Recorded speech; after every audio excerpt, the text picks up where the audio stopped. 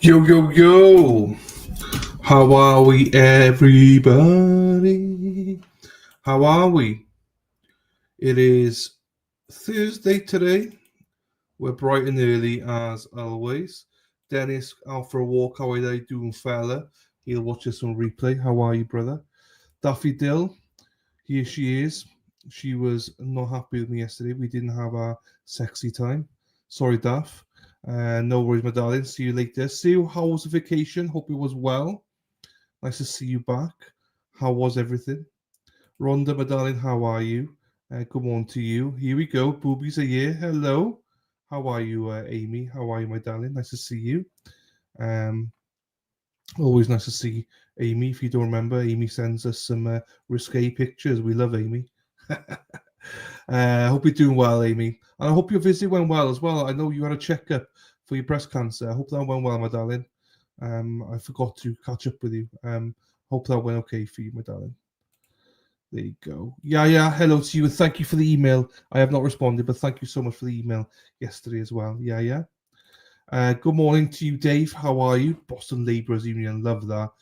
Blue collar days. You can see just Dave's blue collar. Oh, hang on, Amy.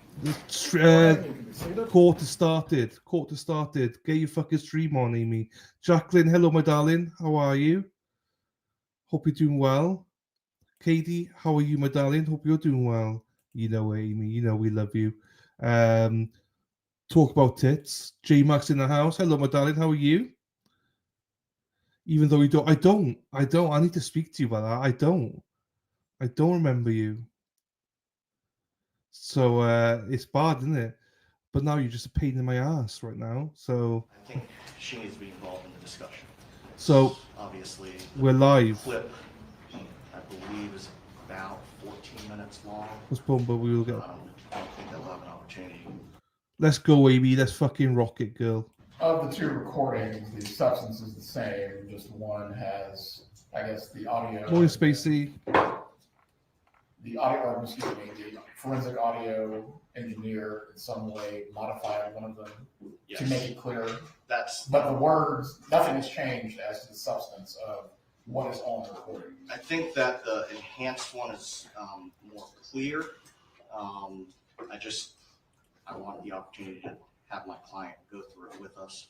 All right. If you wish for me to go through the Nelson inquiry, or not, excuse me, not the Nelson, but the Richardson inquiry at this time, I can do so, but you're asking before the item is admitted. I'm not asking for a Richardson inquiry at this point. The state has already given us the option to choose which of the two versions would be admitted. So I think they're conceding that issue. So I don't think it's ripe at this point. There is a Richardson issue another Richardson issue that arose this morning. Mr. Newland provided me with a flash drive of photographs from the search warrant of my client's condo that was done on November 14th, 2023. The state had previously advised us that there were no photographs. My understanding is that is what Miami-Dade police told the state. That turns out not to be accurate. I've started going through them. I don't know at this point. I know that was part of our arguments that we were going to be presenting. So that there were no photos, or that the photos would not show anything? Either one. That essentially that there were no photos. Obviously, standard operating procedure is to photograph when executing a search warrant. So I need more time to go through those. I believe that witness is tomorrow. Yes. So my intent would be to go through those in more detail. And tomorrow morning I'll be able to address any Richardson issues. All right.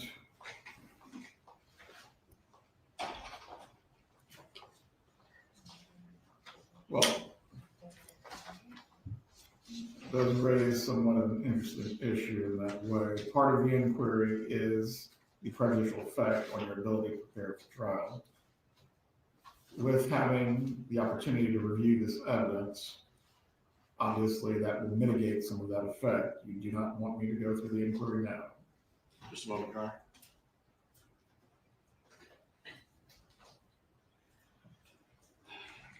I need to go through them to see if there would be any prejudice. I mean, I can't stand here before the court and say there's not prejudice. It might actually be beneficial. Until I have a chance to go through them, I'm not going to be able to answer that. All right, concerning the recording, so that way we have a clean record on this topic.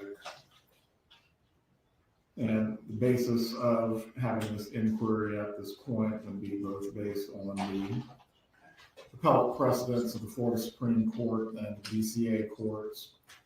I believe Landry versus State specifically holds even a possible discovery violation triggers the requirement to conduct a witness hearing, as the inquiry is intended to flesh out whether there has been a discovery violation. Concerning the recording that was made by, I believe, what was the witness's name again? No, the recording. Was it McElveen? Yes, Your Honor. As to Mr. McElveen's recording or any audio forensic or enhancement work that he did to make it clear, Ms. Kappelman, one version of the recording was provided, but not the second version, which he later provided to the defense. That's correct, Your Honor. So as to the enhanced version, or in some way that Mr. McElveen has worked on, that was not provided. There has been a discovery violation as to that aspect. However, the item was known to the defense as to the original state of the recording. Ms. Kappelman, what were the circumstances of not providing the enhanced version of the audio? Oh gosh. Apparently I requested that work be done prior to Ms. Adelson's previously scheduled trial with previous counsel. I do not recall doing that, but it seems I did or someone on my team did. It was discovered in the envelope from Mr. McElveen during preparation for this trial and believed to be the attempt to clarify the meeting between the defendant and her son at the pier that we've talked about in the testimony yesterday that was unsuccessful. So only in the pretrial conference of Mr. McElveen did he bring to my attention that we did do a clarification effort of this jail call. So I provided it to the defense when I realized that we had done that and it was in our possession, and I advised the defense that whichever version they wanted to publish is the version that I would go with based on the fact that we were discovering it late. Very well. Concerning this, the court will find that it is inadvertent since a original version was provided, although a clarified or enhanced version was not provided until the trial had begun. As to whether this is substantial or trivial, do you have any argument, Mr. Hellman? As I indicated, at this point, I cannot make that representation in good faith. I need to listen to it in more detail with my client in order to do so. And lastly, as to whether this has had a prejudicial effect on the aggrieved party's ability to prepare for a trial, once again, the original recording was provided to the defense. The state also, as well, has agreed with the defense to essentially let them pick how this evidence would be entered, whether it would be the clarified or enhanced version or the original version. So as to a prejudicial effect, the court will find there is not one. That's a conference that you need to have with your client concerning which will be entered, and also presented before the jury. Obviously, you'll have the opportunity to do so. As to any matters involving the photographs, the Richardson inquiry will need to take place, but I will allow you an opportunity to review the evidence if you have any arguments to make concerning substantial, trivial, or prejudicial effect. Judge, on the open line call, the jail call that we're talking about, we are intending to publish that in whatever form the defense agrees to, either later today or tomorrow at the latest. So I will need an answer before Saturday. It's only a 14-minute call, so I suggest that we take a recess so that they can do that over lunch or whenever Your Honor deems appropriate. Would you all prefer for the jurors not to come out at 9 o'clock and you go over this call now, Mr. Zellman? Your Honor, we would need to do it in private with our client. Very well. We'll put the jurors then on an earlier lunch break. The courtroom will be cleared out and the recording equipment that is currently in place will be turned off. That will be your opportunity to go over this with your client. Thank you, Your Honor. Any other matters for this morning? Not for the state. Judge. Not from the defense, Your Honor. Jurors are ready. We can bring them up. So, just for the hello, everybody. I mean, what a mess this trial is. So, basically, what's happening is apparently the defense. Oh, right, trying to get my just away here. There's an item of photo taken in Miami that the defense weren't aware of. The prosecution said there was no such thing, but when they were prepping this witness that's on now, they found there actually were photos that could or could not be relevant. We don't know. The defense don't know if it's going to be relevant to the trial or whether they're going for a mistrial or not until they've seen the photos, the audio, whatever they need to see. That's not been disclosed. I don't 100% know what it is, but it sounds like there's audio and pictures. The judge said that obviously the state prosecution did commit a violation for discovery, but that the defense were sort of aware of it. So there's no current mistrial. The prosecution said there are a couple of versions of the audio, which they don't mind which one the defense wants to use. It's their choice. So now what they're going to do is they're going to review everything. The jury just come in now. What they're going to do is review everything during an early lunch break. So it's going to be an early lunch break today so that they could go through all the audio and everything. So that's what's happening. Fuck's sakes. So yeah, here we go. The witness coming back on. So again, we will have a longer lunch break.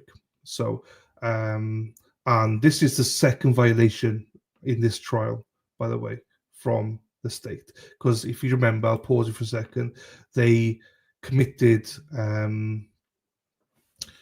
they presented evidence a couple of days ago in the trial, and the defense like, what? We don't know anything about this. That somebody had said something. I don't remember who said what, and the state had to concede that in fact they had misrepresented facts in front of the jury. Now, what was bizarre was the defense didn't go for mistrial. They didn't go for anything.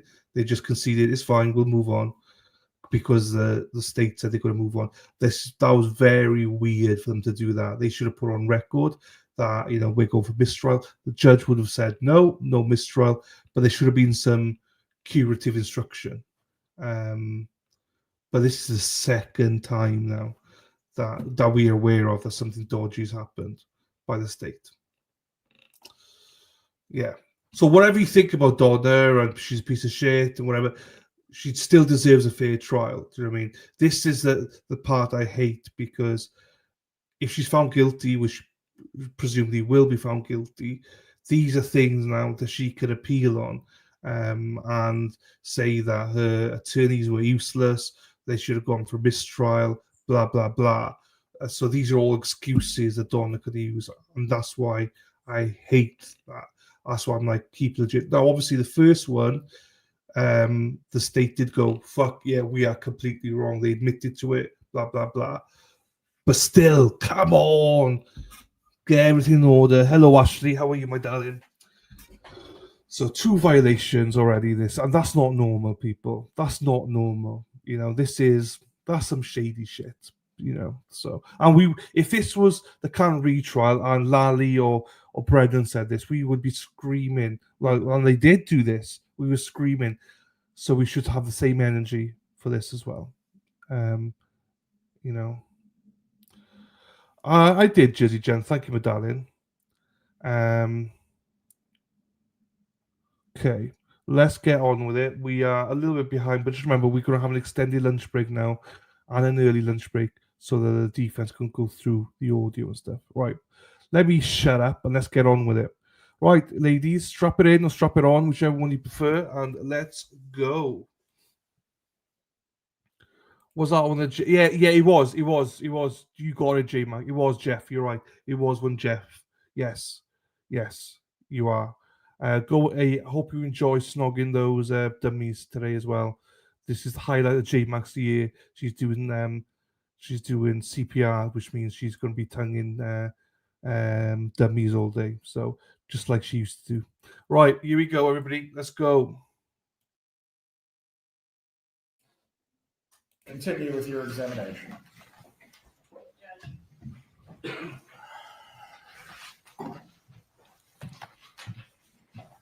Agent Sanford, when we began your testimony yesterday, we talked about the wire, and one of the things we talked about was that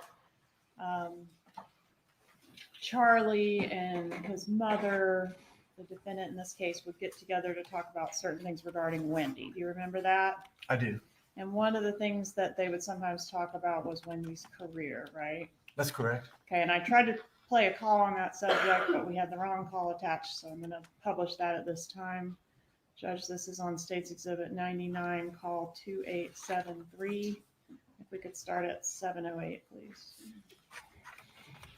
You know, I don't know if I told you this. I got Wendi to accept that job with Wall.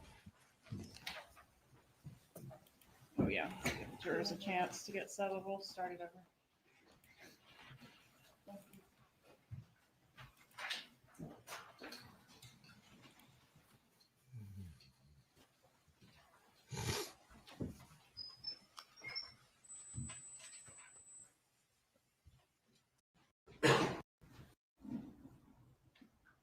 Other stuff from this firm. Then go just to share on So I don't know if I told you this. I got Wendi to accept that job with Wall.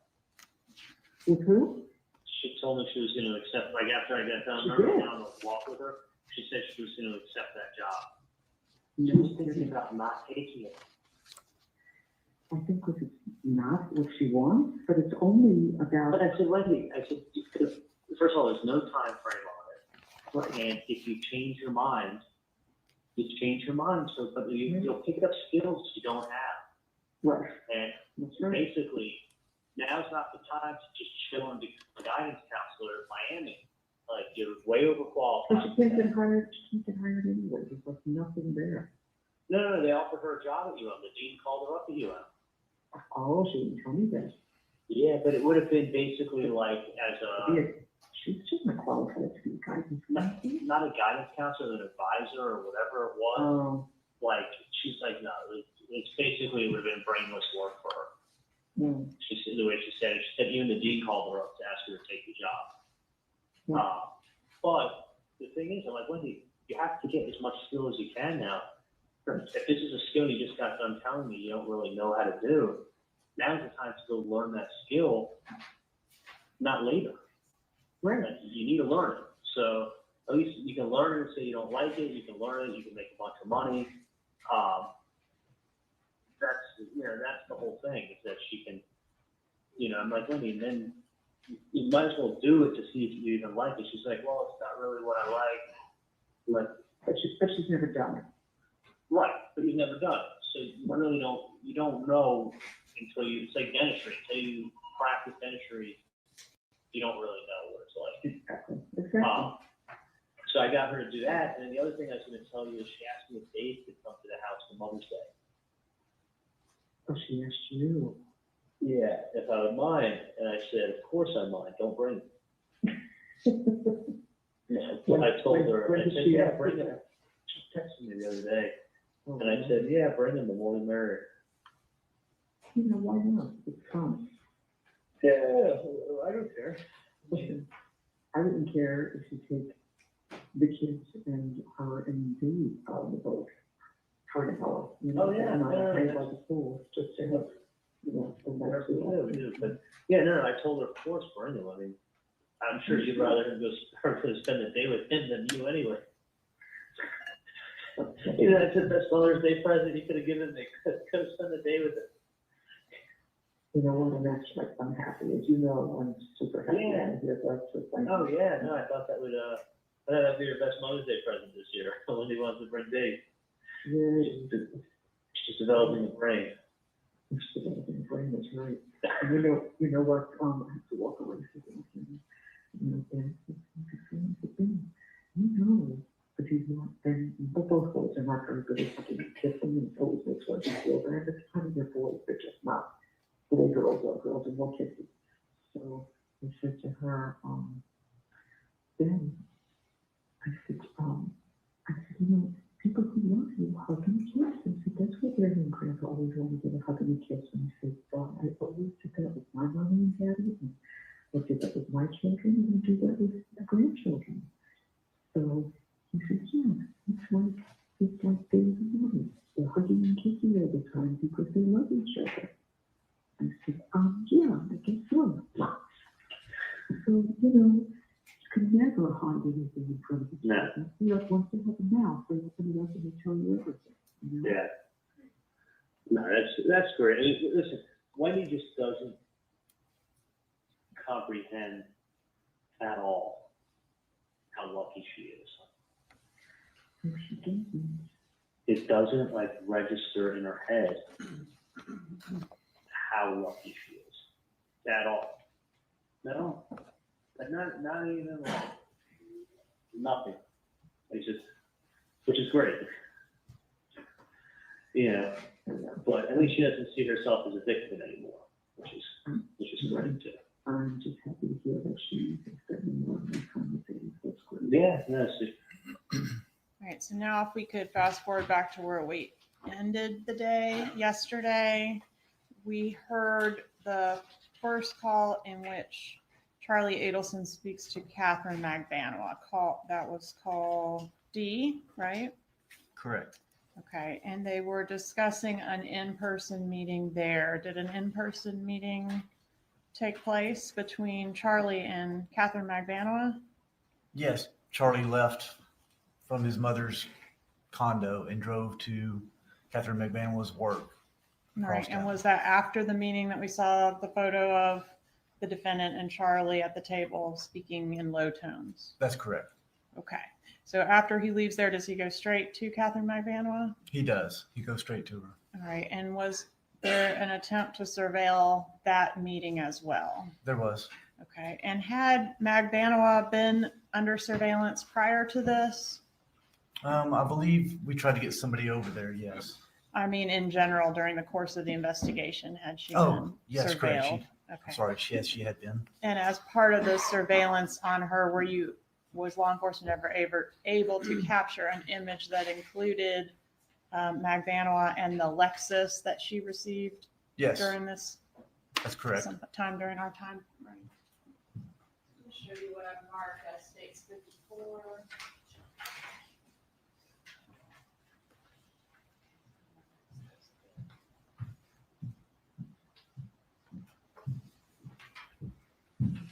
Recognize States 54. I do.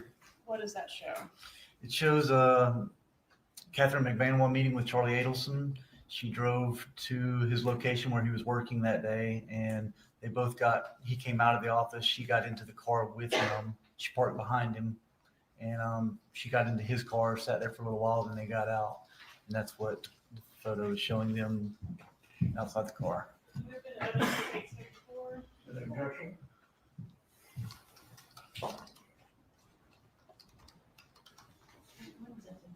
When was this photo taken, if you know? It was prior to the bomb. I don't remember the exact date.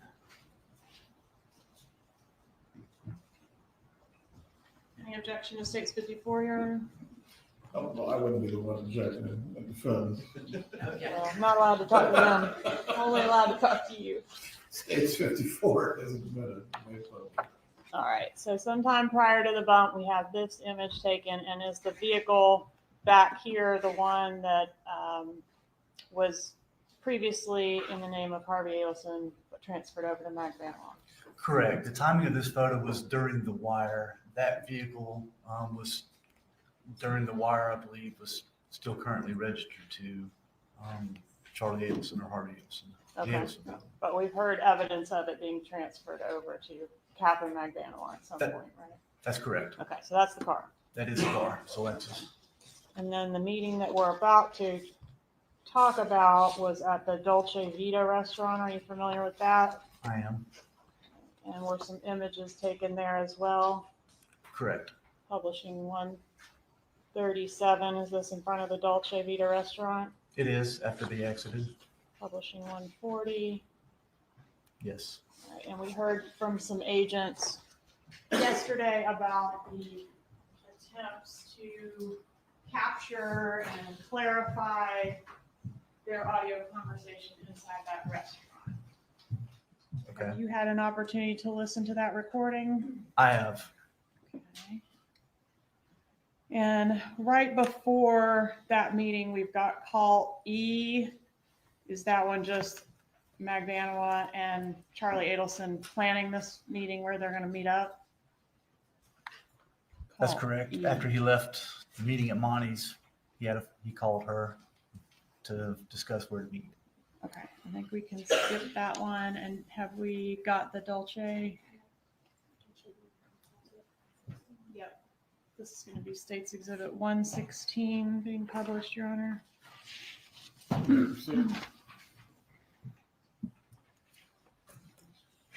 Oh, sorry.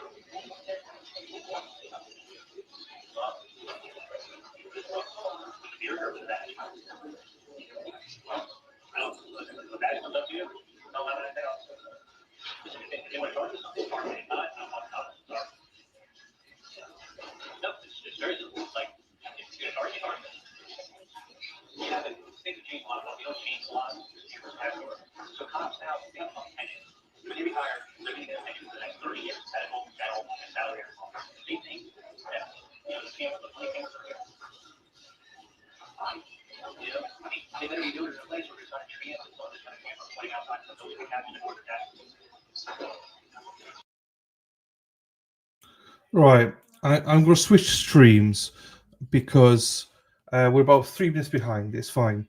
Good morning, Sarah P. Nice for you to turn up, you know. Good morning, everybody. How are we all? Right, I'm going to switch it to Core TV because the whole thing at the bottom is annoying me. And Core TV should be the same. So, because we're just 3 minutes behind, so it's nothing major. I will find the spot as Robin G does normally with a spot. Right.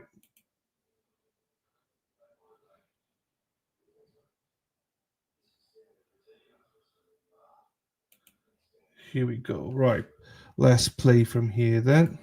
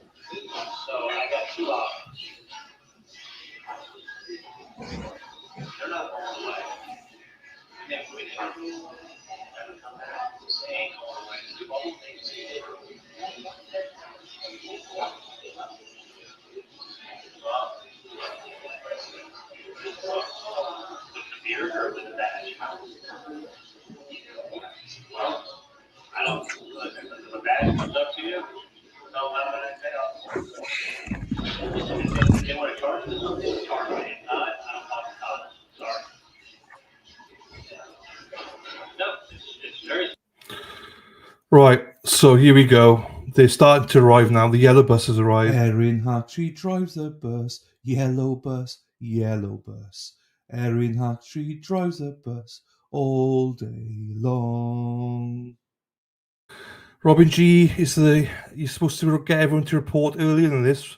Robin G, come on. We got Laters today. We got Hippie Chick, Sarah P. We've not even seen Lady Di or Spacey Stacey yet. Laters, fuck all of them. Come on. How are you all? Also, I just want to let you know. So, we'll probably play somebody asked me whether we're going to play the Turtle Boy thing as well. Not Turtle Boy, sorry, Howie Carr thing. So we'll probably play that at 2:00 and pause this, by the way. So, yes. So, here we go. Oh, okay, fine, Hippie Chick. Now I get it. Okay, so the bus is still stuck. Fine. Okay, Hippie Chick, I got you now. I was wondering. It's fine. I was only teasing, but yeah. Erin's not here yet, so that's why the bus is late. She's waiting for Sarah P, Hippie Chick, and all them to finish to get here. So. Like, if you're gonna charge me, charge me. Yeah, but things have changed a lot. You don't change a lot of cameras everywhere. So cops now, they have a fucking pension. When they retire, they're going to get a pension for the next 30 years. Medical, dental, and salary every month. They think that, the cameras, the money cameras are here. Fine. I mean, they better be doing it in a place where there's not a chance that someone just have a camera pointing outside so nobody can capture it or their data. I'm saying is that this person is not going to go away. They can be very quick with details, where the details come from. I don't know. The details are well, because what's the thing? Okay, I'm going to tell you what my brother is. I'll go right now and tell them. They're going to say, he proved it. And I'm going to say, no. You can come out with you. I'm going to say, no. You see your brother? No. How do you know he's he told me. Okay, he told me that's second-hand knowledge. Not even this. What did he tell you? He said, I didn't see it. I went and said, my brother said he did it. You got to prove it. You got to put the person to the scene. You understand? In order to prove it, you have to put that person at the scene. At the time, not in the car, because the fact is, it's like, even if, let's say, you just have my car, right? And then I go ahead and I commit a crime, and then I go, and it is the car, I go, yeah, he was in my car, he got out, and he did this horrible crime. Okay, they come and he the car, he goes, oh, he was in my car. He was at the car for 2 minutes, got the AC, and then got out of the car. He has nothing to do with the car. So even if I can prove that, yeah, Katie had a verbal change, I think Katie said that she's sad in the car, yeah. She's doing this. And I know that we had in our car, and we know you were going to have to come in the car, Section A, you were in custody, DNA, fingerprints, all that much car. That proves that, congratulations, you were the car, so I'm not in the car. And you know what I mean? My mom was at the car, it's not mine. Yeah. But the scene and the date.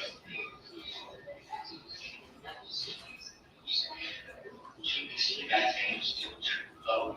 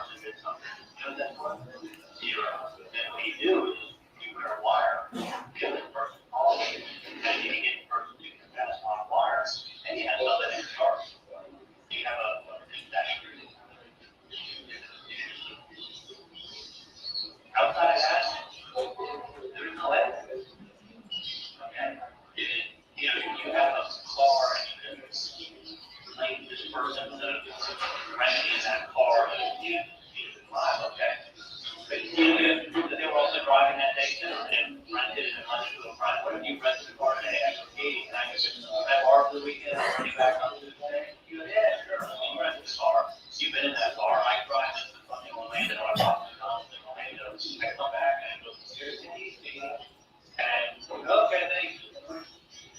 Yeah, you rented it, but what if you were fucking out all weekend, you know, I took your car, I did something and I brought it back. So yeah, my point is, I don't have any knowledge of what we're doing.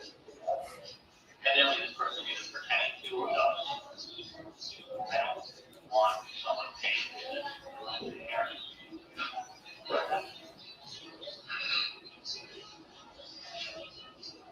He could. I wish it wasn't how white games. Why? It's the top of the game. That's the game. And it is.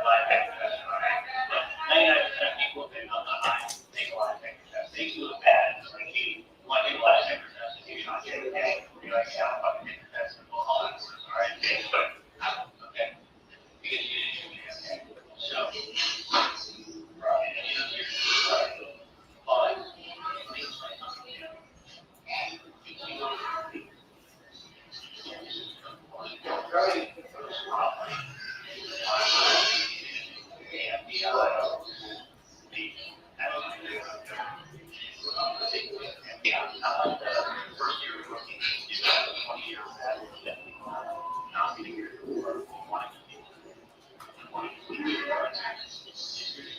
dating this name, not national. This is one, this is in London. My family in London is small. You know, ABC is broadcast manager. This is on the ABC.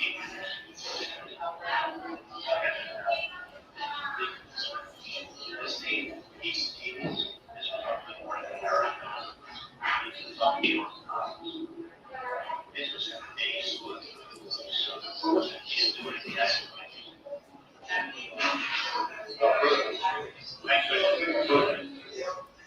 I don't mind. I'm not going to say why did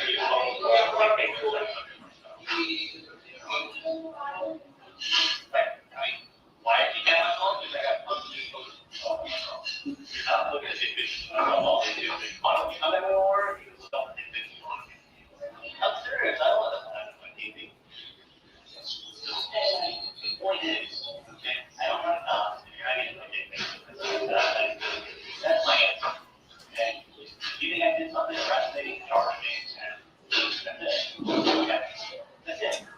Now, I don't want you to be coming back. If they are happy that they have up the high. If they're bad time, there's two ways to deal with it. One is go ahead and contact my business partner. Okay? You'll contact this guy. So let's set up what he and bucket FBI. And then hey, this guy down, call for 10 years, see if that's how you are. Now, 10 years in prison. Okay, 10 years in prison. People are start speaking. As soon as they can. You start throwing your name out like Harrison. I have to say, yeah, it's a vaccine and you fix that. And it has the story what happens. There's just mindful. It's going to be, they're going to want to have like that. They're going to check out anybody who's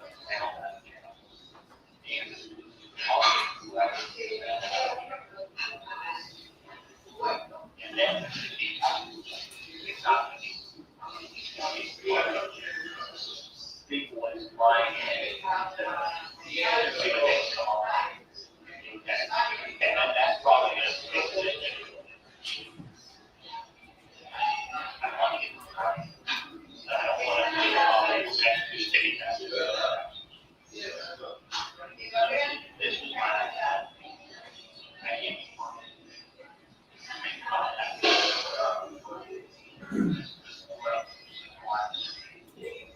This is what I'm saying.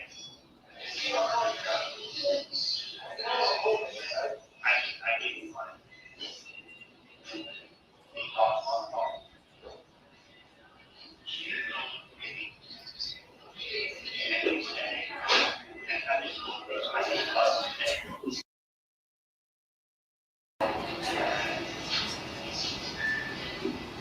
I know whoever this guy is, I don't know who he is.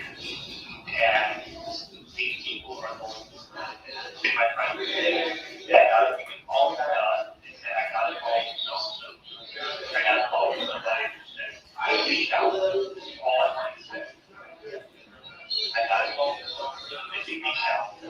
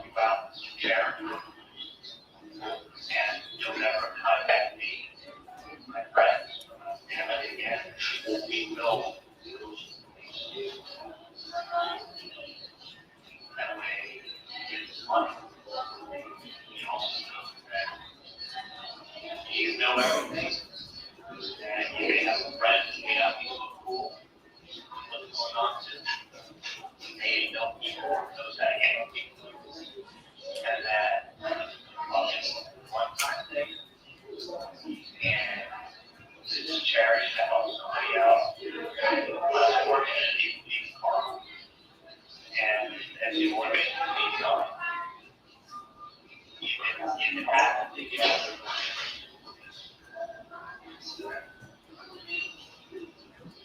the whole time you're talking, you just say, I don't know. And all that's going on, I was just called, I'm very shaken. I'm scared. And I told them that, like, we're trying to help these people. But that can use anything other than the words help and charity. And then you're going to ask them, you keep these people along when they are showing this.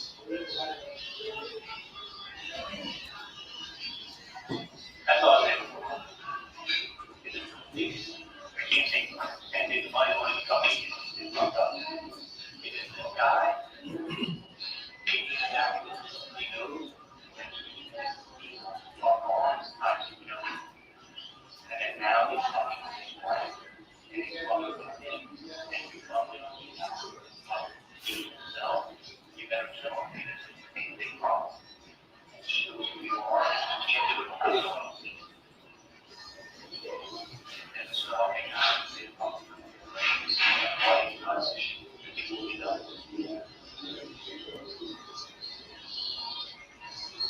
see what I'm saying?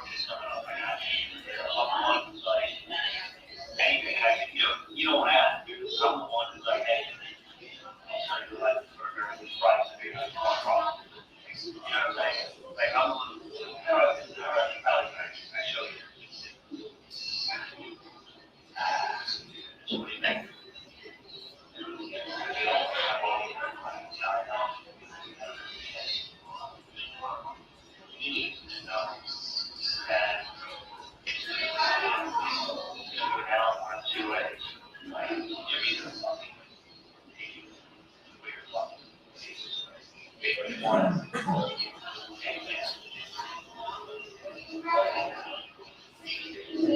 Right, he said, you go, your family, you help your family out, and you can help me out, your family can help you. Your family is helping me out, and it's family out now. I was like, I don't know what you're talking about. Maybe just somehow explain it to you. She's not going that far. I think putting that thing together and now I'm just gonna go away. He ain't going away. What's that? What's that? Well,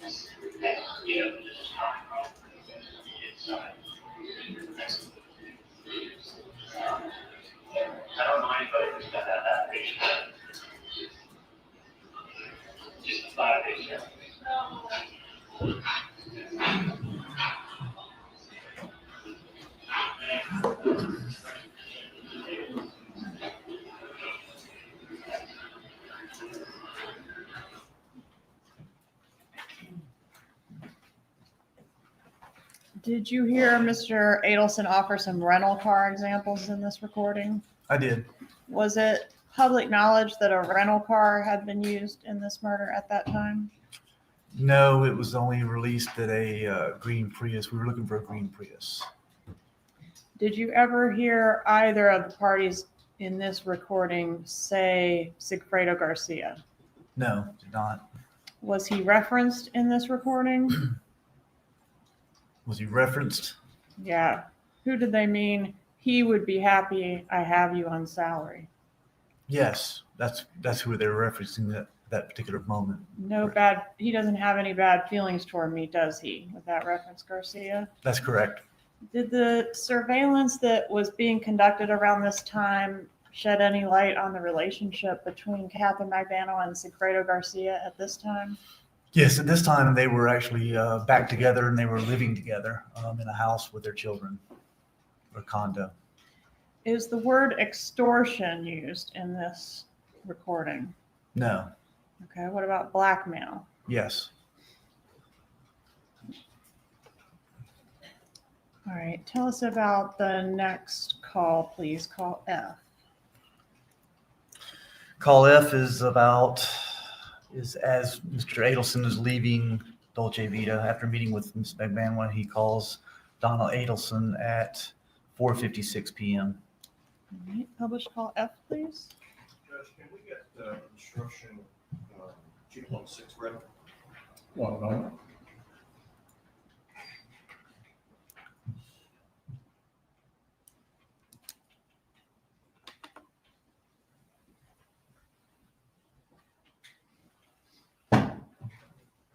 Is that regarding the use of the transcript as an aid, Your Honor? Yes, sir. No objection.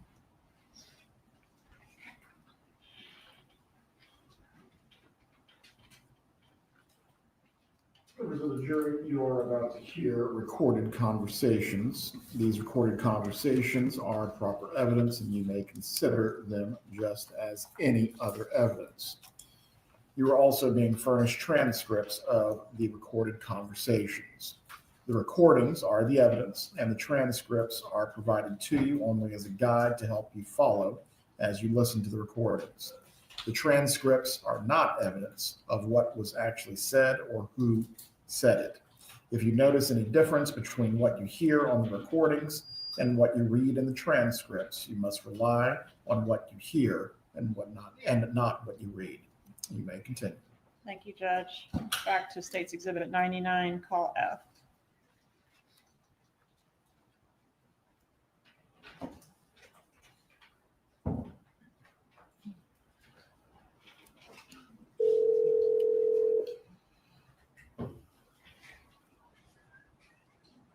Hey, honey, how are you? Good, what's going on? I'm sitting and watching the boys at their tennis clinics. They're having a wonderful time. Oh, that's awesome. Yeah, I was concerned because I said they don't need to show the private lessons, but they're having fun because, there's 6 kids on the court, so they're all at the same level, so they're having fun with them. Great. That's fantastic. Yeah. That's So- really good. How's the day going? It's good, it's good. I'm just leaving, just fresh coffee with fun. And, yeah, it's good. I'm actually gonna, maybe, everything's good. And Everything? Yeah, everything is fine. yeah, and they, just fucking around with relationships and stuff. Oh, okay. Yeah. She may come by and see me tomorrow, actually, too. She had to go back to work. So I think she's gonna come, maybe to my office tomorrow or another office that we talked to. I gave her some good advice, Yeah, and she's just sleeping on it. okay. Okay, So, yeah. relationships are not easy, No, they're not. They're not. so that's it. So everything's fine anyway. It's No. without a doubt, it's fine. Yeah, no question in the world. I would not, Okay. no, I could talk to you more about it, but, Yeah, I mean, if you want, you can always come up to the, well, you're gonna hang out with Dad tomorrow, right? Oh yeah, tomorrow, what's tomorrow? Tomorrow's Thursday, yeah, as well, yeah, we're gonna be doing a lot of stuff for the holiday, getting with dinner and a lot of recipes and a lot of cooking. That's always a rough holiday to cook for, it's not an easy one, but, not much for everything. Bringing 10 lobsters and nobody complains. You're probably right, there was like only us and the kids and Dave, Dave doesn't have any children. Oh, really? Yeah, so it's just, the boys and us and Dave, That's awesome. yeah. So, do you think everything will be good for, Saturday night? The dinner should go well? Yeah, well, June's trying out for the Austin cheerleaders. Oh, no. Yeah, no, she's actually, Did you dancer? oh my God, she's an awesome dancer. She made it in the 5th round last year and got cut in the last, like, literally, like, when they have it down to like 60 girls and they take 45, like, you can imagine how many girls try out for it. Oh, yeah, I've seen it on TV, it's a tryout. Yeah, there's like, Hundreds of girls. They're all really good dancers. yeah, no, June's an awesome dancer. She goes to dance class like 3 days a week and she's training really hard. And she's actually probably trained too hard because she pulled her hamstring like 2 weeks ago. Okay. So no, she could do like head kicks and like double turns and splits and no, she's been a dancer literally her whole life, a dancer. Ah. So she made it, she's her 3rd time flying out, but she made it last time in the 5th round, which is the final round, and it didn't make it. It's always been her dream. So Saturday, Yeah, Saturday when? well, she's doing the tryout Well, Saturday. that's not yours, you have to, one second, you have to go back and get your racket, honey. That shouldn't give you just that you use, go back and get your new shoe rackets, because yours are too small. I'm sorry. So after the Yeah. Dalton tryouts, she's gonna come to, she may come, what time is it? Well, what time do we want to do it early, because the kids don't stay up too late, so 5:30. Yeah, because I'm planning on being up in West Palm at like 11. So I'll get done racing 11 to 12, 12 to 1, 2, home by 3:15. Well, just tell me if you're coming, because I'll set the table for her. Yeah, I'll find out if she's coming or if she's gonna, maybe I have to have her just drive herself after the tryouts. Okay, if she's coming. It depends. Yeah, I mean, she may get out at 5 and be in like gym clothes. And if that's the case, she's not obviously, Right. gonna drive a gym clothes and shower. So Okay, that's the only reason why she wouldn't come, otherwise she will come. okay, no, I understand, it's not a problem, you'll just let me know, because I'll set the table, that's for one more. I'm excited for her, I hope she makes it. Yeah, oh my God, that's a pretty exciting thing. Yeah, well, that's how she knew, Lauren's sister. Oh, okay, hold on one second, guys, wait a minute, I have to ask Pat something to you. I have to see if the coach can take them on Monday. Let me just run out to the court for a second, I'm gonna call you right back. Okay? Yeah. Okay, bye. All right, and does she call him right back? Yes, she does. Publish call G, please.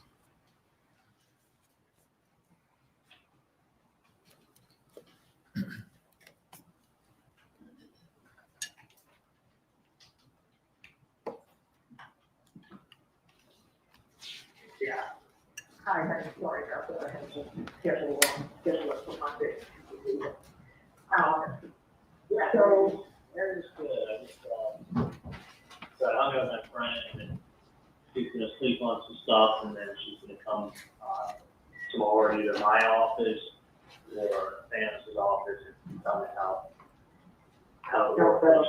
Yeah, Yeah.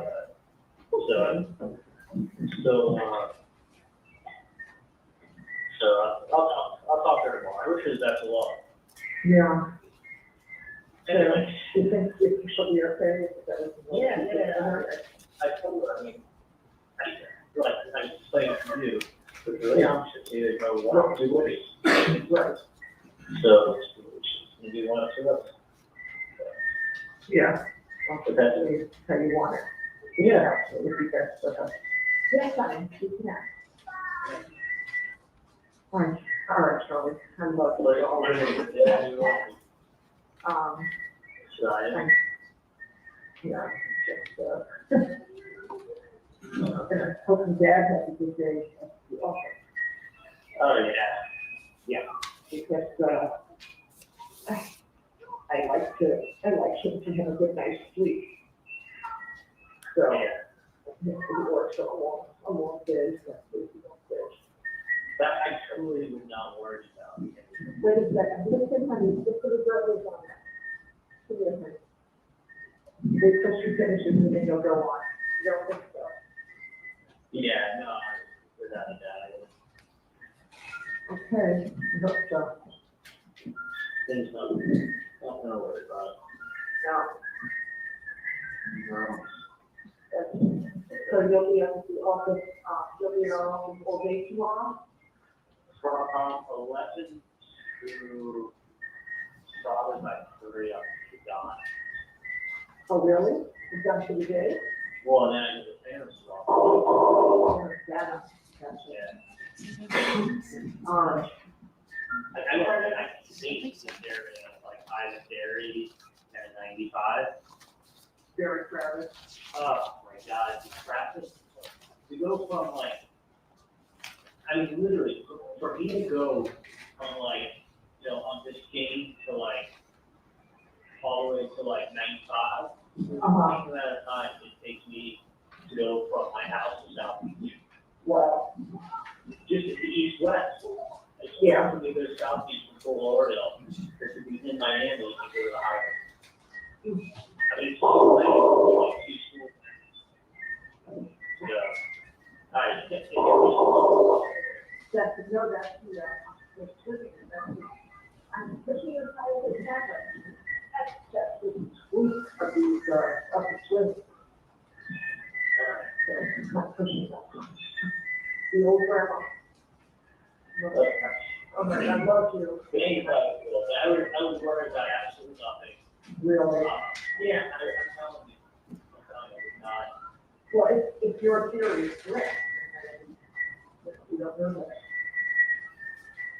Well, listen, I mean, if you have to realize something, it does them no good. Yeah. At the end of the day, there's nothing, they're not gonna gain anything, it's gonna get the same situation. It's not like, listen, it's not like you've ever threatened anybody or hurt anybody, so. No.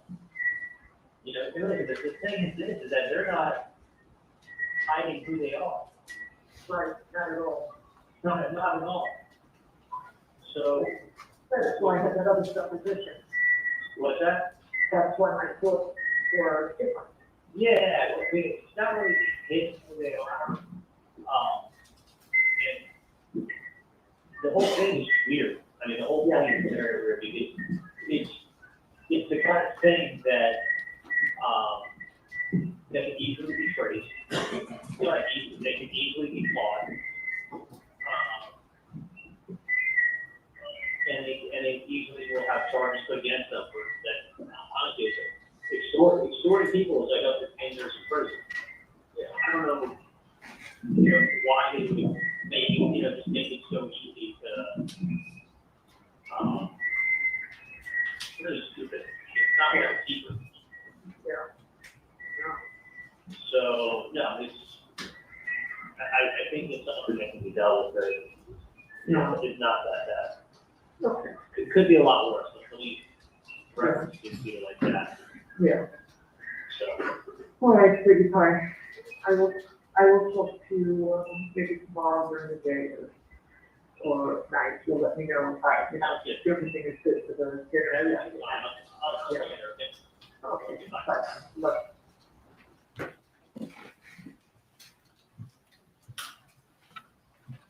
right, let's go to the next day, please, April 21st, 2016. Are there any calls on that date? Yes, there are. Okay, tell us about call H. Call H is between Catherine McVanwa and Sigfredo Garcia. It's at 8:17 in the morning. Publish call H, please.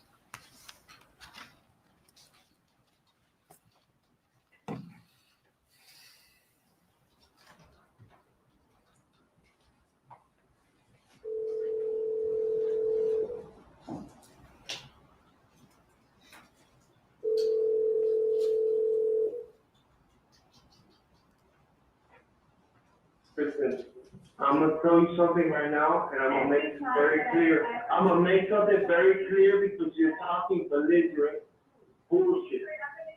I'm gonna make something very clear, okay?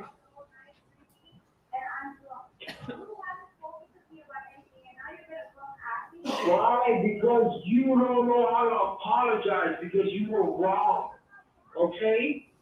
This is the same thing that happened last time. Listen, I have a more pressing matter that I have to attend to, okay? Because you take care of everybody else. Where's my security people? When are you gonna step up for me? When is that gonna happen? Because I see that everybody else gets the special attention, and they say, you go figure it out. You go figure it out.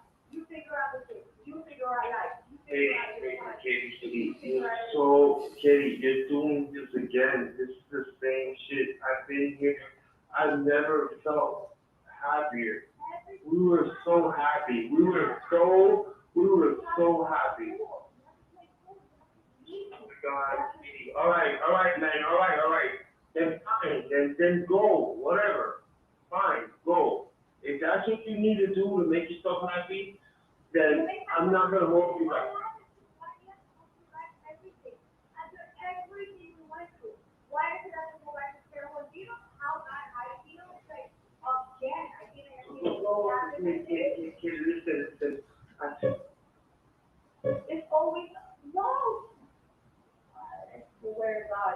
It's just like, I should just go somewhere because it's like you're basically Do that. over. Do that. You're over. You're gonna tell me I'm gonna make a phone call.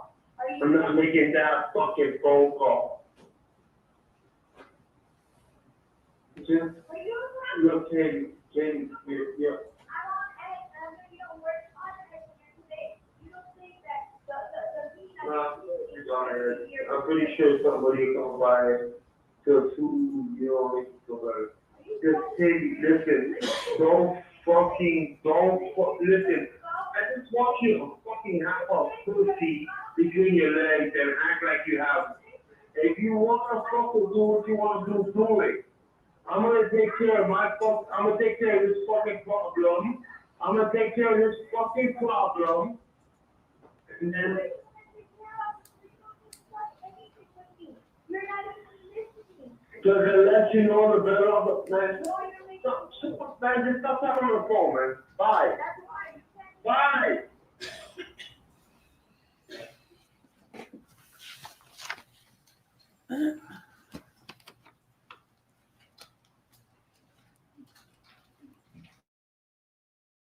Is there another call between Magbano and Garcia that day? There's one Just a couple minutes later. a couple minutes later, almost immediately following them hanging up. It was at 8:36. Okay, published call I.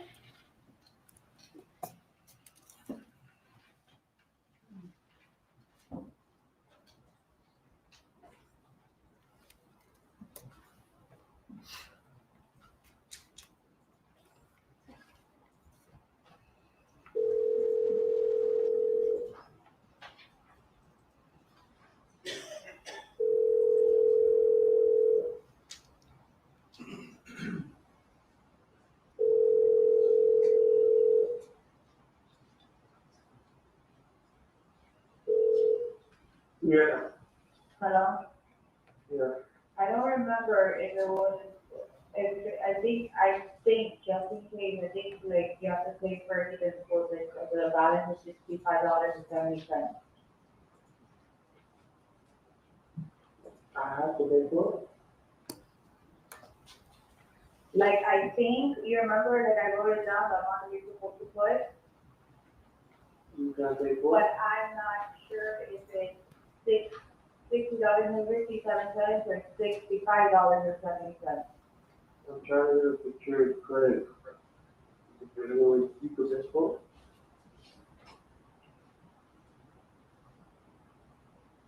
I'm just telling you, I don't remember if it's either one of those numbers. Well, you're picking them up today, so. Huh? Yeah. The what? You're picking them up with it, so you'll find out when you get it. The amount that I gave you on a piece of paper, I don't know if it's $60.57 or $65.70. Got it. Okay? So there's no credit cards that I can use in your school. So it makes no sense. Got it? Understood. All right, so $65.70. Is that a reference to the phone number on the piece of paper that was handed to Donna Adelson? It is. The undercover's last 4 digits is 6570 on his cell phone. And that number was handed on a piece of paper to the defendant, Correct. and that number was given on the Dolce Vita recording from Charlie to Katie. Correct. Okay, and now Katie to Garcia. That's correct. Okay. What is call J? Call Jay's the same day on the 21st. It's Charlie Adelson to Catherine McVanwell at 9:31 a.m. Publish J, please.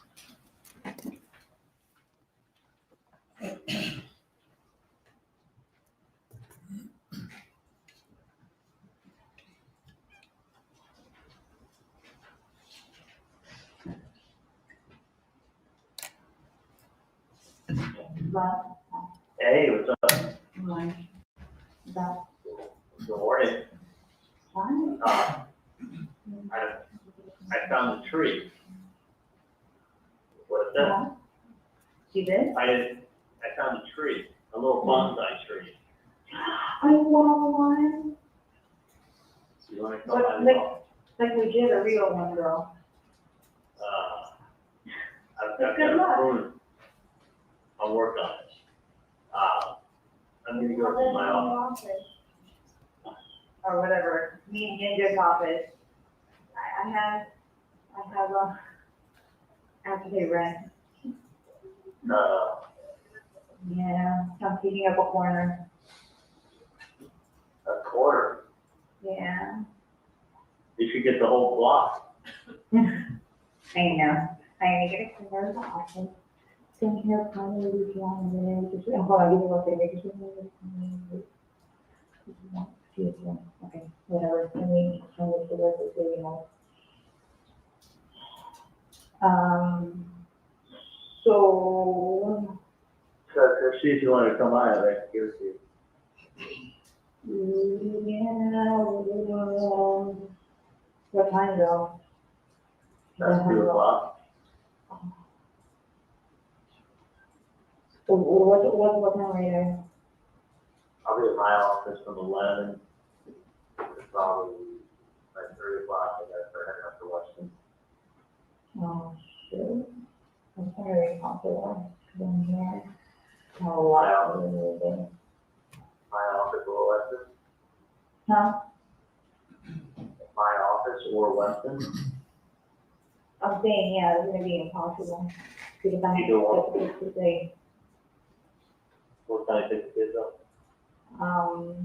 like around before 6. Before 6? Yeah. You don't have, Be there till 6, but I usually don't have to go, so 5:30, you have to. there's no way to come up and see me before 6:00 today. Most of the time here, I'm like about to go on a meeting and I got to sleep on the room. Oh, you're at work? Yeah, of course. Every day. Uh, What did I do in my life? Unfortunately, money doesn't follow true. I thought it did. I wish. You got it? Yeah. Anyways, I don't think that's the best idea, regardless. It's up there, there, so Yeah, right now.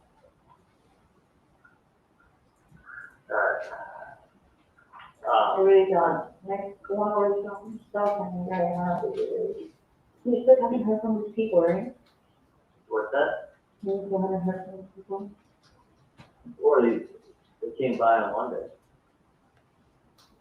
No, I haven't heard from them. Morning. No, I'll put another call into that. No, you are right. No. Responding to you. Dude. It's weird. Yeah, really fucking good. The other choice is, I would say the Coast Guard in anyway. It's got the pool, it's got the food, it's got music, it's lively or anything. So call them, I'll find out what it is, and I got you. No, it's not bad. I really mind it. It's fine, I totally forgot. I not forgot, I did call it yesterday.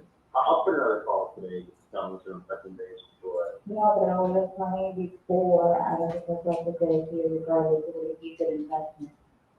Oh, I see what you're saying. Yeah.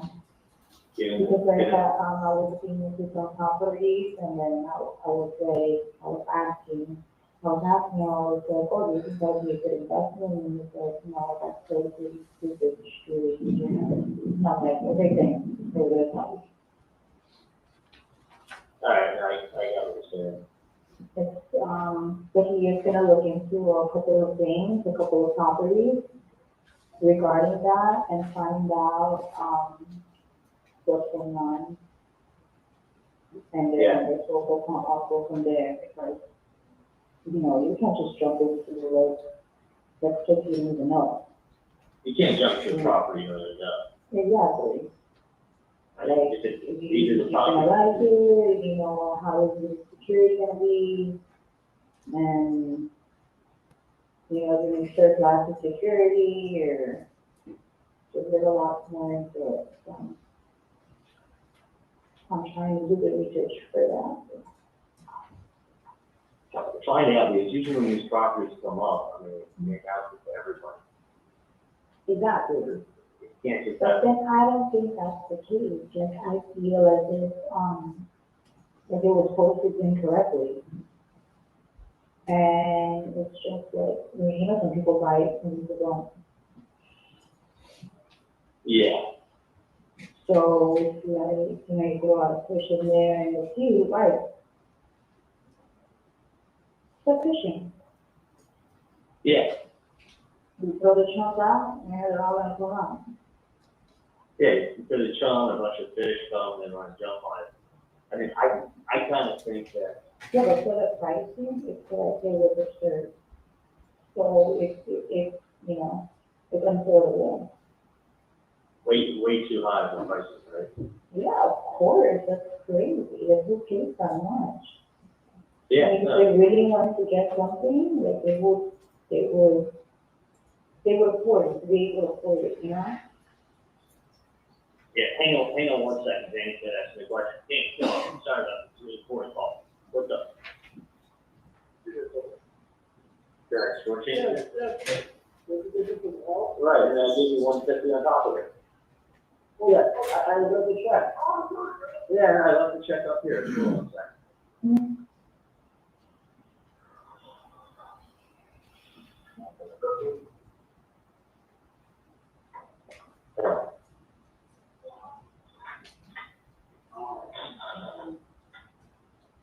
Road shows dropped the outstanding.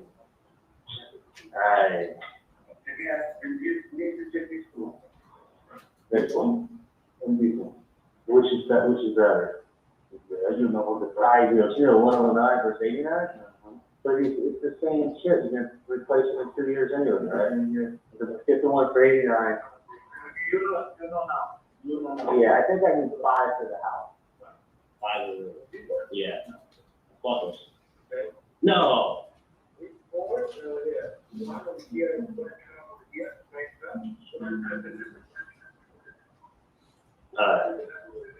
Alright. Okay. 5-7, you want me to do the check today? Okay, let me know when you do it, and I do the check. Do you have to pressure clean first to get the dirt off? And then you just paint over the top of it? Okay? Yeah.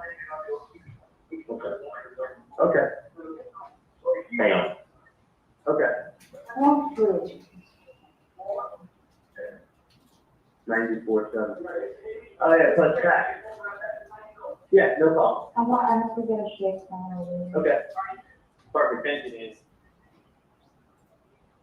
Okay. Mhm. Okay. But yeah, it's just crazy that, it's so nice that you're in real estate now. Yeah, no, It's just so crazy that like it's giving me a lot more knowledge about everything, so. Right, real estate's a great profession. I mean, honestly, it's one of those things, guys will learn it. You get in with the right people and start getting the right stuff, and you do extremely well. Yeah, I'm learning as I go. I mean, I'm thinking, like I told him, and to do like, my research and stuff about things, and then I'm like, I try to ask advice too, like coming from somebody like this point of view, that's the case, or like this somebody with the opposition on money, like, I started looking at the listings, I started looking at like possible scenarios or locations somebody could be at, and then, hopefully I have a lead. Was someone shocked that that listing came up? Of course, especially for that amount. Well, it's that amount and that location. And it's like, it's like, it's not an amount that like somebody would just put out, like these are like $1 million houses over there. Yeah. Like it would have been more. So. Yeah. I just don't want any calls, like, so it'll waste my time. But you don't think, alarm bells went off everywhere? Not that I know of, because it's like if the person was very interested about it and knew like a lot about the property, yeah, Right? it would have been a totally different story. It would have been a done deal and like things would have been signed and, it would have been over with. But Yeah. it seems to be, there's one or two scenarios which I'm trying to figure out right now. Since I'm still new, still trying to figure out how. to That's do what it. the thing is that property came with the full listing. Like, it came with. Yeah, with all the information, you get all the you get all of that stuff in MLS, you get all the information and the demographics of everything. So, But then again, you can have a listing everywhere, everything's accessible. yeah, I mean, it's crazy. It's like, I mean, it came with everything but pictures. That's not a good thing. You can have Yeah. pictures for everything, Yeah, no, it was so pictures. But anyway, So let me find out first, regarding the property, and then we'll go from there. to be very honest with you, I'm not very interested in buying a property. I think to buy a property like that, this is the thing. You buy a property like that duplex that you're talking about, Mm-hmm. it just becomes a headache for life. Because Yeah, but then it it's doesn't like, stop. but you don't want to get stuck either in a situation where it's like, it's a false advertisement. Oh, yeah. And It could be one of two things, and this is what happens if stuff doesn't hit the MLS first. Okay, and it's called like a pocket listing, meaning that someone's able to list the real estate beforehand. But what ends up happening is that, okay, say you get that property, great deal and everything. It becomes, you get the wrong people in there, it becomes a problem for life. I've had this with other properties. Mm-hmm. It becomes lots of excuses, and then they move in, and then next thing you know, they even. It's a big headache. Then Yeah, those times somebody's gonna keep increasing the amount. Exactly, and then what happens is they tell you, I wanna pay this for the rental property, or I wanna pay that for the rental property. And you're But like, how that's not the case, that's the problem, if that's not the case for the client, then that's what I'm saying, there's always false beliefs. You get people that like, oh, that's problem, then, oh yeah, well, no, okay, I don't really need it. And it's like, you can honestly work for nothing. Well, I think it's one, if we've got to like just one thing, false leads, don't just waste your fucking time. Or get the wrong tenant in there with your rental property, and it goes ahead and it becomes, let's say even they move out, let's say they take a little vacation. Next thing you know, and you don't know if you're not at the property all the time. Of course. And their little cousin, while they're on vacation, is like, Then, it moves in, it's like, hey, guess who I am? You da da da da, and then next thing you know, his friend shows up and says, hey, guess who I am? I need this. And they're constantly breaking things, and they're constantly not sort of fix things. And it becomes they will never, ever, it'll be like a leech that never leaves you. well, hopefully that's not the case. That's why I need to get everything clarified first. That's why I do all the background checks and everything, make sure like a person really does want it before I even go forward with, trying to look for property for them. Or else I'm going around and around for nothing. I mean, that's why these things also are done with contracts. You gotta have a contract attorney look over them, and then you buy them, and then after the property's bought, the property's bought. There is no like, oh, by the way, I know I agreed to pay you X, but I'm gonna come to the closing and I'll give you half. No, if you say you're gonna do something, you fucking do it. If you say you're gonna pay rent, pay rent. If you say I'm gonna buy this building for $50,000 or whatever, or $1 million. Let's say you're gonna buy a building for $10 million. Okay, if you're buying a building for $10 million, you don't show up at closing and go, hey, I decided I'm gonna give you $1 million. Yeah. And that's it. Like, it's just, you just get I someone mean, you need to go for phone calls, right, to find out, if this was a good deal, and then I'll find out more. Because like I said, I don't want anybody to take advantage of me, especially when you're working here. So, or you gotta look at the pocketbook and do it here in real estate. Just be careful, because I'm telling you, if you buy the wrong rental property, like the one that I had in Fairmont, these people are such a fucking pain in the ass. They got nothing but excuses. They fuck you over every chance they get. By the way, did I tell you I've had to take everybody out of the Fairmont property? Everybody but that old guy Leonard. oh, you don't want to say? That Fairmont property? Yeah. The one that had his hand because of the headache? Yeah. Oh, I think they're all, one fucking lady didn't pay me for 9 months and filed with the court. She wants an extension to live there. Yeah, but you can do that. It's too bad, and then they fucking told her to get fucked. She had to go out of home. Yeah. It all depends on who, housing. There was this girl, can't find her stuff. So now I have it as a halfway house. Oh. So I have someone I know, my Russian partner, Mhm. they basically just pay me a flat rate, and it's like fucking 6 people in each apartment, it's a halfway house. So Oh, you have it as a halfway house now. basically, Leonard plus the halfway house, these people were such a fucking, each one destroyed the place, not paying rent. I was getting 0 rent there except for the $400 of Leonard, up until a month ago.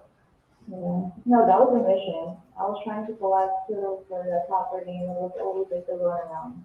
No, I know, that's why I went there once, and I'm like, it's not gonna do, I don't want you wasting your time, you're better off doing other stuff. Yeah. But I think, honestly, you need to take a real estate license. I think that would be good. I'm actually pretty good at this. I'm just learning. It's just taking time for me now. Like right now, I have all these sites that I have to work on, and it's basically a lot of footwork. But yeah, hopefully in the long run, I know it works. Maybe they're also hard. No, I think getting the real estate license is smart. Yeah, but the competition out there is, Competition's fierce.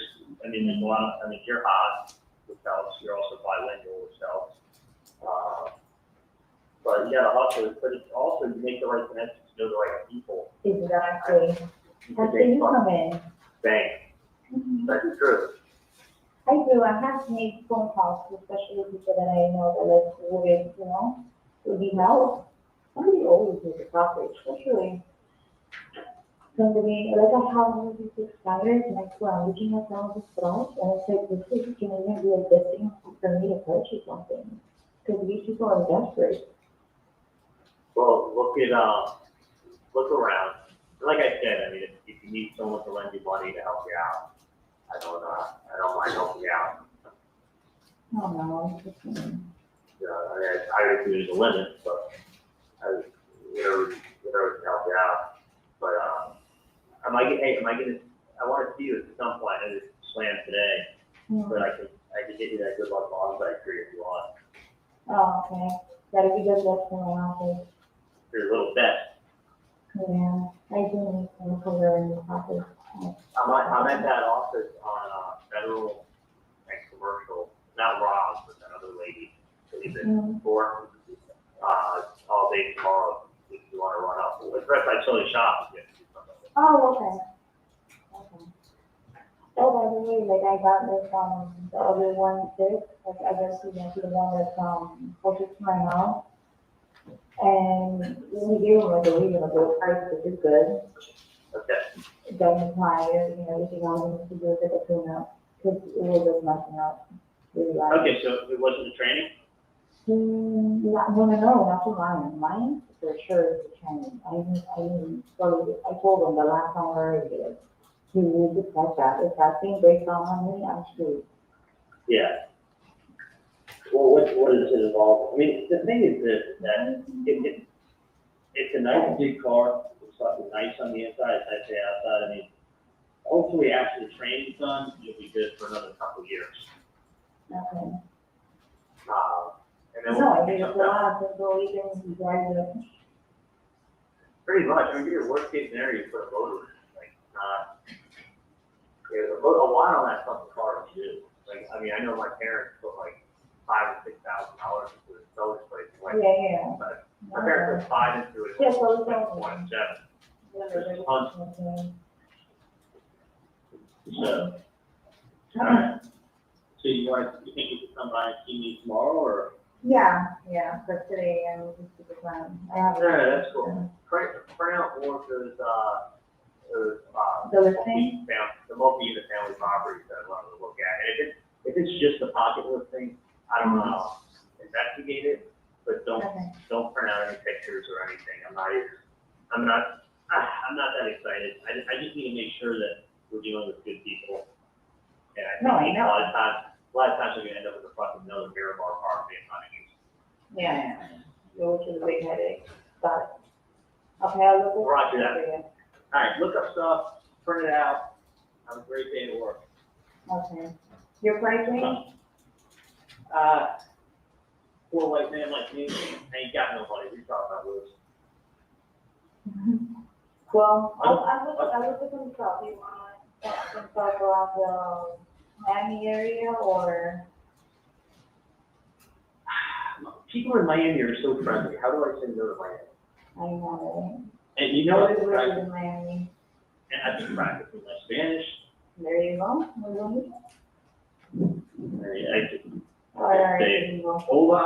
I can say shalom, motherfucker. Oh, shalom, this is not Spanish money. I know, but it's universal. Why is it not? Okay, I don't know. Guys, it's fun to see you tomorrow. Be a good time for a conversation.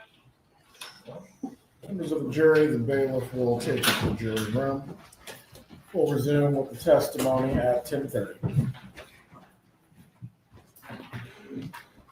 2 o'clock.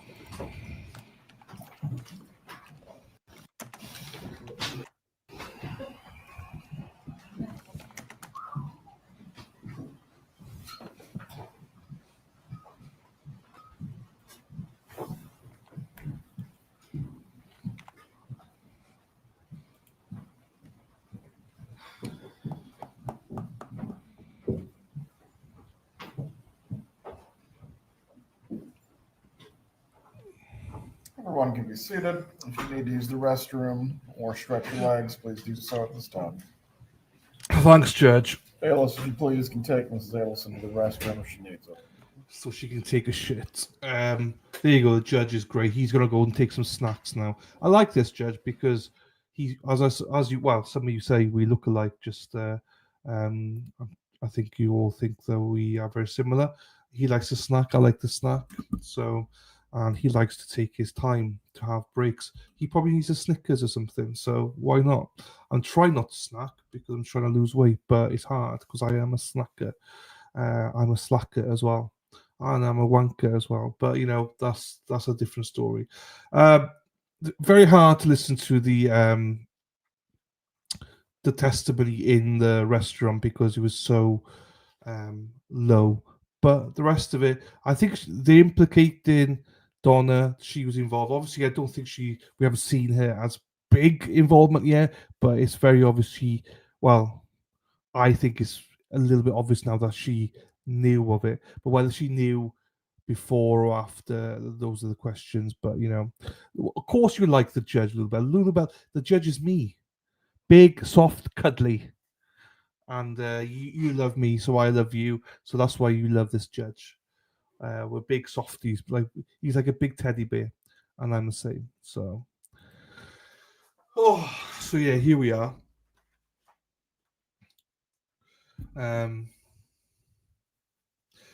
Oh shit, Lady Di's still here. Shit, luckily I didn't start slating Lady Di like I usually do, calling her names and stuff. She's here. I didn't realize she was here. Lady Di hates this trial, so and I understand. I think I'm more engrossed with the story of it all. Do you know what I mean? Rather than the trial itself. I don't think it's a great trial, but I think the storyline itself is great. You know, so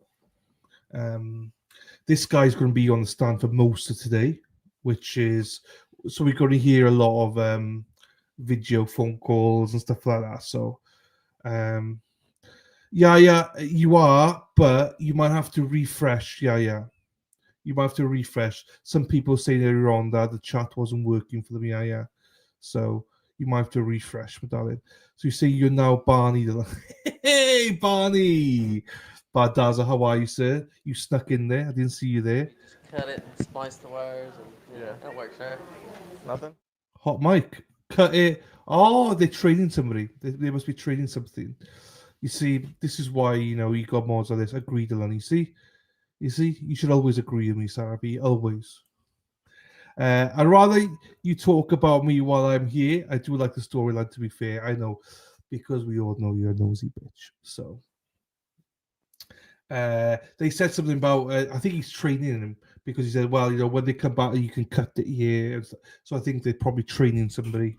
They're just showing them the ropes, you know. So, hey, Badaza, yeah, I think it is a storyline. The storyline itself is amazing. I also think, from what everyone says to me, the Charlie trial was a lot better than this trial. Also, I'm just like, you know, I'm in team. Let's get Wendi arrested. What are we doing, people? Why is she even walking the streets? You know, Lady Di, Spacey Stacy, bitch chick. If you see her walking the streets, fucking give her one. Give her one. Not what, you know what I mean. She's out there walking the streets. She shouldn't be. But you know, that's the trial I want to watch. I don't think this trial is boring. I don't think it's boring. I just don't think it's not as like a lot of the testimony hasn't been like wow. So I understand lots of people don't like this comparing it to Charlie's. I think this is a lot more boring than what Charlie's was. That was a little bit more electric, was what people say, which goes to say a lot of stuff. But yeah, I don't mind this trial. I don't think it's as electric as what I would have expected it to be, but it's still fine. It's still fine. I'm enjoying the trial. I am enjoying it. Hello, Christine. How are you, my darling? Hey, Christine. It's tough out here in the streets. You do a great job, Spacey Stacey. Erin Hack is still out there rounding all of you up. Where's Hack? Let's get a sighting of Erin Hack. Erin Hack, she drives the bus, yellow bus, yellow bus. Erin Hatchie drives a bus all day long. She's still out there trying to get all you ladies into chat. So fair play, she's working hard out there. Maureen Zyro, hello to you. Lulu told me, this is Tim, by the way. How are oh shit, the stream went down.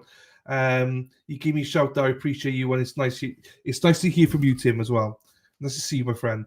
And it's always nice to see Lulu in chat. Obviously, I love Tim. Tim's a great guy, but obviously I prefer Lulu. Lulu's amazing. No, what a great couple you are. Hope you're doing well, my friend. And thank you for popping in as always. I love the dog. What's the dog's name? Is that a real life dog in cartoon character? Love it.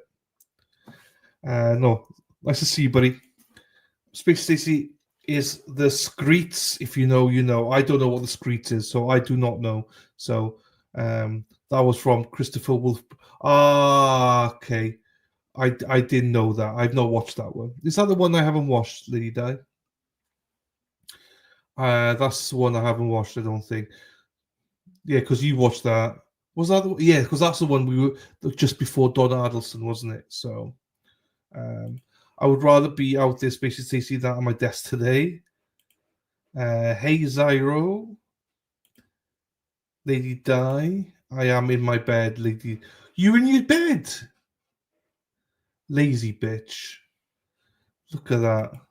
I wish. Oh, the fun trial. Yeah, we missed that one, didn't we? I do too. Nice one, too. Yes, Stella, because you are a whack. Yeah. Well, I if I'd have known, I would have covered it, but like I didn't know how long it was going to be. That's what she said. But I didn't know how long it would last. That's what she said as well. But you know, I couldn't do both. Everyone wanted to watch Donna Adelson, so I couldn't risk it. You know, so that's why I had to do. Yeah, how was your hubby? He's probably wishing to go back to hospital, is my guess. Robin G. He's like, jeepers, get me back. There you go, Robin G. Lulu Bell as well. Yeah, so hope your husband is doing better. For those that don't know, Lady Di's husband was in the hospital for a few days. I think appendix and stuff like that, all sorts of stuff going on. And I think the diagnosis was that he was having a pain in his ass, and it turned out that was Lady Di. That was a pain in his ass. So that's a true story. Anyway, but yeah, this trial, we got this guy on all day, well, most of today. So it is hard to listen to if you can't read it and stuff. So it is always hard. Hey, Dave, Blue Collar in the house. See, I love to see Blue Collar in the house. And Dave T from Boston Labourers Union. There you go. I hope you're doing well, my brother. Robert G, good, but I put some full wax melts in, and last night he said he woke up and everything smells bad. He took a shower, still smelled bad. He said then realized it's my wax melts. Oh, friggin' your hard work you are. Right, let me go live. I forgot we're not live, are we? So there you go, Lulu Bell. I'm about to take his ass back to land. I know he wants it probably. He's like, oh, please take me back. These nurses looked after me. Nurse Lady Di. No sympathy. So there we are. Yeah, I think we got a couple more minutes before they come back anyway. So, right. So I think I am seeing a lot more now Donna involvement in these. So there's a talk, so you can see how the others were charged, and I see a lot more Donna was. I still don't know if she knew before or after. I'm not sure if they've proven that yet, but so we'll see. Give me motivation to go in the Arctic to get my fall stuff done. Wash your foot of your clothes. Get out of bed. Come on, get out. Get out of bed. I mean, everybody else here is out of bed, Lady Di. Come on. Get your ass out there. Get down. Cause some damage down there. Down the basement. I can't motivate you. I'm a shit motivator. I'll tell you one thing. Let's play this then to motivate you to try and get you out of bed. Here you go, everybody. For DNA analysis, mainly for identification purposes. Excuse me. Is the femur a good source of DNA for some reason? It is. He burped. Hang on. Let's go back. He burped. Oh, that's funny. That's a nightmare. That's a nightmare for anyone.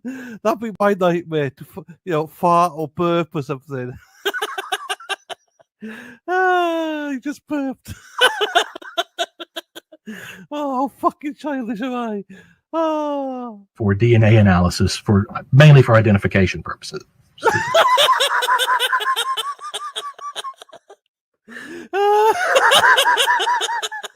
If you don't find that funny, I can't help you. That's hilarious.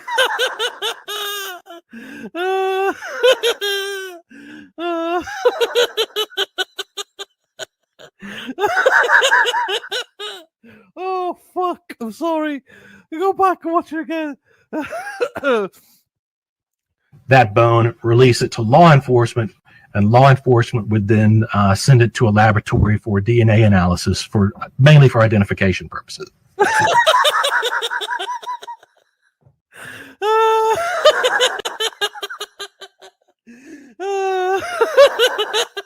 Oh, what a poor guy.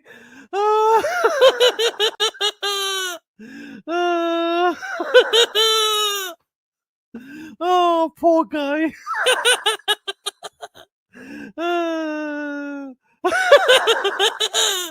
Let's go back again. Hey, Katie Santos in the house.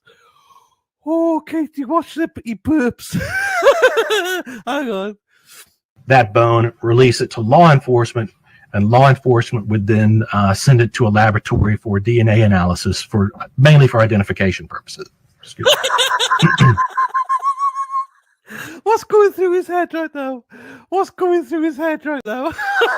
just burped. He must be so embarrassed. Oh, that's funny. Oh, I think that's hilarious. Everybody. He just fucking burps. That's just a fucking nightmare. Anyway, sorry. I'll get back. The court's back in session. We'll get back into this now. Before that, Cindy, hello, my darling. Nice to see you. Hope you're doing okay. I know you're not doing 100% okay, but I hope you're okay. Lovely to see you. We've missed you in chat. Right, they're back in court. Let's go.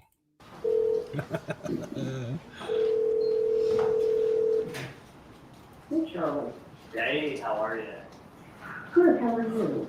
Good, good. I'm actually running late to the office, so get gas, and then I'll be in, what do you call it? I'll be at the office, and then I'm gonna go to Weston, and then, whatever time I get done with Weston. Maybe that won't be me here, it's not, I don't know.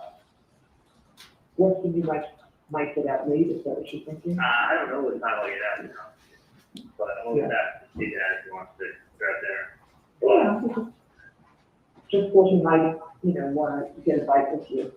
But, Well, if you want to, I'm happy to see it. I saw a lot of police everywhere giving traffic tickets today, so be careful. okay. But anyway, that's what I think it is without a question for multiple reasons. Yeah. Multiple reasons. Yeah. So, I never got a chance to do the return that basically gave me stuff for yesterday and it's ran out of time. Oh, okay. So I'm gonna have to give you what do you call it, give it back to you. And let me, I think. They just keep it, it's not that valuable anyway. Yeah. So, but anyway, if Dad wants to see me, go to White, that's cool. Yeah. Well, only if there's like a case, only if there's like, I know you have those cases at the office that you want to just talk to him about, so, If you know, there's that will continue for dinner, Uh-huh. I'm always happy to see you for dinner. So it's up to him, and he can come by my house. Then I'll go get something to eat with him. Oh, that sounds like a plan. So why don't you let him know how you're doing at your second office, and then, you know, give him a heads up, and then maybe he'll come up and go out for a bite with you. Yeah, but I wouldn't leave South Beach until after 7. Traffic is horrible. Oh, yeah, absolutely, absolutely. But you don't know what time you're gonna get out from your side. Well, it's gonna be too late. I mean, I think if that comes over at 8, that'll be fine. Oh, that's perfect, actually, because Wendy's taking, Wendy and some of the ladies and the mothers from national class, and the class, it's her birthday today, the teacher. So they're taking her to little ginger for dinner. And then Wendy to go, so Wendy asked her to bring the boys to her house and put them to sleep, because she's gonna go straight from work, so she probably won't get out of, there for a while. So that would be good, Jack, to have dinner with you at least, and then, you know, when I can stay with the boys for them to sleep. All right, fine. So, tell them to leave Miami at 7:30. At 7:30, okay, I'll tell them, that's perfect. At any other time, honestly, you can hit traffic. Yeah, okay, that sounds good. That sounds good. All right. So, see you later, love you, honey. All right, that's good. Bye. Is there a call later that evening between Charlie and Harvey setting up this dinner? There is. Okay, did the dinner occur? It did. Where did it occur? It occurred at a restaurant called Matsuri. Okay, let's skip call L and publish Matsuri Exhibit 133, please.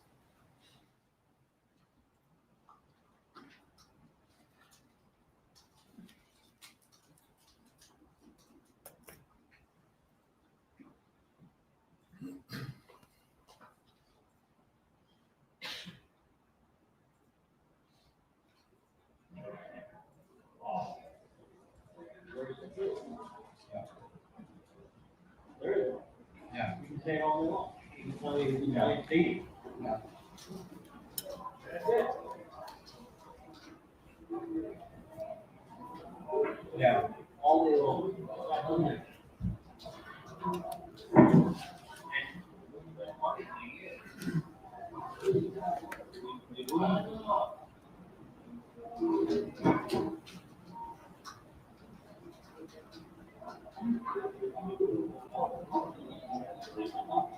No, I know that when you talk about. I was surprised.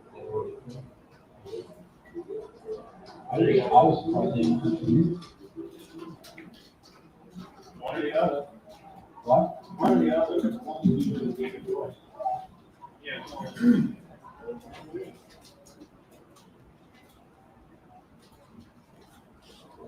That's what, Katie agreed with.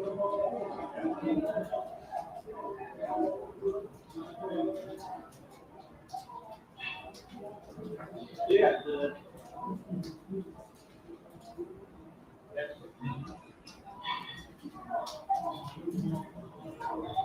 Let's figure it out. I think it's, I actually think it's. Oh, yeah.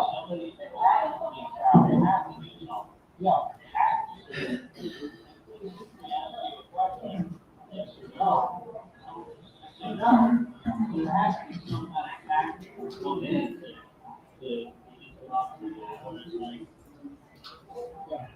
It makes sense, it really does. I didn't think they were that smart.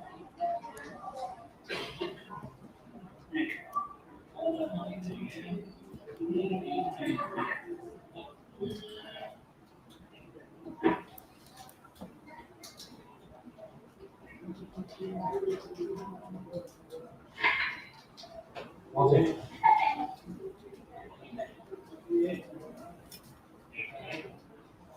Hey, 50% of people want to cooperate, why would they not? Yeah. The attitude of crowd, hey,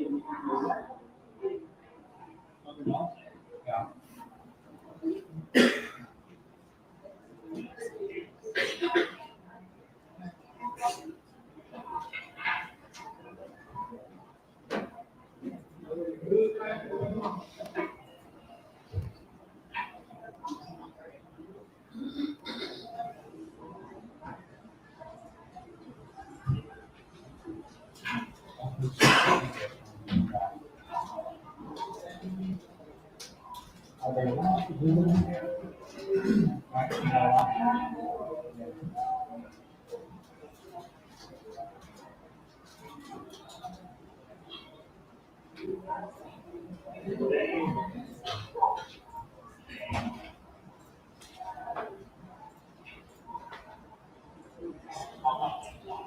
Yeah.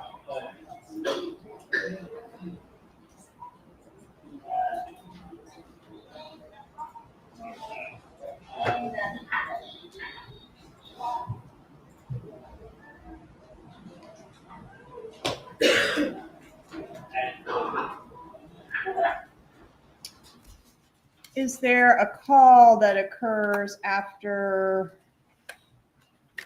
this dinner meeting? Yes, ma'am, there is. Okay, is that the one we've labeled L.1? It is L.1, 1695. Okay. And what time of day was that call made? It was made at 8:26 p.m. on the 22nd. Publish L.1, please.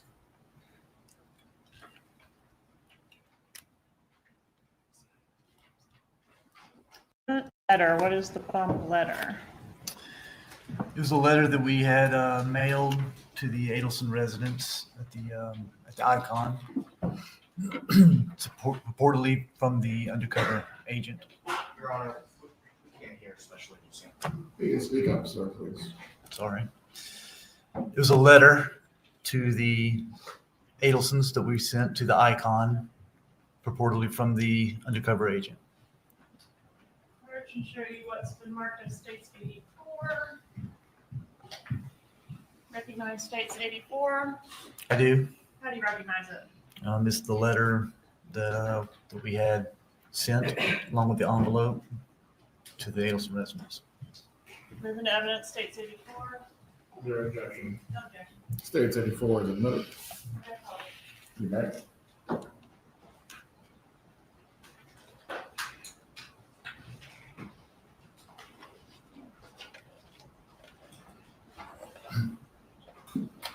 Can you read what the letter said? Yes. It says, my phone is not ringing, so you don't care about Tato and what he did for you. He knows he is fucked, and soon so will you. All right, so this point in time where we are in the wire, that's when the letter was mailed, or that's when the letter was received? It was mailed, I believe, on the 23rd.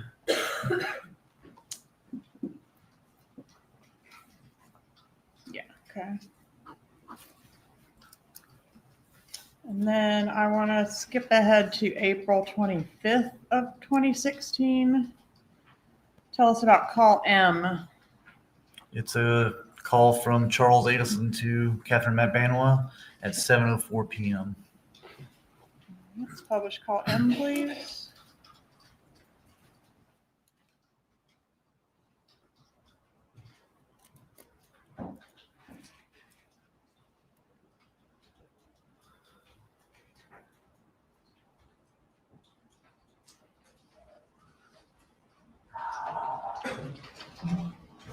Yeah, Hey, you on your way? yeah. Okay, cool. I'm gonna be at the Icon, when you come over 395. It's right there in the, you know, Street building the Icon is, right? That's all the way in front of me, right? Like, Yeah. When you come over, like you said, I'm not there. You can go a little bit more north, and then go north anyway. I will, I'm standing outside talking to my parents. Huh? I'm just talking to my parents about my day. I'm standing up. No, I was talking to my parents about my day. Oh, okay. Well, I So just that- like I have to just like that out of my Yeah. house, like, I, you know, where, like worry about me every second. So of course, but I'd rather, where are you now?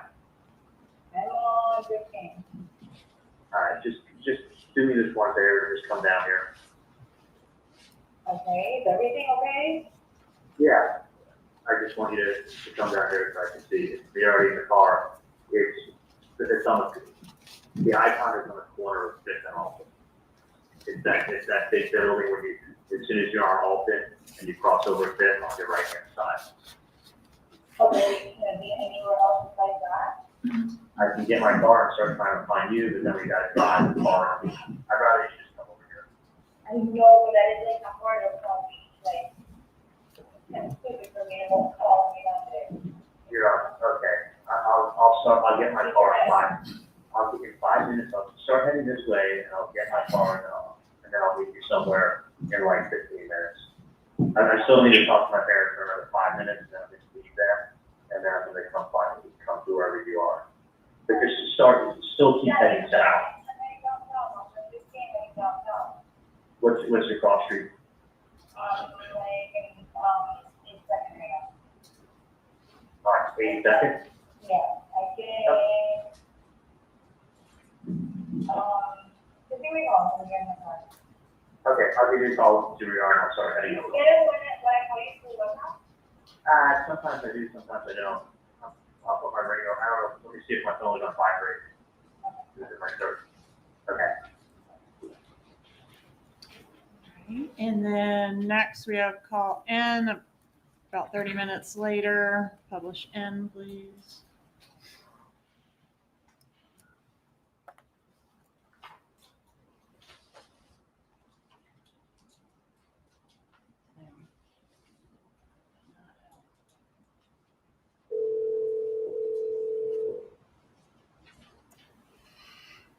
Okay.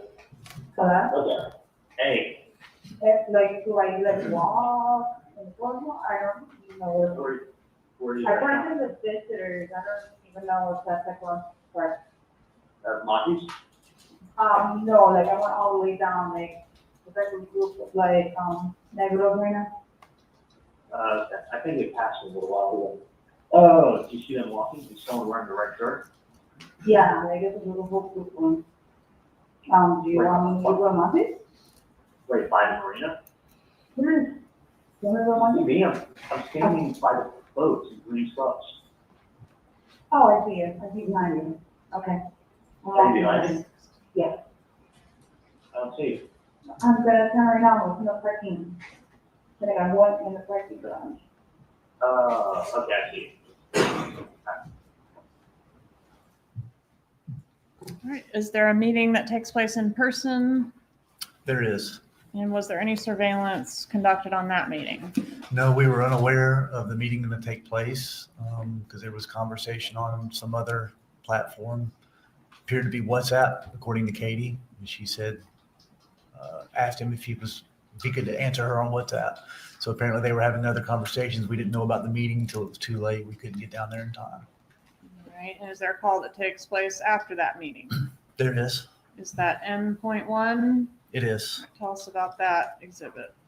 It's a call from Charlie to Donna Adelson, and it's at 10:48 p.m. So it's the night of when he's meeting at Monty's with Catherine. It's after that meeting.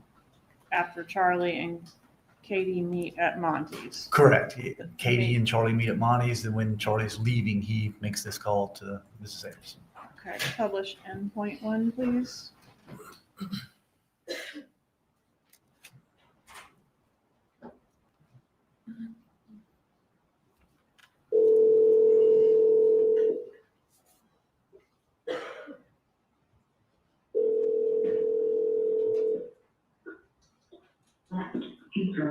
Hey, how are you?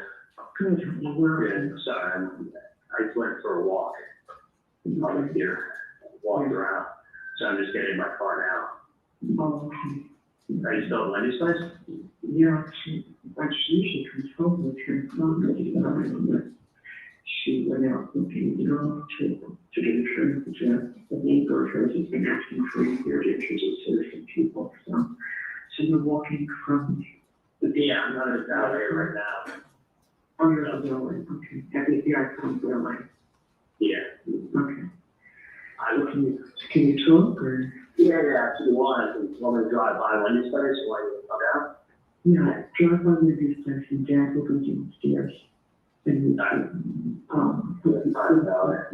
we'll meet him at the gate. Hold on a second. Okay. 2604. I should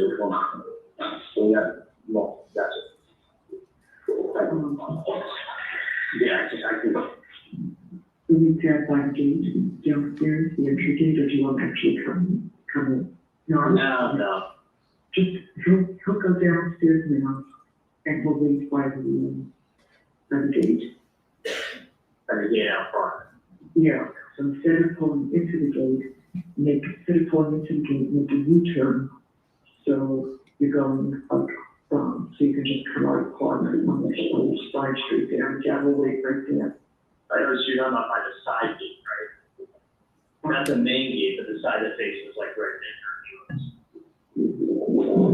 Oh, you mean that door? You mean that? Yeah. Is it there? Yeah, the Yeah, door, yeah. it has an awning over it. Yeah, that metal gate on the side. You want me to go there? Okay. So, okay. So when he comes home, everything's Charlie here, there's dinner, just went downstairs, well, okay. Okay. Yeah, and so what, you'll meet me by our car. You just call me and tell me that you're coming down, that's when you come to. Oh, yeah, Charlie, you want Charlie to drive me back? Okay. No, it doesn't matter. You walk there or drove there? No, we drove. I'll let him drive me as well, but I'll go upstairs and I'll beat you up. We need the car keys.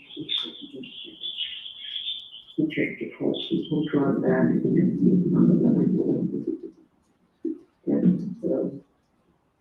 I'm going to down the green one. Down the side, and then we'll drop her back to the other side, okay? So I'm gonna head downstairs now. Okay, sounds good. Head down, I'll be there in a minute. Okay. All right, and shortly after this call, we have one involving June Mchinda, is that right? That's correct. Okay, publish in point 2, please. Sure, we didn't know the way. How are you, honey? Oh, good, how are you? Oh, I'm good. I'm sorry. We're keeping him way too long. I promise I will send him home at 1 2 very soon. It's fine, I'll just talk to him later. Okay, hold on 1 second. I'm sorry, I tried calling you like 10 minutes ago. No, it's fine, I'll talk to you later, you know? I really need to call you again in 10 minutes. It's okay. I got a bunch of things with the office going on, I'm trying to sort out, this became a bigger deal than I thought it would. Keep your phone with you there, okay? Just call you anytime later, okay? All right, keep your ringer on. All right, so I want to jump to the next day, April 26th. Call O, please. We're going back to Garcia and Magbanua here. That's correct. The last call was at 11 o'clock at night. This call is at 9:48 a.m. the next day. Publish O, please.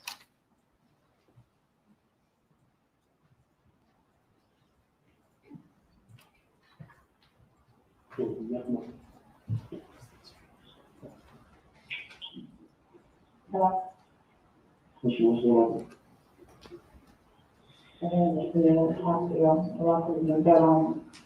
Did you want me to give either an extra money or something for his children? Of course, just don't worry about them, they're fine. You got more than you got everything you need to. Alright, Okay? push me to talk to you though. Okay? That sounds approachable, I know, what you need to talk to me about. So, Which one? alright. I mean, your son's asking about you, so I'm gonna just have to set up a call for 5 seconds here.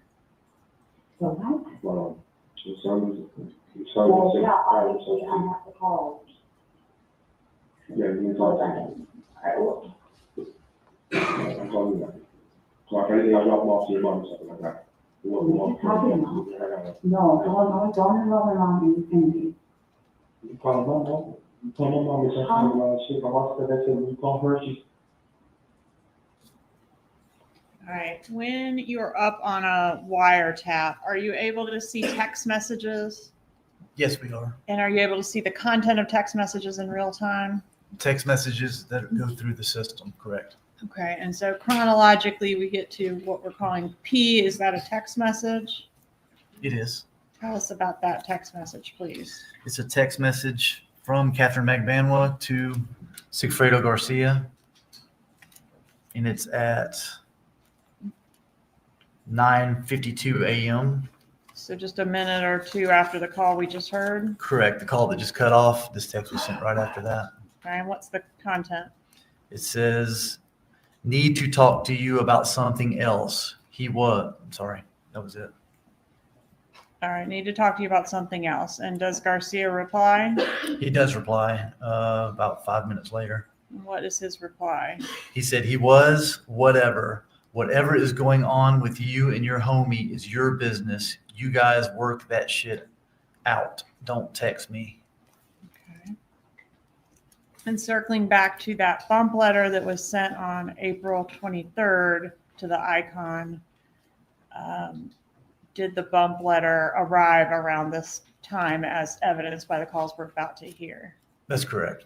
Okay, and in the bump letter, Tato is mentioned, and I think in the original bump, Tato was mentioned. Who is Tato? Tato is Luis Rivera. All right, publish call R, please.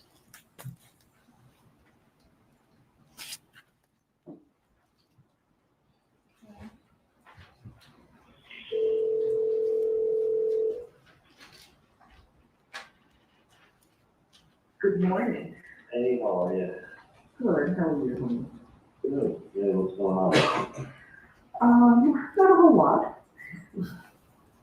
Tricking up some things in the house, and, Vicky's got me the hours, so I'm working on everybody's salaries for tomorrow. Other than that, everything is good. How about you? Good. You feel better after like 40 hours, right? Significantly. Yeah, it makes sense. It makes 1,000% sense. Yeah, and I know it does. And I think that's what it is. No, that's what it is. And you think today, those sort of things would get taken care of. Oh, yeah. And once they are, would you know? Yeah, no. Trust me, I mean, Please. well, if someone makes a walk on the appointment today, right, let it up. It's not like it's not like it's 9 a.m. It's like, I got to call this call. Yeah. No, they got to call the patient. Anyway, yeah. Yeah. But can I tell you something more? I think about it too. When someone writes, you don't care, you know what that sounds like? A girl. Yeah, that's good. You don't care. Yeah. That's exactly how they sound. You don't care. Well, I've never met the person, so I don't care about people I've never met. No. Have you ever gotten a note from a girl or a girl saying to you, you don't care? That's the first thing they say. That's the first thing they say. You don't care. Well, guess what? I don't care about anyone I've never met. Yeah, it's true.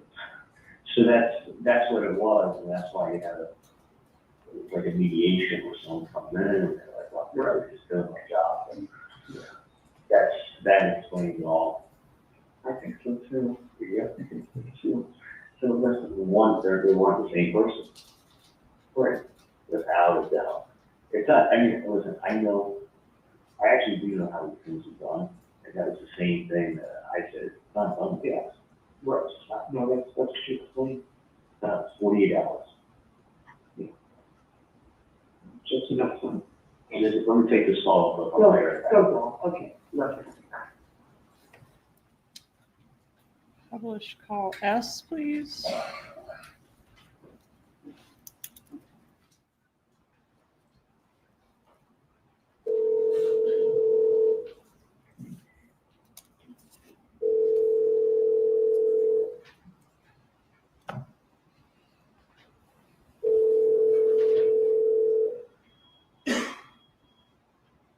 Hey, honey. Hey, I just sent you the picture. And who is that lady? I'm going to show you. Probably show. It's one of the Charlie? Yeah. It's Emma?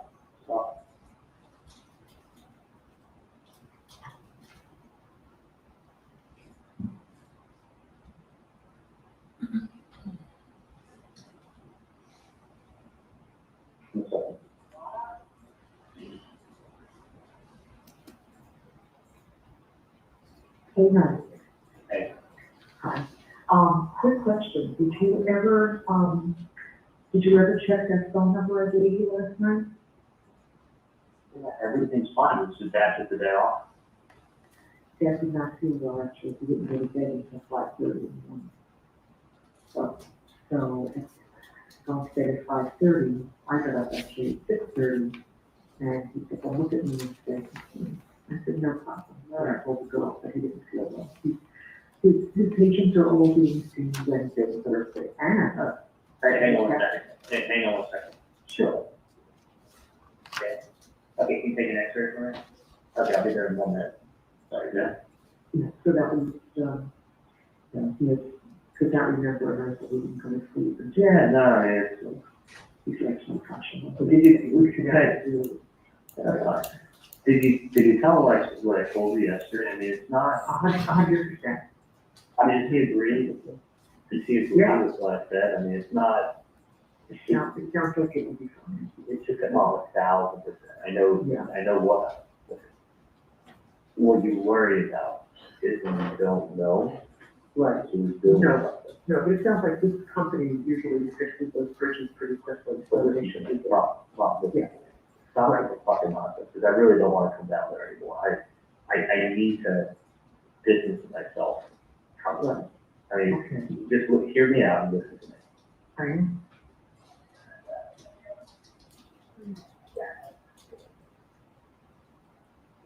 Just hear me out. I am.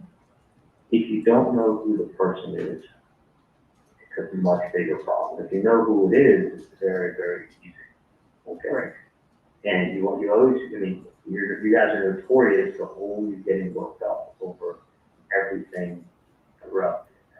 As long as I've known you, it's always been, it's always been, everything's a big deal, that we get worked up about everything. Everything is a huge deal. And I'm just saying, like, this is no different, but I'm just telling you, like, stop. Because it's not anything more than nonsense. Okay. You know, I mean, just saying, like, I'm worried, you could worry about everything. Listen, you didn't do anything wrong. You didn't do anything to anybody. Somebody is fishing.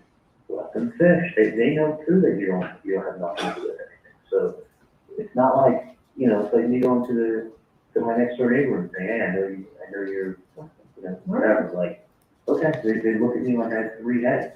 I mean, that's pretty much the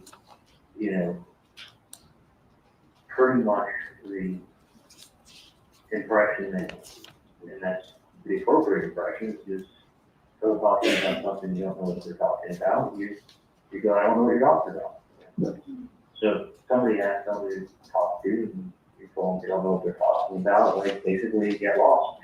And that's true. You don't know. You don't know. You don't know. You don't know something. You don't know something. There's not much you can do to help that person out, unfortunately. But it's not like you do know that person, and you're not helping them. You don't know somebody. You don't know somebody. So, it's like someone coming and talking to me about someone who I don't know. I just said, here, I don't know who you're talking about, and I don't know. Sorry. Like, I mean, so I'm just saying, if you get worked up, it's not done like that. It's not done like that. As long as you tell me that this is being taken care of. If I'm not being taken care of, that's that I know it's being taken care of, but I know yourself all worked up and all fucking crazy, and it's that has to stop. I mean, I really don't want to, Okay. Well, I just have to talk to you, didn't I? Yeah. I mean, wasn't that important that I contact you? No, I know that, that's not the Well, he said he was, but after he spoke last night, and then he was going to bed. That was the cause. Oh, to see that you get yourself all worked up. I know. And it's always, I'm just saying, it's always, you get a little better time, but I'm just saying, it's always, all worked up. And it's Trying. I know where it's coming from. I know, but I mean, maybe. I understand what you're saying. I totally understand what you're saying. And you don't realize, like, you probably watch too many movies. Probably. It's not like, oh, like, we get one of them and then the other one will just start paying. Like, the stupidest thing I've heard, it doesn't work like that.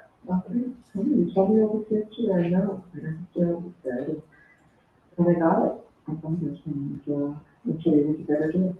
It's what I was. Well, that's great, but I'm just saying, it's not like, you know, there's nothing, To be concerned. no, I mean, there really isn't. I mean, listen, someone wants to bother his nonsense with breath, I mean, it's not uncommon. And it's, when you get nonsense with breath, I mean, first of all, they don't give you a number. I mean, everything is so traceable, it doesn't, in a billion years. I mean, especially in electronics, it is extremely traceable. And the other thing is this, is that, I'll let you know, people, if someone doesn't want you to know what they look like, they wear a hat, they wear glasses, they put on a beard, well, they could look for $5 at the costume store, you can buy Abraham Lincoln beard. You put that on. Yeah. And you wear glasses and a hat like everybody else on South Beach because it's really funny outside. So if someone would come over wearing a hat and glasses and talk to you. So you can't see 3/4 of their face. And they walk with a big fluffy hat and glasses and come by. Like, it's not bad, that is not how it's done. Yeah, well, no, that's, I mean, someone has a moment that goes, it's either a complete nonsense, which it is, but somebody has someone who go there and tell them something. And that's what the guy was basically what he did, you know, all right, I'll go there and I'll tell him something. Like, and that's why it's done like that. Otherwise it would not be, you know, listen, you didn't do anything, you didn't do anything to anybody, you didn't do anything to where these people are. They're not gonna go through the amount of planning and stress and logistics and risk, because something can always happen. I mean, like, even the best laid plans, even the best laid plans, you could have, you know, there could be an off-duty officer, just dog for a walk, just happen to come around the corner, just happen, something happens to happen, you know, or somebody goes to do something, and adds you to the firm, they tear their knee. You know, they're laying on the floor with a torn ACL. Like, there's a lot of risk when somebody does something. There's a million and one things. So to do that, what's the reason? There is no reason. And that's why there is nothing that, it's nothing that you have to worry about. And it is being looked into. yeah, that's all I mean. Yeah, I mean, but it's not like, trust me. I mean, you'll probably get a heart attack from things before that happens to you. So I mean, if you're saying like that's probably more likely. So I'm just letting you know, but I can't like. No, but I don't believe me, I don't want you to, I won't.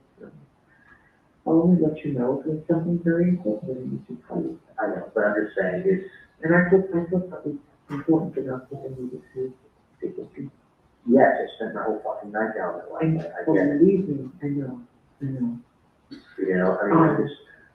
I want you to go home and have some peace tonight, so please just. Okay, no, I was really planning on going down there and talking to you again. I'm just saying, like, it's utter nonsense. Okay. And what I can say is, when the first thing somebody says is, you don't care, that is a girl's, like. Yeah, I didn't even, honestly, I didn't even remember what it was. The first thing it said is, you don't care. Okay. You obviously do not care about the public. That means that the girl is white. That's it. Okay. People don't write letters. People don't show their faces. People don't give you cell phone numbers. Like, it's not done like that.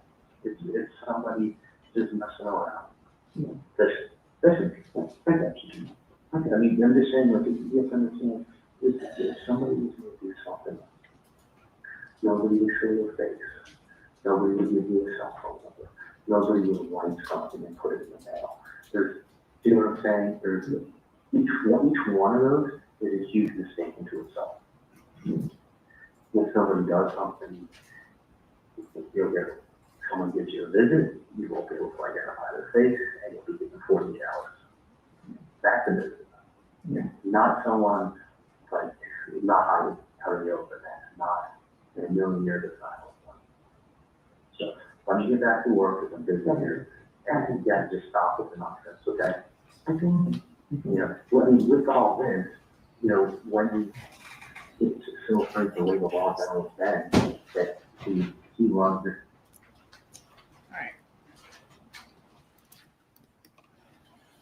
What is call T? We're still on, tell us the date to refresh us. Yeah, it's still 4/26, the day after the meetings took place down at Monty's and at Wendy's house. So it's the day after, still 4/26. This call is from Catherine McManus to Charles Adelson at 4:33. So it's about maybe 15 minutes after the call we just heard. Play call T, please.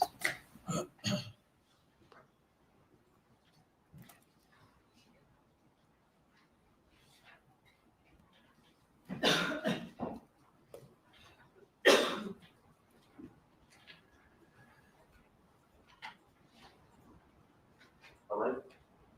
Hey, Hey, what's going on? well, you know, I don't know what to talk, like, for some reason, I know you were like telling me something about the client, but I got a mixed up with the number. And I'm calling both numbers, but nobody's picking up, so I need to figure out because, well, I can set up, you know, with a realtor to show the property. Well, it sounds like a really good client, if they're gonna rent the place. I actually have the number at home. Okay, but kind of like, I need it like that. Well, I can, fuck, I wish I Like, was. it's just that it's the thing is like I tried to, you know, remember it, and like I just couldn't, and I've been calling so many people today, so it's like, I'm gonna be home in probably 2 hours, and I can get you the number then. Hopefully they haven't like looked at other properties yet. yeah. Yeah, There's no way out you can get another one let me, before I get out of work. well, let me do this. Let me see if I can get the number. I got the number at home in my desk. Okay. But let me see if the number may be some other place, okay? Okay. All right, I'll call you right back. Okay. Okay, next call, Charlie to defendant. That's correct. Okay, call you, please.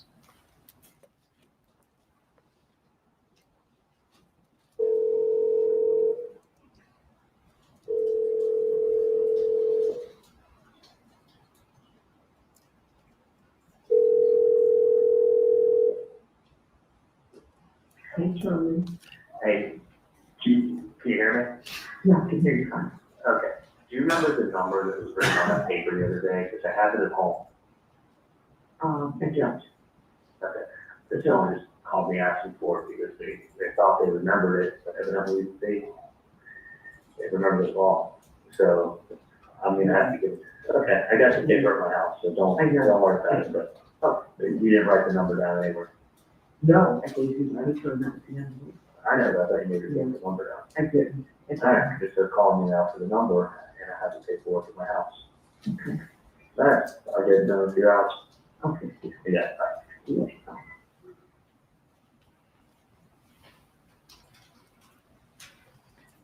Okay, next call V, please.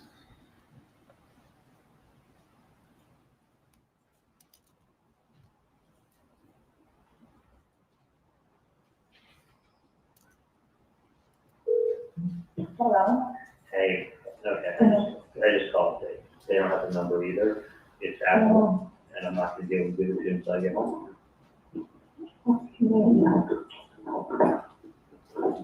So we took information to next set up, like, we're thinking, we'll try to get the agent, which for showing, that's why. I know, that's what I was like, take it, write the number down. I know, but it's like, I'm so good at like memorizing shit, you know, like I do this all day.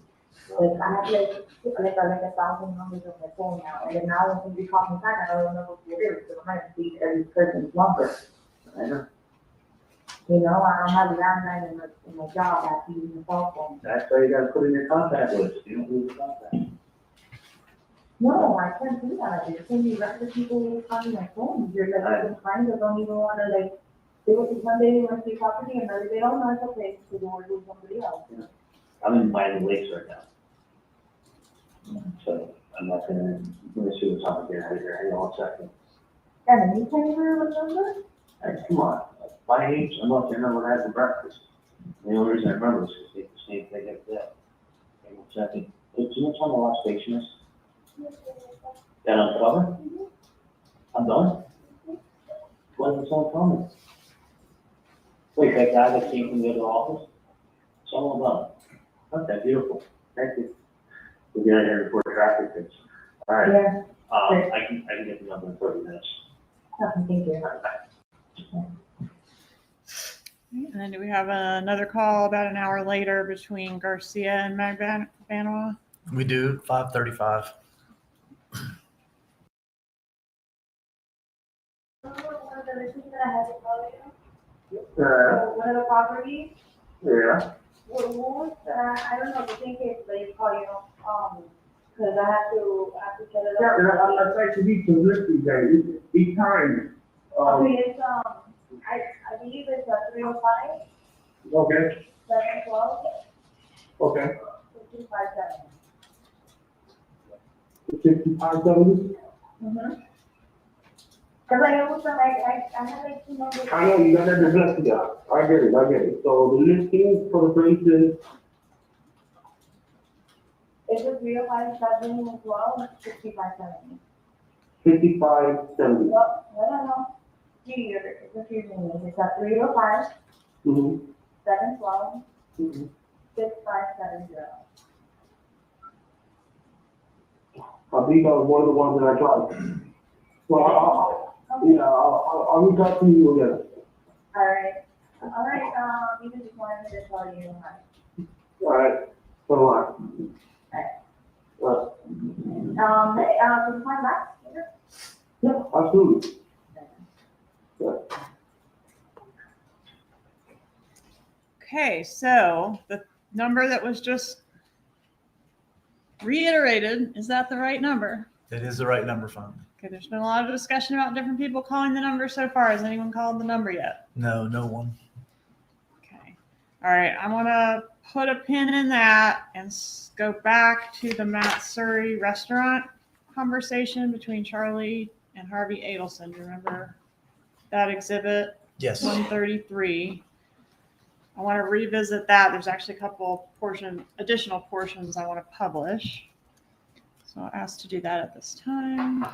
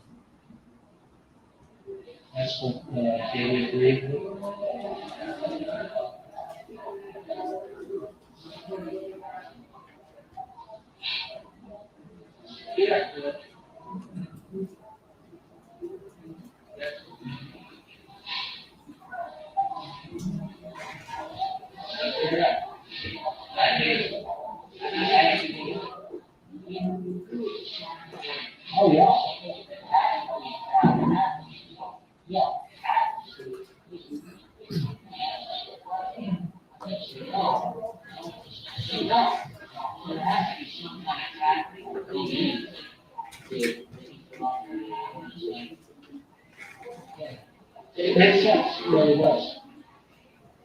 I didn't think they were that smart.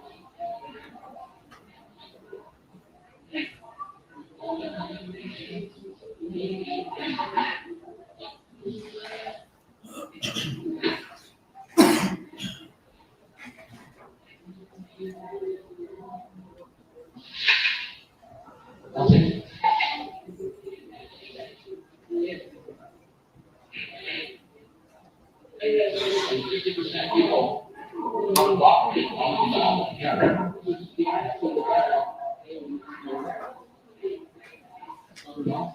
Yeah.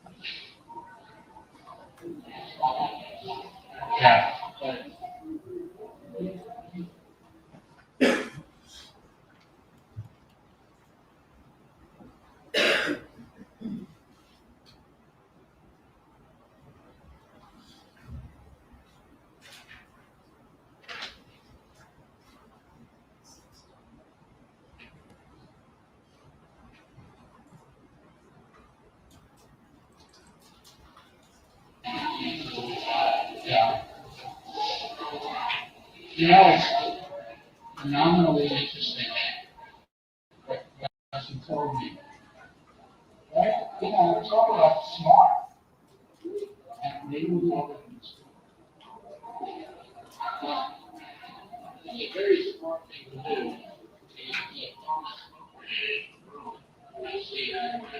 Right.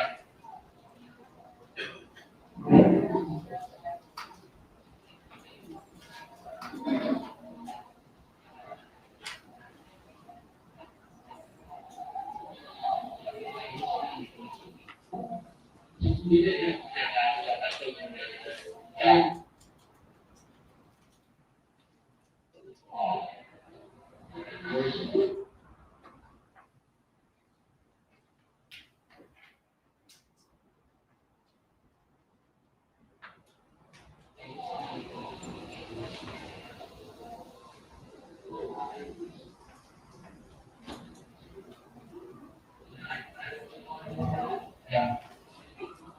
Yeah.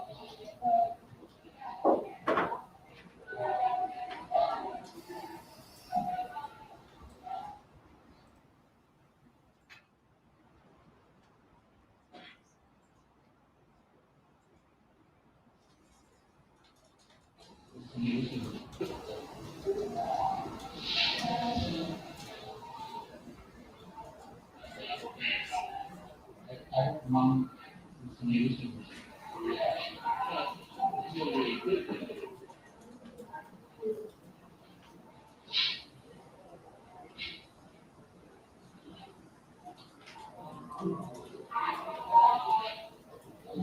She tells you how happy.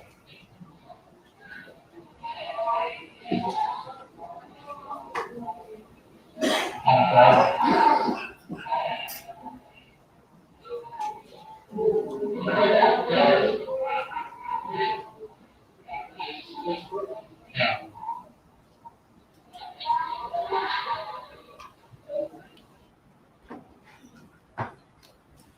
And then there was a call that occurred right after that restaurant conversation that we had a technical difficulty with. L.1, I want to publish that at this time.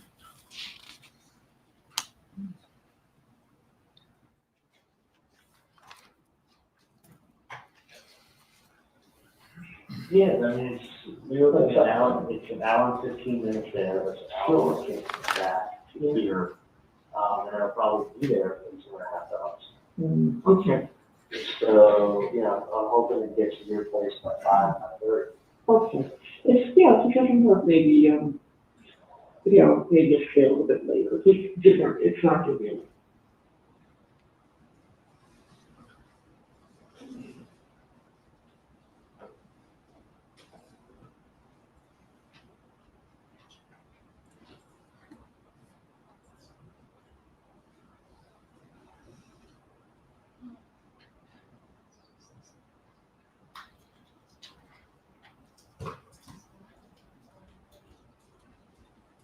Okay, well, maybe we're just gonna have 2 strikes on that one. We'll try again later.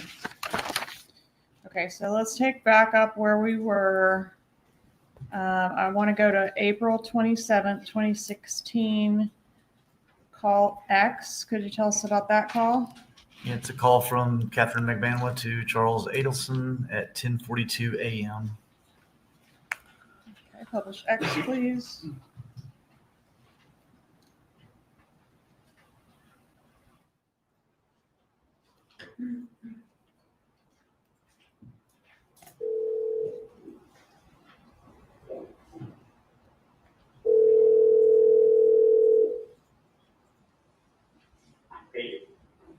You spoke to my secretary? Yes, I did. So she picks up the phone. First of all, she sounds exactly like the phone. She's out of it? What's that? She's out of it? Hey, look, for a second, she picked up the phone and goes, she's in the bathroom. And I thought that was like some kind of code for something or other. She's like, she's in the bathroom. And I'm like, is she in the toilet or is she in the bathroom? I'm like, my head's like spinning. I'm like, what are you trying to tell me? I'm thinking like, she's catching up. I was like, asked her, has she flushed? Or is she still floating? I want to flush. Why don't the whole bathroom thing? I want to flush. Yeah, she wasn't flushed. Okay. So I'm fucking How was thinking, I thought this was like code. I'm like, hey, is she flushed or is she in the bathroom? Oh my God, it's too funny. And then I'm like, I'm about to tell her, well, that's why. Stop, man, I really be getting now. I made it clear I want the problem flushed.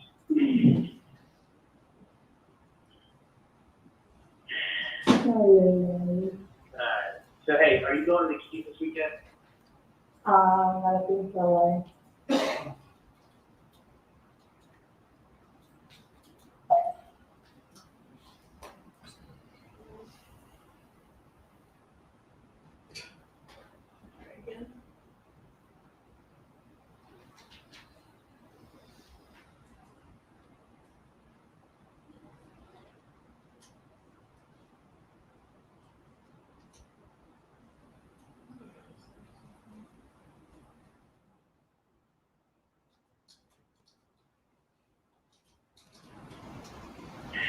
Alright.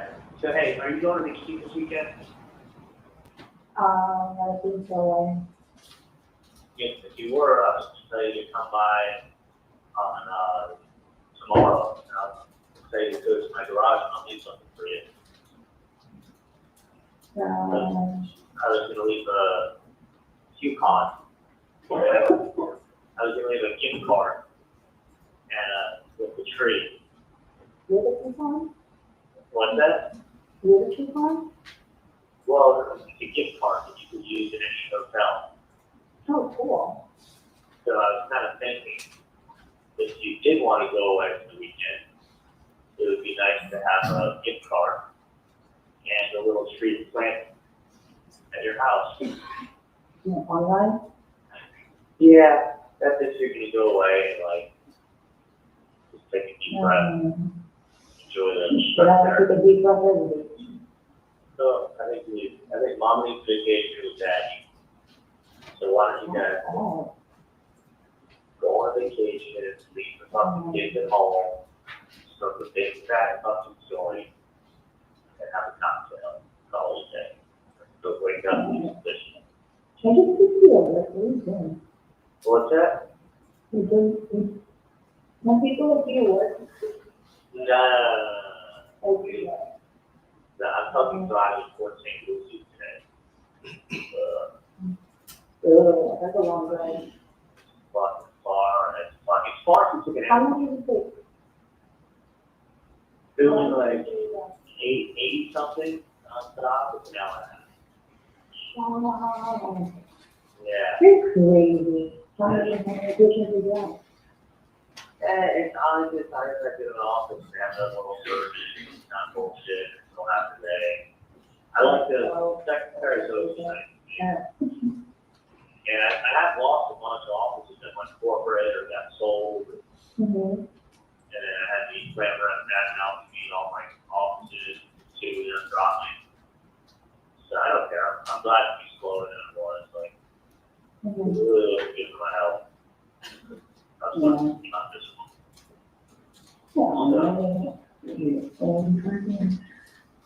So, but anyway, let me know if you're trying to do a little fix. How long? I don't even know. Well, I don't know. I don't know.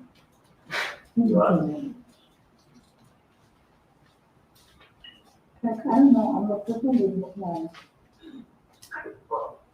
She's going figure your shit out. And if I were you, I would go to some issues for a joint and have a cocktail. Because that fixes everything. yeah, there's all this stuff and everything. Hallelujah. And you find Jesus. Look, you find Jesus and then you find him. You tell me to care of him. I'm looking for it. I got so excited the other day because then it was hate suit. She's like, she's doing. Dude, I'm your third favorite. Hey, am I your third favorite shoe still? We're in the third favorite too. Number one, you are. Hello is number one, Jesus, and then it's Drake, Great. and then, Charles. yeah. You're always here, number three.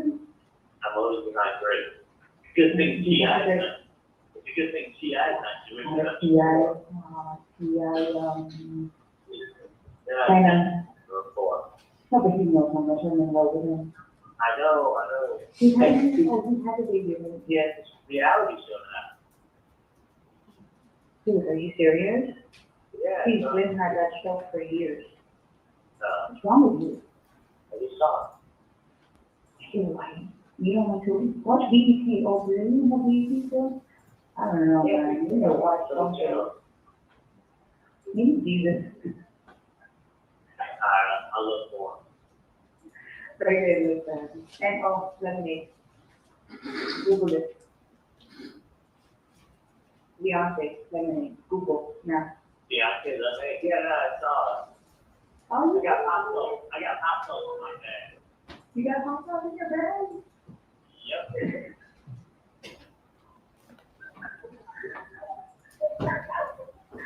Oh, no.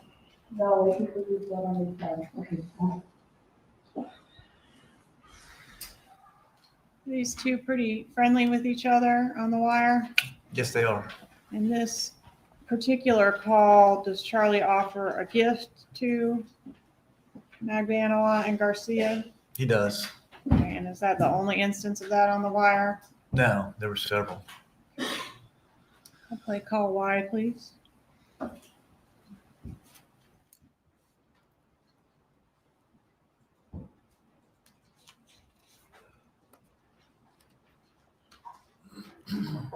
Yeah. Yeah, no, that's what he doesn't want. You didn't want No. it? Yeah. All right, so thank you for the offer that was very sweet. Let's see if it was a pop.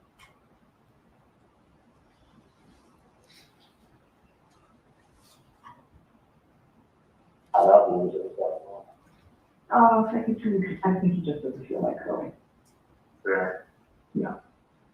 Is you still upset about everything, or Yeah, not having the best day. did something else happen? No. So, just got to stand and, maybe another time, just not right now. All right, no. Okay, but thank you, Susan. Literally, everything else is being taken care of. Great. Just so you know, they actually called the person. And nobody picked up. Really? Yeah. Yeah, I would have to throw those phones. Well, that doesn't matter. I mean, it's probably nothing, so it's voicemail. But no one picked up, they got a couple times. I wouldn't worry at, I would not worry at all. I'd worry about other things. Okay. That's, you gotta find something new to worry about. No, I don't want to believe me. I don't No. No, I do Yeah, not fine. have to worry. Don't need to Yeah. say it. You have to find something new to worry about. Yeah, thank you. I know you can do it with your free time. Yeah. But, All my free time. you never, let me just tell you something. You never let yourself have free time. No, that's good. Always be like, oh, I gotta do this, and then I gotta do that, that's the guy not this. And I got laundry to do, and then I gotta go to Publix. Actually, I had a run this morning because it's administrative professionals day, which I didn't realize until the last minute. I had to go run out and probably take for Erica, so. And then I got a big salazine on my eye last night, so I went to CVS and go get drops, and I medication there. You will always, I mean, I'm telling you. I'm really trying not to try, just so you know. I'm really trying not to. But I'm just saying, like, you know, I mean, you're like, oh, ask me how many times we went down to the hot tub since you moved in. That's your fault. No one else is. No, because I know that. I mean, I'm just saying, like, you know, you gotta find something else to be able to. We want to enjoy every day. We enjoy all. Trust me when I tell you, Mom, it is, you've done nothing wrong. And it's because of that, you have nothing, literally nothing to worry about. Someone's fishing and someone wants to try to make some money because they're struggling. But that will never amount to anything. So someone can throw something, you know, throw a fishing line out there and say, hey, you know, throw a fishing line out there and see if they can catch something. And I understand why they're doing it. I understand what they're trying to do. But that doesn't make it right. But they're, the funny thing is, they really don't. They're just fishing all that's going on.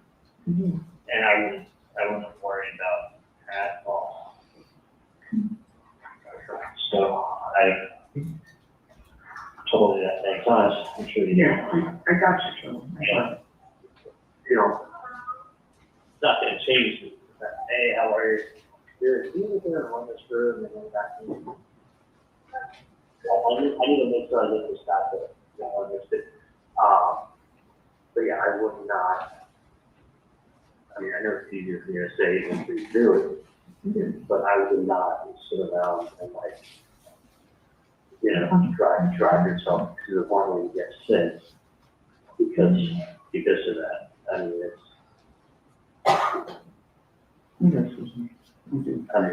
just, you know what I mean? Like you say, you know. I do. Like, I do. I went, you know, listen, the person I came to is relaying a message.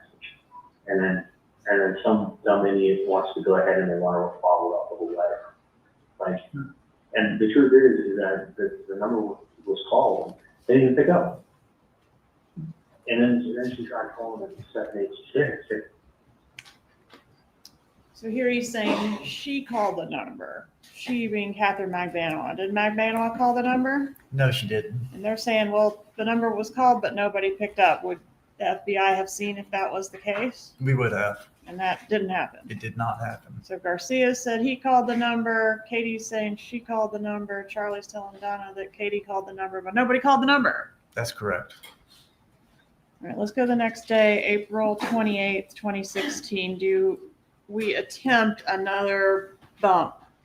We do. And what is this one? We had the undercover call the Adelson Institute and asked for Mrs. Donna Adelson. And what time of day was that? It was 9:22 a.m. on the 28th.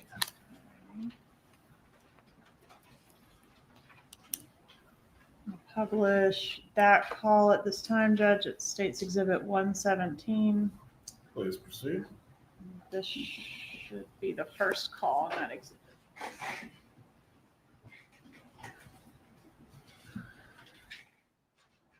Good morning, thank you for calling Wendi Adelson's office. This is Erica speaking. How may I help you? Yes, good morning. May I speak to Mrs. Donna Adelson? May I let her know who's calling? Sammy? Sammy from, I met her last week, and I gave her some paperwork. you met her last week and you gave her some paperwork regarding, She knows what it's about. It's important paperwork. oh, okay. And your name is Sammy? Yes. Do you have another phone number you can be reached? My number is 305 712 6570. Okay, so she's not available right now, but I can have her maybe give you a call back. Okay, just tell her it's very important. I need to find out immediately what she thinks about the paperwork. Okay. I certainly will. I met her last week. Yes, thank you so much. All right. Have a good day. All right, you too.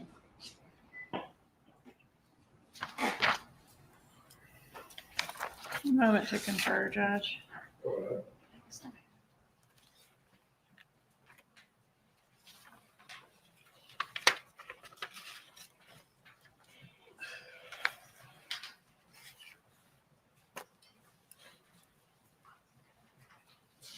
Publish. Within 20 minutes of this call, do we have a call between Charlie Adelson and Donna Adelson? Yes, we do. Publish call Z, please.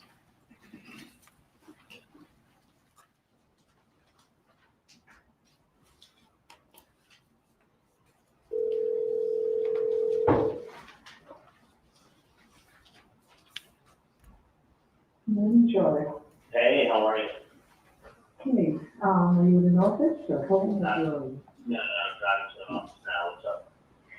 Well, Erica called me this morning and because Daddy's on the road to the office. So Erica called me and she said, I didn't normally bother you with this. She said, I don't think Dad called or what, but somebody called this morning. He said his name was Sammy and he gave you some very important papers last week and he hasn't heard from you. And he wants you to call him back and here's the number. So. Okay. So I, want to verify the number was the correct number that I told you about. So obviously I'm not going to call the number. Erica said, did you get the sales call? Just hit star 67 before you call the number and then they won't know the number you're calling from. I said, oh, okay, I'll write that down. What's your suggestion? The odd thing is this, is that that's the same number you gave me, right? I don't know, because I gave you the number, I never kept it, you kept it. Tell me what the number was. 305 712 6570. 6570. Mm-hmm. Yeah. No, it's so much.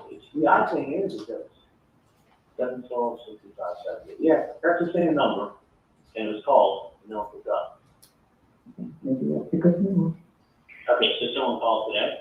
You called the office and Erica called me. She says, I hope I'm not bothering this probably a sales call. Yeah, I mean, let me tell you something. I'm looking into it right now. Yeah, I think that you were, but I just wanted to verify the I number. know, and that's, the odd thing is you think the number would be picked up. I mean, We'll pick it up. so let me do this. Let me call somebody. Yeah. And I wouldn't want to trust you when I tell you. I wouldn't worry at all. Okay. Okay. And I'll tell you why, especially because what you call it, especially because I know that you know who it is. So let me call someone and take care of it now, okay? Thank you, Chairman. All right. Lucky. Okay, and at the conclusion of this,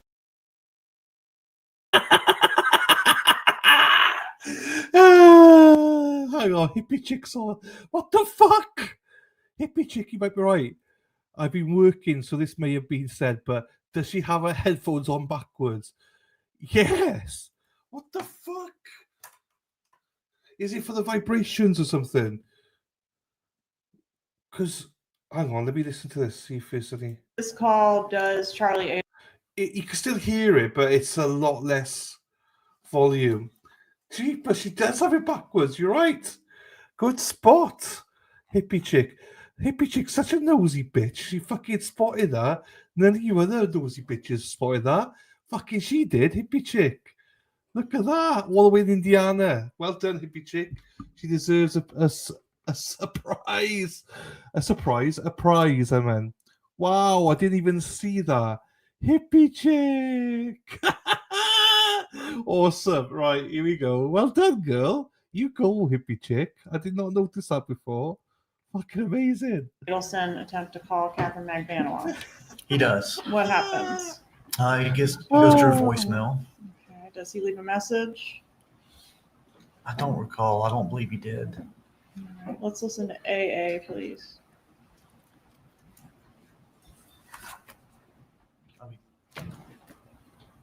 Sorry.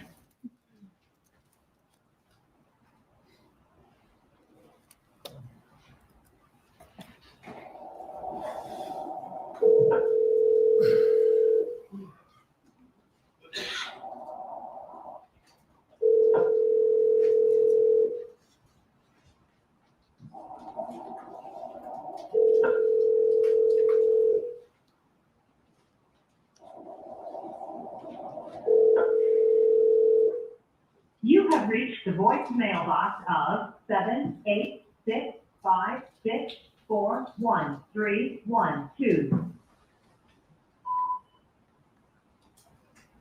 Hey, it's me, reporter calling. Message? Yes, he did leave a message. Okay, thanks. And then after that, did he attempt her a couple more times? He did. He called and did not reach her. Okay, so we've got, I think, 9:49, 9:51, and 9:54. Does that sound right? That sounds right. Okay, does he ever get up with her? Yes, she finally calls him back. All right, and what time is that? 10:43 a.m. Publish BB, please.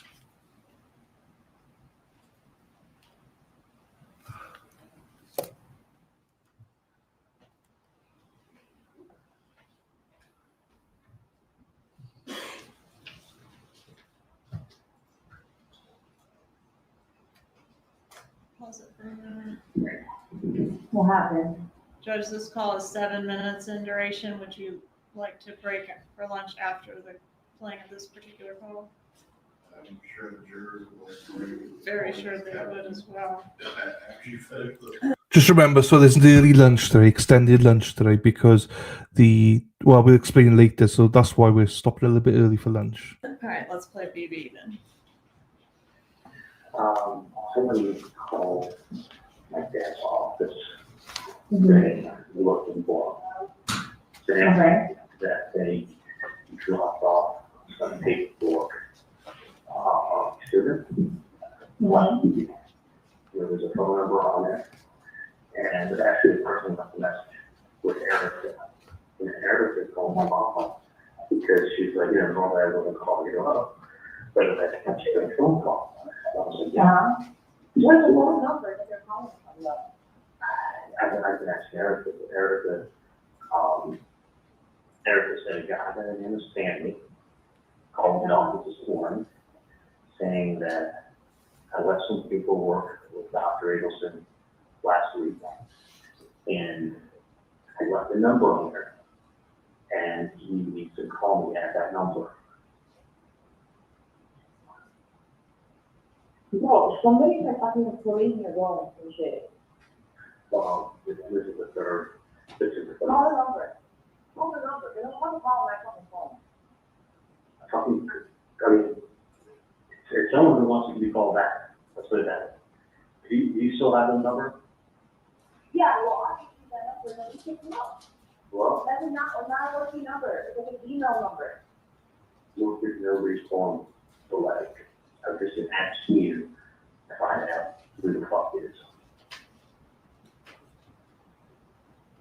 It's like, Yeah. get that number that's off of the thing, off of the number, off of the freaking, caller ID. At the office? Yeah, obviously. So this is like a fucking bullshit game. Well, they're not coming out on foot, they're not writing letters, and they're not calling the office because they have nothing better to do. Well, I don't know what to tell you because I called that number myself. Okay, well, let's call that number again to find out what the fuck's going on. And what was it picked up? If you didn't find another number and left a message, Okay, well, I'm trying to get whoever's threatening your family and helping you guys out. And trying to help you guys out, but it's like if they don't pick up, like what the fuck? I It's like it's a understand, fucking joke. I understand, but they fucking called this morning, and they're waiting for the phone call. That's what I'm telling you. And it took me 3 times. Get the number or whatever that is that's calling you or your. 305, Or whatever it is. 6570, you have the number. Exactly. That number is obviously, it's like a non-working number. Okay, can you find out? Right. Okay, and then it's like, what else? I'm not gonna understand. Like, it's either somebody's pulling your phone, somebody is just harassing you, or somebody's trying to get something out of you. Okay, find out who the fuck it is. Because the other phone calls from the FBI. I'm telling you. Well, I'm telling you, and then when they do catch the person, they're gonna be asking them lots of questions about who state he is. We already spoke about this. It's like not even like a fucking joke anymore. Because It's not a fucking obviously, joke, it's like Katie. somebody's It's not. harassing you guys, somebody's harassing and everything, and it's Okay, like, see, you guys are. Katie, take it through. Find out who the fuck it is. That's all I'm asking. No, I'm not straight on my fucking cell phone because it's fucking bullshit and fucking somebody trying to fucking piss like some bullshit. Like it's getting aggravating. Yeah, it is. All I'm saying is find out who the fuck it is and tell them to stop playing the games. I don't know who you have to talk to, but it needs to be nipped in the bud. No, but I'm gonna handle this shit myself, bro. This is some fucking bullshit. I'm gonna handle it my motherfucking self. Well, shit, my motherfucking number. They fucking if everyone wants to call back and they go, is this the right number? Okay, I have your fucking whatever fucking shit taken care of. Okay, because this is fucking bullshit. Find out. That's correct, bro. I'm fucking going to that fucking FBI. I'm fucking getting irate with this shit already. It's either FBI fucking thinking or fucking whatever it is. No. I'm fucking getting pissed. All right, we'll find out. All I'm saying is, You gave a wrong phone number. okay, You're an idiot. You gave a fucking wrong number. Get the fucking number and fucking call because I'm gonna call them. okay. And fucking text to me. I ain't even fucking give a shit about all these fucking bullshit, whatever shit anymore. Okay, I'm pissed the fuck off. Like, I'm gonna fucking go to the cops right now. okay, well, either you go to the cops or we go to the cops, or we'll find out, Both gonna fucking go to the cops because this is fucking bullshit. we'll find out who the fuck this is. There's you, and there's your family. And there's me, and there's my And family, you so, don't think that I fucking scared the shit out of me? Like somebody fucking saying my name out loud well, or whatever? okay, if someone's messing with you, they're messing with me. If someone's messing with me, they're messing with you. It's the game of Exactly. things. So what I'm saying is, find out who the fuck That number is. doesn't fucking work. If you can get a hold of different offices, call them on the fucking number. See if that fucking number works. Bottom line. Just, I'm trying myself, and that shit does not work. Hey, call them, find out who the fuck it is now. Trust me on this. Find out who the fuck it is. Get the number, listen to me, and get the number, and stop me all this game because I already did. people. I'm with your parents, you don't fucking FBI, and we're not fucking doing this shit, and fucking go, and fucking report whatever's around you. Alright, That's hey, it. hey, do you has any effect with it. You have the number I gave you the other day. I have the fucking number. Okay, good. Call it. I called the number. I know That's you- not a working number. Good. Get the number that calls your fucking office. Okay, Listen to me for once. I will. You want me to call it? Fucking A, bro. I'm gonna fucking with me. I'm going to call my mom and have my mom call the That's office. not fucking number. Because Which now number? that fucking parents, that number's been called and I'm not working number. Because somebody's thinking, somebody's typing into some shit, and somebody's just trying to fucking aggravate somebody. Okay, let me repeat this to you. Do you want me to have Erica go on the caller ID and look to see what number that was that called? Fucking number, obviously, they're calling from somewhere else if it's not the same number that you said. How about you call and find out? Okay, do me a favor. Try that number I gave you the other day, and I'm gonna call my mom and tell her to call Erica and ask her to look it up on the caller ID. Okay? Yes. So, call. Whatever. Members of the jury, we want to take our lunch break at this point. Once again, you're not to discuss this case with each other or any other person. Do not seek out any information on the case as well. Please return at 1:15 and we will resume with the trial at 1:20. Enjoy your break. Thank you, Judge. Oh, so he's not extended it. He's not extended it, but they went to lunch a little bit earlier than planned. Basically, so what happened, Lady Di, and anyone else who wasn't here, came to the attention of the court that that the defense had found out that there were like photos, audios, and stuff that were taken, but they hadn't seen them. The state told them there were nothing during the arrest of, I think, Donna, and the other stuff, I believe.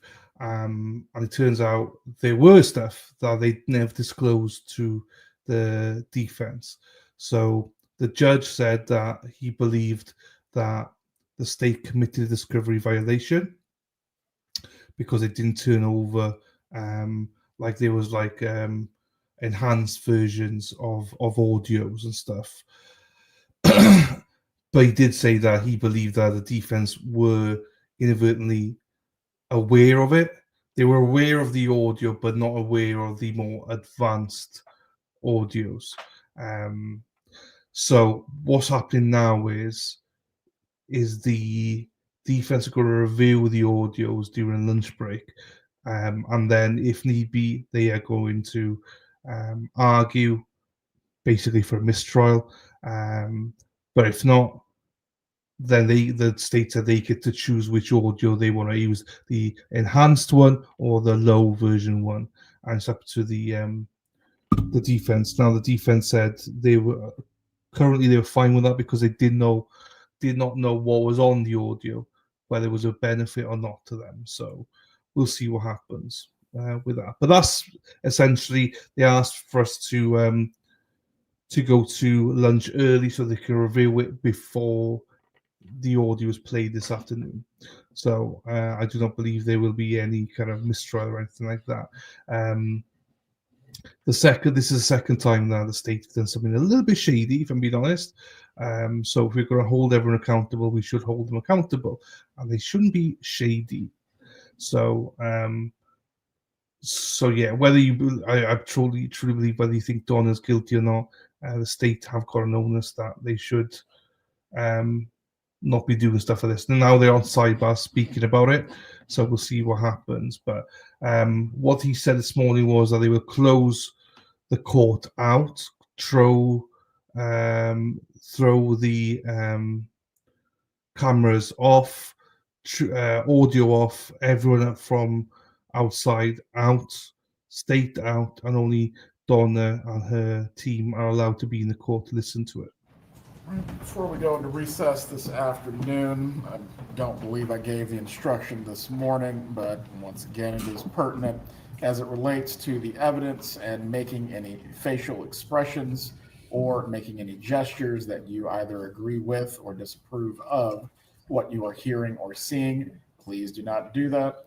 We cannot have any improper influences on the jurors who are deciding the matter. We will be in recess until 1:15. There won't be a mistrial. There's not going to be a mistrial. However, they should be held accountable. Simple as that. Whether we agree Donna's guilty or not, the state have to be held accountable. That's twice now that the state have been shady, and that's not right. That's not right at all. Because what all this does is basically adds to her appeal if she wants to appeal. So let's do it properly the first time, and because I think there's enough stuff there to get her convicted anyway. So there's no need for all this shady business. So I don't agree on anyone that does anything shady. Hello, Lou. No, you've not missed any drama. It's fine. I was just filling everyone in of what happened this morning. Just this is the second time the state have withheld some stuff or lied. Well, not lied because she did admit in the first one. And the first time with Jeff when the state misrepresented evidence and said the defense had it. In fact, they did not, and it was not made up, but it wasn't something that should have been brought in, and the defense did not kick up a fuss about it. They just accepted that was a mistake. Now this is a second mistake now the state has made. So yeah. Right, there we are. We are on a break now. I do believe we're back at 1:15. My plan is, I know a lot of people have asked if we can play the Howie Carr thing, so I will play the Howie Carr thing at 2:00 with AJ. I'll play that at 2:00, and then we'll just catch up on this then on Zoom. So I don't think the AJ interview is going to be that long, if I'm being honest with you. It's probably 15-20 minutes. So we'll keep an eye out for that. And I know that knowing this chat, there's plenty of people walking out on the streets there, looking at when things are happening. So I'm sure people will show me. And then I'm not sure if it's on YouTube, but I've got his Rumble page open ready anyway. So for when he goes live, he just says 2:00. So I don't know if Alan Jackson will be on at 2:00 or whether he'll be on later. I don't know that bit. I don't really watch Howie Carr, so I don't know how he works really. But yeah, well, that's fine, Katie. You can go back and watch. So I'm counting on you, Lady Di, and all you out on the streets there to let me know when it starts, and we'll play it straight away. I'll keep an eye out at 2:00. It's just 2:05, so we start at 2, so they'll be one of the first people on. There you go. So we'll do that then. We'll probably do is stop it at 2 and then get Howie Carr up at 2:00 then, and do it that way. It's probably easier doing that way, isn't it? Just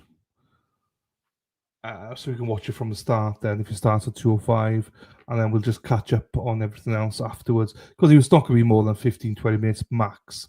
So we're not missing that much this afternoon, and then we'll do it that way if that is okay with all of you in the chat.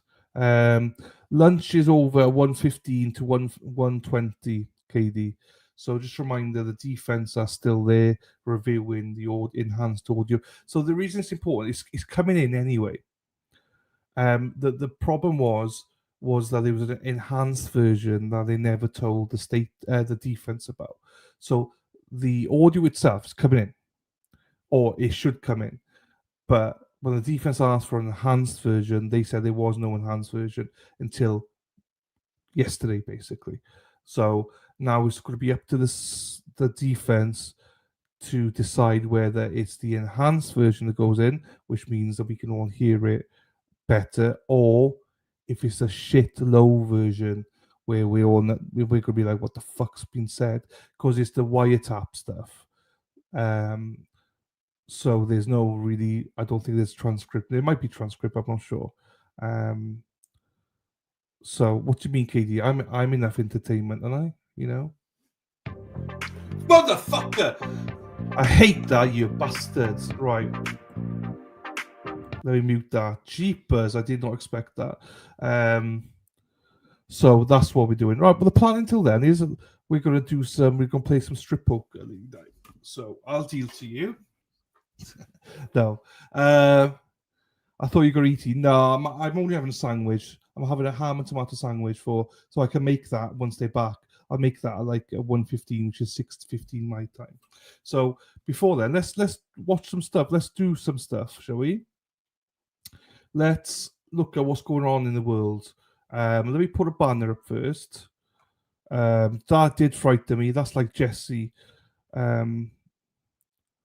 So before we do something else, please make sure that you like the stream.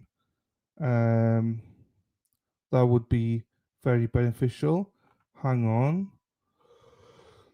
Oh, right, hang on. Oh, here we go. This is the one. Till 1:15 p.m. Eastern save. So I'll put that on there. I was ready for poker. You ready for poker? Have you seen this Kevin Spacey here that would take up the time? Yeah, I've not actually. I've not watched that. Actually, you're right. But I think most people have seen it, haven't they? So I don't want to put something on that people have watched and are bored of. Do you know what I mean? But let's take a look. This is a live version of us looking now at what's going on. Trial. Hang on. Well, how long does it last for then? Is it? Hang on then. Alan Jackson. I haven't got it. That's why. Oh fuck! It's like 2 hours. Yes, 2 odd hours. 2 hours 44 minutes. I ain't got that time to play it. We'll do it another time because we don't have that much time to watch it. So, but it's fine. There's lots of other stuff that we need to catch up on anyway. See you, Star. See you later, my darling. It's an old one, Lou. Basically, it's on because of Alan Jackson was his lawyer, so people like it because they like Alan Jackson.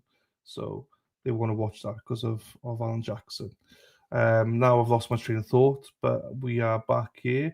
Right, let me look at this. Because there's been stuff going on in the world. But oh shit, what's the date? 28th. What time is that one on? Oh shit, I've rubbed that off. Oh, hang on. I think I've rubbed something off here. Or is it tomorrow? Hang on.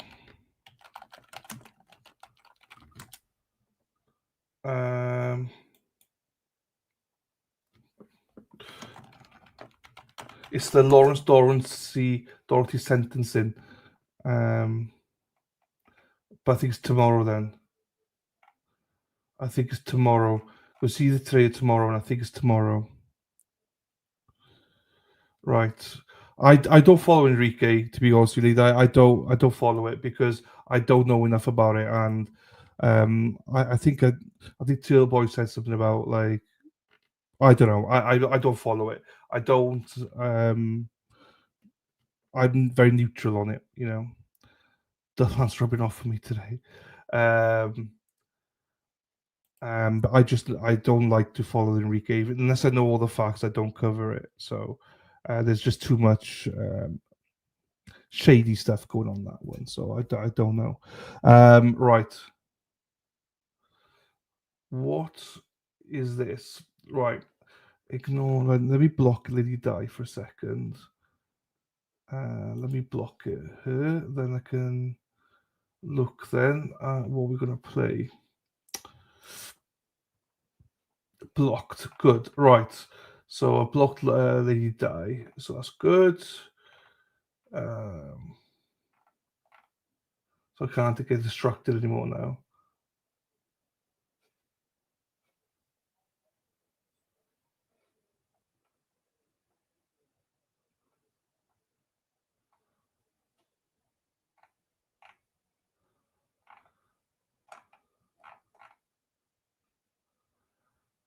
Okay, no, there's nothing there. So sentencing must be tomorrow, 11 o'clock tomorrow. Fine. It must be tomorrow. I was just checking that out. Who just unblocked her?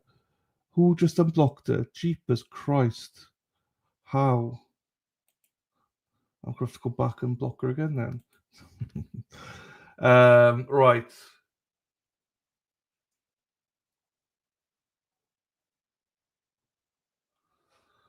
Right. Let's look at this then.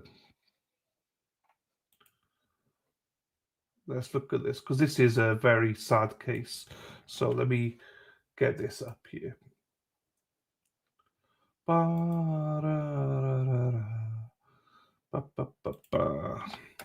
See, I didn't prepare anything. I'm just like,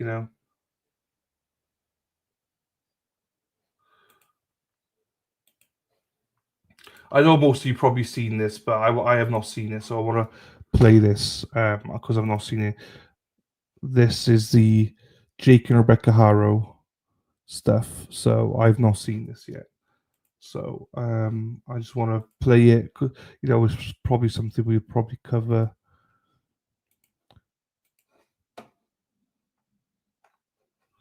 This is a news conference. Heck, we got going right.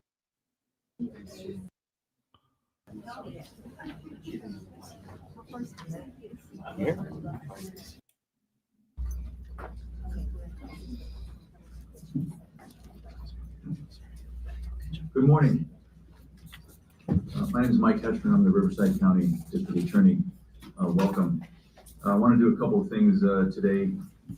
First thing I want to do is introduce the individuals that are here on stage with me. First off, to my far left, we have Riverside County Sheriff Chad Bianco.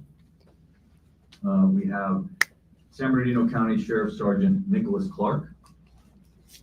We have San Bernardino County Sheriff Shannon Dykes. We have Assistant District Attorney Brandon Smith, and then myself.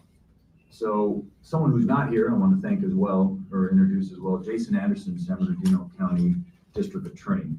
I want to start by thanking these gentlemen up here. I want to thank the San Bernardino County Sheriff's Office for their professionalism and their cooperation and the great work that they've done here so far. I want to thank Jason Anderson and the San Bernardino DA's office. His Bureau of Investigation has recently formed a high-tech crimes unit. They were instrumental in helping us with this investigation. Let me tell you how things are going to go today. There's going to be several individuals that make statements up here, and then when we're all done with the short statements, I will come back up and we will have a question and answer. I will take questions. I will take all of your questions until there are no more questions. Having said that, there's a lot that we can't say, that I can't say, that nobody up here can say. And the reason is that the defendants in this case have been charged with crimes, serious crimes. And so now they have a presumption of innocence that applies to them. They're innocent until proven guilty in a court of law. I'm not allowed to prove my case in the court of public opinion. And so there's a lot that we can't say in terms of the facts and the evidence. For that, you will have to come to the court for the various hearings and see how the case plays out. However, having said that, it's appropriate to have a press conference because it was the defendants in this case that had a press conference first. And they did so in order to tell the public, the media, and ultimately law enforcement that their child had been kidnapped, when in fact that's not what occurred. And so we're here to clear up some misconceptions and to explain how this case unfolded in terms of investigation. It involves two counties working very well together. I know everybody up here on this stage, we work well together normally, but in this case, I'm very proud of the work that was done by Riverside County Sheriff, San Bernardino County Sheriff, my office, and also the District Attorney's office in San Bernardino County. All right, so we'll go ahead and kick this off. I'm going to bring up first San Bernardino County Sheriff Shannon Dykes. Thank you, Mike. To Mike's point, I want to thank all of you in the media for covering this, specifically the parents' initial statements to the public while we were trying to find the manual. They became critical as we continued through this investigation. But I want to talk about a little bit about the process, because we've seen a number of questions related to Amber Alerts and things like that. So I hope when I finish this that everybody understand kind of the course of the investigation. But the investigation started for us on August 14th, when Rebecca Harrell reported that her son had been kidnapped. Folks, within 24 hours through video surveillance, we found inconsistencies in Rebecca's statement. And as a result of that, there was no other vehicle to put out on an Amber Alert or anything. And I know many of you were wondering why that didn't occur. But really, after finding out those inconsistencies in the statement on the initial report, that's where hundreds of hours of investigations have come in by our specialized investigations division to try to get to the bottom of what's really going on here. And when I say hundreds of hours, I'm talking about forensic data on vehicles, phones, and potential crime scenes, judicial authorized search warrants that were served. And through that process, that's where we learned that the jurisdiction of where this has occurred was in Riverside County. So hence the Riverside County DA and Riverside County Sheriff's Department, which I can't stress enough. We've had a long-term partnership. We work well together, and we know how to get things done in these environments. But that's why the jurisdiction had changed from the original jurisdiction that was recorded in, which is Yucaipa, California. And as we went through that portion of the investigation and realized that these things that had happened in Riverside County, you saw the culmination of all the different entities get involved. And going back to what Mike mentioned about the DA's office in San Bernardino County, high-tech crimes, forensically, there are a number. They're whispering, but their whispering should be quiet, but they're fucking annoying me. Of things that we were able to prove up that we're not going to be able to share today exactly how we did that, but there is a tremendous amount of evidence that suggests that the initial story posed was not the correct story. So in that part, Colleen, this is from yesterday. I've not seen any of this stuff, so this is completely new to me. All of this is stuff. So I just want to get a bite size, get into it, because I'm going to cover it. I like to cover stuff from my own way. I don't like to look at other stuff. So I just started the process of looking at it. Do you know what I mean? So I know nothing about this case, literally nothing, Colleen. So I'm literally just trying to look at it with a fresh pair of eyes at the minute. So yeah. Partnership with our agencies, I'm going to introduce my partner, Chad Bianco, where this crossover occurred at Riverside, and we reached out to Mike, who's obviously filing the case, and of course Chad to assist in the investigation. Chad. Thank you. I don't care about 20-second delay. I don't care about that delay. Sheriff Dicus, I just want to thank all of you for, especially the normal mainstream media, for your attention to this and for your cooperation in this as we were assisting San Bernardino in this investigation, trying to originally find a missing baby, but then eventually quickly learning that that investigation was not something that it started as. Not so much for social media and keyboard warriors who, quite honestly, sometimes hamper and prevent us from a good investigation. I do want to expand a little bit about our relationship. What was that about? Hang on. What's he on about keyboard warriors and stuff? Hang on, I missed that. I wasn't listening.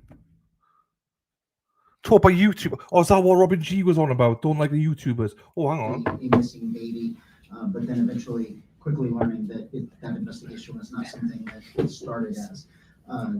Not so much for social media and keyboard warriors who, quite honestly, sometimes hamper and prevent us from a good investigation. I do want to expand a little bit about. Right, to be fair, right, if he's talking about JLR and all them, then I'd agree with him, and whoever else who are always they're not good people, but majority of YouTubers I think have a good heart and look at it with an open mind, or they should anyway. Yeah, there you go.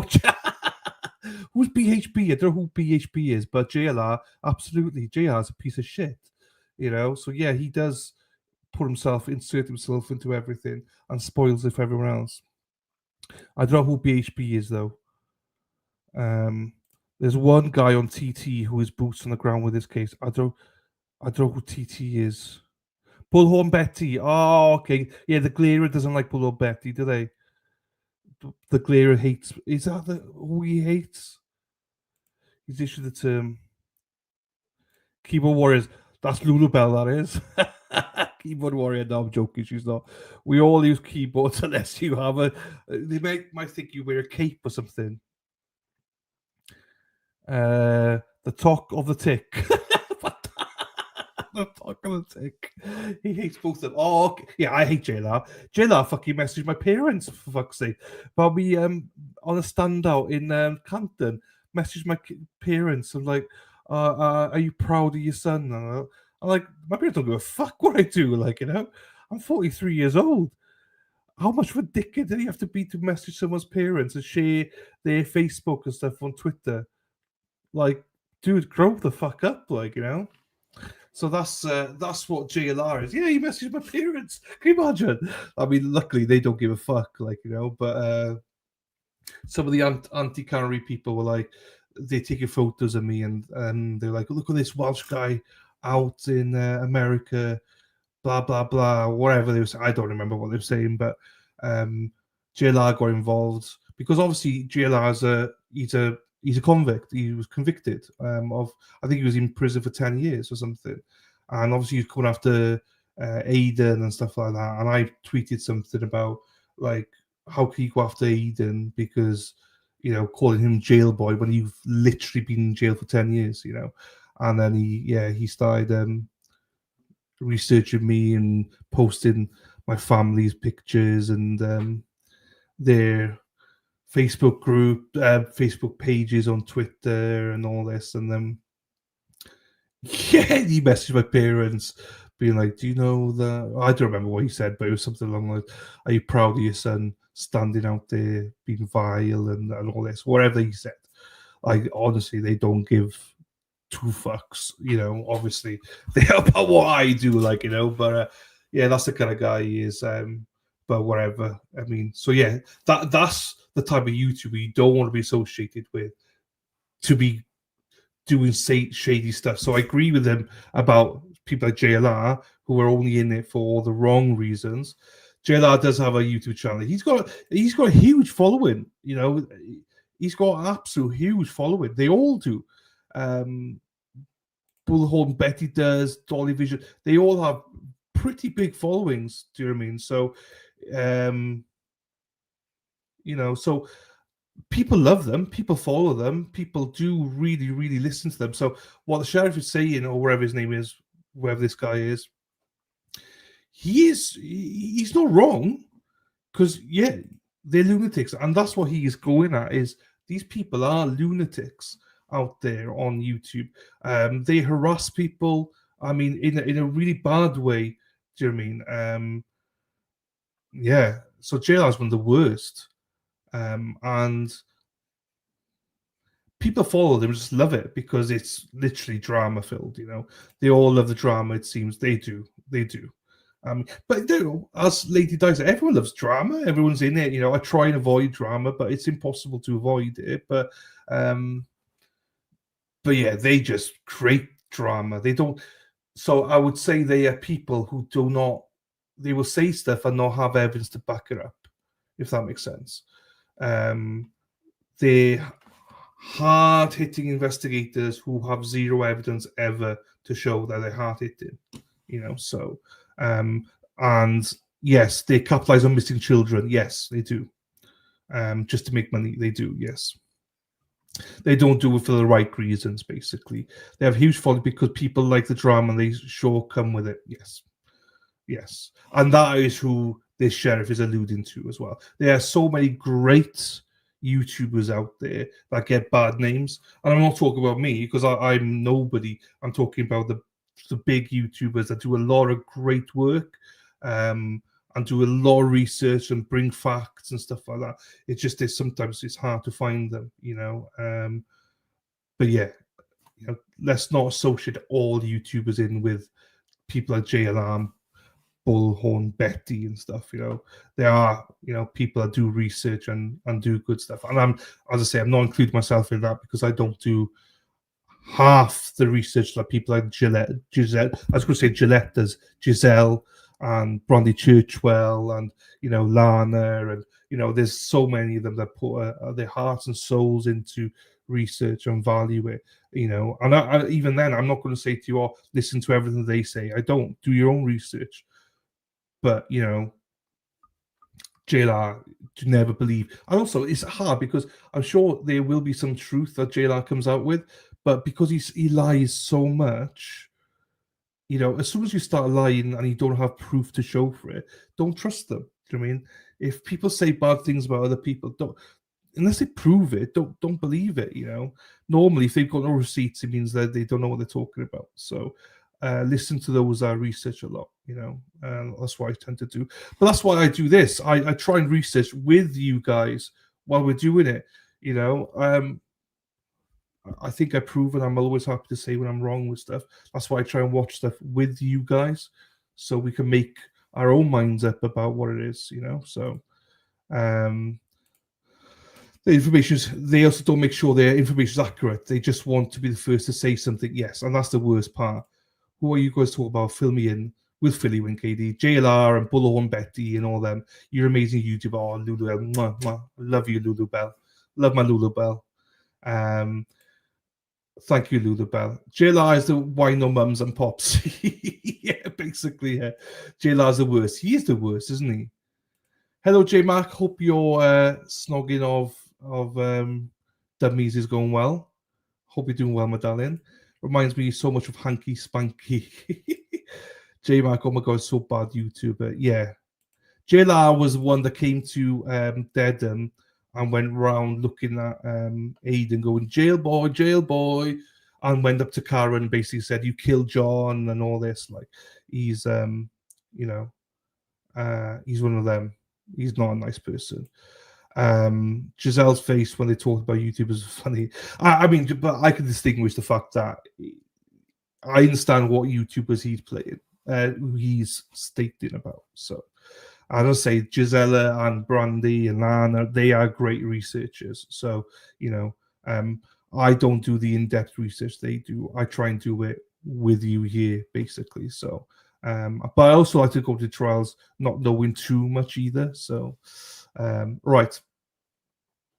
Here we go. And also, I don't tell you who to watch. Watch whoever the fuck you want. I mean, research, no research. If you want to watch JLR, watch JLR. Whatever you want to do is up to you. Do you know what I mean?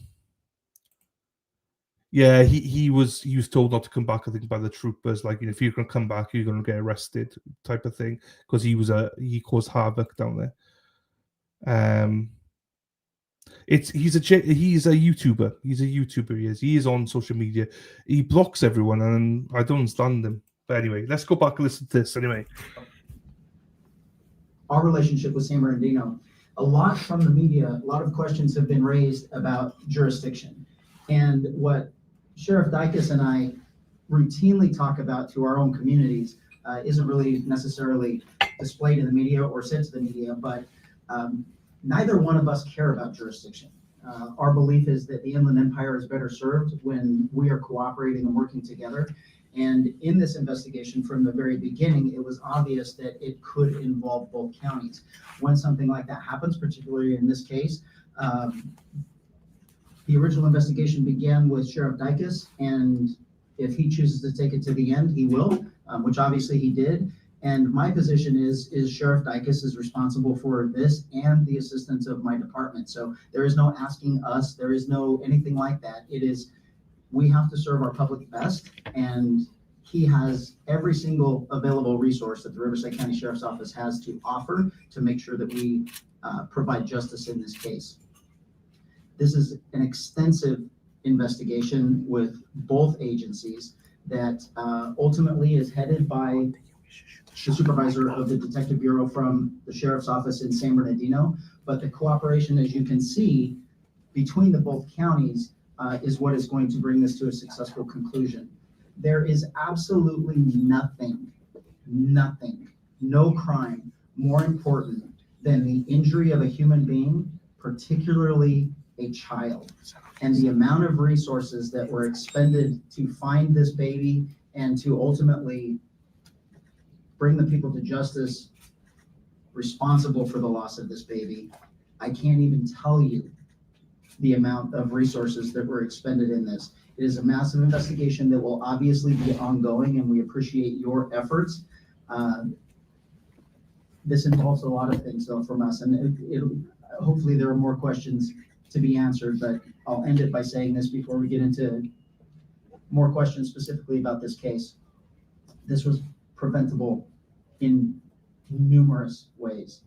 The amount of response we have had from the public, the enormous anger that a child was not only originally thought to be kidnapped, but then presumably murdered, kind of warms my heart a little bit, that there is compassion still out there. There is care about other people. There is, people actually do care about other people. There is absolutely nothing worse than harming a baby. Broken bones, injuries, life-altering trauma. And had that case been successfully handled how it should have been, Emmanuel would still be with us today. So I thank you all for taking the time and the effort to make sure that the world sees this investigation, and we will successfully bring it to conclusion with the help of both DA's offices. Sure. I neglected to mention that Sergeant Nicholas Clark is the lead investigator on this case. So even though he's San Bernardino County, he will be functioning as the lead investigator on this case, which is ongoing. The investigation is ongoing, even though we have filed charges. And then Brandon Smith is going to be the lead prosecutor on the case, obviously Riverside County prosecutor. And with that, obviously you all know, yesterday in court, we filed murder charges on both Jake and Rebecca Harrell. We also filed filing of a false police report.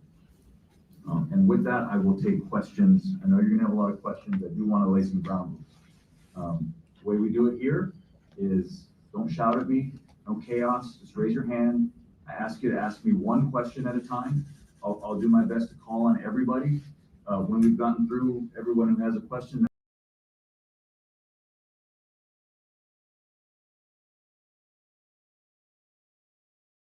So I was muted. So they don't show the questions on this stream. Right, hang on. I don't know anything about this. What are the case? What are they on about? About another case? I need to start from the start here. What the fuck are we on about here? Hang on then. Right, hang on. Because I didn't realize this was such a thing. Bear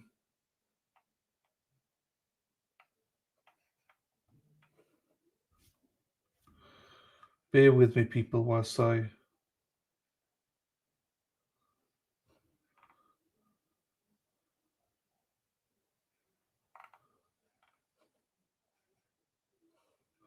I'm confused about this.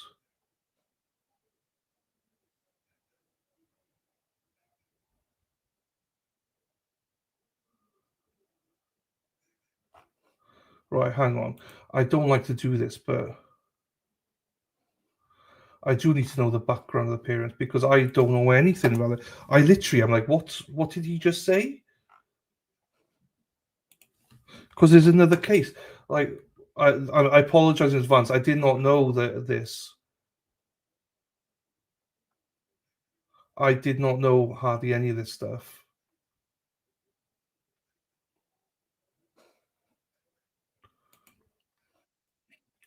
I hate doing this, but this will give me a brief. I will do my own research.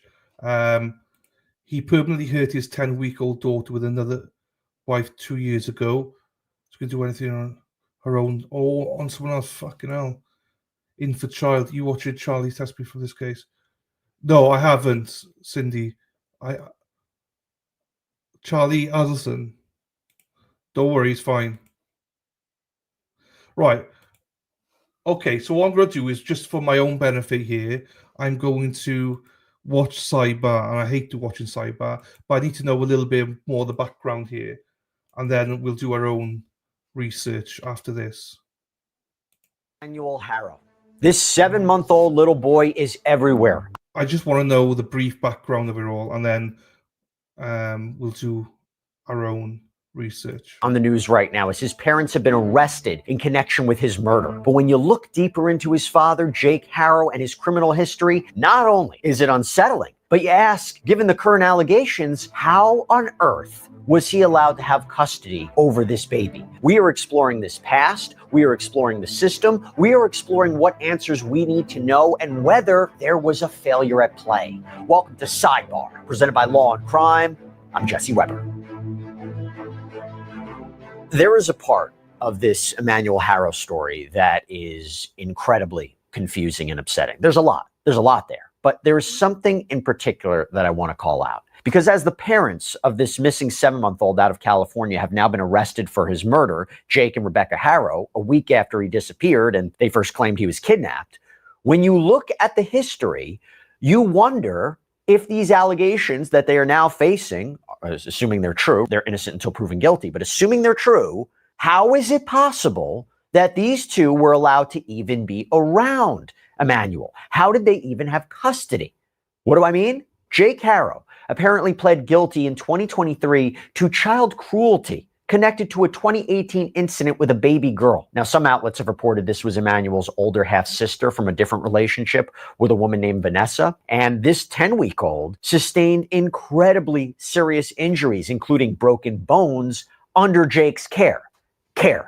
In fact, according to outlet VVNG and journalist Abby Blabby, who spoke to News Nation's Banfield, Vanessa's cousin, who adopted this little girl, revealed even more details. That it was believed she wouldn't even live a week, that she was, quote, practically killed, that she can't talk, she can't walk, she's blind because of this attack. That's what's being reported. And at the time, Jake Harrow originally told authorities that he just accidentally dropped the baby. According to the Daily Breeze, officials at the hospital told police that this little girl had a, quote, acute fractured rib, healing fractures of 6 ribs, a skull fracture, a brain hemorrhage, swelling of the neck, and a healing fractured leg bone. This is what a police affidavit apparently reads. The combination of the above findings in a premobile infant, in the absence of a plausible history of significant trauma to explain the injuries, is indicative of abuse, head trauma, child physical abuse, and nutritional neglect. That's what one officer wrote, quoting a doctor.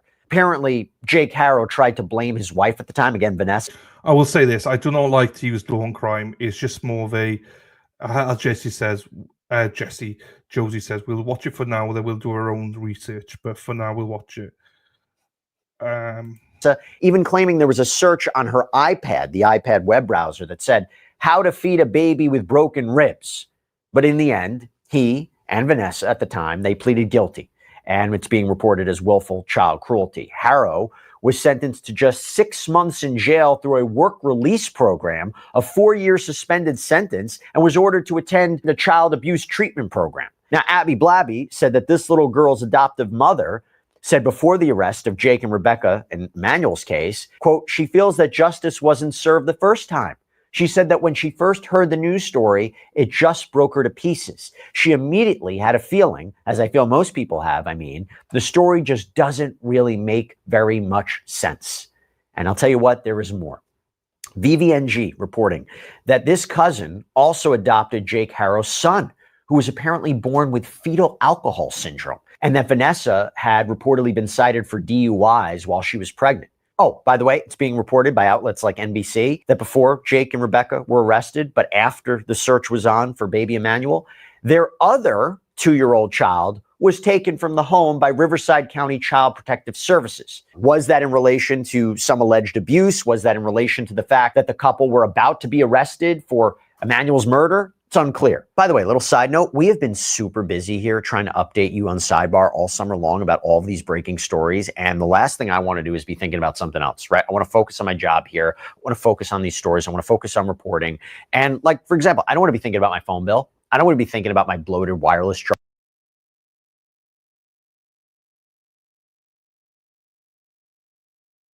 Not only on probation for the 2023 case, but he was facing weapons possession charges. Yeah, he had a hearing next month. That's what was set for the schedule. According to the New York Post, we're talking about charges of owning or possessing a firearm and ammunition as a, quote, convicted felon and narcotic addict. He's apparently pleaded not guilty to both of those new charges. And while not directly related, how could I not also mention that it is also being reported that Rebecca Harrow's brother, James Boozhausen, is currently sitting in prison, serving at least 50 years for the murder of his 27-year-old girlfriend, Jalen Amanda Keith, back in 2017. Now, obviously not directly relevant or connected, but I got to say, disturbing, right? All of this is very disturbing. And while there is clearly a lot that we do not know, what is clear is our questions. If they did this to baby Emmanuel, if these allegations are true, how were they permitted to care for him and this 2-year-old in the first place? Because what is happening in this case? Before Jake and 41-year-old Rebecca Harrow were arrested by San Bernardino County Sheriff's detectives, Rebecca had said that Emmanuel was kidnapped. She claimed they were outside this Big Five sporting goods store on August 14th, about 20 miles from their home, when she said she was changing Emmanuel's diaper and was suddenly knocked unconscious by some unknown mystery man. And when she awoke, Emmanuel was gone. KTLA reporting that she had a black eye. Jake and the couple's 2 other children had been in a park for their older son's football practice. There was this massive search that had been conducted to find baby Emmanuel. And it soon was being reported that there appeared to be inconsistencies in Rebecca's story, including the fact that KTLA reported there was no witnesses to this attack, with it being reported that authorities issued search warrants for the couple's home, their cell phones, that authorities reviewed surveillance footage in the case. And also when it came out that there might be holes in her story, Rebecca decided no longer to speak with officials. This is according to the sheriff's department. Oh, and let's not forget, they both made pleas through the media for their son to be returned. Jake saying, whoever took my son, please return him. We just want him back. We won't do anything to you. Just give us our son. Keep him safe. Don't hurt him. Make sure you feed him and change him. Rebecca saying, if you know anything, please come forward to take him to the cops. Please come and bring my son back. I'm begging you. Again, they're innocent until proven guilty, but you can see why this is alarming. And now they're potentially facing murder charges. And there is a desperate search to find baby Emmanuel's body. And in fact, in a chilling twist, ABC 7 reporting that on Sunday, Jake was seen with law enforcement and cadaver dogs in a remote field in Moreno Valley, sporting an orange prison jumpsuit. However, the San Bernardino Sheriff's Office stated the search has concluded and Emmanuel was not located. The investigation to find Emmanuel continues. Okay, so now I want to bring on attorney Joe Richardson to talk about this, not only because I love having Joe on and he's a brilliant legal mind, but also I'm trying to understand, given everything that we have laid out, how is it possible that Jake and Rebecca were allowed to have custody and the care of baby Emmanuel and this 2-year-old? So, Joe, great to see you. Thanks for coming on. I laid it all out. How were they allowed to do this? How were they allowed to have the care and custody of baby Emmanuel? Well, it's really interesting. You know, we've gone back, taken a look, and tried to piece it together. When you're talking about CPS actually taking kids, there has to be a court order. Typically, that's connected to a report. There's some kind of report made. There's a court order taking the kids out within 72 hours. There's a hearing where the court looks over evidence to see if the kids were rightfully taken away and if they should continue to be taken away and that type of thing. So going back to go forward, there's a question as to, there's certainly a moral argument here, like given what had happened with some of these other kids, given the previous conviction, you know, there's some questions related to that. But what I don't see, Jesse, I do not see any reports, CPS reports, considerations, hearings, etc., related to these 2 children. Even his conviction, Mr. Heroes. Do you have a thing there? Well, here's the point. Yeah. I agree with you. We haven't been able to find anything like that. I agree with the majority of cases, right? That you would need some sort of substantiated case of child abuse to remove a child or even start an investigation, right? But shouldn't it be CPS's role to say, hey, listen, we got a problem here. We're looking at this guy who has a record with respect to another child. We have a situation where if the reporting is true, there was another child that was born with fetal alcohol syndrome. Can't we just keep a careful eye, right? Unless there was some exigent circumstances where there was an emergency situation where they can come in even without the court getting involved and remove a child, putting that aside, could they start an investigation on their own, or do they need someone to file a report? They can't automatically do it on their own purely based on the fact of someone's criminal history. They just can't do that. They're limited. It's not clear that they can do it on their own, but someone can make a report. And one thing about the CPSs, including CPS itself, is that they have to investigate everything that they hear, regardless of how ridiculous it might sound or ridiculous it might seem. So circling back here, it wouldn't seem ridiculous that folks ought to keep an eye on this family, right? So if someone had said something, now to see the area, and this is a geographical area that I'm very familiar with because it's in the next town or two over from us, the area looks kind of desolate. It looks like kind of like a big space of property, et cetera. So a lot of the things that are going on there might be things that people aren't necessarily witnessing because you're not a stone's throw always from your next door neighbor. So maybe there's less likely to be a report from the next door neighbor, but I understand the concern here. Yeah. Let me ask you this. Okay. They have been arrested, right? By all accounts, they're going to be charged with murder. There will be an investigation, not only into this incident, but what was happening maybe in the months leading up to this, right?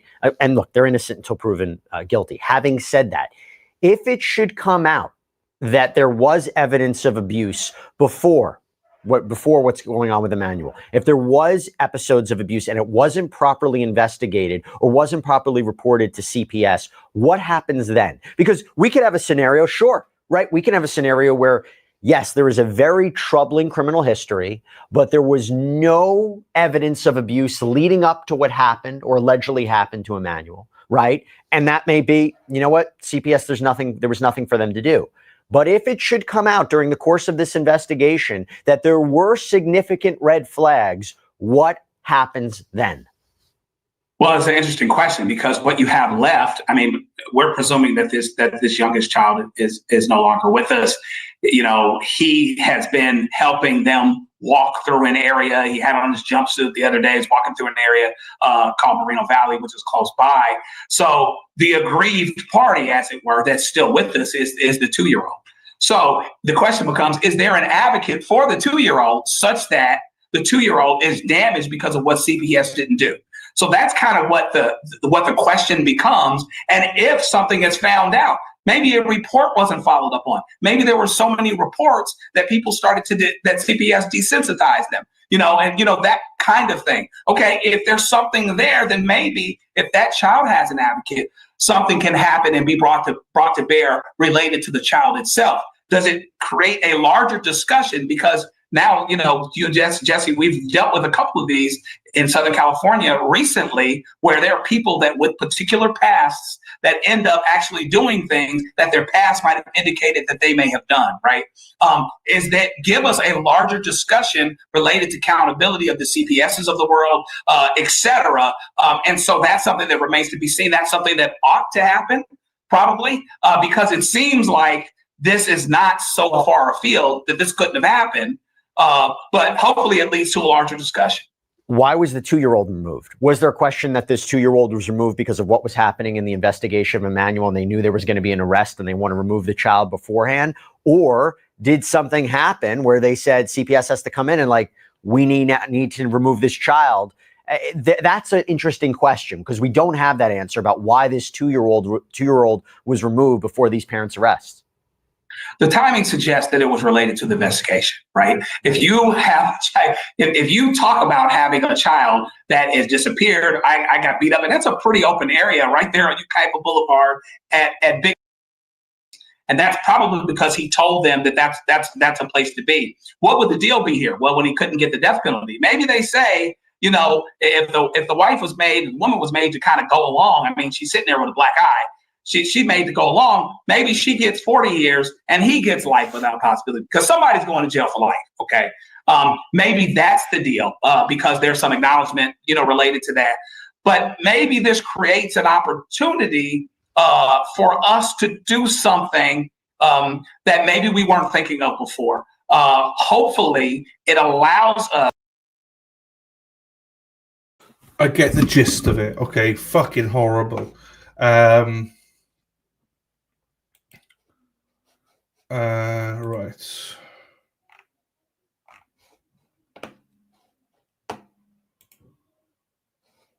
So California, I believe, is not a death penalty state, is it? I don't think it's a death. I'd be surprised if California is death penalty.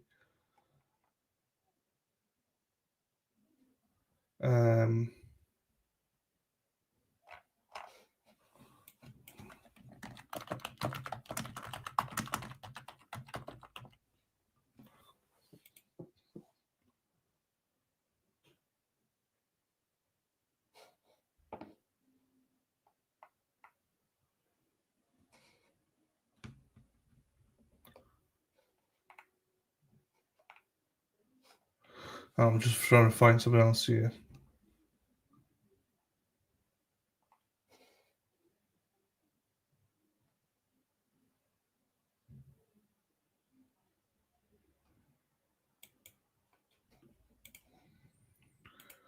All right, CPS.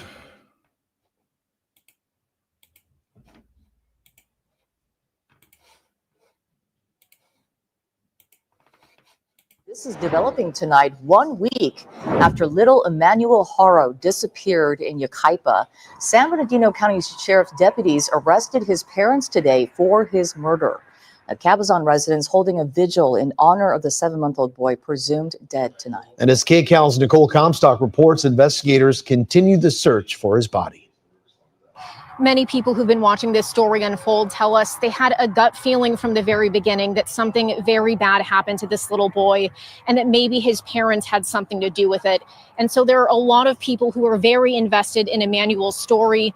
Dozens came out here tonight to hold a candlelight vigil for him near the home where earlier today, both of his parents were arrested for murder.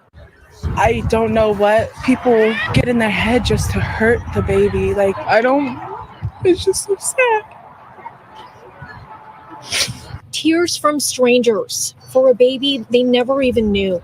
Tonight, community members organized a candlelight vigil at the home of 7-month-old Emmanuel Haro, who investigators now say was murdered by his own parents. I had 2 miscarriages. When I had those, it broke my heart. So to see that somebody was able to hurt this little boy, it's not okay. Earlier this morning, the San Bernardino County Sheriff's Department showed up at the home in Cabazon with an armored vehicle to arrest Emmanuel's parents, Jake and Rebecca Haro. This after a week-long investigation into their claim that Rebecca was knocked unconscious before their baby was kidnapped during a diaper change in a Yucaipa parking lot last week. Investigators now say they have evidence proving that alleged kidnapping did not occur and that baby Emmanuel is likely dead. Moving forward, they're focused on finding his remains. Bring him back, please. Within days of the kidnapping story, investigators publicly announced there were inconsistencies in Rebecca's statements. It made my heart drop because then it's like, okay, now it's completely off of what was said, what really happened. And many who watched the couple's initial media interviews say they didn't ring true. I didn't really believe it. Just from the get-go, the mom, just you could tell. How Rebecca said she couldn't turn around to see what the kidnapper looked like, but was somehow punched in her eye. How she sounded like she was hyperventilating on camera. I got up off the floor and I didn't see my child. Someone took him from me. But many noticed there were no tears. Yeah, those were crocodile tears.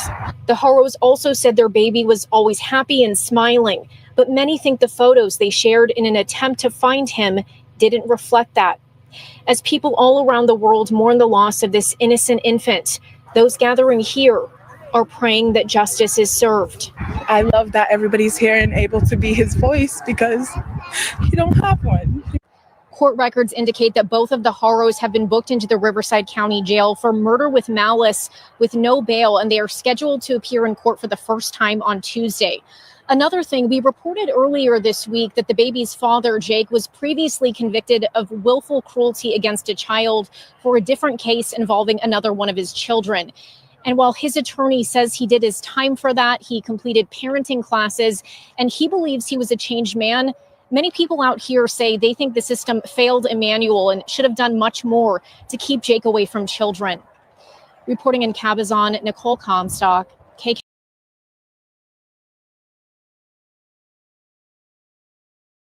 So horrible, so horrible. I know also a lot of people don't like this children shit on children's trials and stuff, but it's so important, you know what I mean, to cover these, because to bring to light some of these things.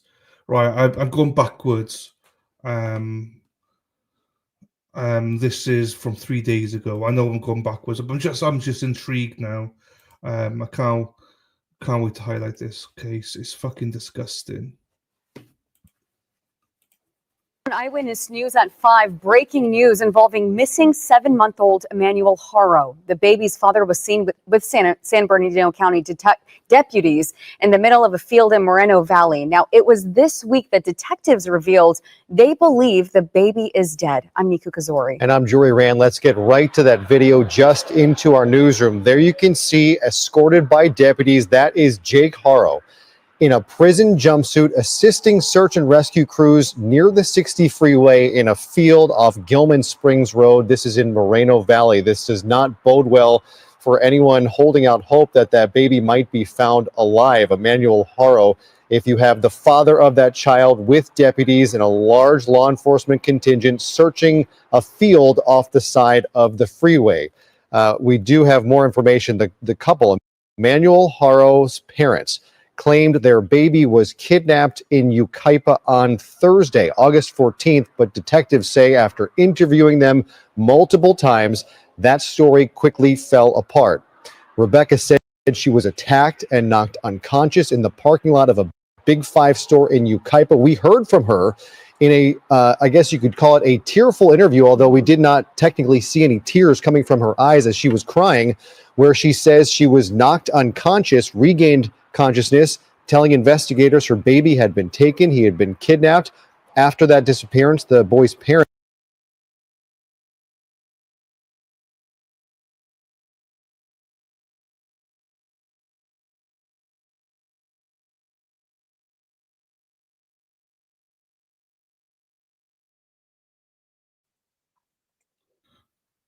Hang on, I came back on there. Hang on. Moreno Valley. We saw that video a little bit earlier that had the baby's father, Jake, looking for, just with the detectives there, just searching this area again in Moreno Valley. We're zooming in with Air 7, trying to get a better view of what we are looking at right here. That looks like a police car. It's highway patrol there. Highway patrol, and it seems like there is a woman standing right next to that highway patrol car, moving toward that area. It's an empty open field off the side of the highway in Moreno Valley. And we are waiting for confirmation from law enforcement. At this point, this is simply conjecture as to why they are searching this field now, why the father of this missing baby is in a field with deputies searching. We can, of course, wonder and make some assumptions, but we don't know until we hear from law enforcement. We saw highway patrol there, the San Bernardino County Sheriff's Department, but again, this missing child has been missing for 10 days now. His mother said she was attacked in the parking lot of a Big Five store, knocked unconscious. When she came to, the baby was gone. It appears that there were holes in the parents' story. Those quickly fell apart, and they were placed under arrest this week. We do have a map of the 3 locations that are in question here. Yucaipa is where the parents said the babies were kidnapped. You see on the northern part of the screen, Cabazon is where the family lived. I believe that's where they were placed under arrest this week. That was just 2 days ago. I believe that was on Friday morning. And we had many deputies out there. They had a pretty intense morning that day. There were armored vehicles. They took away the parents, both Rebecca and Jake Haro, early that morning.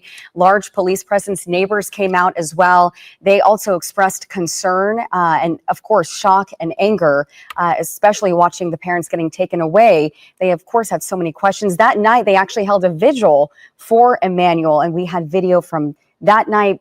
Neighbors came together, tearful, and asking, where is Emmanuel? So it seems like we are getting one step closer. That's a mugshot of the parents right there. We have Rebecca and Jake Haro and their recent mugshots. This is from Friday. They are now due in court on Tuesday. Again, law enforcement believes baby Emmanuel is dead. The parents were placed under arrest, and now the father was seen with law enforcement searching a field. We will continue. Oh, so sickening. Hang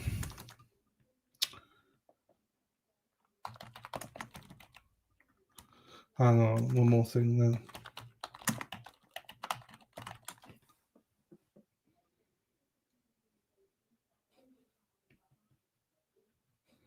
Let me put this in for a second.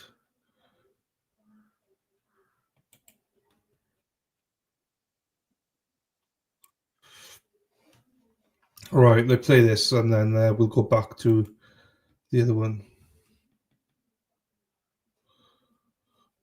Lulebell shopping, happy days.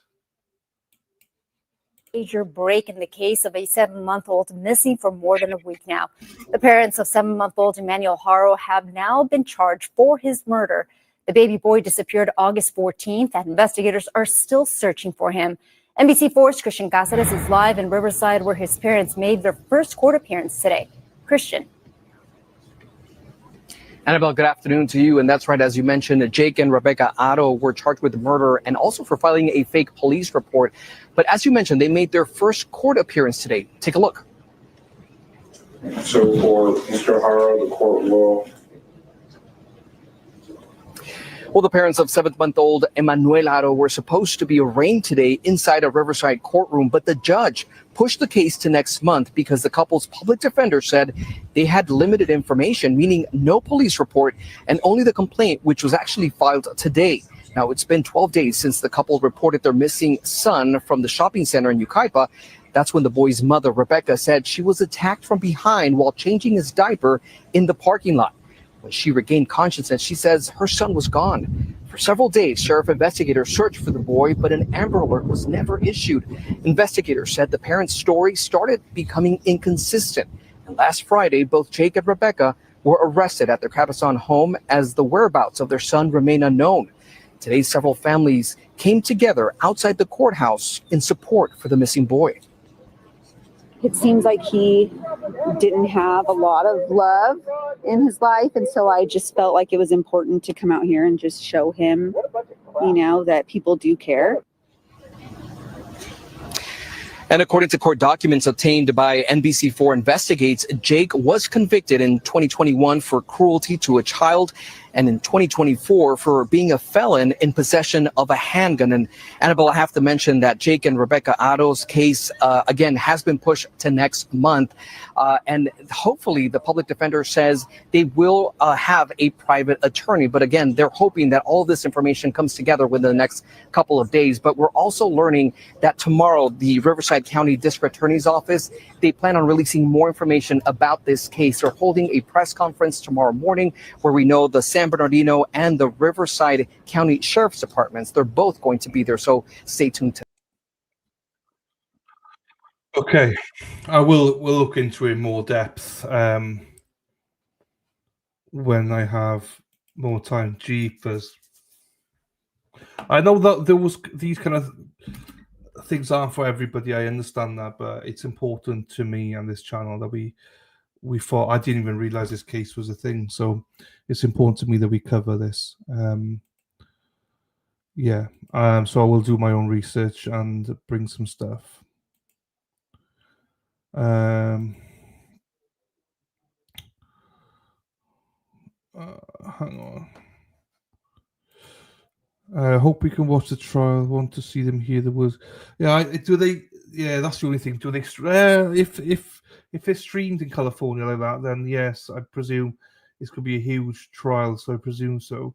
Just the time zone's going to suck. That's all. But doesn't matter. We will deal with that. Not a problem.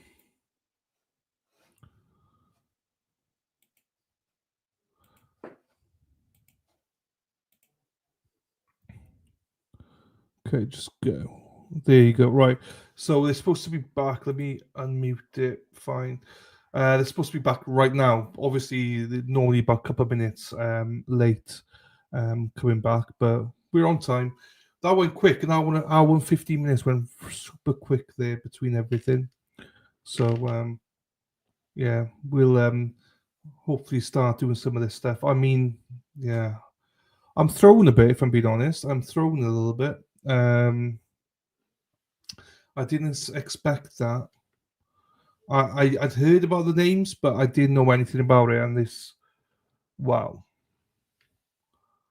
very sad, but maddening that children and babies get hurt and stuff. It's what's this world coming to? Why do people think that it's acceptable, to do that? I don't get it. Never have, never will. I mean, those of you who watched yesterday, I had my little niece Radhi here for 15 minutes. She's playing about like that. That's a 5-year-old, and you got these people abusing them, and it's wow. If you were here, you would have seen how happy she was, just fucking grabbing the mic and entertaining herself. It's just so sad then to see all these stories. So, but it's fine. We'll, as I say, we'll research into it as and when. Thank you, Yaya.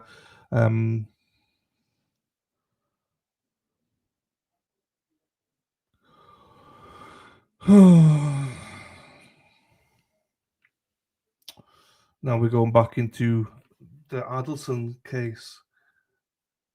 You get heads back into that one now.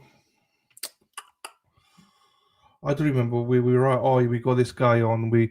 So we'll see what the defense decide whether they're going to put the enhanced audio in or whether they're going to put the original audio in. If it's the original, it's going to be bad. If it's enhanced, then hopefully it will be better to hear. So we'll see. We'll take as it is. Lulabelle shopping on behalf of all of us. All right, let's see. Where Lulabelle shopping? Did she say where she's shopping? No, she's in store. Are we in Walmart? Are we in Target? Walmart? Are we in BJ's? Are we in where are we? I wonder. Because obviously Lulabelle. Oh, she's in Florida. Shit. I forgot you're in Florida. And also Lulabelle's got a lot of class. She's a classy lady, so we'll see. Baby can play Turner Simpkins' father, girlfriend hearing. Still have not found anything on his father. I don't know who that is, if I'm being honest with you. I've heard the name, I think, Simpkins, but I don't. Do I know that case? I don't think I do. If I'm being honest, I'll have to look it up, Robin. Is that the one that you sent me? Yeah, sorry, yeah, that's the one. As soon as you said it, I was like, oh shit, yeah, it is that one. I do need to. There's so many. I got quite a bit. Yeah, I got quite a bit. I to be quite honest with you, Robbie, I would like to. I did forget. If I'm being honest, I did forget about it. My apologies.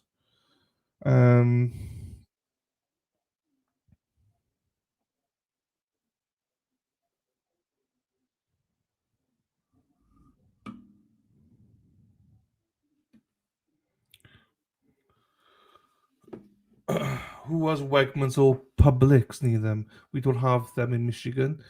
And I'm obsessed with both these grocery stores.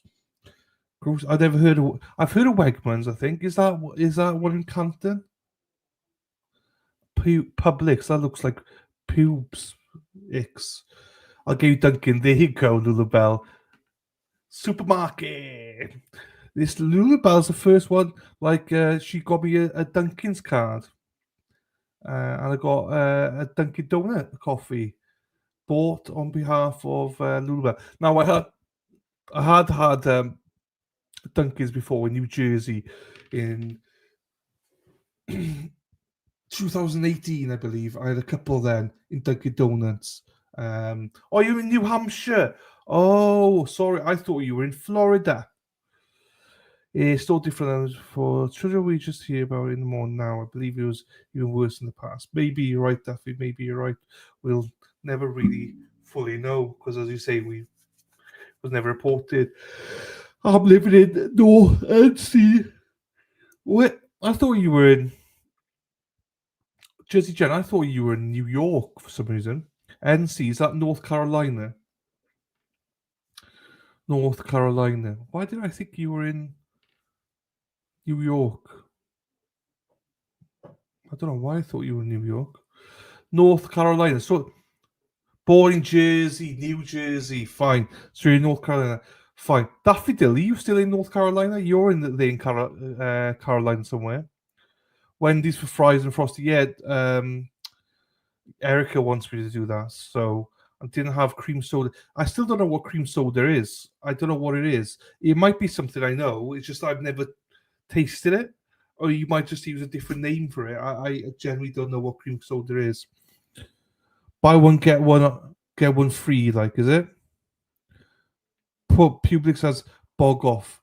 Buy one, get one free. Charity's from North Carolina as well. But are you there now, Daffy? Daffy was in North Carolina for a while, but she may be back in Michigan now. I don't know. Yeah. I got my Michigan gear, those waiting. I got these from Lisa Reed and Michelle. I think Michelle got me that. And the Detroit Lions one as well here, waiting for the season from Lisa Reed. We got them ready. And also I got my Clemson top as well. The only three things I have out here. So they're just behind me there. That's my TV behind me. And you can't see because hang on, let me move this then.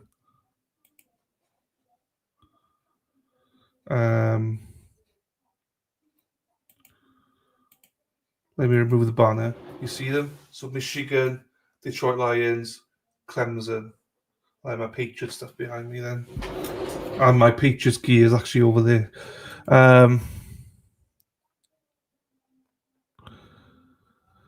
KD, I'm going to send some Detroit Red Wing stuff.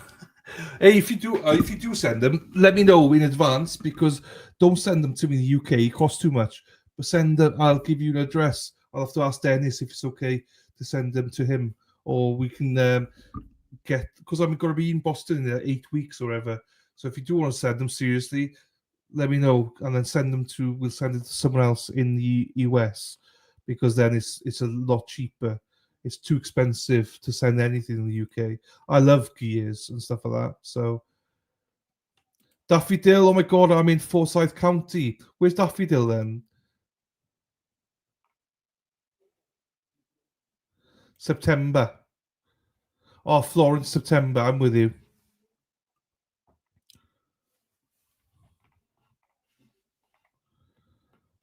Gold and red. Who's that? You got enough in the... I'm a Patriots fan now. What can I say? I'm staying for the winter so I can spend the holidays with the kids. Happy days. Look at you. There you go. And Jersey's in Forsyth County. I don't know where that is. I've heard of Durham and Raleigh. We do get a little snow here, but more ice and so. My friend that lives in Manchester, Michigan, my friend that lives in Manchester will be here in Michigan in October because they're back with him. It's up to you. Or up to you. Or send it to people in Boston. With whatever works. I'll wear them. Yeah, there you go. Yeah, they'll allow you. Dennis will allow you. We just don't tell Brenda. Do you know what I mean? Dennis don't care. It's fine. It's fine. Jersey Jen, I'm in Ingham County, about 15 minutes from Lansing. Robert G, about an hour and a half from there. I quit then. You never quit. I've tried to fucking get you to quit so many times. I've tried to get rid of Sarah P so many times. She just won't fucking budge, like, you know. And you still got Bosa though. And I got a 40. I have got 49. I got a Bosa top, haven't I? I think I got a Bosa top. No worries at all, KD. That's fine, KD. That's absolutely fine. I mean, a couple of people have Rhonda's. Well, I think Rhonda's sending a T-shirt or some stuff over as well. So they're going to send it to Dennis as well. As I say, there's plenty of people here you can send it to. Robin G. If you need to, send it to Robin G. wherever. I'm sure I'll go see Robin G. Robin G, riding through the glen. Robin G, chasing all the men. All the men cannot find Robin's G's G spot. Bum bum bum bum bum bum bum bum bum bum bum bum bum bum bum. Right. Yeah. Or you can give it to Dennis or Bobby. Yeah, exactly. So, Katie, I don't. So, my hats have to be fitted. My head does not fit into snapbacks. They don't fit. So, this is a snapback, right? I have to put it all the way there. I barely fits me. So I never wear it because it doesn't fit. I am one of these like fitted ones. I'm either a 7/7/8.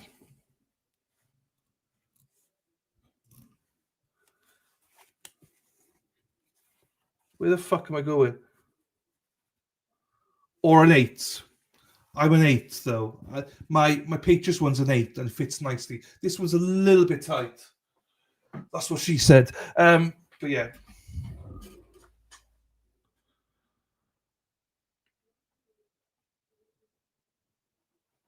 Oh, the Mexi's going to send the hat as well. Robin, do you mind? Robin G, do you mind? And then you can give him to Dennis or Bobby then. Yes, Dave, you're right. Yeah, they don't. They don't.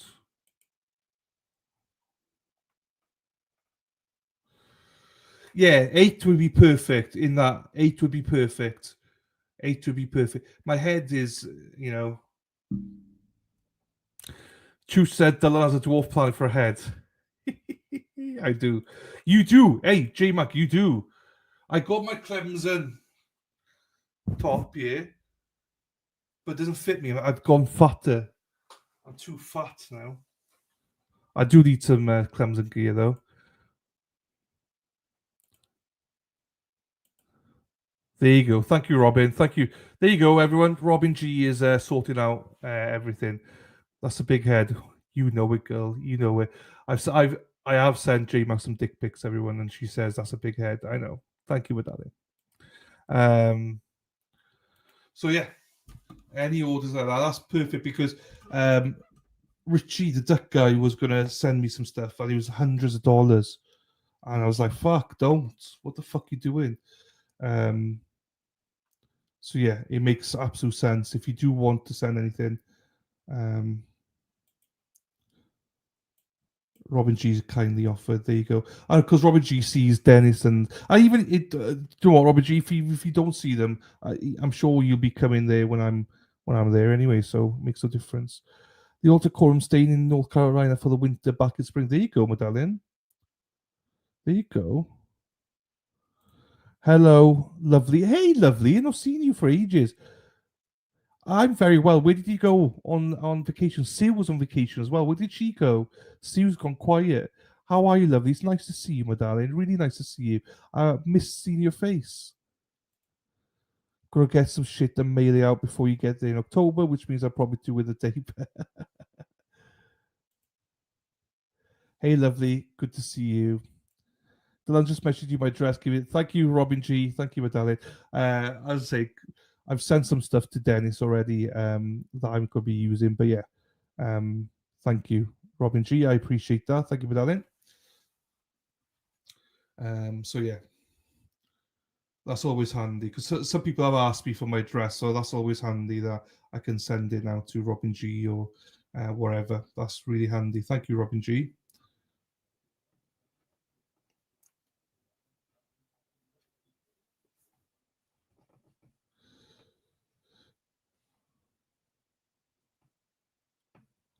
It is.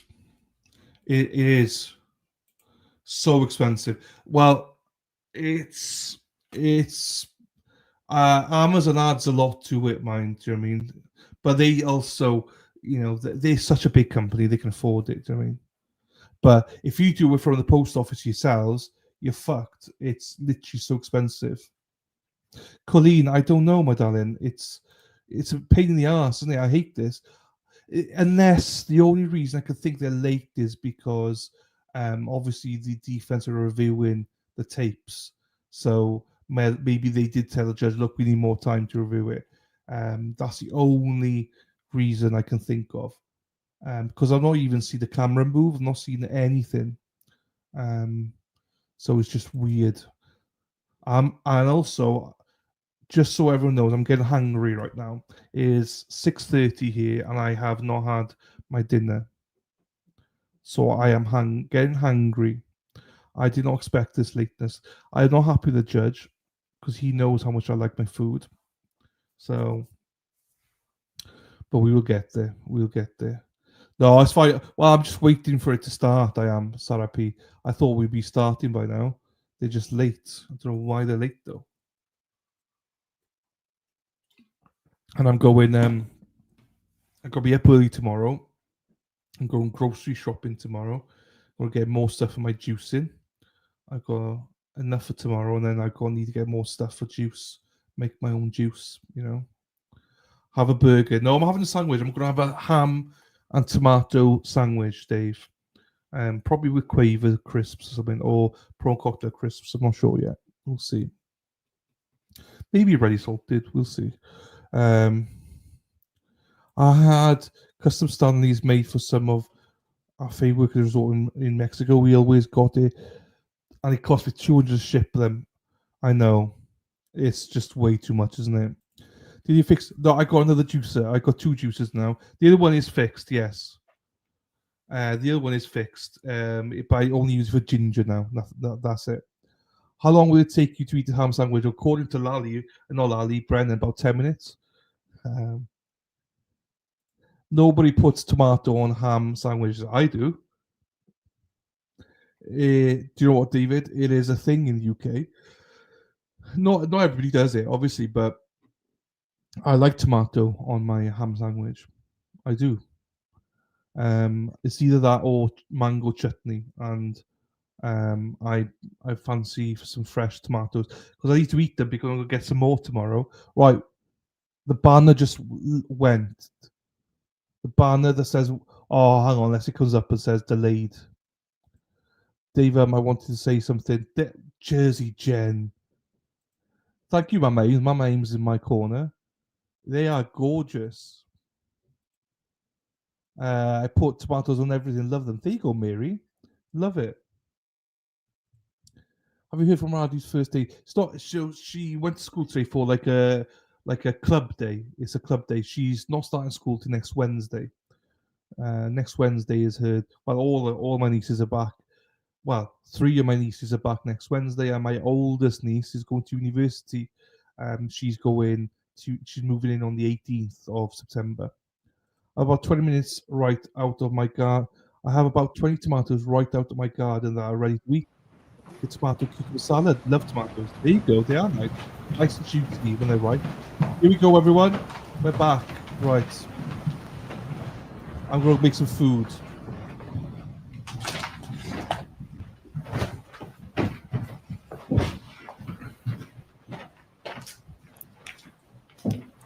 Everyone can be seated. If someone can get Agent Sanford back, take the stand. Continue with his testimony.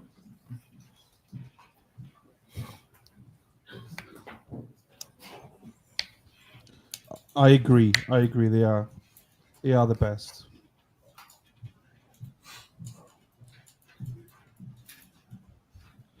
J Mac loves cucumbers. 2 tomatoes and a cucumber, and J Mac's all over it. She's in heaven. Members of the jury, did everyone get some coffee during the break? Yes. All right. The only reason I ask is each bit of evidence during the case is important. We can't have any shut-eye going on. Agent Sanford, please take the stand, sir. You remain under oath. Yes, sir. Your name is Thank you, Judge. According to my list, we're on CC. Is that what you show as well?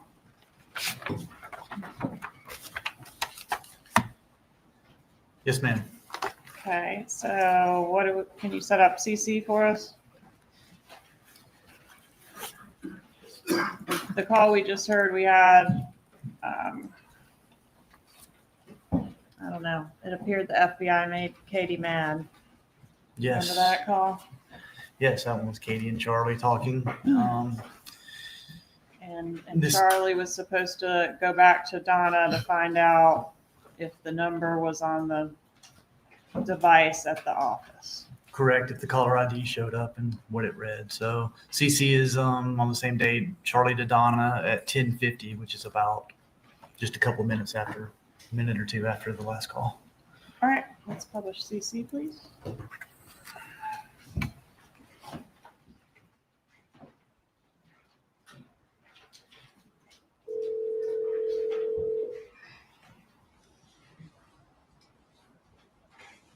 Hey, Mom, do me a favor. Does Erica have call ID at the office? Yes. There is no call ID? No. Is there a way of looking up what number it was that called? I don't even have that caller ID in the office. It did, and it stopped working, so we could stop it. Was not working properly. Okay, if that number was a non-working number, I'm gonna have someone try to call it again and find out maybe it's working now, okay? Yes. All right, I'll call you as soon as I hear something. Thank you, Sean. I'll call you within a minute, okay? Okay.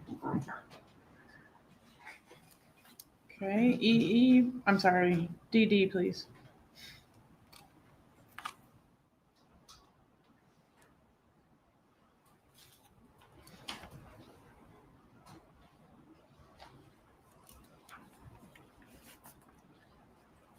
Yeah.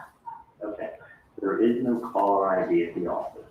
Call the fucking number that I gave the other day. I know it was not working the other day when you called. Call it again. If it's very important, then that's all your working number, okay? Exactly. So Exactly. call it again. If somebody give you a fucking wrong number, and it's like, Hey. you have an email fucking number, I'm telling you, bro. I'm telling you, I'm in the fucking office and I'm standing outside fucking street, okay? Call that number. Whatever it is, if either somebody's fucking with your family, fucking with my family, fucking setting somebody up. Okay. And I don't think they're fucking game.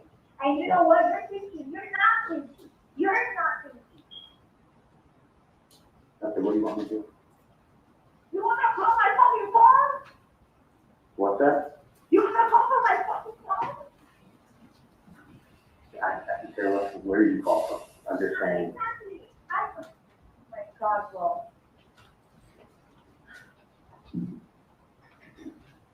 All I'm saying is, I don't And think. the number's been called 100 times. Okay, Is that what- call it. If you go ahead. No. You go ahead and you fucking find a fucking phone and you call. And find out what the fuck is going on. If they pick up. Because they're obviously not, it's not a working number. You find another phone and you go call. Whoever set up this bullshit is, if somebody's trying to fish for fucking some shit and just fucking going on me or whatever, Okay. fucking somebody fucking missing everything. Okay, well, there's nothing that they can listen to whatever conversation they want. I'll call from the office and then from there, I'll call you. Exactly. That's all. All right, let me know then. Okay, that's the only.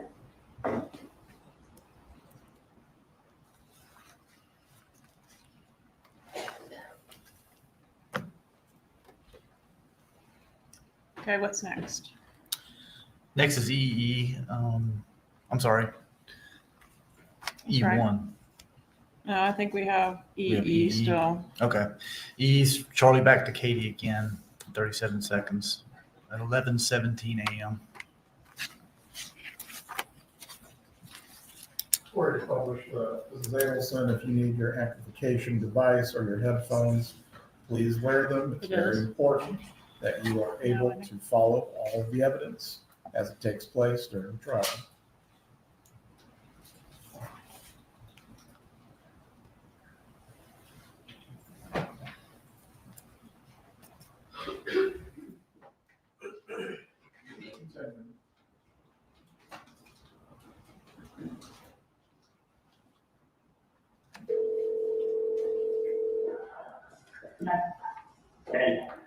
I'm gonna do star 6-7 and see if there's and see what it is. Okay, yeah. Okay, you haven't heard anything from my nonsense, have you? So what? You haven't heard anything from any of this nonsense? No, obviously we're on the same page. Okay. Well, me, I'm gonna do that, see where we are. Okay. Okay, now we go to EE1. Is this the same day? It is the same day. It's like 1 minute after that phone call we just heard. It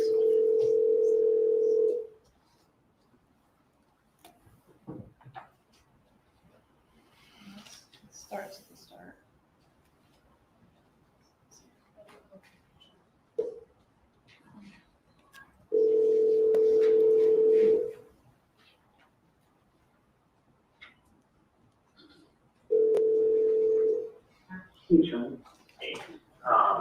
Hey, the number there that said, was it 712-6570? Yeah, it's a 305 area. Okay, what I'm gonna do is this. I'm going to call them and star 67 my number. Okay. And this is what I have a strong feeling what I think it is. Okay. I think it may be either some private investigator, or I think it's the FBI, or somebody just trying to fish around and stir the pot and see how people react. You know, when we think it's what she said last week. I think it's one of the two. I mean, I'll tell you why. It's a last ditch effort to probably try to stir a pot and see what comes out of it. Because the thing is this, it's not done like this. It's not. I mean, you gotta understand, like, I think it's someone playing games, because you gotta understand, it's not done like this.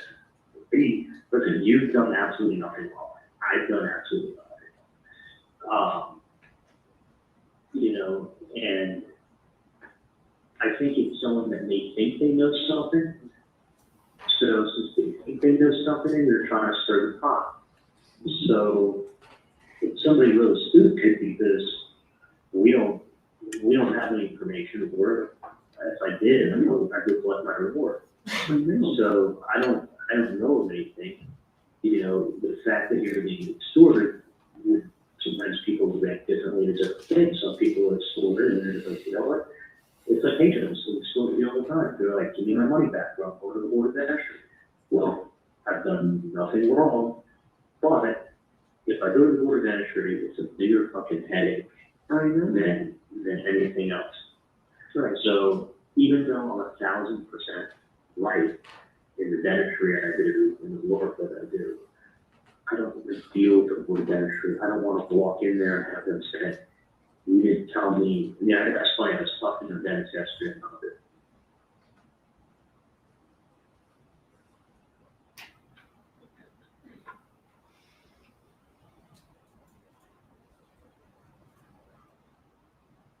So that's what I'm. But I think it's absolute nonsense. I really think it's somebody who thinks that they're going to try to solve this case, and they think it's with a family and get something somehow to do with it, so they're going to go ahead and be like, and make some demand and see how we react. Or be like, oh, we did demand, and they didn't react. It's just very odd. We've had nothing to do with it. I mean, I don't know who the hell this guy is. I'm sure you guys have no idea who the hell this is. And you pick up a newspaper and you see a last name, and it's, in the old days, you have there's no way of looking anything up unless you look to the CIA. Nowadays, a homeless guy with his cell phone can go on the World Wide Web, push a name in, and 3 seconds has addresses, addresses, locations, and then for $19 you can find anything. So, and that's the thing is like, me, my house is not listed. So if you went that search route, you would have found it. But that's like, the difference is, so it's even odder, is that they're not bugging Wendi. Because that would be the first person I could do it. I mean, and that's the weirdest thing, that they're not bugging her, you know.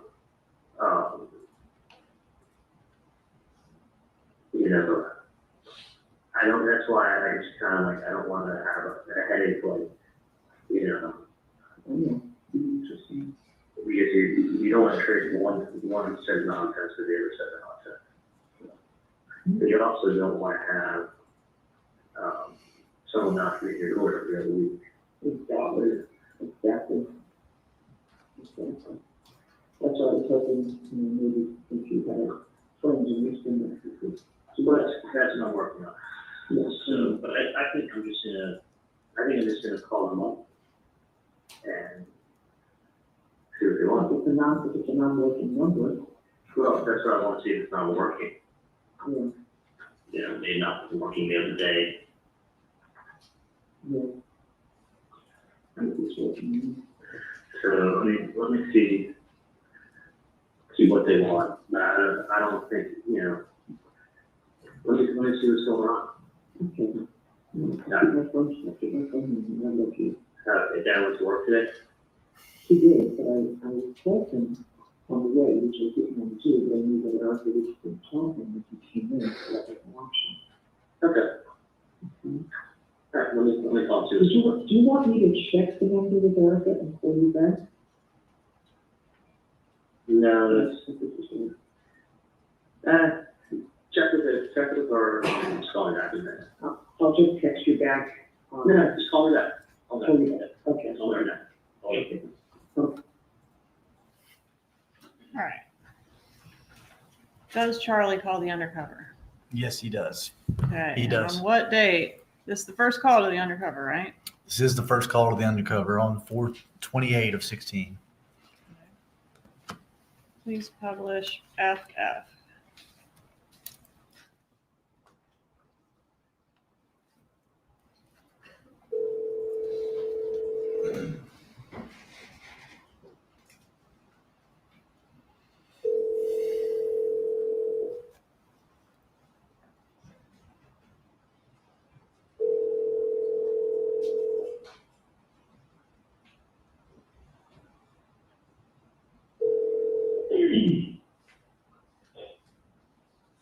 Hello?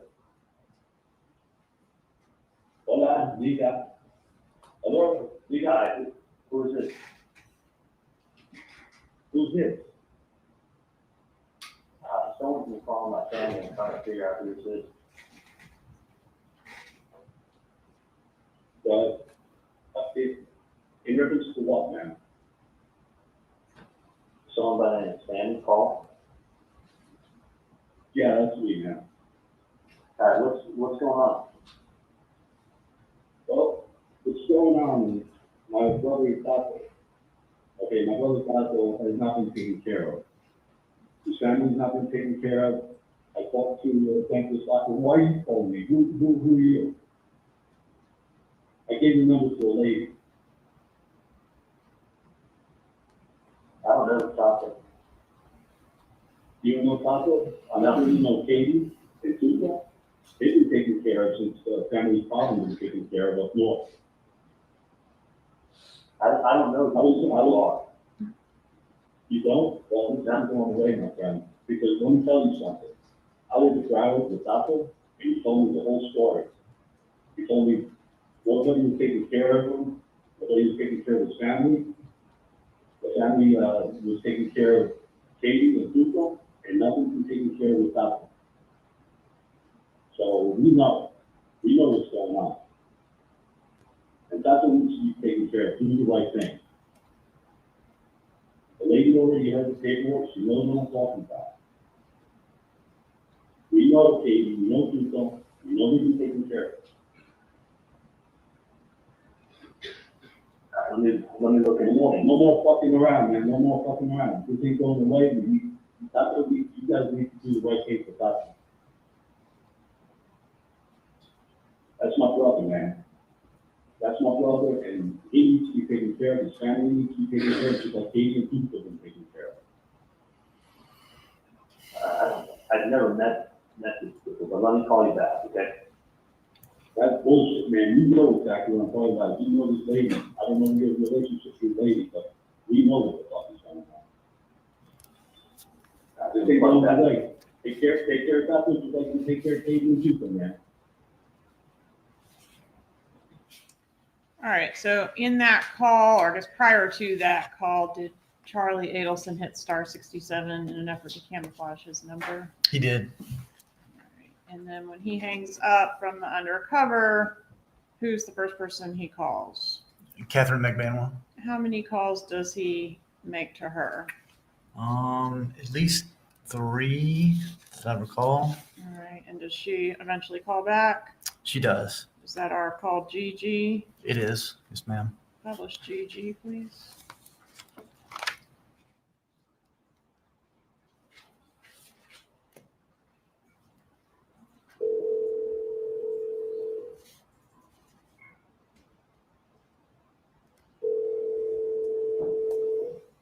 Hey, Yeah. okay. Hold on a second. Huh? Can you give me 2 minutes? Oh. Hang on 1 second.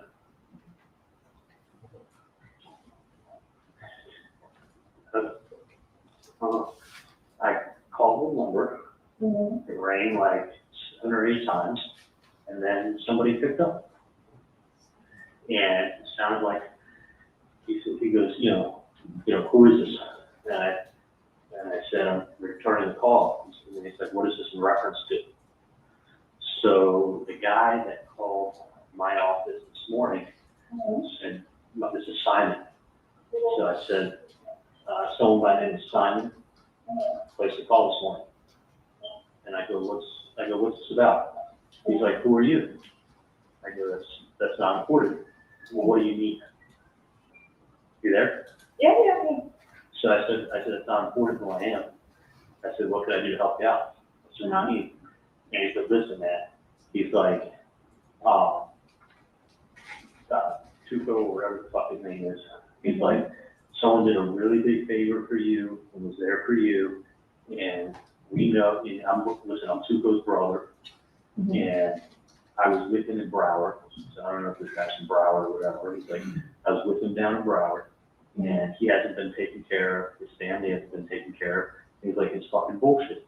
He's like, as I'm letting him talk, as he's talking, he's hearing a little bit of a New York accent. Mm-hmm. As he's trying to, when he picked up the phone, he didn't sound like a tough guy when he picked up the phone. But it was like, as he was talking to me, like the tough guy routine sounded like it was coming out. So he's like, listen, he's like, I know you guys took care of, and you're taking care of Katie and Tudo, and you're taking care of their family. Now he needs to be taken care of. And I was with him in Broward, and he's done a big favor for you. And I go, sir, I go, I don't know.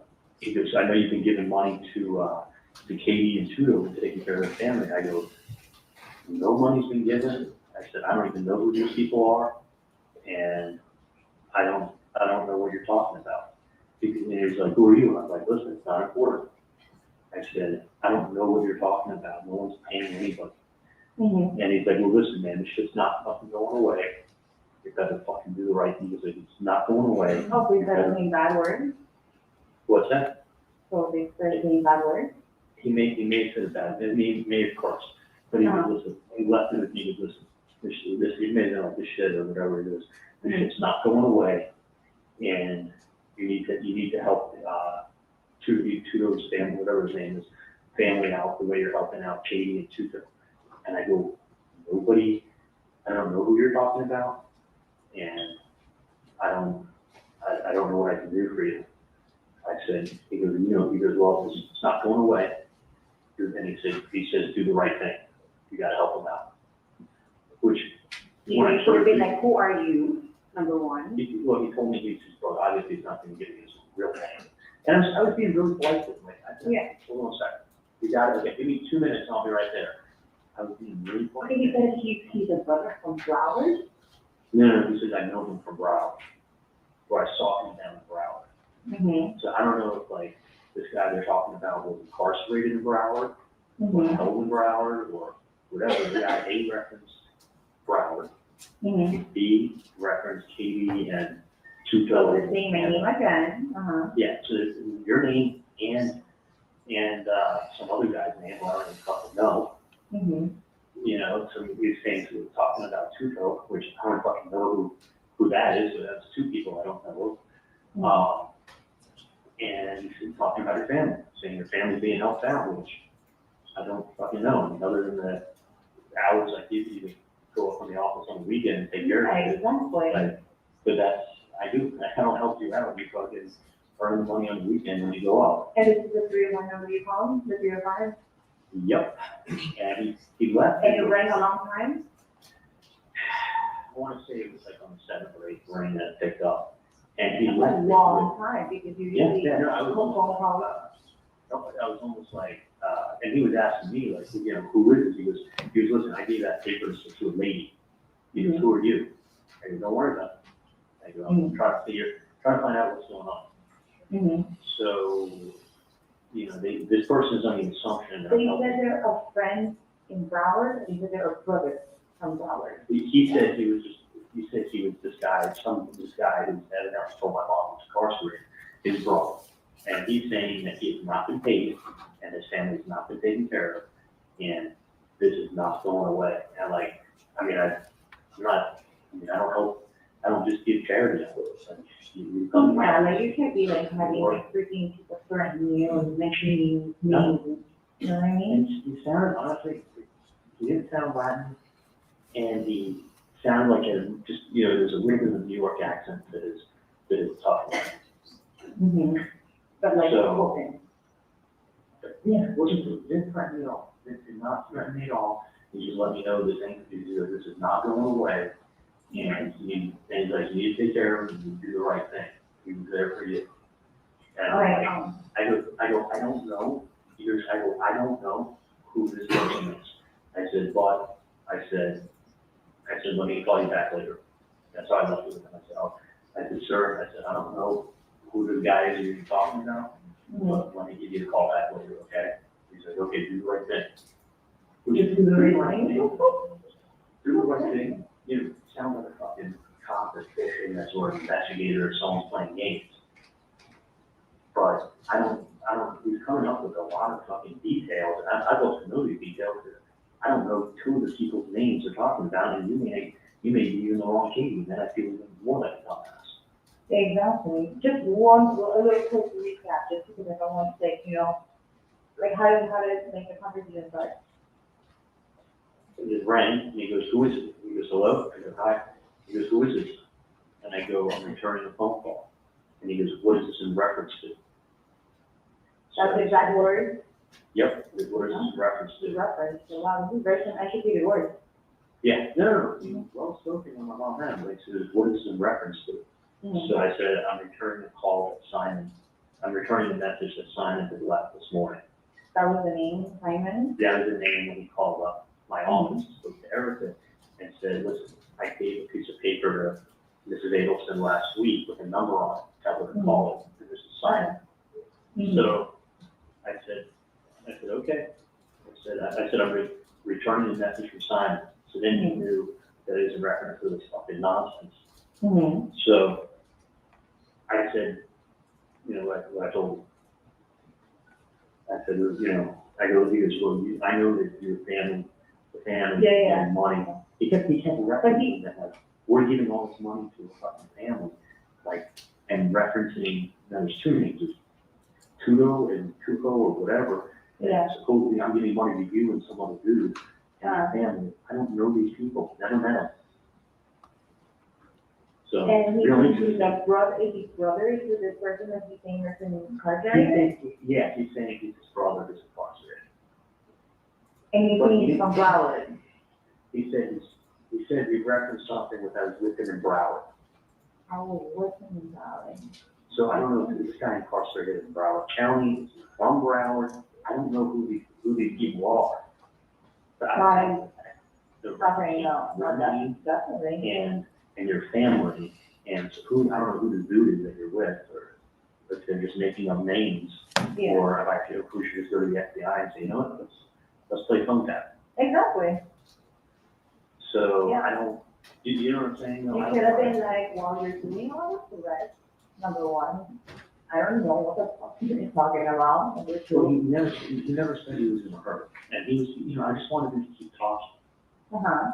That's why I wanted. That to get a feeling of who the person is. Yeah, if you wasn't like, you know, he was one, remember who I was, and it was not important. But when he left, it was, I gave him money, he has not been paid, his family hasn't been paid, it's fucking wrong, and it really is wrong, and he goes, this ain't going away. He said, do the right thing, take care of him, he helped you out. I'm like, I don't know, I don't know. Ooh. I don't know him. You put in a deep or what? Like, what does that mean? But it'd be a lot. Patient? It's like you run across so many people every day. Listen, in 2 seconds, you read something in the newspaper, and then you Google the last name, and in 3 minutes, the homeless man today has the technology to know where you live, where you work. Right, because there's not a homeless man, and I was in the end of that. Okay, let me find out what the fuck is referencing all of this. Well, But I will call that number. They're picking it up, whether you want to call it, or if you know a friend that's convention to tell someone to like stop the shit. 305-712-5578, correct? 65, yeah, 305-712-6570. They need to know that I'm not, it's fucking stupid what they're doing. Like, there's nothing, I'm not paying anything, I think you pay something, you admit to guilt. Yeah, no, what the hell is that about? The only thing I want to do is collect my reward from the FBI. Of course, no, I want these people to go, I don't want these people to go jail for like a freaking, like, right? You know what kind of vacation I could get with that money? Exactly. I Let me go to the line. Okay, everyone, we're going to pause it there. We're going to the Howie Carr show because he's currently going live. He just launched a book with Karen and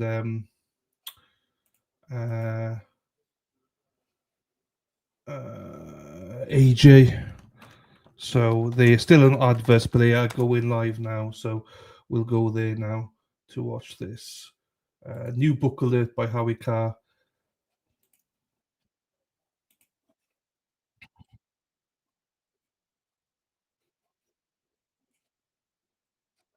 Pioneered a new groundbreaking procedure called precision follicular extraction, or PFE. The PFE is becoming the gold standard and the most sought-after hair transplant procedure in all of New England. Imagine no shaving, no scalpels, no stitches, no linear scarring, while preserving the natural appearance of your existing hair and delivering transformational results. And just for our listeners, with every PFE procedure, you will get a free laser cap just like the one I use. That's a $3,000 value. Free. The laser cap has been shown to speed up the healing process and help the hair grow faster. Call Northeast Hair Restoration today for your free consultation at 800-208-HAIR. That's 800-208-HAIR. 800-208-HAIR. Or go to pfehair.com. That's pfehair.com.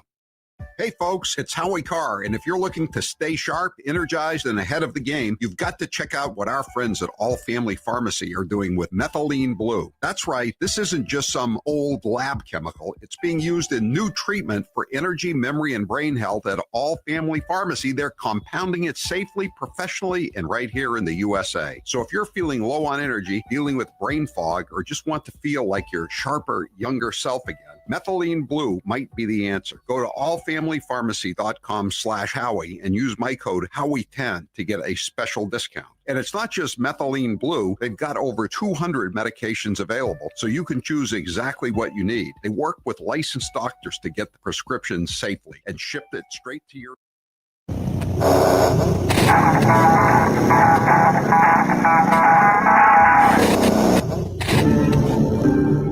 you had a front row seat to the power of police manipulation and police corruption.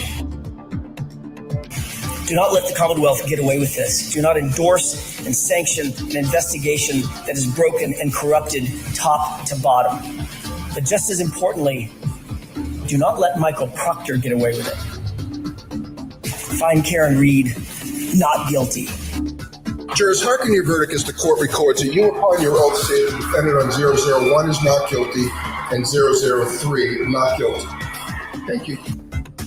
What was it? We may be the only duo, lawyer and client, who has gotten back-to-back acquittals on murder charges. It's Howie Carr. Welcome to the Howie Carr Show. If you'd like to join us, 844-500-4242. We are back here today in the belly of the beast, Norfolk County. And with us, it's a real pleasure to have them with us. For the first segment, we're going to be talking to Alan Jackson, Karen Reed's attorney. Karen Reed is right over in the corner. She'll be joining us a little bit later on. But Alan Jackson said in June, I'll be coming back and I'll be on the show in the studio. And you're fulfilling your promise, and we really appreciate it. And we have so many questions to get to, Alan. My pleasure. I missed the mark by a few weeks, but I told you I'd be back, and it's my pleasure to be here with you. And again, I'm sure you're very happy to be back here in Norfolk County. I got to say, I love the people here. I love the food here. Norfolk. Yeah, man. I still have some I'll put mixed emotions. How about that? I've got some mixed emotions All right. about being back here. There's so many questions to ask you about. And the first thing is, we've all speculated that Karen Reed is going to file a civil lawsuit against the powers that be that have that tried to frame her. Right. And so, what is that? What you're back here for? Well, I can say this: I'm back for a reason. I didn't. It's not just a pleasure tour. So I'm back here for a reason. We've met with the legal team back here, dealing with the civil issue. There's obviously a lot to unpack where that's concerned. So we had and will continue to have significant meetings about that. What Karen's next options, what her options are in general, but what her next moves might be. And we're considering all options. And in terms of the civil case itself, I'm not going to disclose everything that we've discussed, but certainly nothing is off the table. I can put it that way. State or federal? Yes. I don't know. At this point, that's part of what we're deciding. There's options that we have, both state and federal options, and we're exploring all those options. So we'll see. We'll see. And I know that the O'Keefe case, the civil damages that the O'Keefe family is seeking against Karen and the Bars. I mean, it doesn't seem like they got much of a case against her since she's been acquitted, and since the experts agree that the car didn't hit John O'Keefe. Right. So she doesn't have much of a case, but you've got to still defend against that, and you're in Plymouth County. Right. I'm not worried about the county where we're at. I'm Plymouth. It could be any place. I really don't care. I think you're right. I think you hit the nail right on the head. They're going to have, I'll put it this way. I think the civil action that's been filed against Karen, they're going to have a very, very, very significant uphill battle. Very obviously, the jury has spoken. It's not like there wasn't an enormous amount of scrutiny that was put on through all the evidence against her, and 2 times, not once, 2 times, jurors determined that there was no collision. I don't think people think about that enough. But you mentioned it in the first interview, and Right. I think it bears repeating. She was a victim of double jeopardy. Absolutely. Absolutely. 100%. And we made that pitch, not only to Judge Cannoni, but all the way up to the Supreme Court. Right. Yeah. And we believe that we were correct.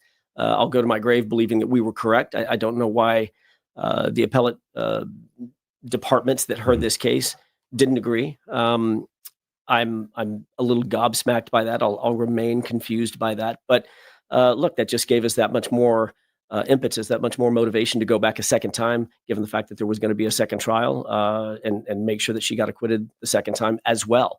But there's no question that that's not even open to dispute that the jurors came back with every charge, an allegation that was associated with striking John O'Keefe. She was acquitted the first time, and she was acquitted the second time. So how much, we've dealt with these cases of frame ups and people actually going to prison. You had the 4 guys that were framed by the FBI. They spent 35 years in prison. They got $102 million, I believe. You have Freddie Weichel, who was framed in this county as a favor for Whitey Bulger to take him off the street. He won a $33 million judgment that was tossed out, most of it. Then he won $15 million from the town of Braintree. I'm just laying these out. How much do you think Karen can get? The question is, how much is a life worth? How much is her reputation worth? How much is her professional reputation worth? Her professional reputation, she's lost all of that. She had to sell her house. She had to sell her car. She hasn't driven in 4 years. Her reputation has been dragged through the mud because of these allegations. And these are things that no citizen, no righteously should ever have to suffer. So how much is that worth? How much value, Howie, would you put on being in her shoes for 10 minutes, let alone 4 years? That's the question. And that's going to be a question for the jury. And we're going to decide what we think is appropriate to ask for. But I don't think there's any amount of money. There's not an amount of money that I can think of that would reasonably compensate her. She wasn't in prison per se, but I mean, it's kind of a prison that she's been in, isn't it? Well, to your point, per se, no, she wasn't in prison per se. She was in jail twice. She was jailed twice, twice too many times. But she was in a prison of the making of the Massachusetts State Police, the Norfolk DA's office, Michael Morrissey and his henchmen. That was a prison in and of itself, and far worse and far too long than anything she should have ever had to suffer. She just simply didn't have anything to do with the death of John O'Keefe. And there's a lot of folks out there who know that.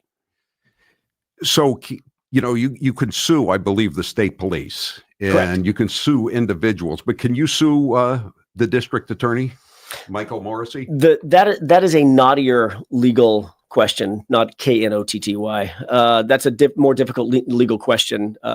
District attorneys, by and large, and here in Massachusetts, enjoy something called qualified immunity. So the question becomes whether or not there is a legal standard that we can overcome to actually prosecute a civil case against them. But generally, the answer is no.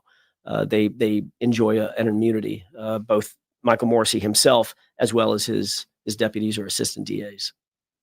That's unfortunate. It is unfortunate. It's a shame. It's a shame. I'd love the opportunity to have that discussion in open court in a civil case about what his conduct consisted of and what his deputies' conduct consisted of as well. Now, are you going to get if in a potential civil case, whether in state or federal court, are you going to get access to all of these emails and texts from the cloud that we're already reading about? We'll see. We'll see. That's certainly something that we're focusing on heavily in the civil case. The information that we didn't get in the criminal case through requests and demands that we made to Justice Cannoni, it opens up a whole new batch of possibilities for us to get some of that data in the civil case. So they brought the civil case, right? You don't get to, it's a sword and a shield, right? So you don't get to bring a civil case and then hide behind some sort of anonymity and trying to suppress the evidence that we need to properly defend against that civil case. And I can guarantee you that civil case will be righteously defended. And that means getting every single scrap of information that we're entitled to and that we did not get during the criminal case. Yeah, I mean, you've already seen some of it. I mean, the fact that that crazy woman, the woman with the hat on her head, they as soon as they see what she's going to say, Morrissey emails back, hire this woman immediately! ! All capital letters. Right. There's those emails are revelatory. I haven't read all of them. We haven't seen all of them. It's yet to be seen how much of that we get, but there's quite a few revelations, I think, that are going to be had in those emails. Michael Morrissey was very, very, I'll put it this way, he was very involved in the decision making that ended up putting Karen Reed in these very compromised positions, being prosecuted. He's run for district attorney many times. He's raised $200 from one guy, a House counsel for a corrupt speaker who was convicted of a felony in 11 months. He's raised one contribution in 11 months. You think he's running for re-election? I hope not. I hope not. For the sake of the community, for the sake of Massachusetts, for Christ's sake. I mean, no, I hope he's not. I don't know what's in Michael Moore's. Karen is smiling. I just have to just point that out. Yeah. I cannot imagine a circumstance in which he thinks, number one, that he could win, and number two, that he would actually be an effective leader for the community. That's the job, right? That is, at the end of the day, it's not about you feathering your nest, Mr. Morrissey, right? It's about really doing that which is the heart of community service. You're there to represent the community members. The community members don't want you. They just don't. And I think that's we're not that into you anymore, Mike Morrissey. It's one way to break up with them. Yeah. Okay, we're going to take a break, and then Karen Reed will be back with us. 844-500-4242. I'm Howie Carr. Howie Carr will return. So this hour of the Howie Carr Show is brought to you in part by Bob. I believe that Karen is joining them to say a few words, but yeah, I mean, 88 or go to. They're not speaking in a minute, so we can pull her off. I hope Morrissey's not. I love the energy that AJ is bringing right now. Whenever auction there. But yeah, I think that Karen will be joining to say a few words. So they are in the studio, in Howie's studio right now. So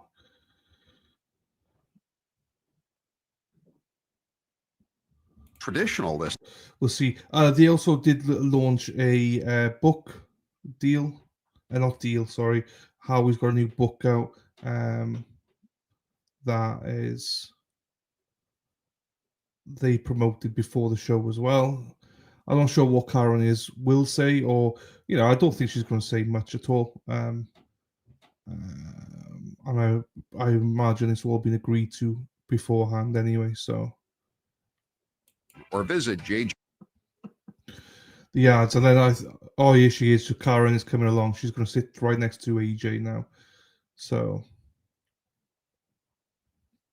Salvador, accused of murdering. So we'll see what. As I say, I don't think it's going to be groundbreaking or anything. They're going to move the camera now. Sorry to you, ladies. AJ is the man. Delan, you're number 2. I'll take that. I'll take number 100. It doesn't bother me. So, Colleen was asking, is Karen there? Yes, absolutely. She is there.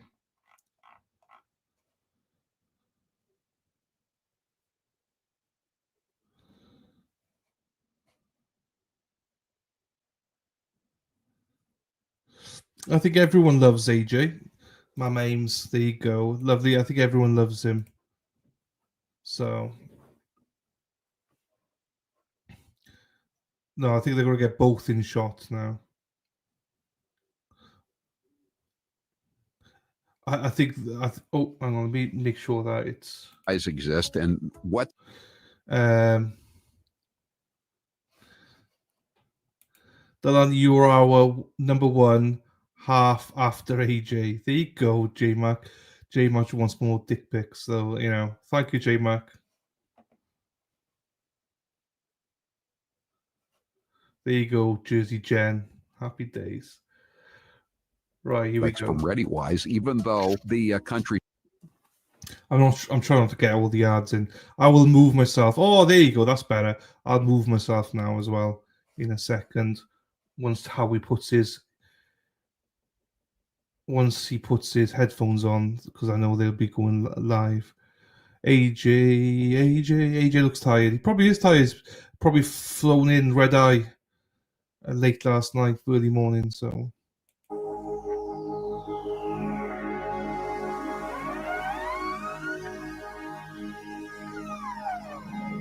Howie Carr is back.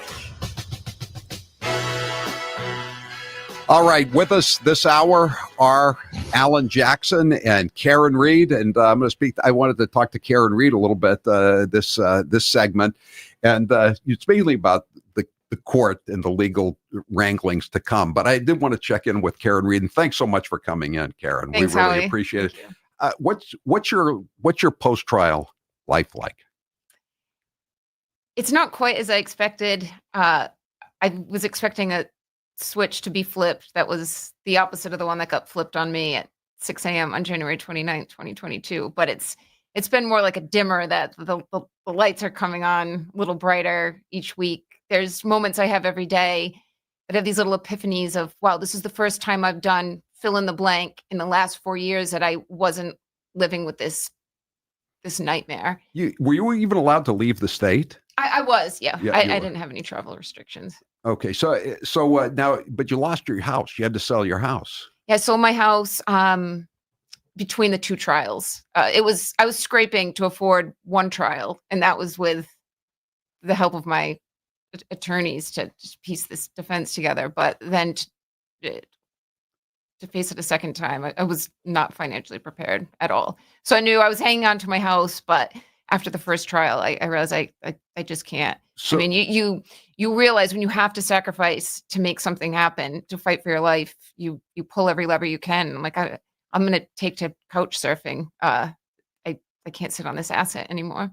So you lost your house, you lost your two jobs, right? You had you got a really good job at Fidelity, right? I had a great job at Fidelity. I've always wanted to be there, and I felt lucky every day that I walked into 245 Summer Street, and I worked with brilliant people. I learned every day, and that job was not just a job. That was my career, and I still miss it. Is there a chance you could ever get it back? I don't know. I think I don't know if I can hop back on the commuter rail and walk through South Station every day. And I have other things I need to do in terms of illuminating what I've seen the last 4 years. Now, so you're living with your parents Yes. now, right? And what's that like at this late date?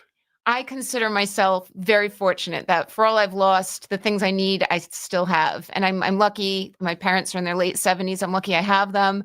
They're smart, they're nurturing and funny, and we watch movies together. We've traveled, we've taken a few trips, the three of us together. And I prayed during this ordeal that you can take away, God, whatever needs to be taken away, but let my parents be here on the other side, even for one day. Can I have one day with my parents after an acquittal? And I've had a summer, and we make the most of it. We're going to see them for dinner after this, and I love seeing them every day. How are they doing? How are Bill and Janet doing? My parents are great. They're the strongest people I know. They're faithful. They're strong, and they have good sense of humor. You got all your other family. You got your brother, and you got your cousin Kelly. I've got friends and family and new people that I have come into my life. A lot of support around me at all times. But did you get your car back yet? I don't have my car back yet. I don't. I do not have the car. It's not for lack of trying. Not for lack of trying, right? Why won't they give you back your car? I mean, it's just logistics at this point. There's so much water under the bridge that it would require Adam Lally or somebody from the DA's office reaching out to us, and we know how that goes. It's so I got to ask you. I read yesterday that they've Elizabeth Banks is going to play you in the movie, and I said, how are they? Is this the same movie that you sold the rights to? What's the story? You know what, Howie? I probably read that the same time you did, give or take a couple minutes. I have nothing to do with that. It's not authorized by me in any way. There is a more to this story. I won't say another side. I think that the public at large knows this story. They know the truth, but there's a lot more to it than what I think Elizabeth Banks knows at this point. But I've never spoken to her. This is not the authorized. I have not blessed this. No. Okay. Well, let me ask you this: if it's not too catty a question, she's 52 years old. You're 45. I mean, how do you feel about her, an older woman, playing you? Well, this happened. This nightmare started when I was 42. So she'd be playing someone 10 years younger, which I'm not an ageist in any way, but I would like to see this if it were to come to life on a big screen or on a small screen. I'd love for supporters of mine and people who believe in the truth of this to know more than what Elizabeth Banks knows. And it's really her story to tell. Yeah. I mean, at the end of the day, this is Karen Reed's story to tell. It's not Hollywood's story to make up and to fill in blanks that they want to fill in, to take a poetic license, a literary license, movie license. It really is Karen Reed's story to tell. And so it's a little bit of a shame that she was never even consulted, never even contacted. Like she said, we read about this. It was totally new when you read it yesterday. Yeah. I had heard through the grapevine that she was interested, but I would think she'd have reached out to us. She knows who our contacts are in California. Yeah, we're not hard to find. So your next thing is the movie, or what's your next move? I don't know from day to day what my next move is. I'd like a book out there. There's just a lot more to tell. A lot of what it took to fight this that was behind closed doors. I think people would be very interested in that. The story does need to be told, but it needs to be told accurately. There's a lot of things that were uncovered during the course of this trial and this odyssey, and it needs to be told accurately. I want to ask you about that when we come back, Sure. but I wanted to show. I found a bag in the trash. I am from Norfolk County, and I found this bag, Norfolk County District Attorney. It's a Michael Morrissey bag. So I got and you literally found it in the trash. I literally found it in the trash, and there's some stuff in here. I mean, somebody's got taste throwing that away. Look at this. It's a Where's Chloe? Where's Chloe? Everybody loves Chloe. Everybody wants to find out what happened to Chloe. Hey, look at this. Look at this, guys. Those are dangerous. Those are dangerous. I think this may be contraband in Norfolk County. I know. They got a bolo out. This is an indictable offense, putting this on this table, I think. Exactly. And I stopped by Mass State Police Headquarters in Middlesex County today, and I went to the store, and guess what they have here?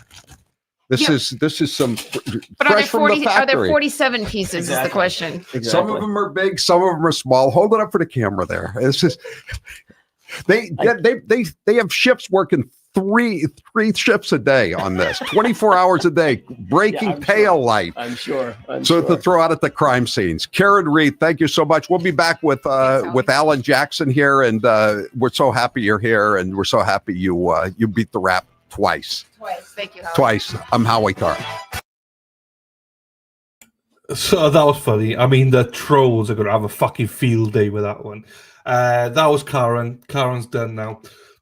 So I believe it's only going to be AJ on Howie Carr now.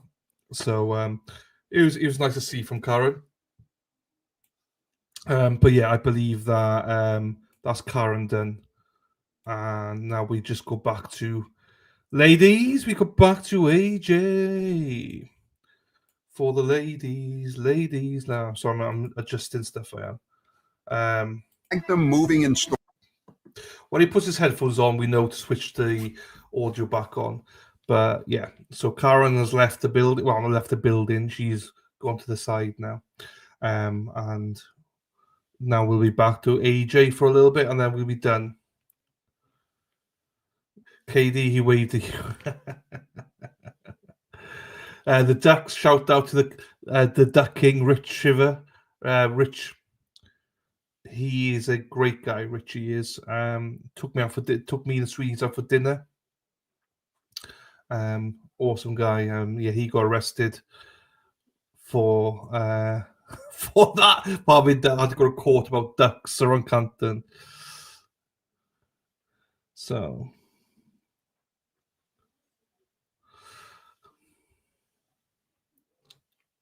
Yeah, imagine.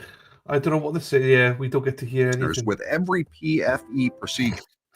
You can imagine.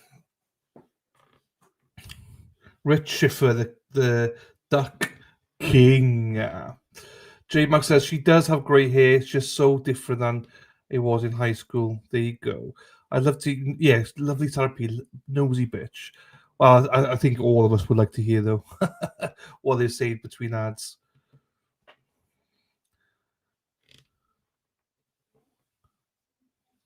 So there we are. As I say, we will be back with the Donna Adelson stuff after they finish this segment.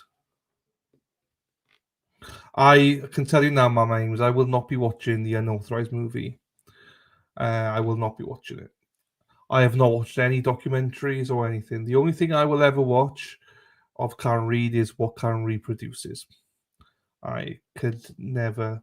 I haven't got. I've not watched one thing of Karen Reid. I just can't. I just want to watch what she is involved in, what she produces, whether that's a book, movie, whatever. Until then, I will not watch any of it. Because as Alan just said there, AJ said, it's not Karen's story, you know, it's going to be fabricated. So it's going to be Disney and stuff, you know, so I can't watch it. And also, I don't want to support anything that is not endorsed by Karen. So, because I think just my personal preference, my thought process is if I'm supporting it, I'm making it okay. I'd rather not give them any views whatsoever. So, and all that.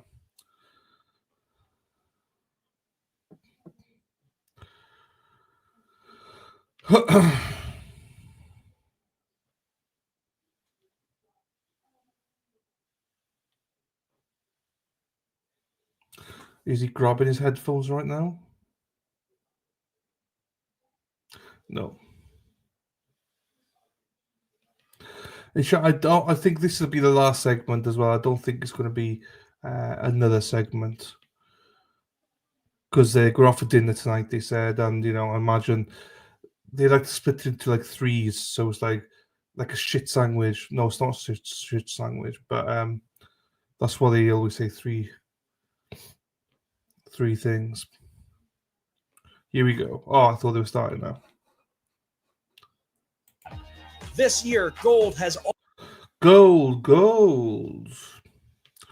This year, gold. Tracking precious metals. It's time to get going. Here we go. He's putting the headphones back on. Let's go. Our knowledgeable sales staff will help you select the best items to accomplish your goals. If you are already an experienced stacker, then you will love our selection and prices. Additionally, try our very own silver bits, perfect for barter, and just 49 cents over spot, made in New Hampshire, USA. Thanks for listening, and see you soon at local Silver Mint in Ware, New Hampshire. Stack it up.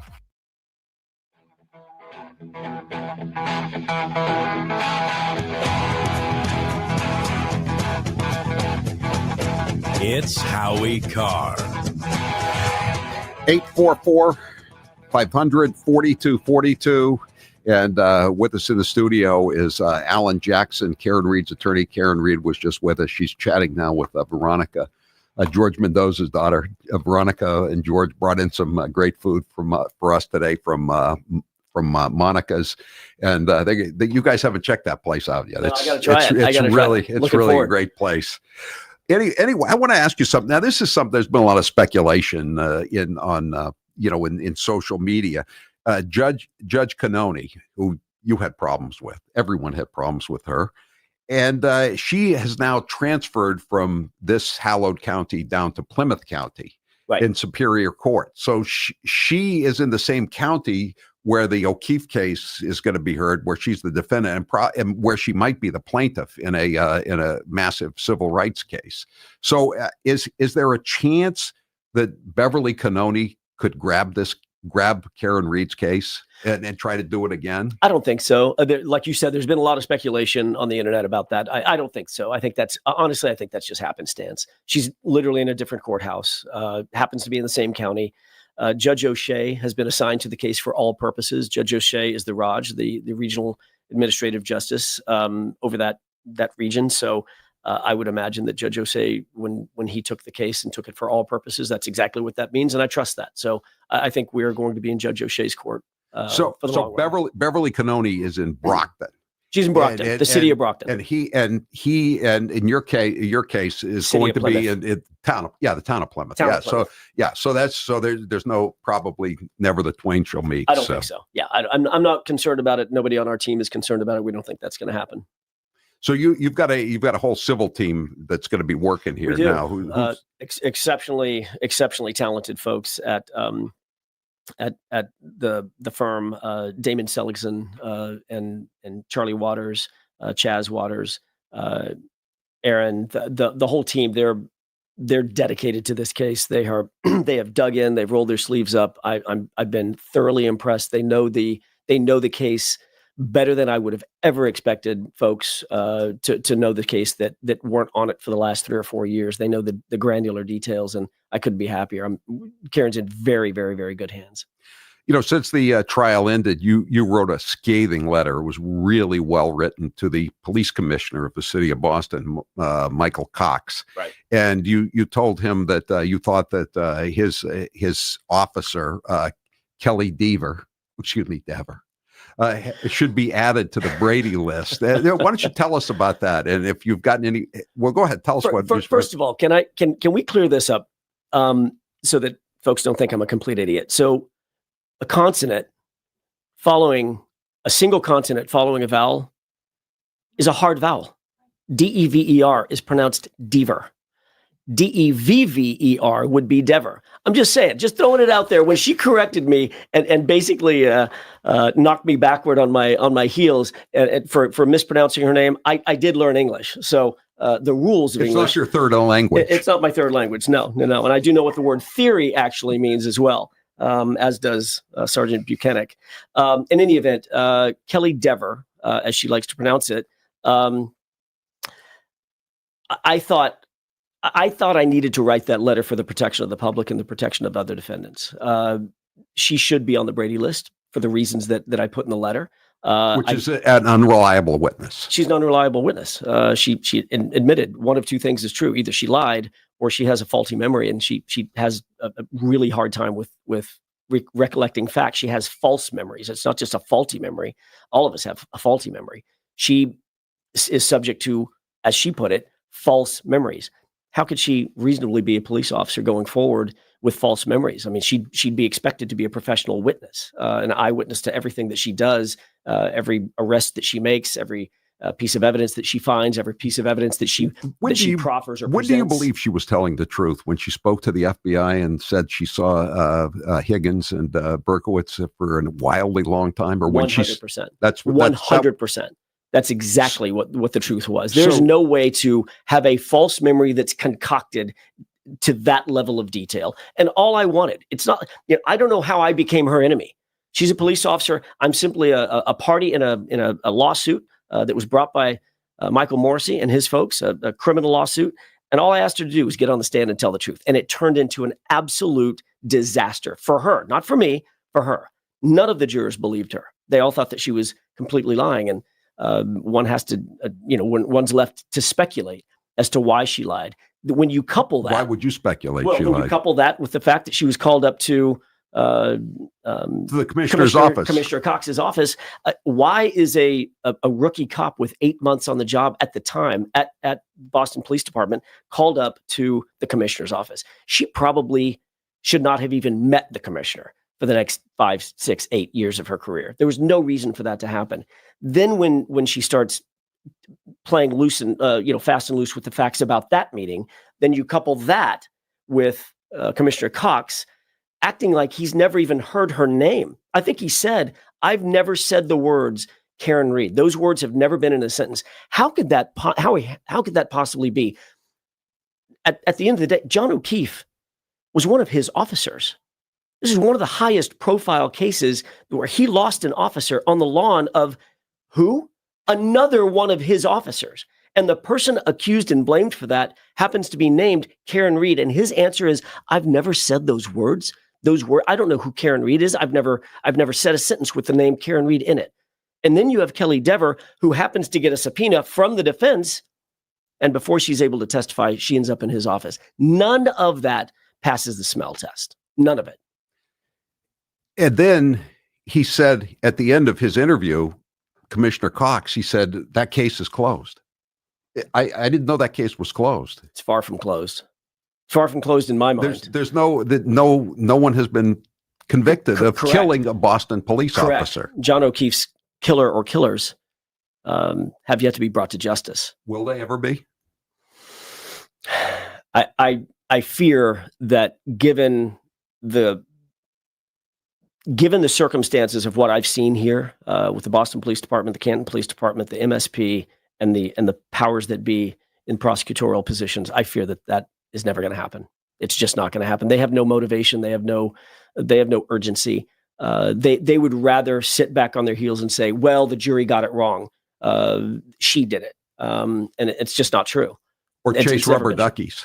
Or chase rubber ducks and make people's lives miserable. It's a shame. It's shameful. A texter, can you ask Alan why he thinks John was murdered in the garage? I've gone through in great detail what I think the theory of the case is. It's in my very lengthy closing argument. I don't want to speculate any further than what the facts show, and the facts indicate what I argued in 2 trials. So I'm going to leave it at that. I don't think this is the forum to discuss that.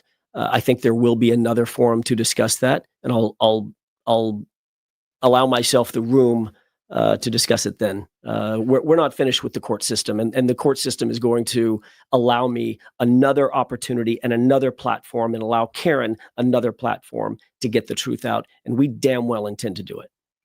That's in the civil case. Correct. Wherever it is. Wherever it is. Now, I know you'll mainly be going after the state police, but Really? Don't put words in my mouth, Howard. I didn't come here to be made sport of. But how about some of the individuals that are involved? We can run. You know the laundry list. I do. You know it better than me. I do. I know the list that you're thinking of, and let me run down the list. Michael Proctor. So I'm going to repeat this constantly. Nothing's off the table, and no one's off the table. Yuri Bukovic. Nothing's off the table. So they might be lawyering up even further than they're already lawyered up. We'll see. We'll see how many lawyers it takes to defend against the righteous truth. How about Brian Higgins? This is a guy who took his cell phone to the FBI kiosk in, I believe, Chelsea, and had his buddy basically cleanse the phone. An FBI buddy. An FBI buddy. Using FBI resources, by the way. Think about that. Why didn't you call that FBI agent? We thought about it. It is an incredibly difficult task to run through. It's a labyrinthine process to subpoena a federal agent. Incredibly difficult to do. So same thing applies to Brian Higgins as an ATF agent? Didn't seem to bother the Norfolk DA's office to call him. They called him first in the first trial, and I had an opportunity to cross-examine him. But if we want to, if a defense wants to subpoena a federal agent, a righteous federal agent, someone who's licensed and deputized, either if the FBI, ATF, whomever, it is a very, very difficult process, and it's not as easy as just issuing a subpoena. Do you think the federal investigation is over? I've said this before, and I'll say it again, Howie. I've never heard in my career, ever heard of federal investigators calling the target of an investigation or targets of an investigation and saying, hey, by the way, guys, we've just closed this. You're good to go. I've never heard of that happening. I can tell you this. I personally, this is all I can say, I personally, and no one on our team, no one, not David, not Bob, no one, ever heard directly from the FBI that this is closed. Or the FBI or the DOJ that this federal investigation was closed. So my answer is, unless and until that were to happen, no, I don't believe that. It was announced, I think, by closed. Helena Rafferty after she hit the old guy in the crosswalk at dusk. Right. There's motives on the other side's part to want this investigation to be closed and to have that sort of out in the ether. But anything that's closed can be reopened, even if it were closed. So who cares? I want to ask you about something that just bugs me a little bit. This guy, Gregory Long, he was the superintendent in chief of the Boston Police Department. He was a neighbor of John O'Keefe and Brian Albert From Canton. Yeah, from Canton. Right. He lived in Canton. Right.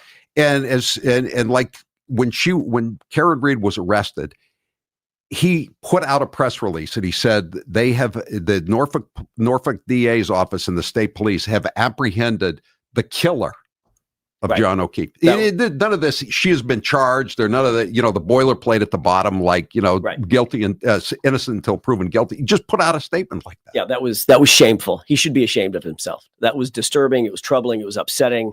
It was disgraceful for his office. He knows better. Everybody in his office knows better. She is cloaked in the presumption of innocence, as we all are. When an arrest is made, when allegations are made, she's cloaked in an unremovable presumption of innocence, unless and until the Commonwealth puts to bed that issue by a trial with a jury verdict or a court verdict. There's no excuse for leveling that claim or making that statement in public. All that did was turn the public against an innocent woman. It was despicable. We'll be back with quite frankly, I think he owes her an apology. Yeah, he's. By the way, his wife is a judge, and she serves with Judge Cannoni. I did not know that. It's the hackerram, as we say in Norfolk County.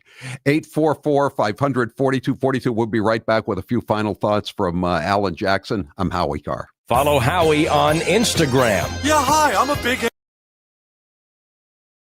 Well, they're not holding back the punches, are they? They are going to town. They are... And I did not know that his wife is a judge and stuff. Here's Karen, she's dancing. Oh, they're going to promote the book now. They're going to promote the book. Howie's got a book out. It's great. I enjoy it. I enjoy this. I enjoy that they don't hold back, Don't hold back in anger. I heard you say. So, thank you, lovely, so much for the coffees. I do appreciate it. Thank you, my darling. Appreciate for that. Thank you. So normally they don't, but I mean, Gwyneth Paltrow, they streamed it. What's that woman that's on trial now?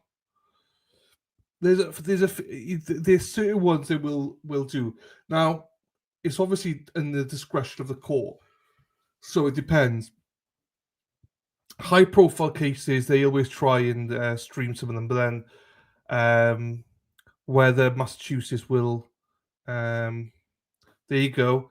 There you go. If it's got a lot of interest, it may be streamed, but it's up to the state, up to the judge. They're not normally streamed, but I have a sneaky feeling. I have a feeling that this could be streamed because, right, everyone's rounded up. Here we go. Erin Hartree drives a bus, yellow bus, yellow bus. Erin Hartree drives a bus all day long. Oh, Karen's coming back in for the last segment as well. Cardi B's Wild. There you go. Cardi B. So, and that's finishing today, I believe. It was a very short and sweet one.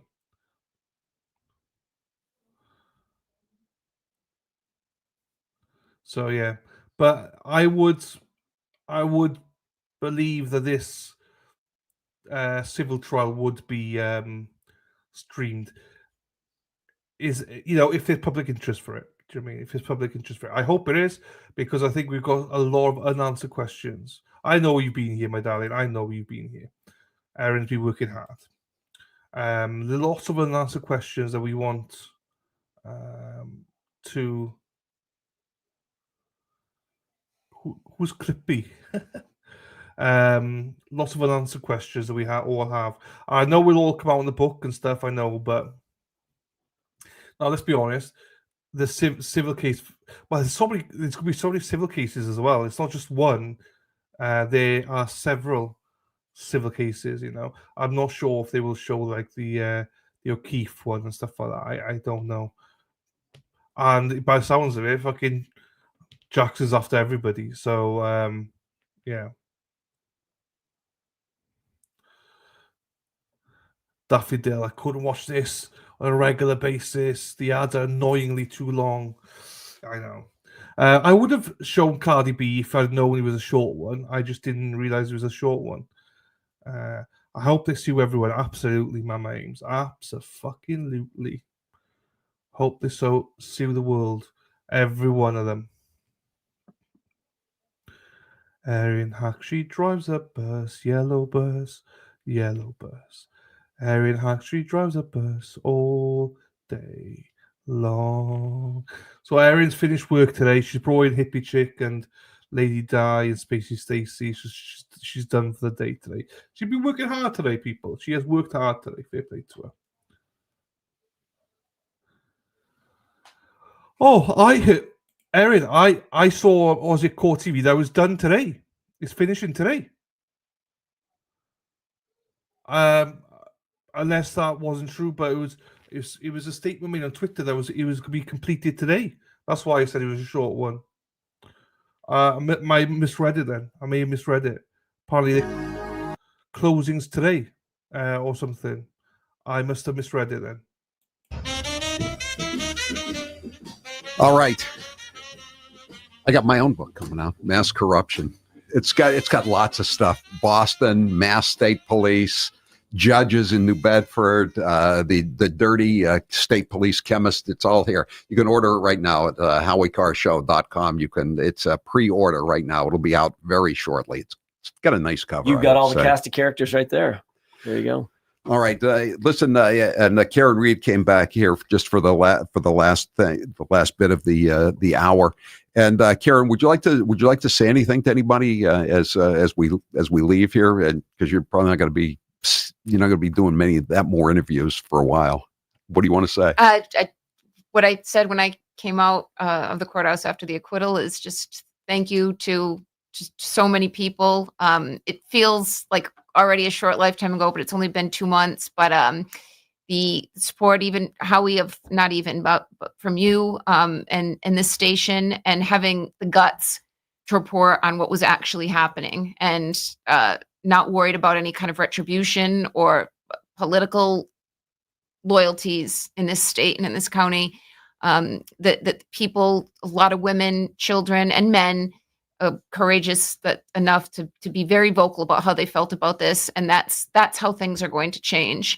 They need to vote, and they need to worry about their community and their families and children, grandchildren, generations to come. That and I think things will change, but emotionally, these people, journalists, and supporters, community members, have emotionally pulled me through, and my family and the lawyers too, I think. You want to say anything to District Attorney Morrissey and the state police?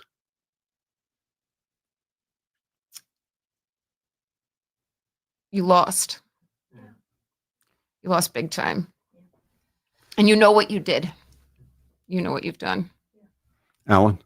The thing that nobody thinks about in a journey like this is the energy that it takes to get up every day.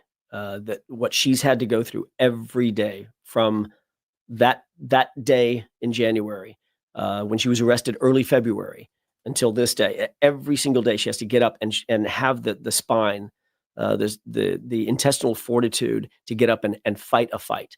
It is incredibly taxing, right? Nobody's feeling sorry for us. We don't ask anybody to feel sorry for us. It takes energy. It takes gumption.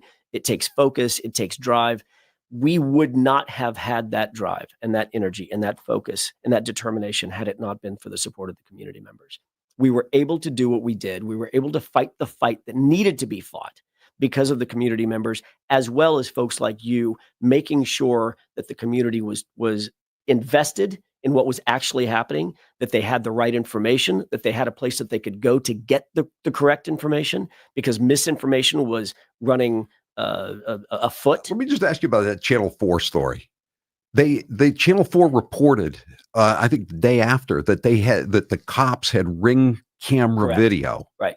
A total lie, and they never retracted it. Yeah. For 2 years. What do you think of that, Well, Carrie? what I think is that is what they were actually told. Correct. I don't think the error was on Channel 4's behalf. It was what they were told at the scene. Yeah, they didn't And make I think up. I think it existed. We made a motion in court for Brian Albert's Ring camera. We believe he had some brand of surveillance at his house, and we know there was one across the street. So yeah, I think it actually existed. It ceases to exist probably now, but But they said it showed you hitting right. John O'Keefe. Right. They had me buried.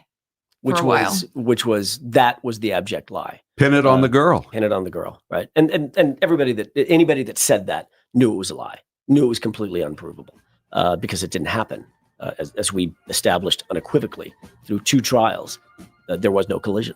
Alan, when will I see you in court?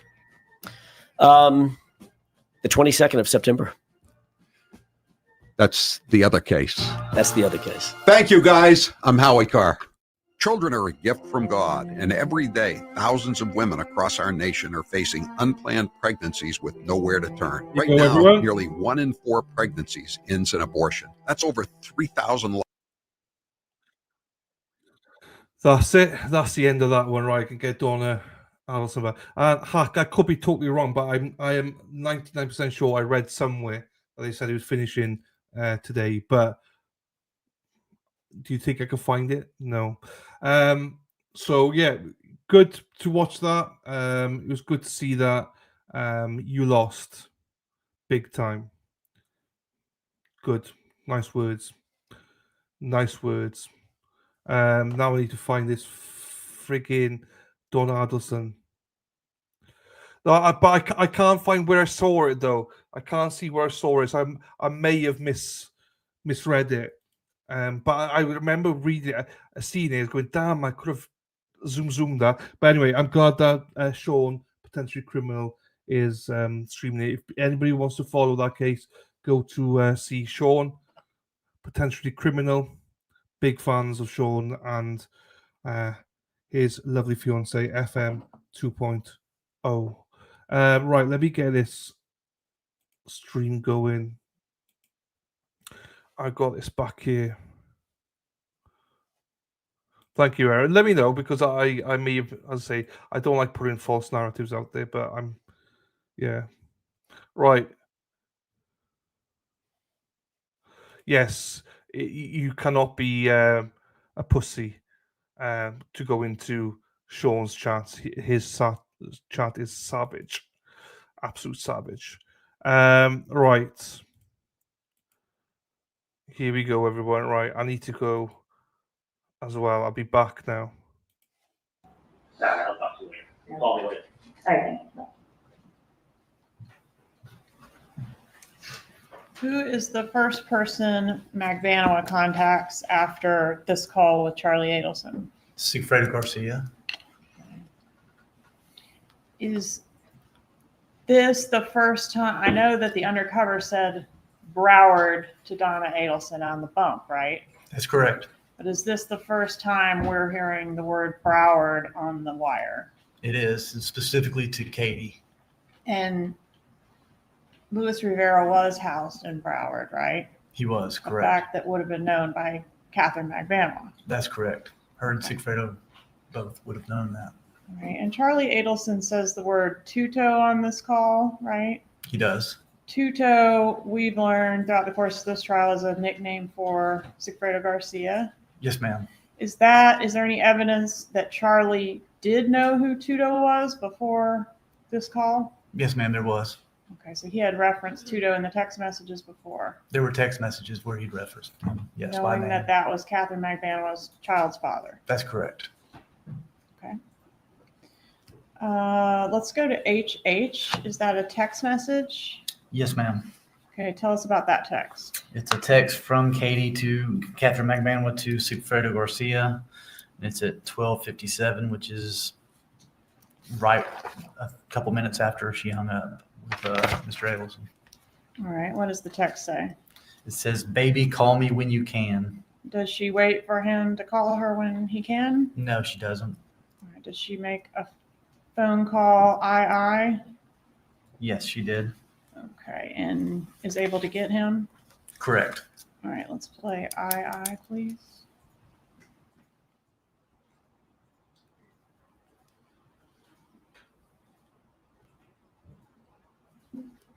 There's like a meeting outside, I guess they have meetings on Thursdays, and then I have my own meeting in a conference room. Ay, ay, ay. Okay. I have more information for you. And when I got home this morning, like, I couldn't even take it. Because I had to step out of my meeting, because I just heard about it. And I was like, because I got a call back to back to back. So, hold on, give me 1 second. Oh, my block, come out. What was I gonna tell you? Okay, so this person contacted his office. Hello? Whatever, supposedly he said his name is Simon, okay? Contacted the office saying, oh, whatever, I give his paper to, this person there, obviously doing their, whatever they're doing, they're threatening. And like, they're very, very close to reporting already. Whatever it is, he's getting pissed because my name's involved. And, this gets better. So I'm like, you know what, well, she's just telling me everything on the phone right now because I don't have time, I'm fucking working, like, what is it? Like, I wanna handle this, and I wanna handle it, like, right now. So, he said, okay, they call the office. I was like, look, I tried to contact that number, it's a not a working number. They're like, I was like, why don't you go ahead and start to decide it and go call a freaking number. And then, whatever, that person did it. They go, okay, I'm returning a phone call. And the person goes, who are you? And they're like, doesn't matter. I'm returning a phone call regarding something of a paper or whatever. And then they're like, okay, well, we know you've been talking now. They said my name and your name. And Is it a kid you have school? yes, it's their name. They keep helping me now. And he's like, I don't even know what they're talking about. I don't even know. I don't even know if you're the right person to be talking about. For all I know, it could be another KD or whatever. And I was like, okay, what else do they say? They're like, oh, well, they're a brother of this other person that's supposedly incarcerated. And they're a brother of them, and then they know him from Broward. I don't know if they were together in Broward and he got out, or whatever the case was, and he's like, but this family needs help, do the right thing. Like, the fact is, like, we know for a fact that you're helping out there. I'm like, helping who out? Yeah, I work for And listen, it's, you know, does it either A, bring them into the police so they can sit down, tell us what they know, which is fine, tell them what you know, or you go ahead and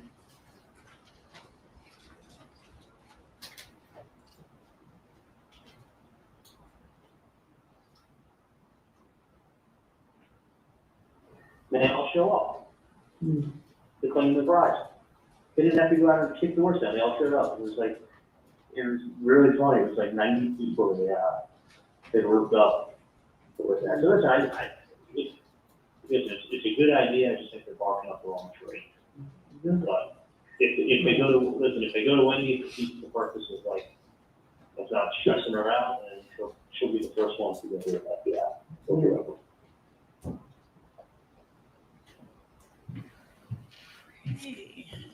Judge, should we have a stretch break? We are going to have a break. With the jury, the bailiff will take you to the jury room.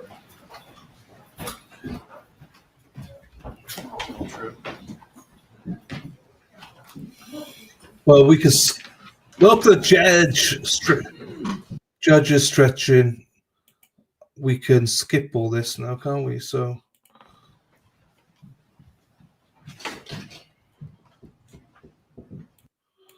Oh, we can't. I fucking fucked up, didn't I?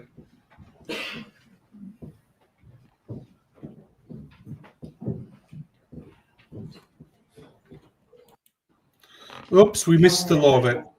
Okay, so this person contacted Hello? whatever, supposedly he said his name is Simon, okay? Come to the office saying, oh, whatever, I give a paper to, this person there, obviously doing their, whatever they're doing, they're threatening. And like, they're very, very close to reporting early. Whatever it is, it's getting pissed because my name's involved. And, this gets better. So I'm like, you know what, well, she's just telling me everything on the phone right now because I don't have time, I'm fucking working, like, what is it? Like, I want to handle this, and I want to handle this, like, right now. So, Miss Elkins called the office. I was like, look, I tried to contact that number, it's like not a working number. They're like, I was like, why don't you go ahead and start to decide it and go call a freaking number. And then, whatever, that person did it. They go, okay, I'm returning a phone call. And the person goes, who are you? And they're like, doesn't matter. I'm returning a phone call regarding something of a paper or whatever. And then they're like, okay, well, we know you've been talking now. They said my name and your name. And yeah, say your name. They keep been talking now. And he's like, I don't even know what they're talking about. I don't even know. I don't even know if you're the right person to be talking about. For all I know, it could be another KD or whatever. And I was like, okay, what else do they say? They're like, oh, well, they're a brother of this other person that's supposedly incarcerated, and they're a brother of them, and they know him from Broward. I don't know if they were together in Broward and he got out, or whatever the case was. And he's like, but this time you need help. Do the right thing. Like the fact is like, we know for a fact that you're helping out there. I'm like, helping who out? Yeah, I worked for you before. Like, that's it. I was like, well, that's not helping me out. It's me working for you. And I was like, I don't know what they're talking about. So, but they said, do the right thing. His name is supposedly Simon. They're a brother of the person that is incarcerated, and they said that name. And I was like, no, this needs to stop. Like, this needs to stop. Because somebody's harassing me, somebody's harassing your family, and they're putting my name, and then I don't need, and that's the other person's name. It's getting too detailed. It's somebody that, for sure. Yeah. For sure. He said that the person had, like, he's just trying to get him to talk more. He's like, the person has, like, kind of maybe a New York accent. Some of the words was a little bit, like he wasn't threatening at all. He was just saying, it's time for you to help out this person and their family because he needs it. Because we know that here's what family? What personal family? The Sato and his family, because they need it. And then before and he goes, I don't know what the hell you're talking about. And the person goes, well, do the right thing. You tell them, well, listen, you gotta keep harassing me where it's not cops. That's what I said. I was like, why didn't you just say that? Oh, no, the person said this is not gonna end. Do the right thing. All right, did you get information where you want me to leave it? Get the phone number. Your number, just give me our numbers. No. 305-712-6570. They picked up. Because I was getting tired of it. I don't know what's happening or whatever. 712-6570. No. 305-712-712-6570. That's what I said. This is in the stop. There's obviously somebody. They're putting my name, they're putting your name, they're putting, okay. and they're harassing families. Okay? Right. Are you going to order now? 712-6760. No. That's everything, right? That's everything. No, I don't want to. 712-6570. Bye.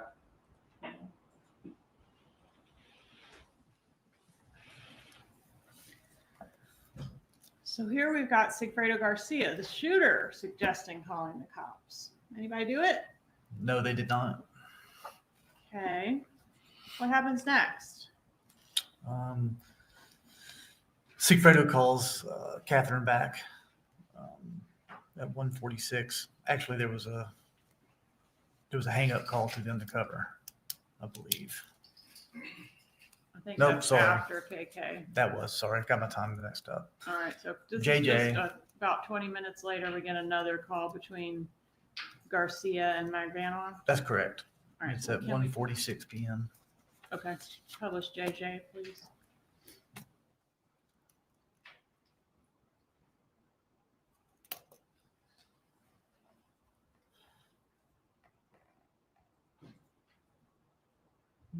Hello. Hello. Hello? Hello. Yeah. Oh, I was just fucking phone again. I was gonna call my phone and then stuff because I want to I'll be back. I was gonna call from my phone, bro, and I'm gonna get rid of my phone. So I gotta talk to my office. No, I'm around. But like, or block it. Don't look for my office. It's your office. You know what I mean? Don't look through your phone. Yeah, I'm not calling from my office. I'm talking from my phone.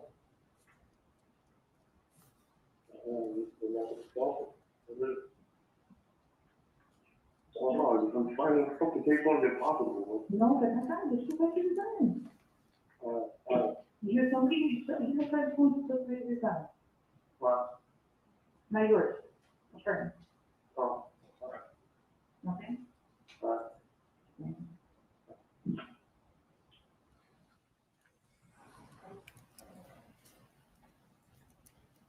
All right, and then do we have another call between the two of them at 2:09 p.m. that same day? That's correct. One more call. Publish KK, please.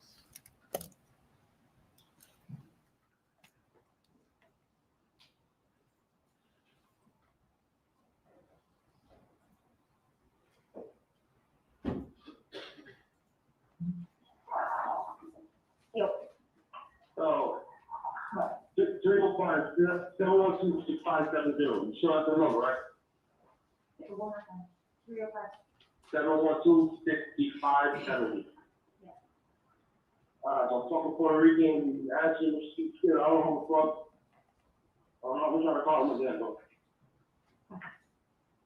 Right, that nigga just fucking, I'm gonna call him, real fucking quick, I'll call him from my fucking phone. It's in your local. All right. Is, remember the other one? Did you get that one?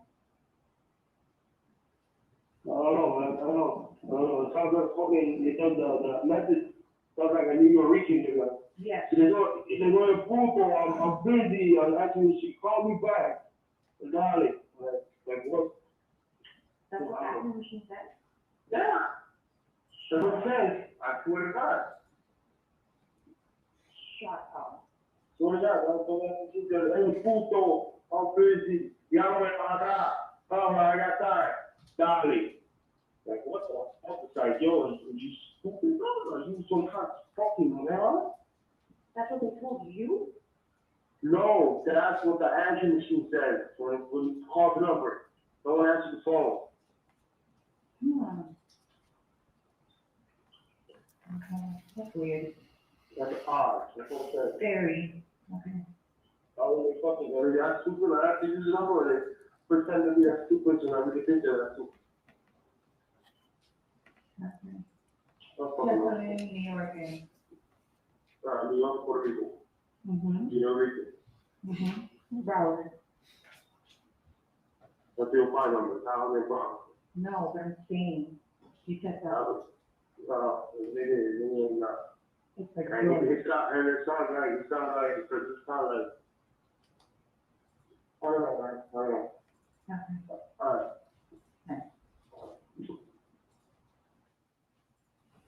All right, so we do have one hang-up call to the undercover around this time, right? We do. Okay, and did the person leave a message? No, he did not. Was it a known number that called? No, it was not. 786 number? Correct. All right, and then we have the next contact here, LL, between Charlie Adelson and Catherine Magbanua. Is that same day? That's correct. Same day at 4:58 p.m. All right, please publish LL.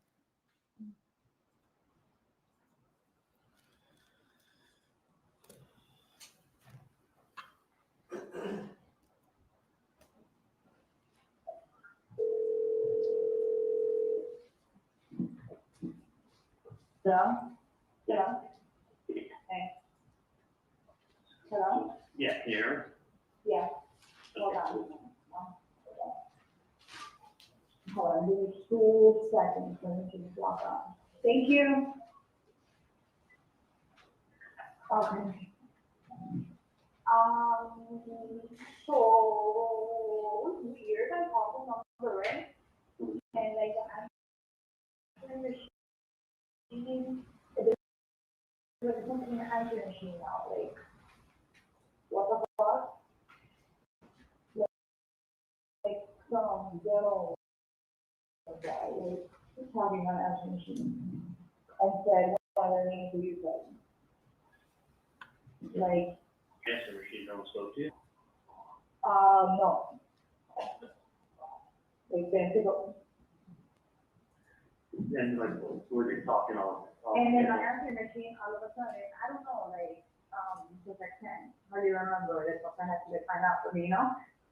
And it was like, they said, I don't know if they said their name was whatever that, Hugo or Donna or whatever, shit they put on the answering machine. All of a sudden, now it has an answering machine.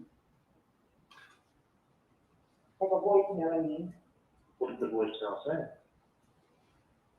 That, like, I don't know, let me find out, because it's like, I can't, like, we talk at work, and then I couldn't understand. Call, when you call with the call block. Huh? Yeah. You call, yeah. Yeah, but it doesn't matter. No matter what phone you're using, it's still, you know? Well, it shows, it doesn't show who's calling. I know how to drop a call. Right. Not the point, but it's just. Star 67. So I did that, rang 7 times. I'll be there in 1 minute.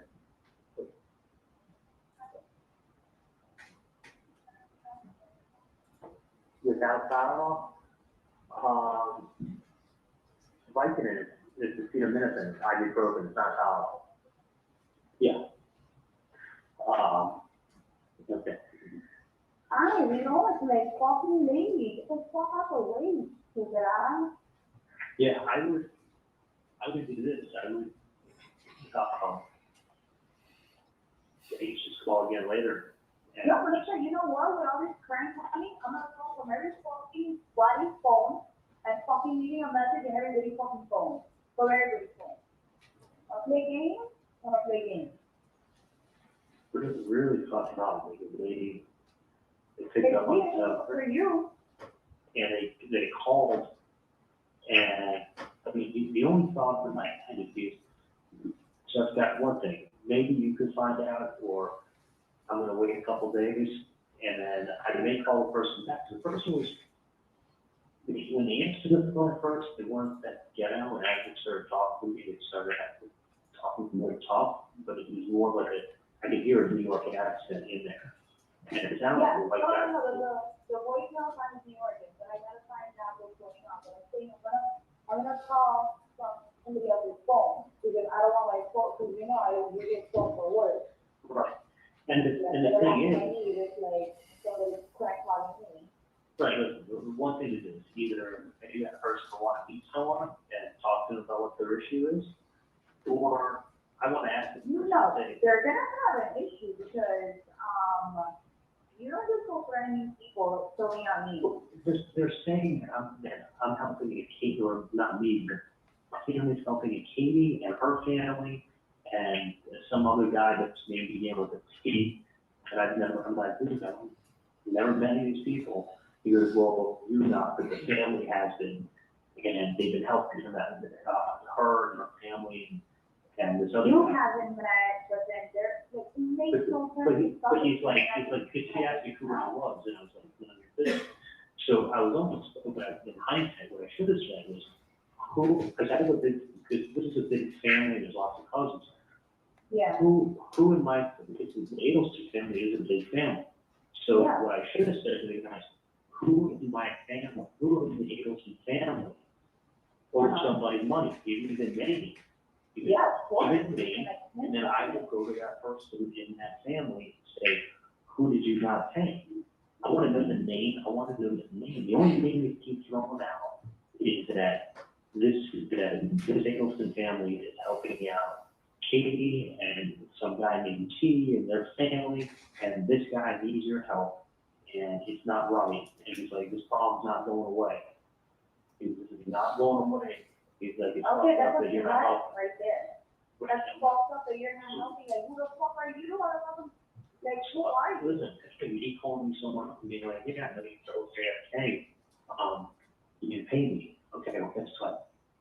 You didn't tell you. That is the wrong example. Like, what does that have to do with anything? Well, That is, you always use that example.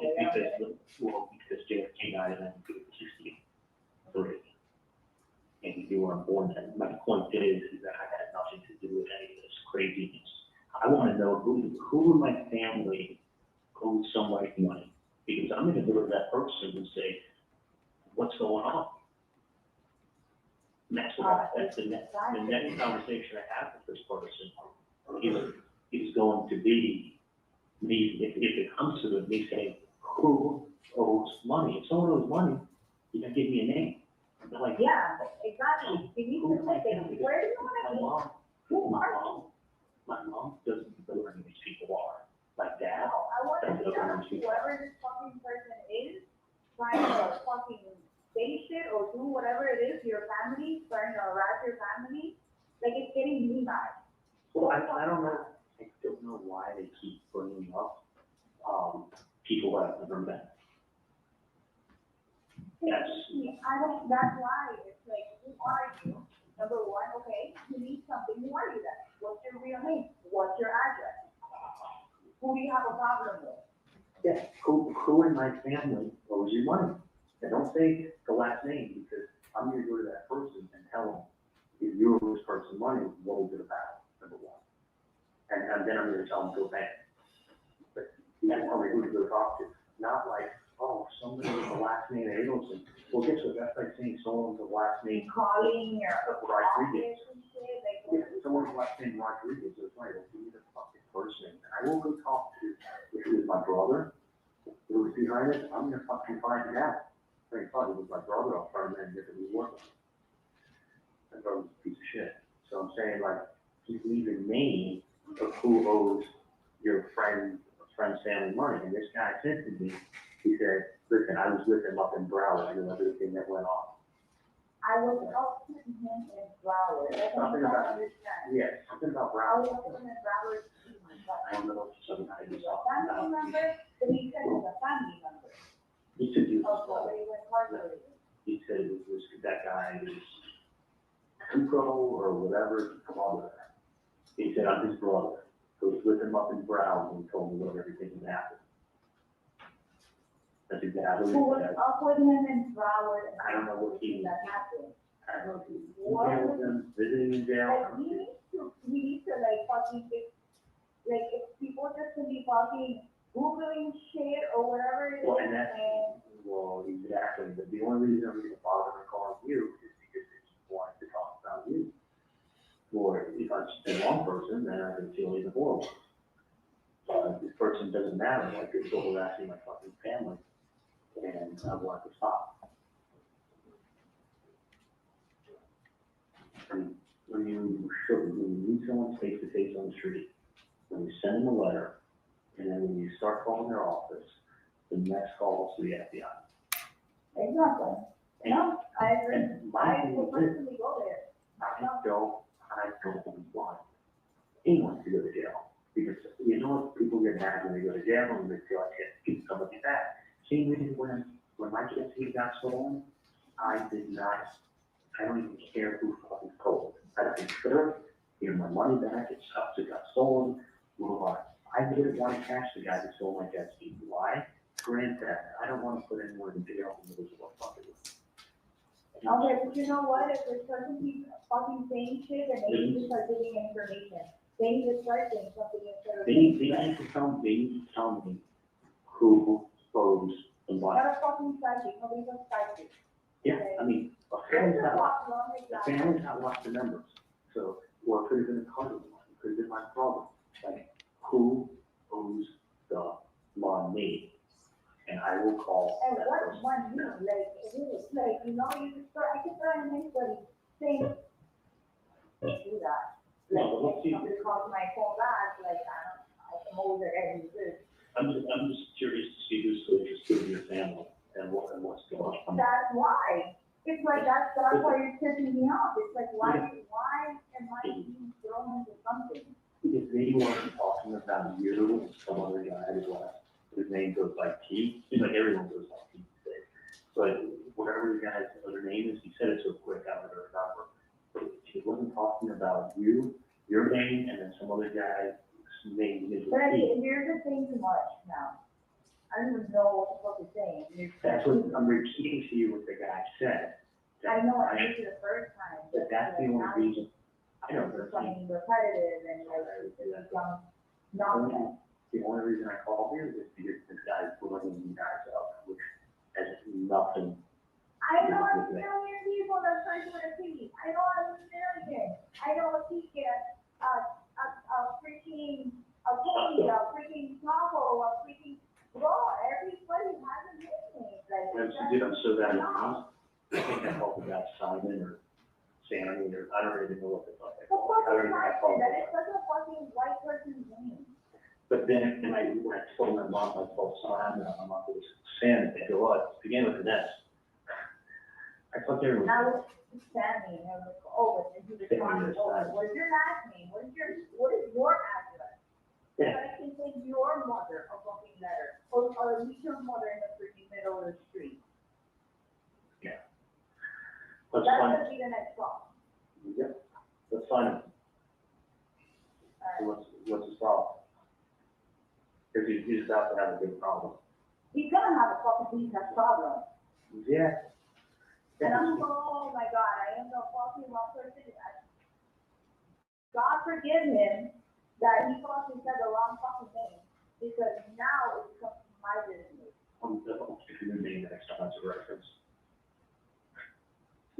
So I hate that shit. I'm waiting to hear you. I fucked pictures up for no reason. You never picked up the package, did you? I mean, when I'm focused on all the way right here, like I gotta get ready and my kids, I'm trying to figure out if I can go out like later on. Okay, let me know, but I have that. I'm still here, probably with the year we said, but Yeah, but I mean, you're gonna be home, right? yeah, I'll be home, actually going by 7. Okay, we're leaving halfway, and I have to.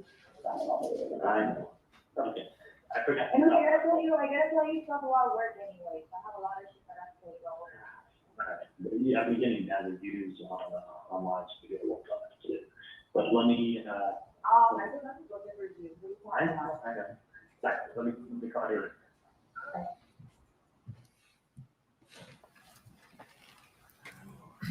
Next, we have a text message. Yes, text message from Sigfredo Garcia to Catherine McManwell. Okay, and that's labeled MM. What is the content of MM? He says, I called 3 times, no answer, and I did not leave a message. Is there any evidence that anyone called 3 times to the undercover phone? No, there's not. All right, and then we go to NN. That's Catherine McManwell to Charles Adelson at 7:49 that same date. PM. And in case we've lost track of the date, that's going to be April 28th of 2016. Correct. Publish NN, please.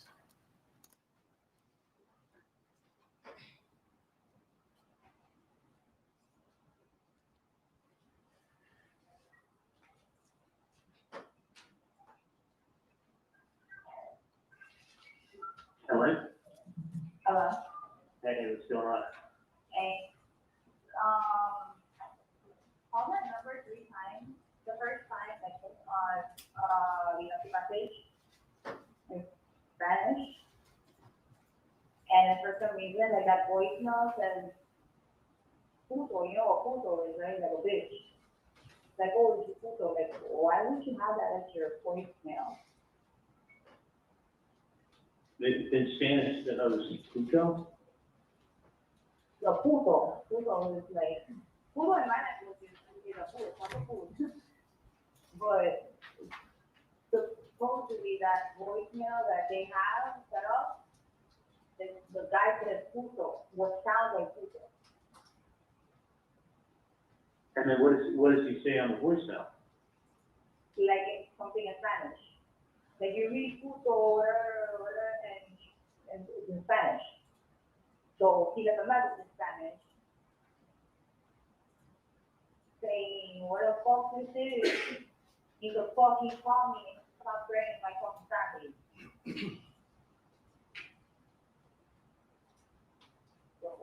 And then I was like, decline. Yeah. But they won't pick up. So now somebody either spooked because what the fuck is going on? Or I don't know. All right. Well, that's good. That's good. The person's gonna. Like other things are like running in my head because it's like with the names that you're saying, I'm like maybe it's like somebody trying to like be like, you know, try to be in an apartment or something or whatever. Like, you know, there were so many things like going on. Yeah, I'm thinking the same thing too. But then it's like, yeah, but then, you know, these people you could trust and you can't. But then it's like, I don't know. I honestly, like, it's like aggravating me. But you Oh, know, I'm not going to part with me. Be quiet. it could have been someone reading the newspaper and playing games. And like I said, The wrong person. yeah, and I don't know how the fuck they got your name, but they didn't use the last name, so if they. Exactly, it could be anybody. It could have been another Katie and another Taco, or whoever the fuck they said, I don't remember the name. But the point is that they need to stop. No, exactly. Well, look, I'm on the phone. Okay, I don't care, but I'm on the phone right now. So don't talk to me right now.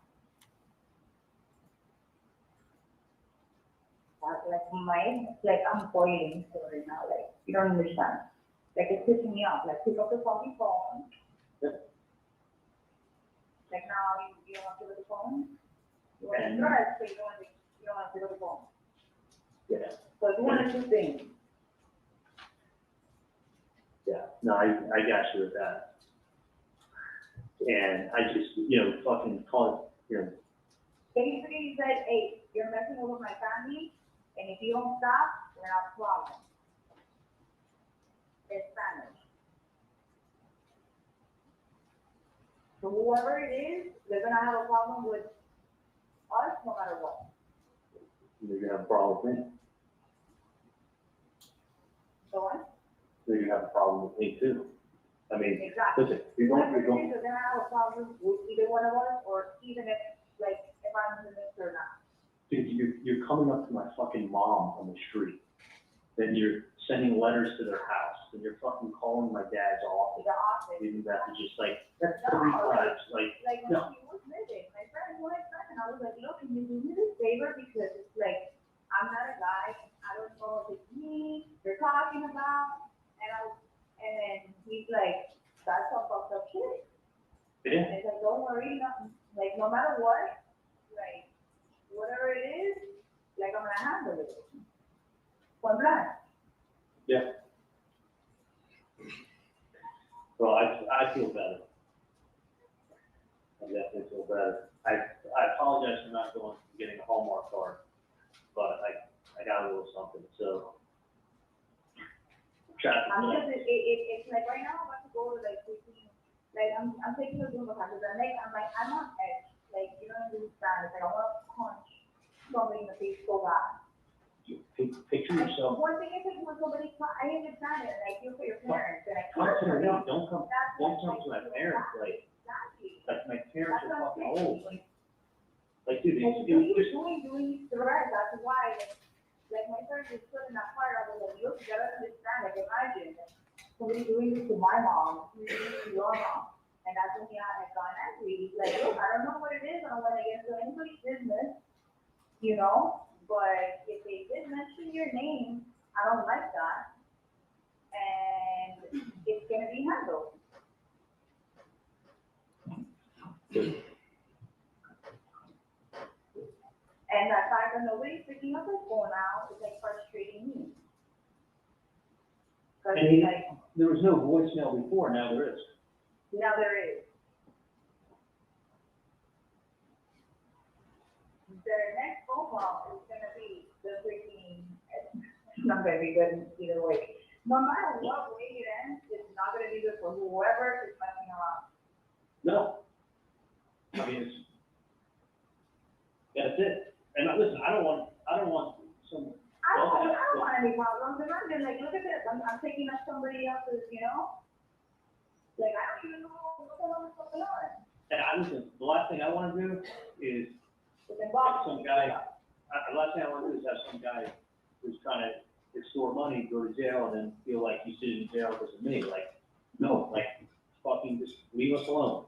I'm not looking to send people to jail. It's not how I live life. I just need to, but it's gonna happen if this guy keeps doing that. The police will get involved, they'll get in trouble. Of course, you know, especially, you can be calling somebody's business, what's wrong with people? Well, you can't be sending letters, you can't be showing up on the street. You can't Exactly. be, like, what I'm gonna, you know, or it could be someone like thinking like, but the fact that this is it. The next step also, what I'm thinking is in a couple of days, I'll tell the person, hey, give me the name of someone in this family that owes you money, because I'm gonna go pay them a visit. Give me a name. Is it my brother? Is it Robert? Like, And I'll take care of it. yeah, and I will see that if someone owes somebody money, they will pay, but you gotta give me a name because you're talking to the wrong people. Exactly. You're And trying frankly, to other people. yeah, I mean, And who are you? Katie, I have cousins. I've got a huge family. I gotta get in there, but she's gonna, you know, there's punches, to hear everything, and I'm very upset. Do you want me to try to meet up with you, or do you want me to just leave it for you to pick up tomorrow? Yeah, if you can. Do you want me to try to meet up with you? I want to if you can, but if you can't, I'll call you when I get out of here. Okay, I was just gonna work out. Yeah, I Tell know me, what I'm trying to do, because like I can't, I have to go out and see it, but I can't. go work out and call me, and then And I'll I'm not going to work out, imagine. do what? And I'm not going to work out. And then I'm just, I have movie. Hold your sister's time. Hold your sister's time. Take a jacket. Hold on, sorry. Don't ever let her walk on yourself. You know that. You know better than that. Okay. Alright, hit me up. It's okay, baby. Meet you, or you'll pick it up tomorrow. Okay, hold on. I'll call you in like an hour. This is like an hour. Okay, call me in an hour. Bye. All right, then the next call we have is 00. Can you set that one up for us, please? This is Charles Adelson to Donna Adelson at 9:47 p.m. that same date on the 28th. Okay, please publish 00. Right, I think we saw this one as we came back, so I'm going to go back to the break. I'm trying to get live. All right, let's skip to RR. Could you, Duke? Could you set up RR for us, please? Yes, it's on 4/29, the day after all the calls we just listened to, and it's Catherine McBanwa to Charles Adelson at 3:03 p.m. Okay, RR, please.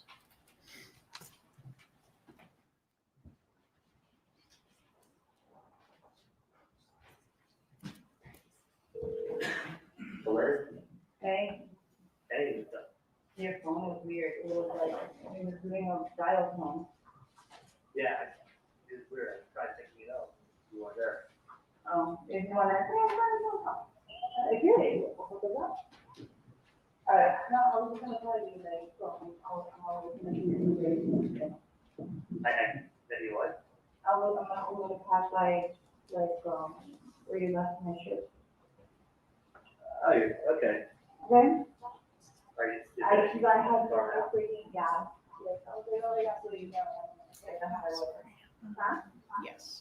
Are Are you at the gas station or your house now? Actually. Okay. So,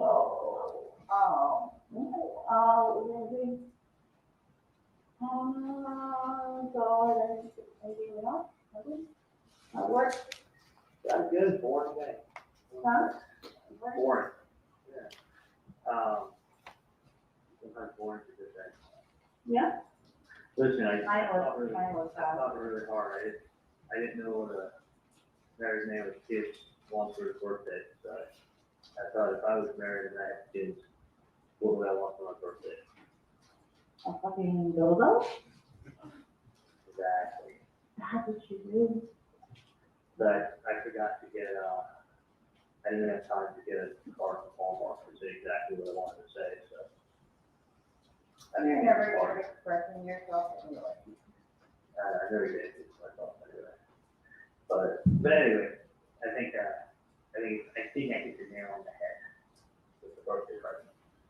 I think I hit it out of the park. Wow. So, Yeah. I know. what was I gonna say? Like, I'm just saying, like, nobody's gonna look at me like funny and shit, like, don't think you're like, Yeah, I know, the other day, I told Brother to stop by and get dressed. oh, okay, cause like, I didn't know why I needed to do that. What's No. yes. I mean, like, there was some. Can you like roll this for me? So tell me, how far are you from the house? Like right now. Are you there now? I'm walking. Okay, call me after you open it. So that's the number to enter. Take your shirt off. Take your shirt off and read the number. Take your shirt off so you can read the number that you wrote down. Oh, you're so stupid. You're so stupid. You know? Wouldn't it be easier to just write it on your hand so you want to get a dress or the number? Fucking idiot. You're just so weird. I don't know, man. It's not funny. I don't know. It's just something I like. I can be good looking or I could be smart. And I choose to be good looking. So who told you that lie, bro? It's not listening. It wouldn't be fair if I was good looking and smart. Oh, this is the ring? This is the one that I was supposed to have? It just makes me good looking. Let's go up now. Like that. It's raining. Yeah. Is your camera funny? It's not what? Is your camera funny? Camera roll. Oh, yeah. That one. Yeah. Okay, you know. I watch Passion me like freaking twisting my nose and shit. Don't see the rain. Huh? Don't see it. Cameras everywhere. Dude, the rain. Dude, I'm fucking small. What? I'm small. What's small? I'm small. The rain feels good, doesn't it? Yeah. Well, the Sam's calling me. Damn, you know what's a come up? This Ferrari over here. Ferrari. You spent how much on the Ferrari? And you said it was your dream car? Just think, you spend the same thing on a dream, you get your dream girl. Like Junko. Like Junko was 19. Guys, why don't you just put in his door and put in some room? It's an air freshener. Oh my God, no, what the fuck? Oh, look at me now. I wish I came to the party, that would have been the time. You'd be like, fun. I guess. Huh? Yeah, that's just what you need to do. What? Bring the Ferrari home. Worth it right now. Yeah, well, did you double bag it? Yeah. All right, man. Okay.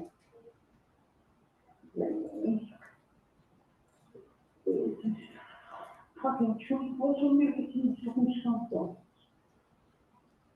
Did you open it? No. Did you throw it in your trunk? I'm about to. Okay, I didn't make it first. Why? Right, just open it and get on. Why? Hold on 1 second. Okay. Hold on 1 second.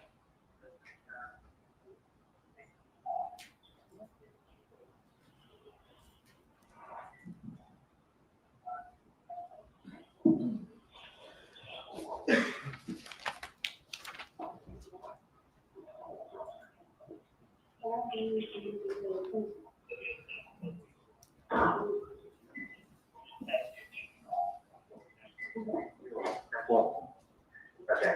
Oh my God, it's so hot. Did you open it? Yeah, I did. Then you're gonna open it when you get home. Oh, why? So what else is in there? There's a Hell? gift card.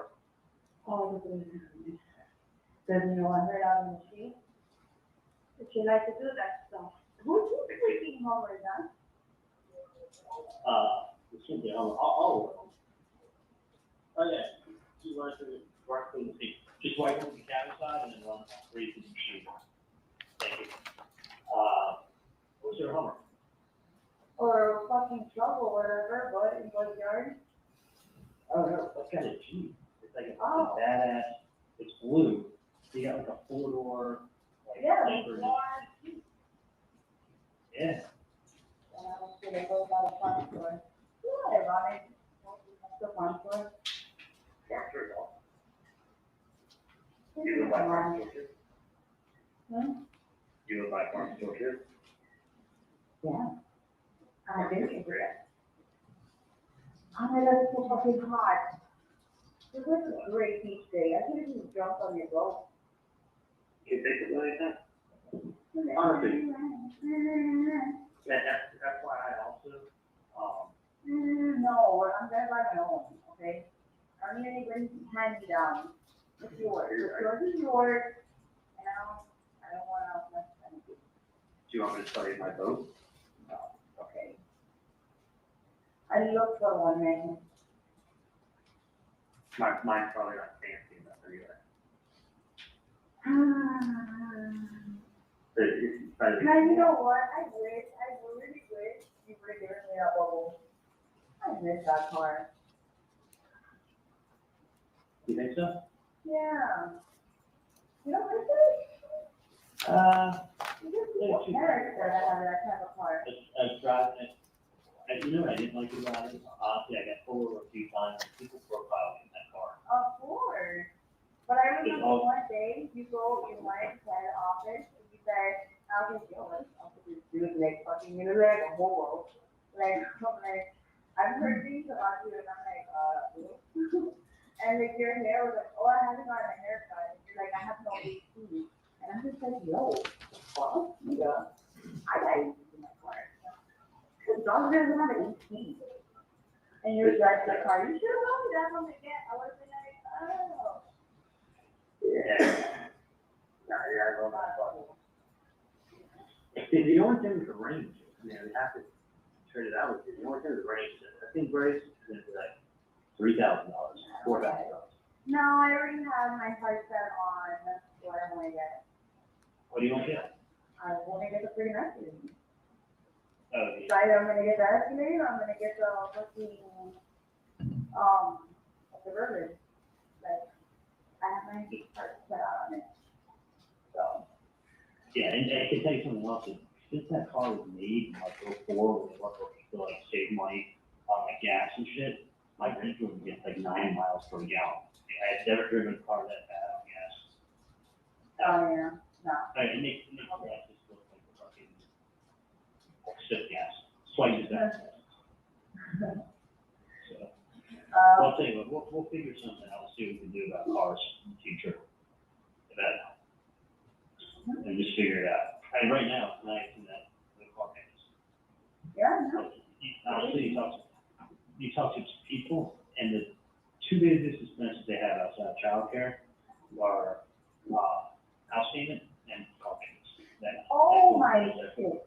I completely, you know what?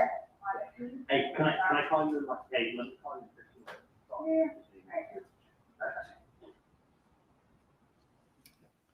So here again is Charlie Adelson, friendly with Catherine Magdalena, Yes, very. and also friendly towards Sigfredo Garcia, Yes, he was. indicating he's got a birthday gift that he's procured for Garcia, That's correct. and offering Magdalena a Range Rover. Yes. I want to skip ahead to May 4th, 2016. Is there another final attempt at a bump? Yes, there is. Could you tell us about that, please? A text message was sent from the undercover to Mrs. Adelson's cell phone at early in the morning, late at night, 2:09 a.m. What's the content of the message that was sent? So the text read, "So you don't take me serious. You think I'm playing. You have some puta call me to see if I'm for real.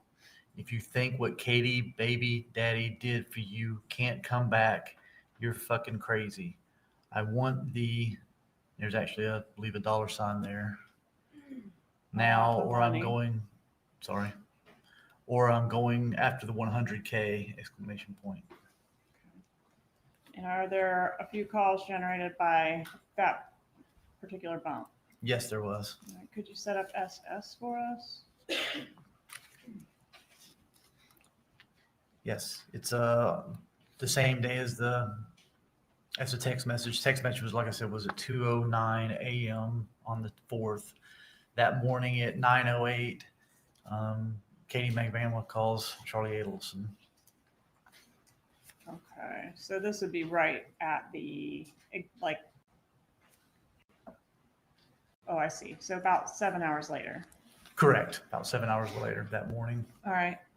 Thank you. For this one, we'll publish SS starting at 12:45, please.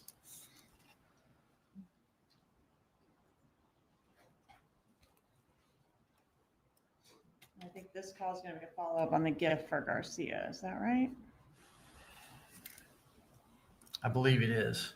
Okay. I don't believe they've talked yet. All right, let's play SS. It's in my purse, like my other purse, I probably never know about it. So you haven't opened up the public space? No. Why? There's a, I'll open it later. It's scaring me, though. no, it's not like I put a fucking answer in there. Well, you can hear, I don't want to hear that. I got him a guinea pig for his birthday. Aww. He's been in there for 3 weeks in your trunk. You're an asshole. Okay, then I gotta get him. Hey, Yeah. okay, Are you it sleeping? was supposed to be a birthday present for somebody, if you know it's his birthday. And he's busy still going on, so. Okay, well, would it be okay if you told Mr. Mayor anything after that? I don't know. Well, take a look and then you can tell me. Up in the bottom thing, there's a very nice gift card in there. Okay. I try to You're think. fucking in there though. I don't know. You know what he said? He told me, oh my God, I felt so bad. Like he's like, bro, like cause my mom always gets him a present, right? Like he took us out, like he used to come out for dinner and shit, whatever. My mom always does that, like for him. And he told me, he's like, oh, maybe you never get me a present, because I knew you said about a present. He's like, when you ever get me a present? I'm like, well, you're not 10 years old anymore, like, get over it. Well, I got it. I'm not fucking getting a present. Well, guess what? I actually did. Well, thank you. So, you're welcome. So, open it up. If you think it's okay to give him, if you think he's old enough, then give him a present, okay? What And if fucking you- pocket rocket? If you think it's not, then don't do it. What pocket I rocket? just make sure the shit's in a safe place. I gotta run. Okay, this is like. You gotta run, I'm fucking like, supposed to be in the office, You right? just throw something water in the shit, that's all. On my feet? Is that what you said? Huh? Yes. Did you get on my feet? I thought you said you spilled coconut water on your fish. I spilled it everywhere, I'm like, oh. Right, Hi, they know my feet, bro. Alright, don't forget to look it up. Bye. Oh my God. Could we publish TT, please? Let me start at 4:55 on this one.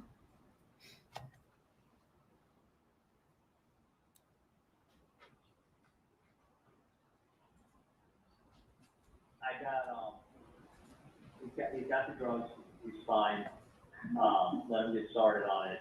And it is, don't think it costs anything, you can tell them this is from maybe, when you open up the present. Okay. Very important. You scared me, I'm gonna put that, I'm gonna go, yeah, I'm gonna open it now before, I don't know, because you're scaring me. Was it in your car or is it your house? It's in my mouth. But I hid it. Well, go fucking look what's in there and tell me if it's okay for his birthday present. Okay. All right? What is my birthday present? You get nothing. Uh, All right, I'll talk to you later. Dude, I got your tickets to the concert. I know, thank you, I think to thank you. Where's my birthday? It's not your birthday today. Wait, you wait. Whatever. Yes, I got a birthday. I haven't feel that. It's your other goddaughter, it's your goddaughter's birthday that's in Over here. I got all these people that want me to adopt them. No, well, you already know my kids. I got like 60-year-old women that all do that, saying, "Where's your kid?" And they go, "I don't have any." They go, "Can you adopt me?" You get a Father's Day card. Fucking amazing. I got Scotty wants to be adopted. I got like 8 people that want to be adopted. I want to be adopted. You want to adopt me? Adopt my kids? I give you a little love. You're your godfather. All right. All right. Thank you. In that one, we've got Charlie Adelson mentioning that he purchased concert tickets and a limo for Catherine Magbanua. Yes, ma'am, he did. And Magbanua refers to her own child as Charlie Adelson's godchild. Is that right? She did. All right, let's play You, please.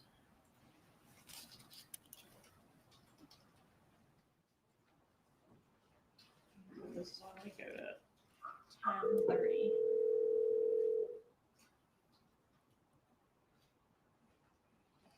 Phones and paybacks and everything like that, then people will go ahead and get their money lent and they'll be paid back. It's very interesting.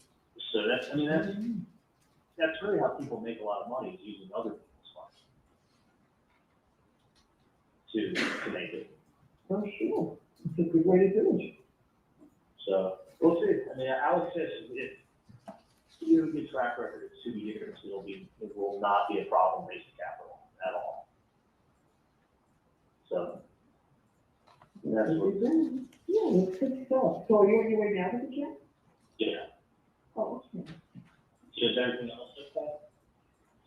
Yeah. Yeah, it's pretty interesting.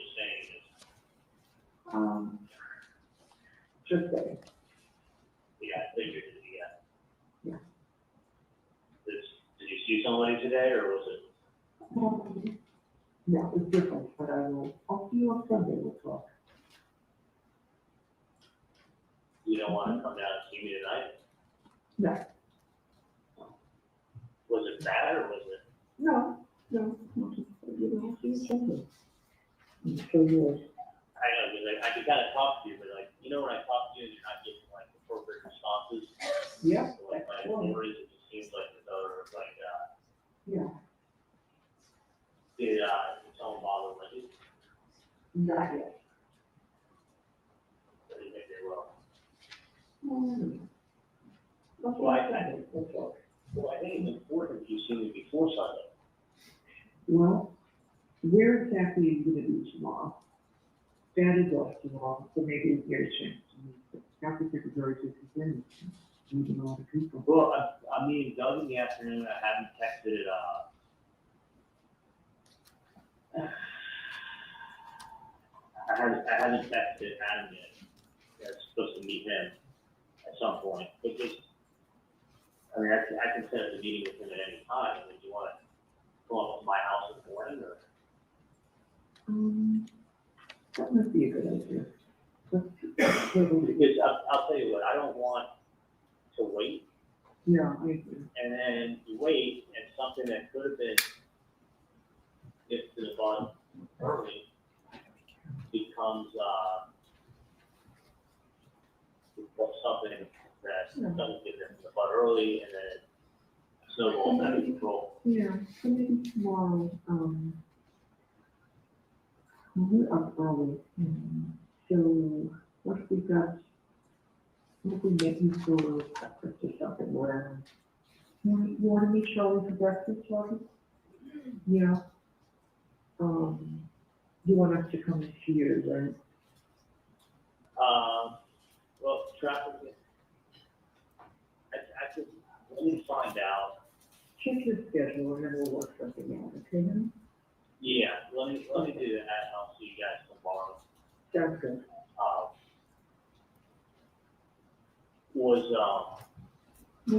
Yeah, let's discuss that once you check. But I mean, I think it's just better that things get quite early. Yeah. I don't know why you wouldn't just follow up with them. Just reason. Let me talk to you tomorrow. You figure out your schedule. We're free until, until we have to pick up the kids. So we'll work around quick. But, I think we'll do some other errands. Okay, circling back to the Garcia birthday present, that was being discussed, we had it on a couple different dates, but in April of 2016. Is Garcia's birthday in April? It is. April 27th? 27th, that's correct. Okay, thank you. All right, now back to our calls. Let's go to the next day, May 5th, 2016. So now Donna Adelson has informed Charlie Adelson about the bump text, right? She informed me there was something that happened. All right. Correct. And so do we have Charlie to Katie next? That's correct. All right, publish VV, please.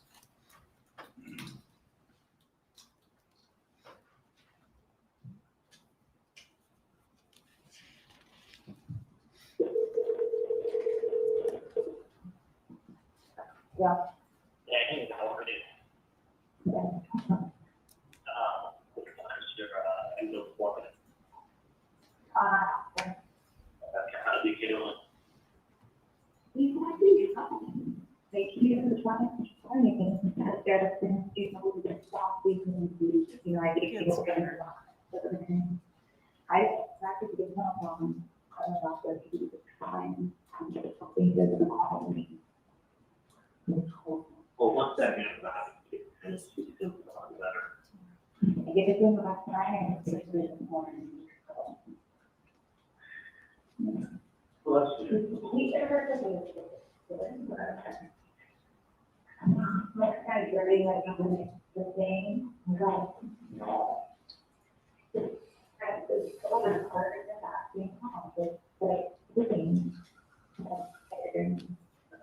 So I'm not going to understand it right now. To parents talk to me. All right, that one, even for us, was too torturous. Let's do WW, please.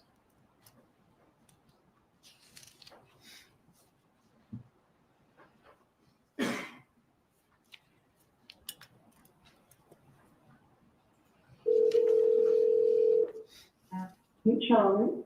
Hey, how are you? Good, honey. How are you doing? Good. I'm coming across the bridge now. Oh, okay. Okay, wonderful. Do you want to see the apartment, or do you want to come down? You know what?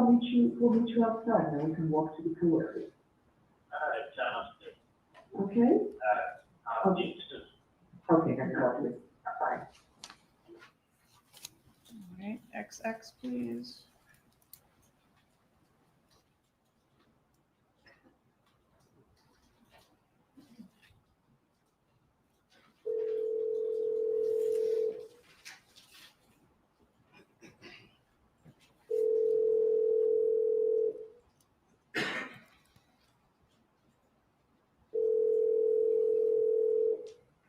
Ma'am. Hello? Oh.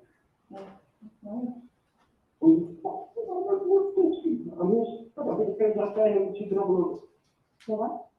I put the things outside, shoot, I'm talking about, shoot, I mean, she called me out of the blue. Oh, you're gone? Yeah. The case up here, it's really up. Well, okay.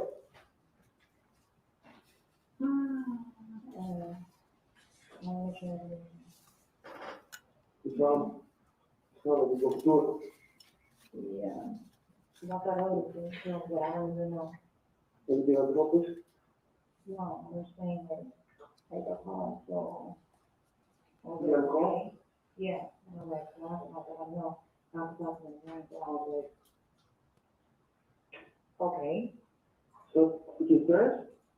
yeah, so I'm like, pretty, I just walking around, then I'll call you, I didn't have time to call her, right? So that's how I was calling you, to see, what you're listening. Okay. I told you, you started ringing, and you got Fuck, man. just, when I text you, just, like respond back to me, and they're just getting kind of mean. Right? Right.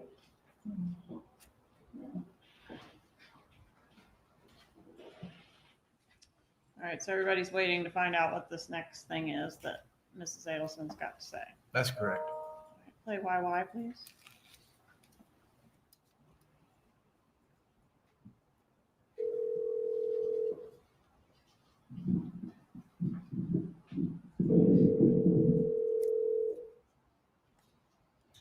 Hey, let me call you a little bit, okay? I may just call you from the landline. I'm with my friend Adam's place in Miami. No down to the Gable, so I'll probably call you from the landline. Alright. You need me going? Okay. Yeah, I'll call you. ZZ, please.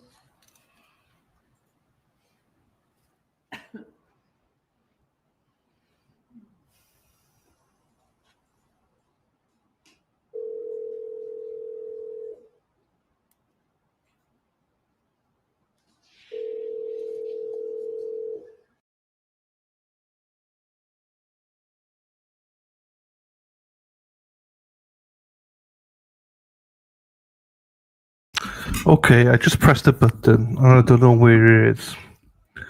Why I pressed the button. Oh, here it is.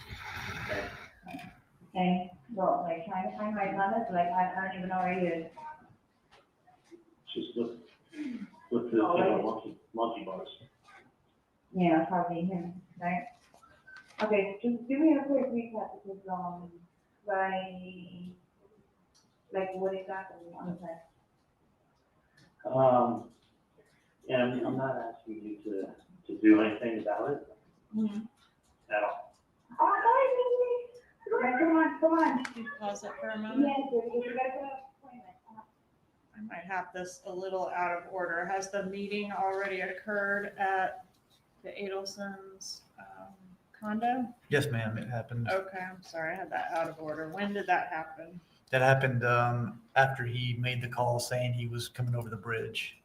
Okay. Happened right after that. At that meeting, was there any surveillance effort made? Yes, we tried to go and get close and do a recording. Where did they go? They were in a pool area inside the building, like a private area for residents only. All right, so were you able to capture any of the recorded conversation? Were you able to record any of the conversation? No, the three of them were in a corner by themselves and we couldn't get close to them. Who's the three of them? Harvey Adelson, Donna Adelson, and Charlie Adelson. Okay, so now this has been reported to Magdalena, and she's about to get more information about what the text said. Is that right? That's correct. Okay, I'm sorry. Please resume the call. What the person said. So you don't take me serious. And you there? Yeah, I'm here. Yeah, the person says, so you don't take me serious, and you have some puta calling me up, baby, cheese, baby daddy. So, and then it was like, so you don't know, so you don't, or something, and then there was something about it before you. So And there was something about like, you don't respect what was done for you or something like. You don't respect? Thank you, Lulu Bell. Sorry. See you later, Lulu. Take care, my darling. Or you don't, no, you don't. It was like, it was like 20 words. You started off with, so you don't think I'm serious. And then it was, you have something.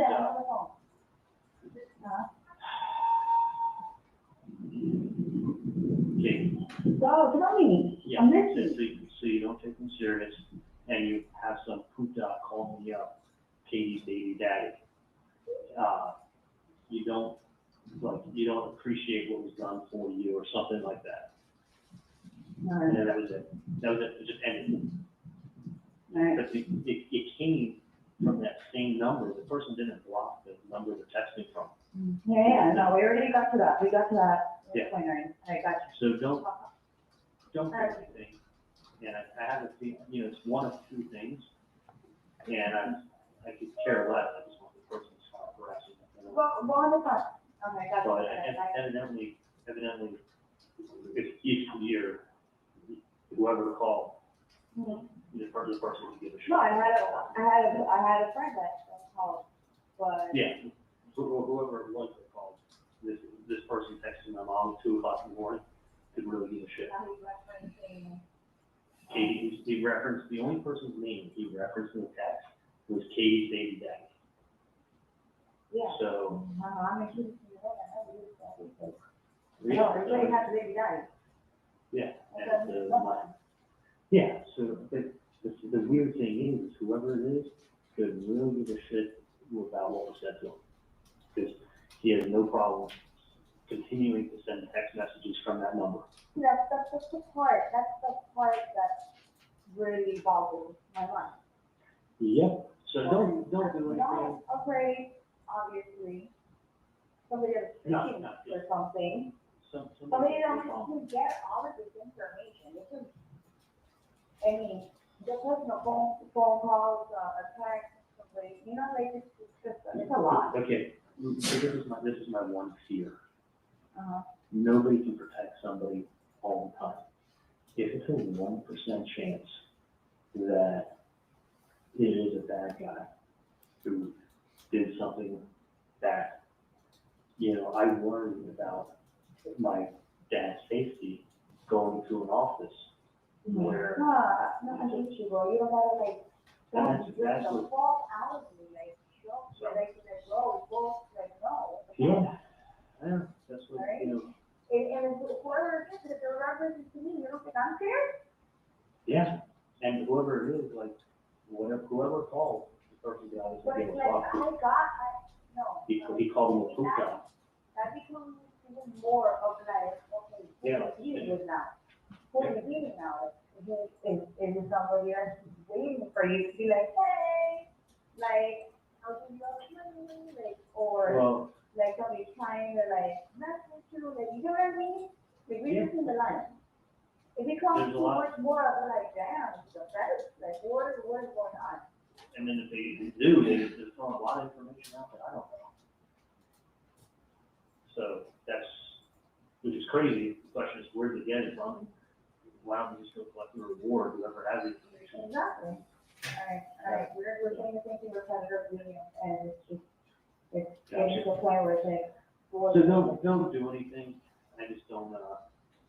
It's just aggravation. That's all. I just want my family left alone.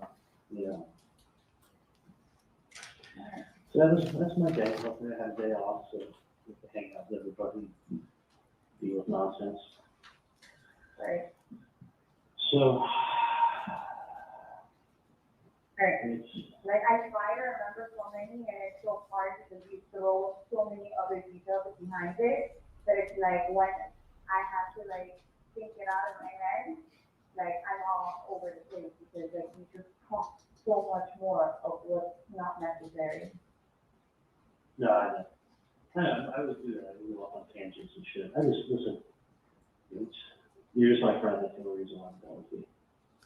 I know, it's taking me out because I don't even know, I'm trying to help you out and figure out what the hell's going on.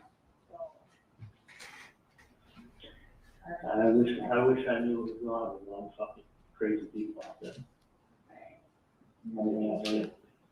Get back there, you know. All right, good luck with his endo appointment. All right, I'll talk to you later. What does Mag Banawa do immediately after hanging up from this call? She texts Sigfredo Garcia. And did she ask him to call her? Yes, Does that call occur? it does. Publish BBB, please. And we're starting at, I guess, the beginning through the 2-minute 40-second mark, please.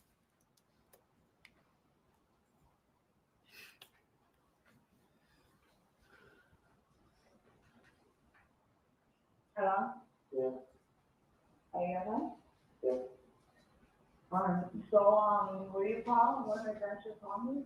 Was saying, like, remember when I had asked you, like, to do me a favor because somebody's harassing me with my friend's family? Yeah.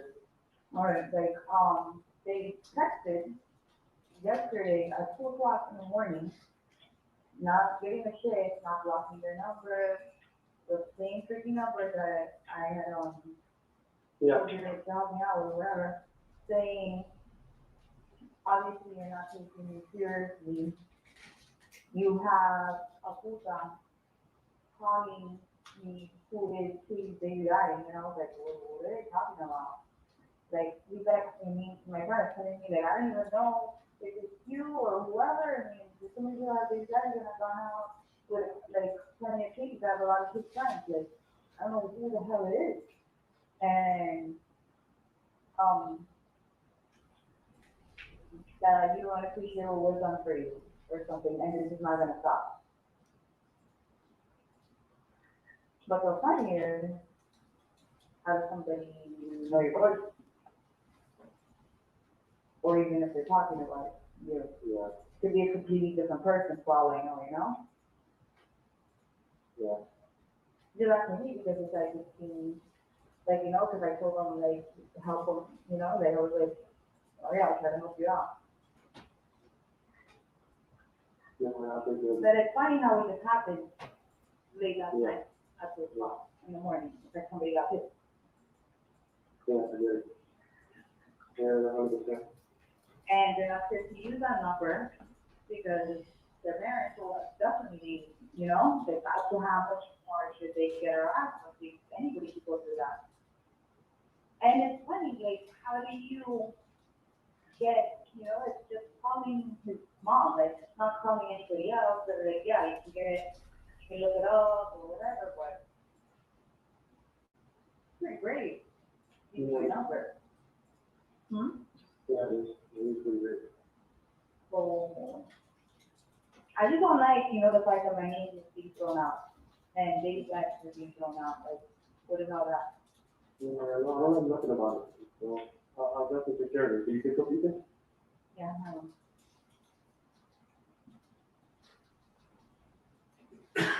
Okay. BBB.1, please. No, we already did it. It's out of order.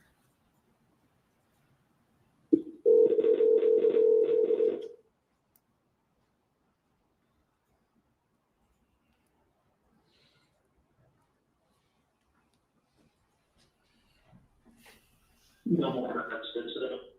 No. I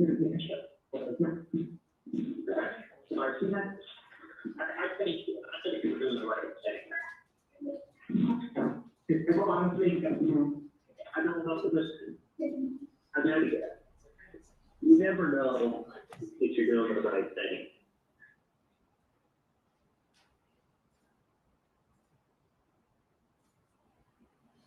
Take a minute. Okay, I hear me out for 1 second. Talk to Dad with a lot, and just figure it out together. Don't just rush, you know. But I think what we talked about is that thing. Okay. I mean, look, it's so small. I mean, listen, it's not. It doesn't have to be tonight, sir. What? You don't think it has to be tonight? In my opinion, I think the sooner the better. But I would be firm. Yeah, I already wrote my letter. What? Yeah. This one's a little garbled, but is the gist of it that Donna Adelson is going to call the undercover number? That's correct. And does she do that? She does. When does she do that? She does it. She tries to call him on 5/6 at 11:30 and receives a voicemail. She calls again at 5:06 p.m. after he tries calling her back. Okay. And do you have evidence independent of the wire that the defendant downloaded some software to record this call on her own? Yes. All right, publish this call, please. It's on 117. It should be call 3 in that exhibit.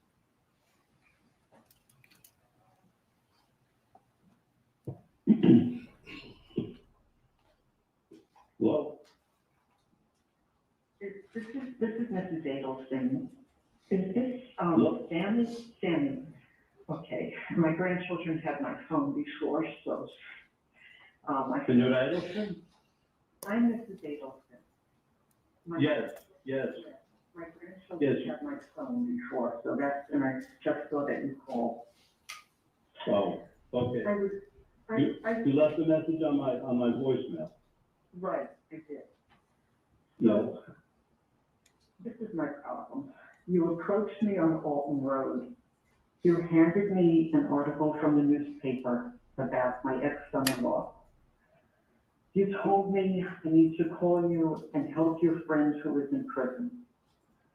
Now, at the time you did that, I didn't understand what you were talking about.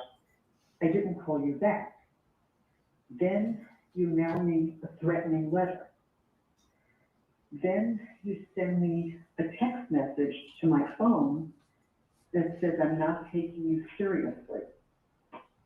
So I am taking you seriously. And I really want you to listen to me. I'm listening.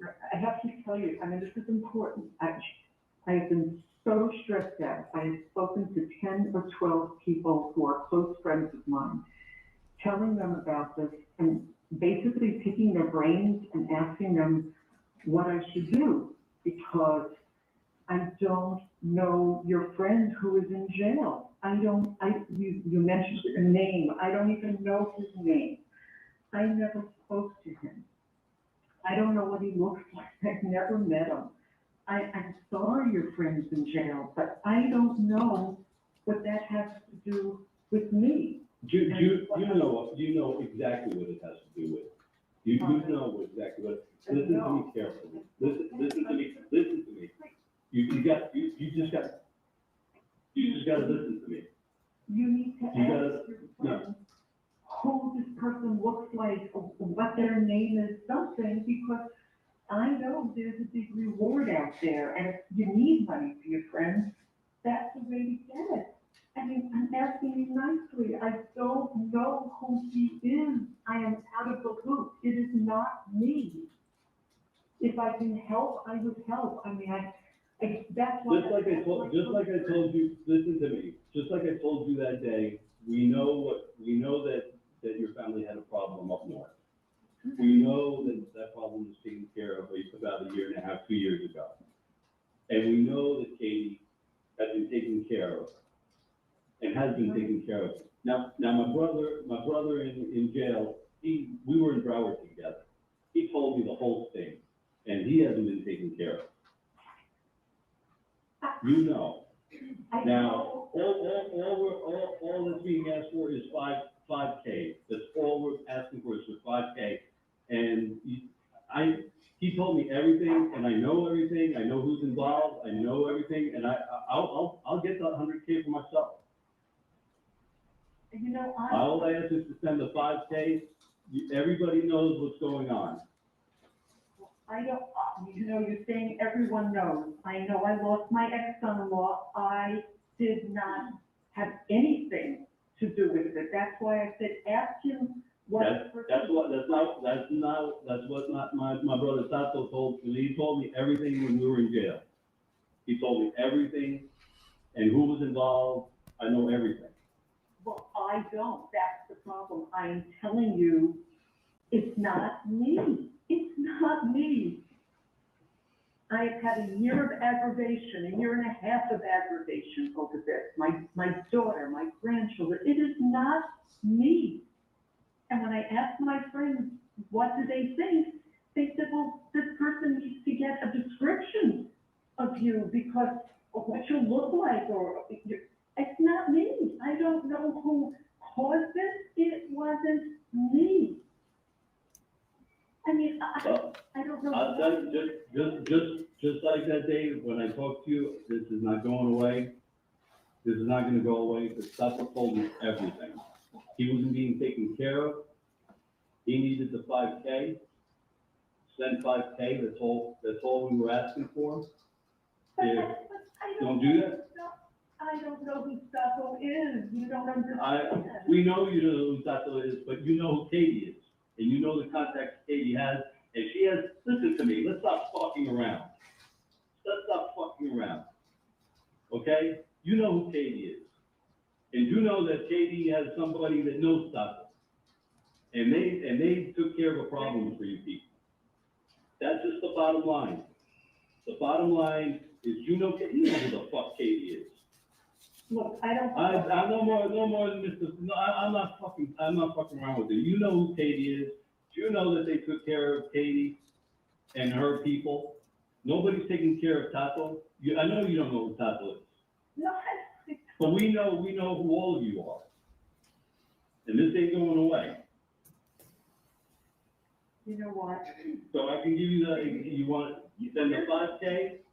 Here's what you need to do. You need to go and. Don't tell me what to do. I know what to do and I'm doing it. You're looking for money. Get $100,000 or whatever whatever the reward is. It isn't me. You have got the wrong person. That's why I said ask your friends. You're Donna Adelson. Yes, I am. Yes, I am. Well, I know. We know who's involved in all this.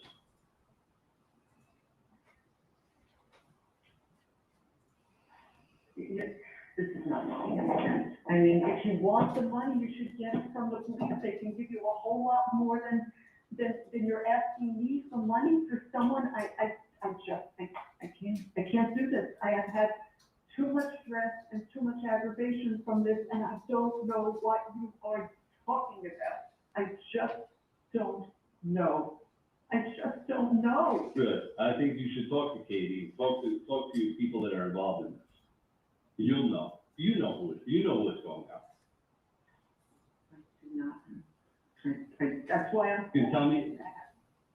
Adelson, you can tell me all you fucking want, but I know you know.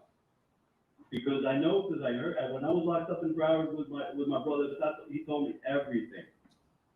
Everything. He told me everything. Well, I just wanted to take care of him because fucking Katie was being taken care of with her fucking food. I just think instead of asking me, you should get the money from the police. There's a lot of money out there, and I know if you think you know who this is, then go ahead and do it because I know it isn't me. I know it isn't me. And I can't take this kind of level of stress. I just can't. I know I didn't do anything.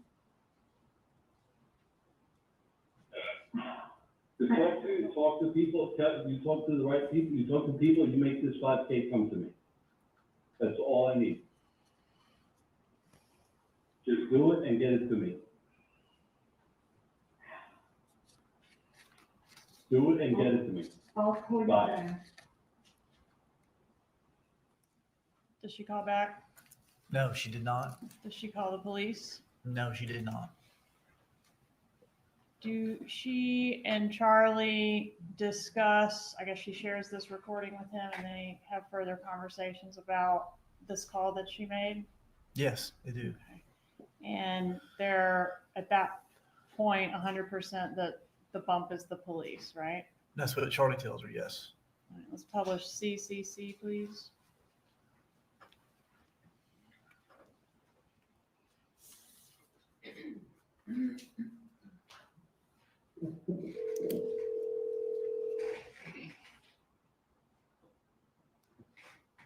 Hey, Charlie, how are you? Sure, what's going on?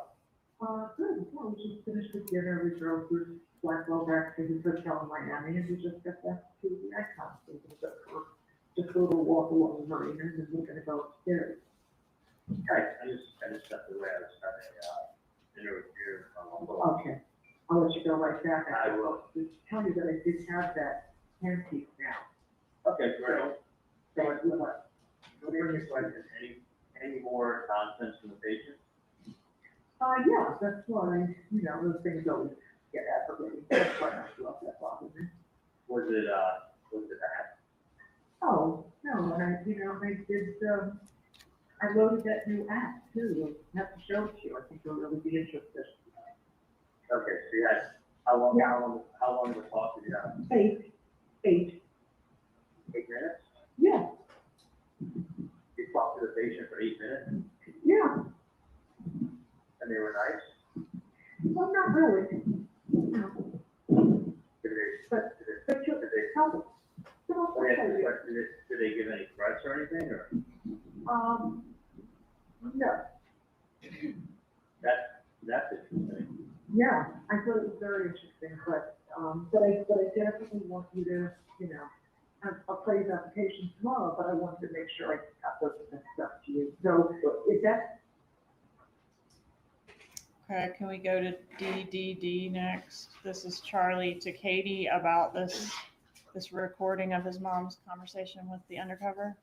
That's correct. That last phone call was at 11:17 at night. This is the following day, 5/7 at 5:07 p.m. Okay. Before you publish that, Ms. Adelson, do you need your headphones or your amplifier to hear the evidence clearly?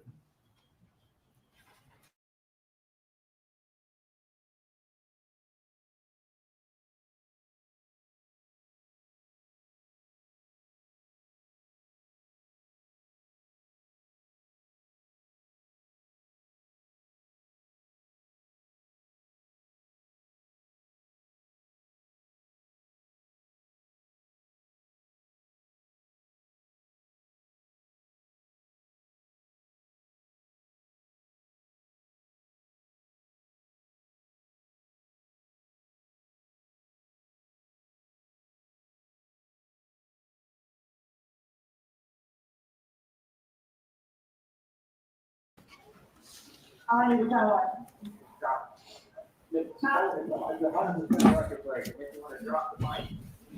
Oh, yeah?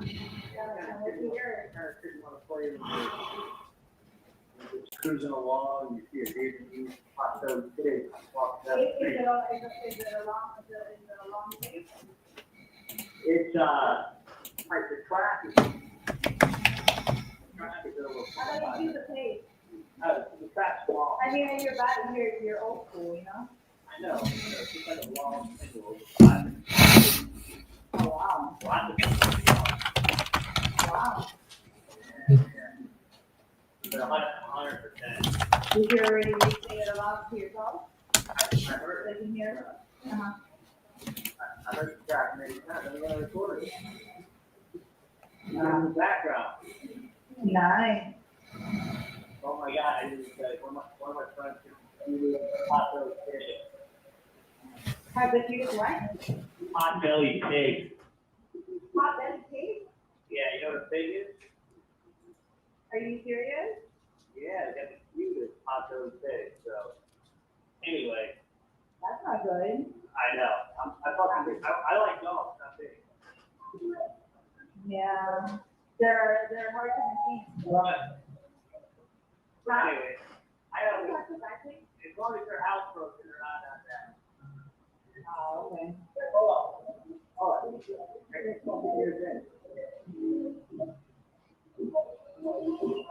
You can't hear because there's music behind me and there's like.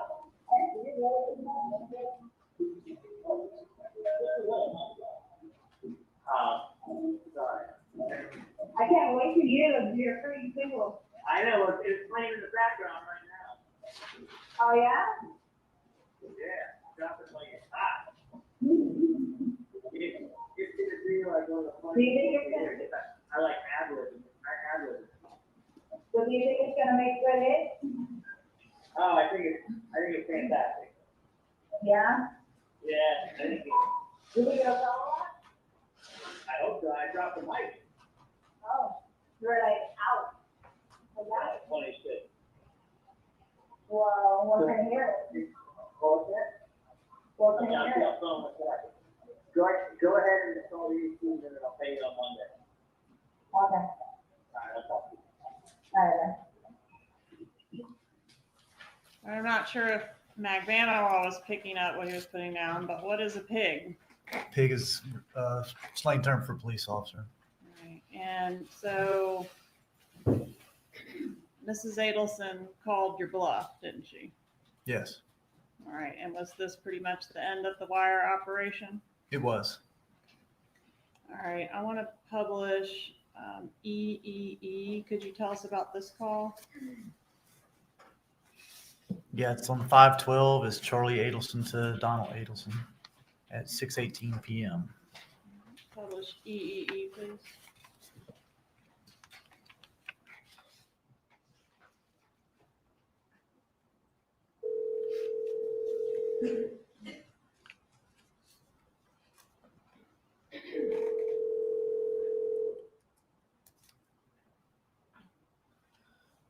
Hello, Charlie. Hey, how are you? I'm good. How are you? Wait, guys, 1 second. I have to open the door. Wait, let me just get the door. Hang on. Okay, Ben, you go first. Honey. Okay. Lincoln, you go next. Okay, honey. I'll pop up. I'll pop up, big boy. You can do it. Try. Hold on. Here, honey, because you have too much in your hand. Okay, here you go. Up, up, up. Honey, I'll take you downstairs. Come on. Okay. No, tell him to move his fat ass. You can say that's your sweet little blonde nephew who I just got his haircut and took him to McDonald's. They're happy campers. I think he's having a good day with grandma. They are happy. They can sit down with them. Fine. He's like, I'm just got his hair. I like it on too. I know, but it was so long that he couldn't see straight at it, so he had to get trimmed. Classic. So how's my boy? You sound like you were having quite a bit to do. Yeah, he has. I think it's a call Maddie, but I can take care of some of that stuff tomorrow. Farm. What's the matter? It's just the exit. Oh.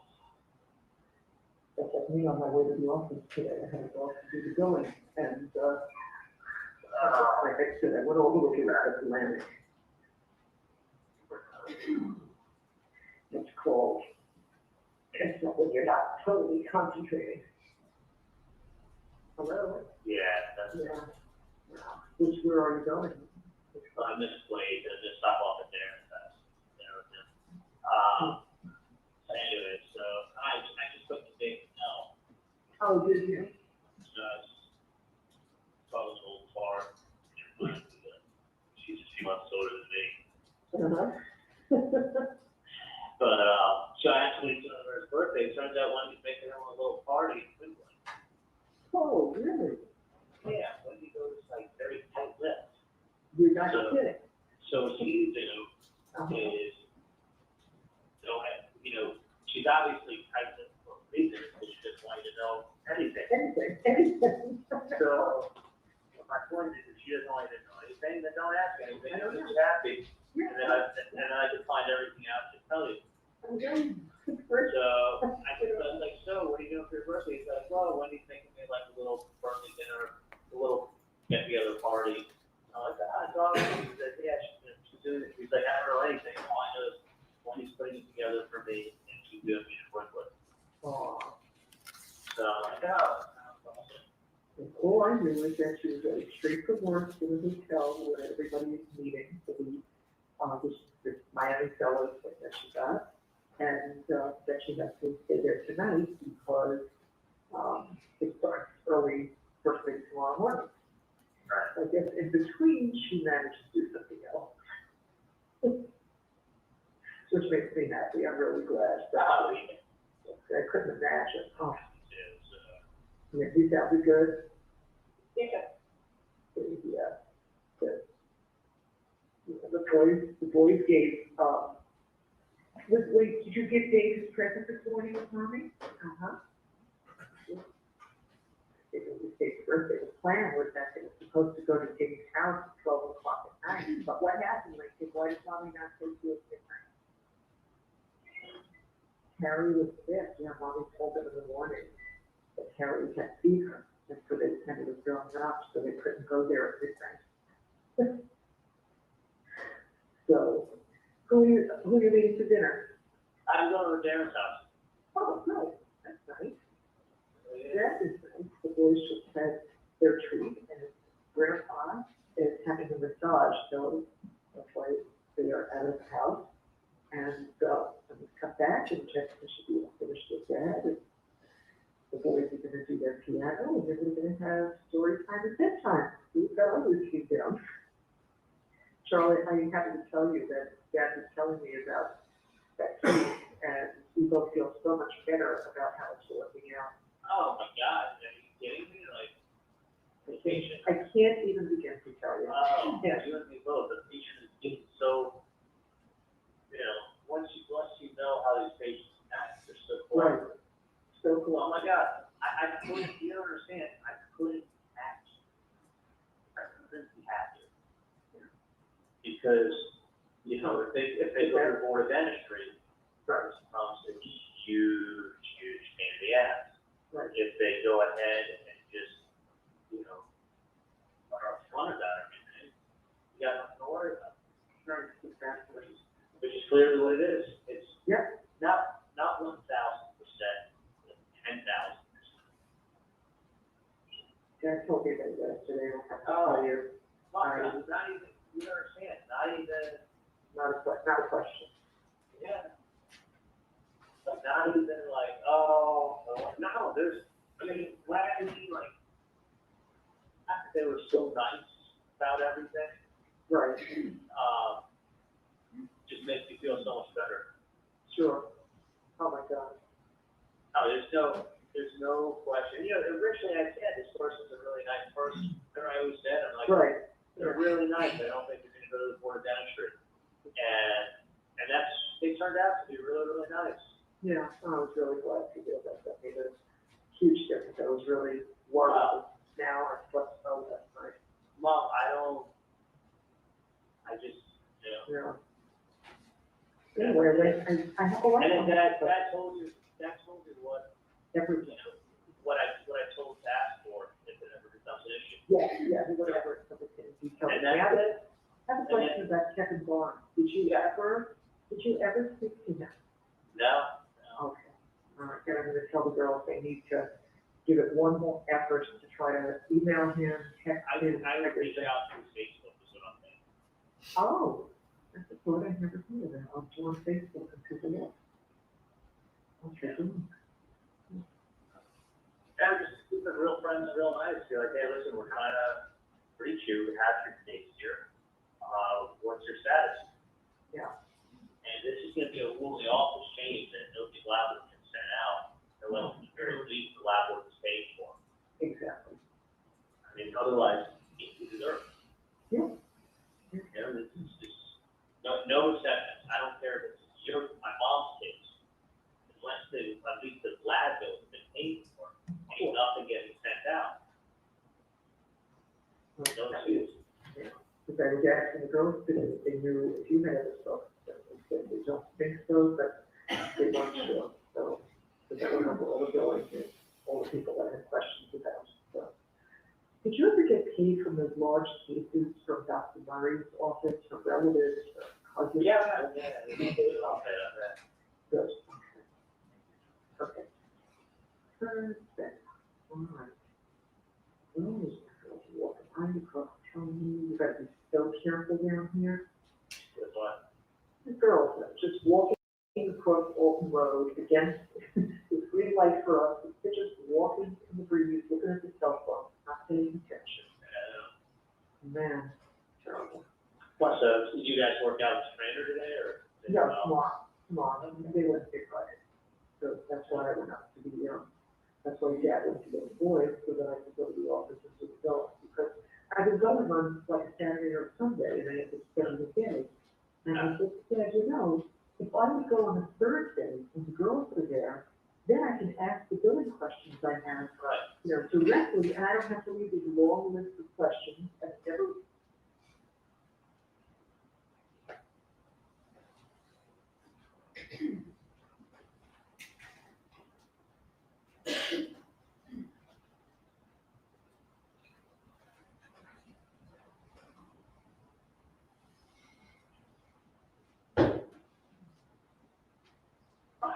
Yeah, thank God. So I am rolling into the icon garage, so careful.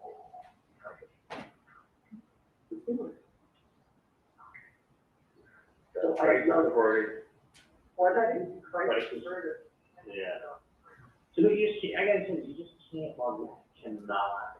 I mean, now that you know that you cannot get upset, you can't let patients bother you. No, and I also know exactly what I'm doing, you know, exactly what the state is in for. They're doing this a long time, so you understand. That's why, and you were in the front desk for a while, but don't let the patients bother you. Just said, oh, but that's it. Yeah, no, I got it.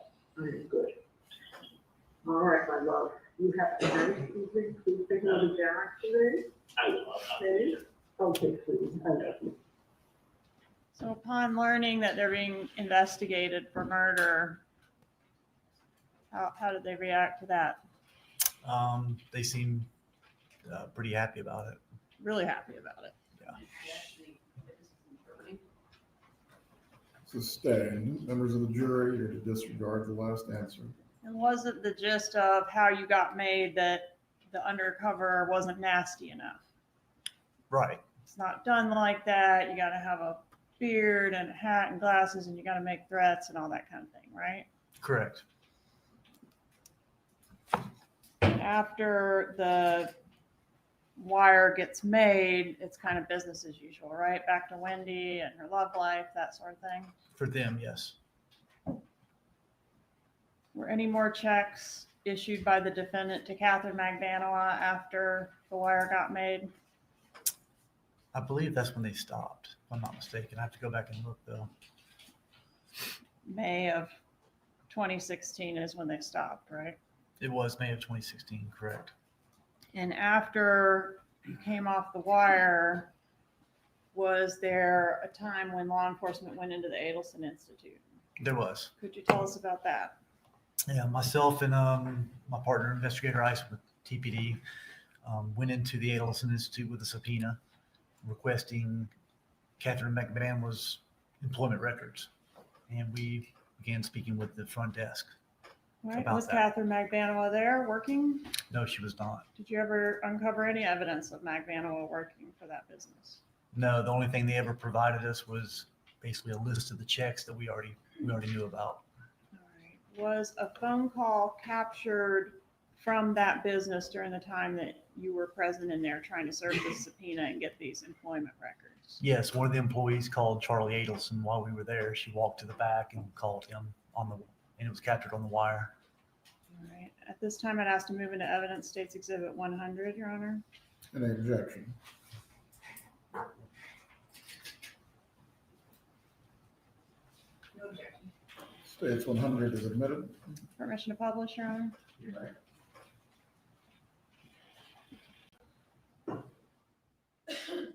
Hey, what's going on? Hey, the FBI is here asking for records for Katie. For what? That she works here? I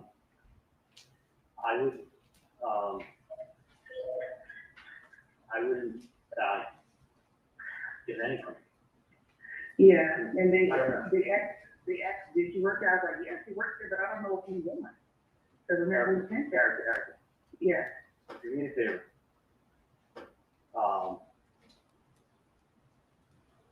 I'm not there right now, and I'm in surgery. But it's not my office. It's my dad's office. So I can't give anything out. Right. I mean, I don't have access to it. I don't know where anything is. Okay. So you don't have access to anything. I don't know anything yet either. Yeah, so I would do this. I would not, I would not speak to anybody. I mean, you can do whatever you want, but it's my dad's office. Yeah. So I don't have access to any of that stuff. Okay. So they can talk to my dad, and I'm sure they'll be able to get whatever they want from them. Okay, understandable. So if I had it, I mean, you can talk to whoever you want, just they don't want it. But, No, you know, we're gonna do whatever you say. yeah, I mean, no, I mean, I shouldn't say don't talk to anyone. Talk to whoever on the planet you want to talk to. But it's not my office, and it's not your office. Right. So you don't have records to give them, and I don't have records to give them. So I'm sure they'll be able to help them out in any way, any way they can. Okay. So that's what I thought. Tell them that it's not, I mean, it's not my office. The office was sold back to my dad, actually, a long time ago. So tell them that because actually you're talking to the wrong Dr. Adelson. Right. So what you need to do is tell them that you will get in contact. So tell them, I mean, it's not your office. You can't do that, right? No, yeah, they said within 20 days of order statute, provide a bill of cause, with reason. Are they there now, or are they? You're there, but you know, I'm in the back. They're just waiting for you to come back. Oh, they want records? Yeah. Do me a favor. I'm gonna call you from the landline on your cell phone, okay? Okay. During the surveillance of Catherine Magbanua, did law enforcement ever observe her to physically go to the Adelson Institute? No, we did not. And she later admitted that she did not do anything to earn those checks that she received, right? That's correct. She did admit that. And in at least this call, whose office does Charlie Adelson say the Adelson Institute belongs to? He says it says it's his dad's office. And has been for a long time, right? Correct. Okay, and that was said on what date? June 1st of 16, is that right? Yes. All right, now before we do this early breaking, I have one more thing. I want to try to circle back to the call that we had technical difficulties on, I think twice. So I want to go back to Matt Surrey, which was the restaurant conversation between Charlie and Harvey Adelson. You recall that? That's correct. I do. Okay, and this call L.1 on the State's Exhibit 99 was shortly after that, or maybe during that. Could you tell us? Is this 1695? Yes, sir. Yes, it's after the Matt Surrey meet, correct, between Charlie Adelson and his father, Harvey Adelson, and this call is between Charles Adelson, Harvey, and also his mother, Donna Adelson. All right, thank you. Publish L.1, please.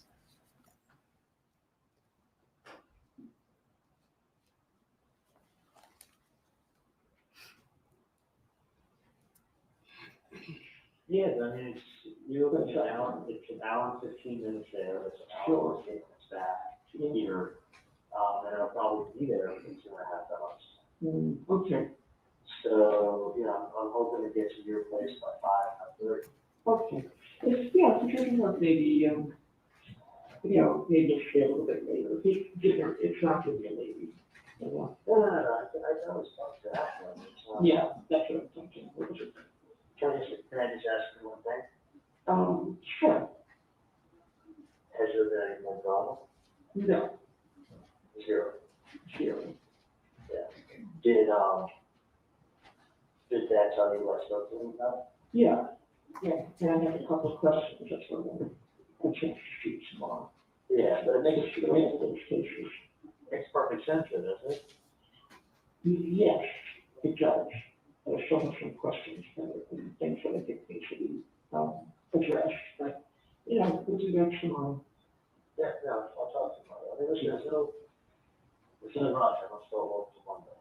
Okay, sounds good. It's not like that, but, Yeah. and what, I thought everything through again and again and again, and, I think I'm 100% right.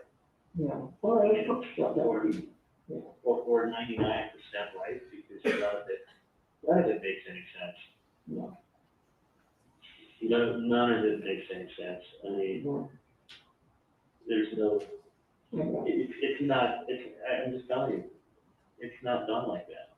It's not. I know for a fact, it's not done like that at all. And they're approaching somebody who has nothing to do with anything, which is the utility.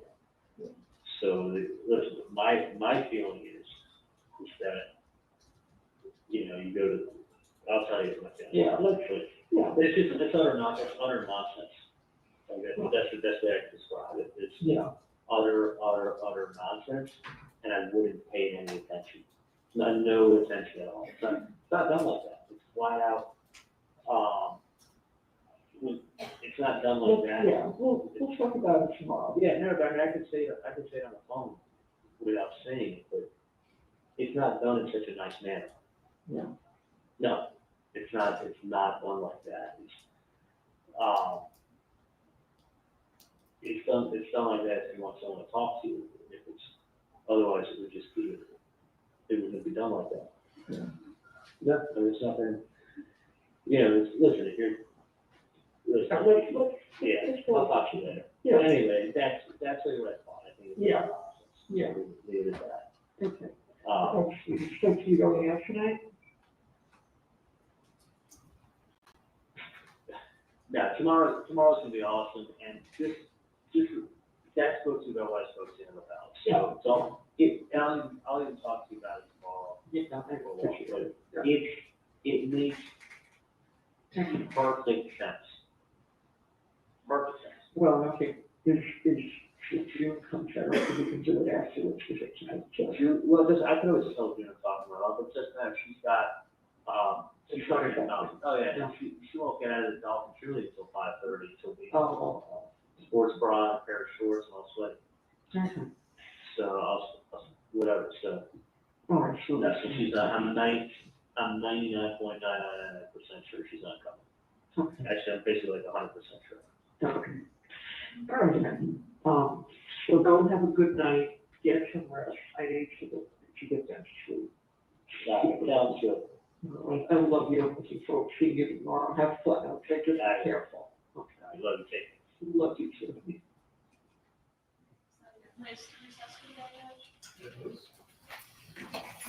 Members of the jury, we are going to take our break for the evening at this point. Once again, do not discuss this case with each other or any other person. Do not seek out any information about this case. We will resume tomorrow at 8:45. Please report at that time, and we will get started with the trial once again at 9 o'clock.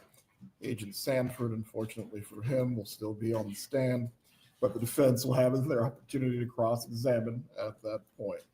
Have a good evening.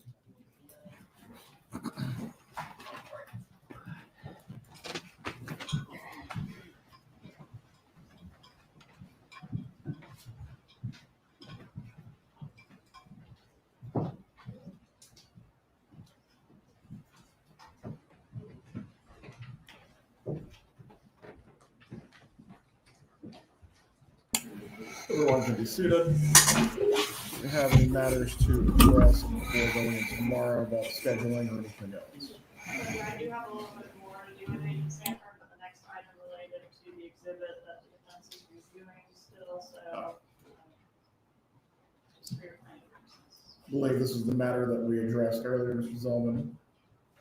Yes, Your Honor, and Ms. Kaplan also provided me with a one-page excerpt from my client's 2014 planner with some proposed redactions.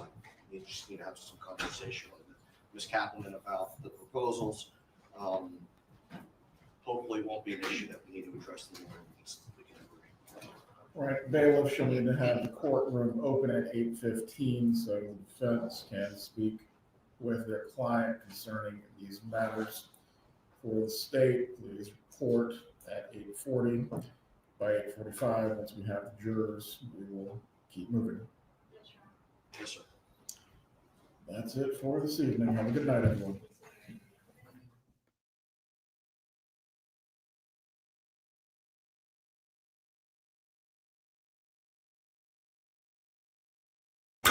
Okay, so Mexi, just for you, I have updated the link as well. Try that now, Mexi. That as a test. See if that works or not. Sorry, I'm just setting up tomorrow's stream as well. Oh, okay, there you go. So there you go. It does work, which is good. I was just going around trying to figure stuff out how it worked. I was played about with it a little bit, so apply. Sorry, once I do this, do two things at once here. 1 o'clock, 1:30 p.m. a.m. p.m. But you should be able to add your own stuff in though, Max. Because that's the one I want, because like, you know,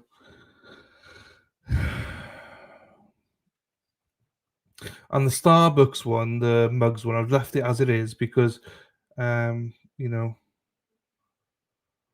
that is wherever people are from. Right, that's I fucked that one up. Hang on, let me edit this. I'm going to be here for 5 minutes, so don't worry. Josie wants Charlie. Right, well, Josie, what you do in your personal life, or whatever you sniff up your nose, is up to you, my darling, you know. Nate, go and get Josie some Charlie, will you? What Josie asks for, she gets. It works for the items you got. They're happy days. Right. Let's get ready to go on. Let's get ready to rumble. Let's get ready to rumble. So yeah, people keep asking this hippie chick, right? So basically, I don't see anything. I don't see anything. So I think you add it in on your own basket and then you send it. Do you know what I mean? I don't think that I get to see. I don't see anything. So I generally don't see it. Thank you for the blow up doll, by the way. But yeah, I don't get to see it. It just, I think it goes into your basket and then sends to me. I have no idea how it works. I have no idea how it works. But I want to find out though if it does work, because there's new boys. Yes, no, yeah, I'm gonna get some more cups when I'm out in Boston. I would. I'm waiting for you to send it. Yeah, see if you can buy something. Like, don't buy it, but see if you can put in the basket to buy. You know. So yeah, don't buy anything. Just see if you can do it. Then Coco, I do want to get. So I'm limited to what I can get in the UK, basically. So I'm just doing this testing thing to see. Yeah, that's it. Basically, yes.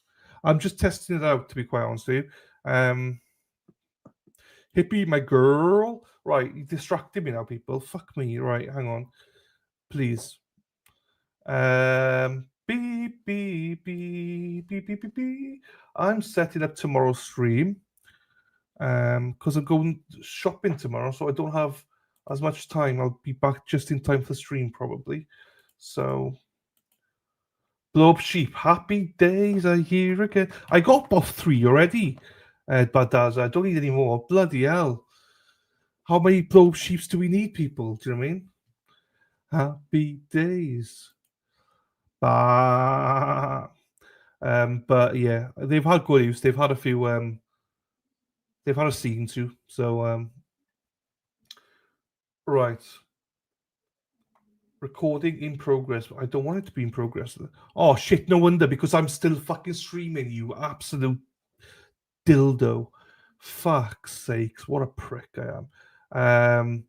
But you know what? Sorry, people of Rumble. I've just stopped it because I am what I am.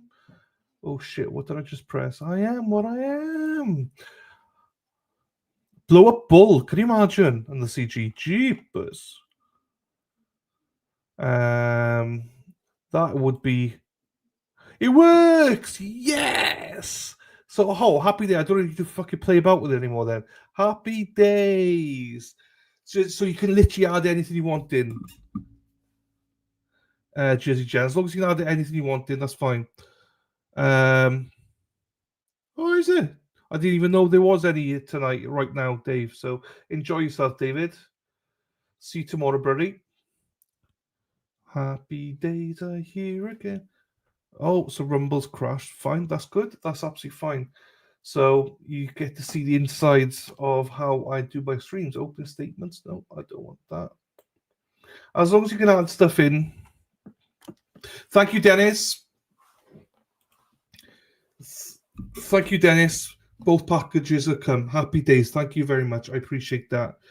I think Rhonda sent you something as well. I can add whatever you put on your wish list and it ships. Yes, but can you add? So say now, like Hippie Chick's sending me a blow up doll, for instance, right? So can you add something in yourself, if that makes sense? So all them, great, but can you add in something that you want to send, like a blow up doll or whatever? Like if it's just RP, they'd be just vibrators, but it's not. It's me. So yeah, thank you, Jersey Jen. Thank you, Dennis, as well. I think Rhonda's sending you a package as well, Dennis. You create a list. You tick it twice. Let's see who's naughty and nice. Santa Claus is coming to town. I love Christmas. I'm starting with Christmas already, people. I love Christmas. So it's also UK Amazon, so it's not as, we haven't got the same stuff. I'll send you a pocket vag. That was a secret, Dylan. Let's be honest. With your talk and your strong knees, that's how Sarap's got strongest knees ever. And you wonder why. Everyone knows. No secrets there, Sarap. Later time. That's it. We want it later. Tomorrow, the 29th. And it is at 1:30 UK time, so that's 8:30 US time, Eastern. Oh, apply. Ooh, a flashlight you can use your hands. Oh yes, Jersey Jen. That was a bit I wanted. That was a bit I wanted because like my wish list of whatever, do you know what I mean? I get all that stuff anyway. But as long as you can add your stuff in, happy days. So if anyone did want to send anything like that, that's the main thing. Happy days. That's all I care about. That's all I care about.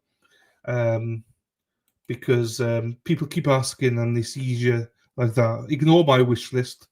I would have added Dunkin' Donuts in there, but they don't have any in the UK. They don't. It doesn't work. So yeah, ignore my wish list. My wish list is whatever. It's more of a opportunity if anybody wants to send anything my way, or wait until I'm in Boston. That also works. But a few people have asked, so happy days. As long as they use the link you provided, you can add whatever. Happy days. I'm glad that is the case, because you see, Jersey Jen, you got me to do something today. So again, ignore the wish list just as long as you can send whatever you want to send. If anybody wants if no one wants to send anything, don't fucking send anything. It doesn't cost any money, so that works out much better. Also, the UK version is a bit shit, let's be honest. Thank you, Gizio. If it wasn't for you, I would have done it. You see, you call me proud. Thank you. Everyone else calls me a dummy. Thank you. I'm not on my desk, so you'll have to post it for me again tomorrow, so I have it. No worries, yeah. I'll post even now. Oh shit, I can't. I don't know where it's gone. Oh shit. I just done something else now. I pressed something. I don't know what I pressed. Oh fuck. Oh, do you know what I'll do, Sarah P? I'll put it in the mods. I'll put it in the mods one. That's not the mods one. This is the mods one. Amazon wish list link. I'll say it was a practice. But yeah, Coco, you make a good point about the Scally caps. Dennis Sweeney, I will be out in Boston buying more Scally caps. You know that, sir. There's new editions out there, so I will do that for sure. Also, the native stuff I'm going to be buying out there with Dunkin' Donuts. Unfortunately, in the UK, we only have coconut vanilla, but I want the Dunkin's lot. Right. I think no, I need to do this now. We'll be finishing in a second. As I say, I'm going to store shopping tomorrow. Dennis getting more veg tomorrow, more veg and more fruit tomorrow. Ba ba ba ba ba ba ba ba ba ba ba ba ba ba ba ba ba ba. Rumble, where are you? There's Rumble. Let's get ready to rumble. Pin it to the chat. I don't know how you pin it. Oh yeah, I can't pin it to the chat. Well, we can add it. So, what is the score with that though, Jersey Jen? As in, why can't I get the US stuff in there then? Is that something that can't happen then? I don't really understand how it all works, to be quite honest with you. But anyway, as long as you can edit everything and add your own things. I am a sucker for the Starbucks ones, I'll be honest. I got the Boston one, the Massachusetts one broke. I got a Wales one. I got Indianapolis one from Hippie Chick. You saw earlier on my Christmas collections are starting. Hippie Chick. Thanks to Hippie Chick. We got the City of Carmel in Indiana. Hippie Chick gave me this last year. It was late coming, so I couldn't put it up. So there you go. I love all this stuff. I love Christmas. Christmas time. Oh, Syrupy and wine. Sarah, all she does is one. Probably, yes, ish, yes. So,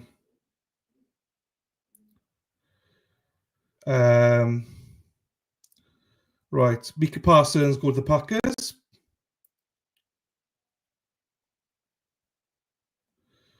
So let me. It broke about 10 minutes ago, and I've only just seen it. So Mika Parsons has now gone from the Cowboys to Green Bay Packers.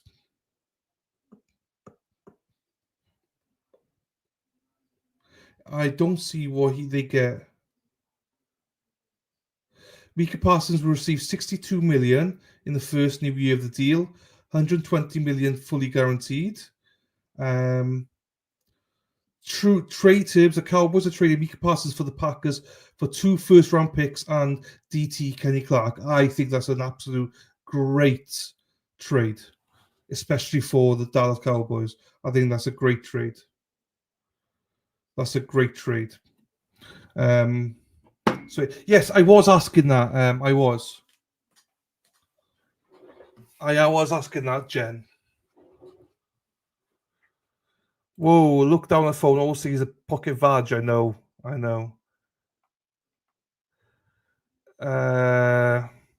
It's a big deal. I think it's a great deal for the Cowboys. Coco sent me something. What did she send me?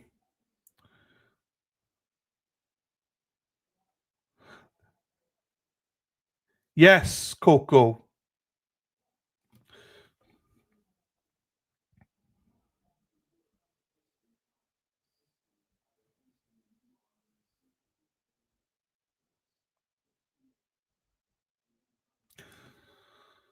If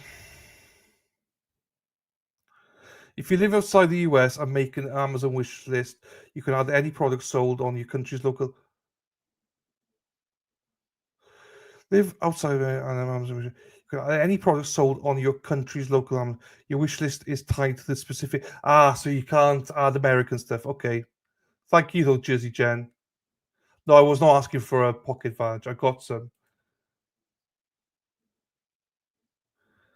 Oh my God, what about the Packers? No, the Packers got a good deal. The Packers got a good deal. No, they did. They did. I like what the value was for the Cowboys, though. I think the Cowboys got a really good. I think they've done really well out of it. I think, yeah. No, I think both sides are very happy. Packers are happy. I'd be happy if I was a Packers fan. I would be. But I think the Dallas Cowboys did well as well.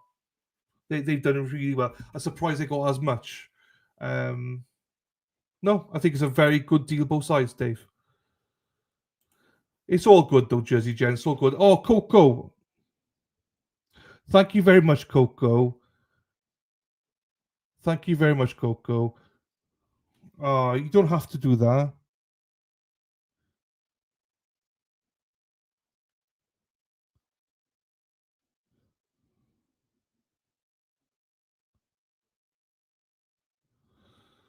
Thank you, Coco. Some people are asking me details. I'm a size 8 or double XL in hats. I'm a 4XL normally, sometimes 3XL in tops as well. So, but yeah, that's fine. Anyway, there you go. We got all that. Let me edit that. Oh, did I even do that? I don't even know if I did the Rumble one right. Hang on, let me redo this and then we'll end for the night then. I need to do this. I think that is right there. I do. Oh, good, because I hadn't done it correctly, so that's good. But now I go Rumble.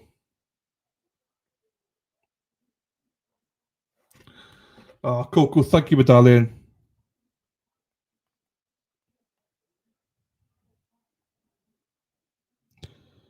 Check the size.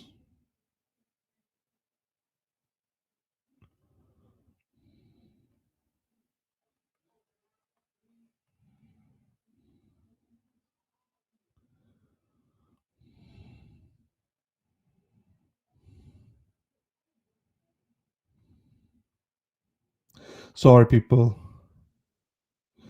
Coco. Coco fair play. Coco's got a Scully cap for me in Boston. Also, the Boston Scully cap size 3XL. That's something you really want, correct? So, no, I mean, look, I don't. There's nothing I really want, to be quite honest with you.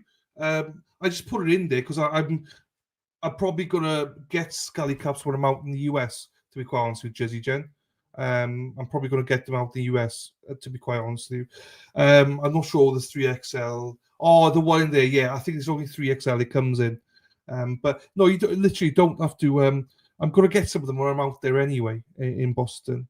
But yeah, I appreciate you for that anyway, Jersey Jen.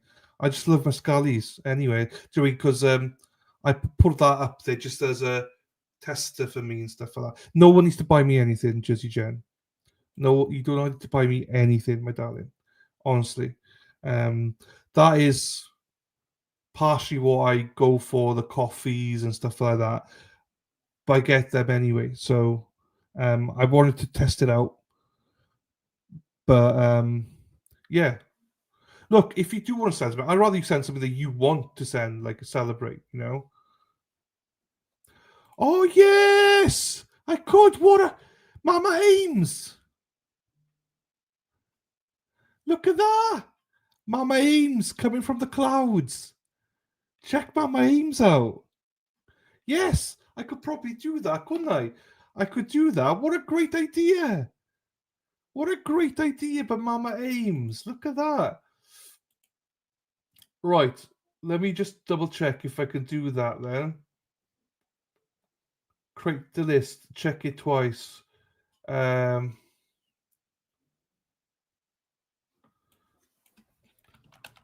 me just look at that. This is, this is why you guys are the best.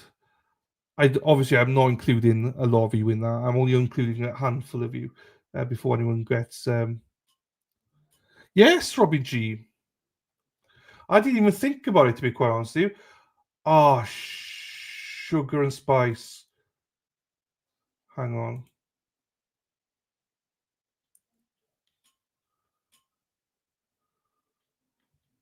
Will this work? Hang on. Manage list. It does work, people.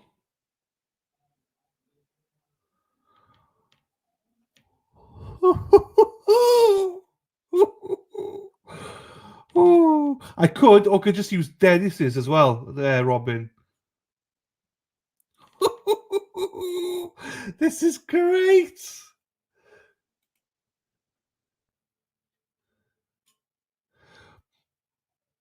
Hang on, lovely. I'll come to you okay, I need a little update, pretty please. When are you going to? So I'm going out to Boston on the 21st of October, and I am coming back on the 12th of November. What do you do for Christmas? I love Christmas, and I stay at home, and stuff like that. Yeah, I just love Christmas. No more streaming car. I do, but there's been none lately. So I will do some. Just it's been long days. We'll be doing like 8.5 to 9.5 hour streams.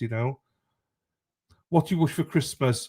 You know what I wish for Christmas, in all honesty, is good health, happiness, and yeah, just everyone to be happy. Honestly, I don't wish for anything in Christmas. So to the Boston Addy, yes, that's what I'll do. Not even a whole Christmas month. No, 3 weeks. Just over 3 weeks. I think it's like 22 days or something.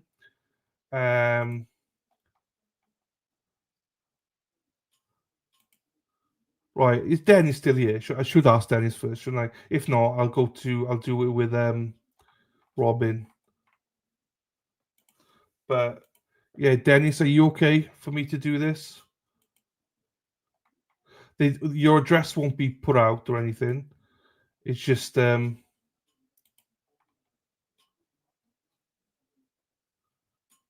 won't be put out or anything, but still.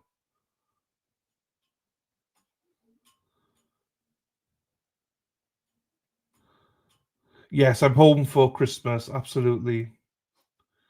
I'd like to. Right, hang on. Let me just try this first. Oh shit!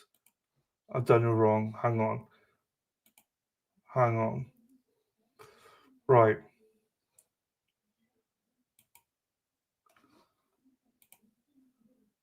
Right. Hang on. Let me send you this, people. Right. Test me this out.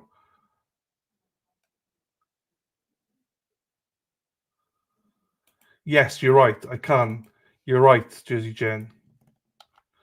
So, right, everyone, try this then. Does this work? Does that work? Or have I got to change it? Yeah, it's fine.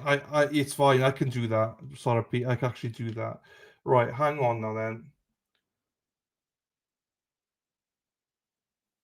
Hold. Yes, because I've set it up on my UK one, but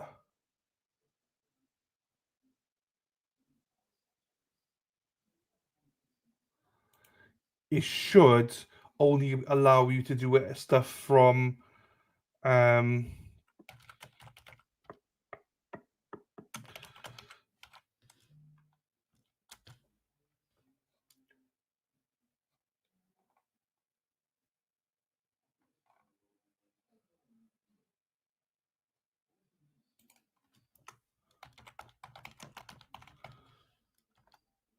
okay, that's fine. That's fine.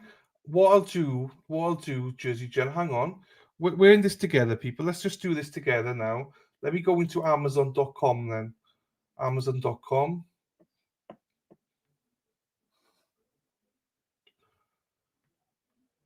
Yeah, that's okay, people. It's all good. Do not worry for a second. Let me do this.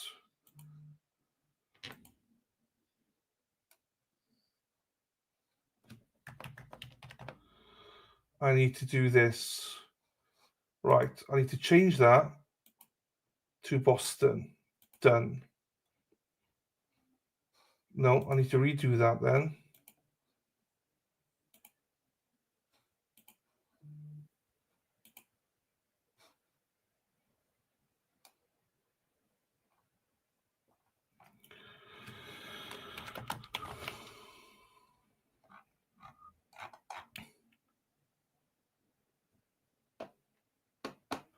Yes, you're right. I could.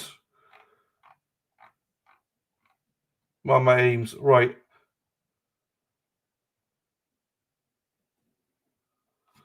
Why is it no United States?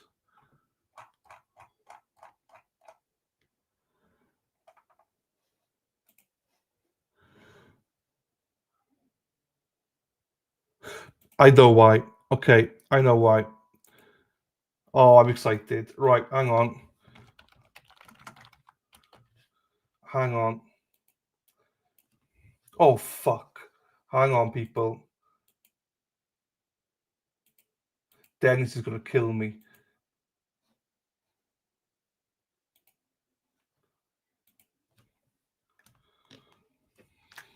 Hang on.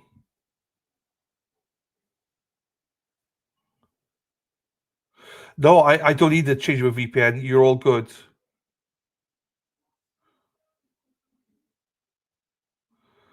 Coco, I love it.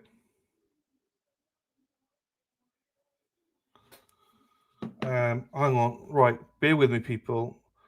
Let's do this. Shit, wrong one. It's like the wrong thing. Yay.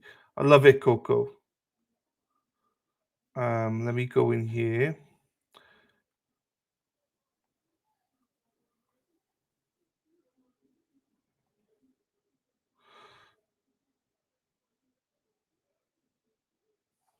Let me see if he answers. I will. It's just he's already set up, Robin G, and also it's straight there. But we'll see if he answers now. Sweetie. Hello. Can you hear me? What's going on here? Right, hang on. Can you hear me? Yeah. Hey. What the fuck is going on here? You're on. Yeah. Yeah, you're on. You're on the stream. What, your stream? Yeah, we're live. Oh, I didn't know. I can't even see. I got some thing that says share screen here or something. Yeah, no, that's fine. I want a question to ask you. Uh-oh. I lost you. Can you you fucking share my screen? What the fuck is what are you I don't know doing? what the fuck is going on here. Right. Screen's on. Stop. Can you just hear me though? Yeah, I can hear you. Go ahead. Right, I've got a question for you. Right. So are you okay? Are you okay for me, right? We're doing an Amazon list, right? And obviously doing one for the UK, but we're also doing one for people to send in the US. An Amazon wish list, right? Obviously I've got you down. Is it okay that people send it to your address? They won't know your address because it's private. But is it okay? You're fine, yeah? Yeah, I got more enemies got my address anyway about it. No one will get your address anyway. It's all through Amazon. Just means it gets delivered straight to you. That's all. Yeah, no worries. I order all the time. Yeah. There you go. I know you're home, so it's fine. There shouldn't be that much anyway, if there's anything at all. But everyone says hello to you, Dennis. I'm not worried about it. If it's too much, I'll open some and just tell you. You know? Ah, you bastard. There you go. We got it. Let me invite people then. Invite. Hopefully, everybody, this will work. I got nothing in there at the minute, people. But there you go. Right. I'll speak to you later, Dennis. All right. Cheers, buddy. I'll catch you in a while. Ta, buddy. I'm going back in the stream now. No worries. Ta, buddy. Ta. So there you go. It's easier. So there you go. That should work. He's not going to have it. Hey, the blow up dolls just start right. Brenda be like, what the fuck are all these blow up dolls for? I don't have anything wish list in there, as in there's nothing I need or want. Do you know what I mean? It's just more of a let me add something in, and just because to check that it works. Dennis is here now. He's going, what the fuck? Why have I got these coming?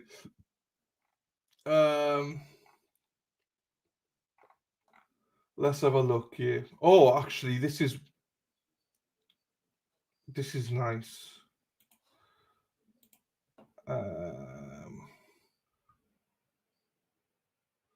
No, it's this one I need. Fine.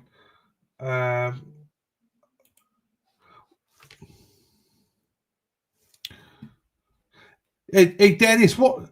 Because what we don't want to mix this up. What size are you in Scallies, Dennis? Because I'm double XL. So I'm a size 8 in Scallies. What size are you, Dennis? Because are you XL or 2XL, Dennis? In Scully caps? Because these are 2XL, right? But in a lot of them, they're 3XLs. I'm size 8 on my head, which for some reasons 3XL in a lot of these things. Yeah, Dennis, what size are you, buddy? Earplugs for me. I don't know, Robin G. I've no idea, Robin G. I've not even set it up properly yet. So hang on, let me set it up. Oh, there's native. What the fuck? Extra large. Oh, so you're extra large.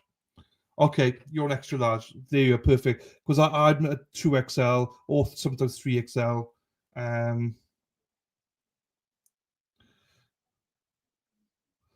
Okay.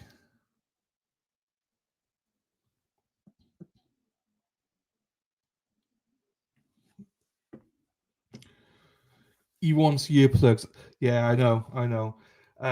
Oh, hang on. This is right. I need to set right. Hang on. That's a good point by Robin G. She doesn't have many of them, so I have to actually listen to her on this one because she's right. You need to disappear once. So actually, some of them you don't want to disappear, do you? Oh, they got native.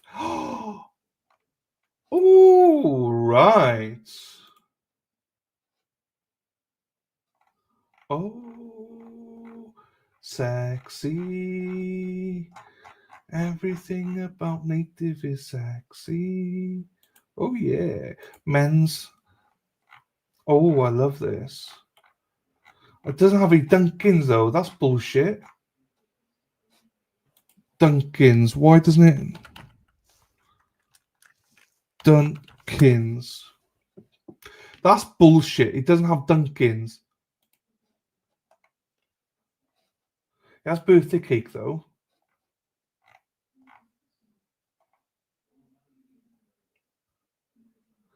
Well, that's true. We don't want 100 Farges, no. But that's not even on my wish list, so...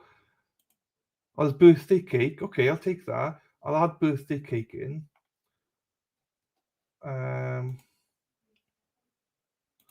Also, I like this.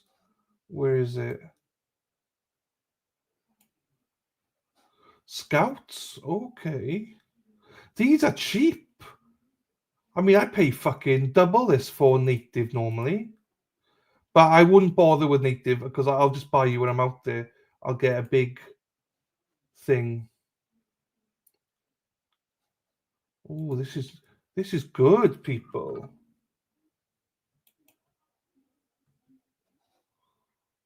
Oh, I like this. No, I'm fine for shipping stuff home. I might need to buy a suitcase when I'm out there, but that is never an issue. I do like this. I do like this. So what I will put in though is, where's my list gone? Boston list. What I will put in though is, oh, fine. Do you know what I can do? This is perfect because I can add quantities. Perfect. Oh, I'm not shipping anything to Jen. I'll just be doing a I'll just be doing a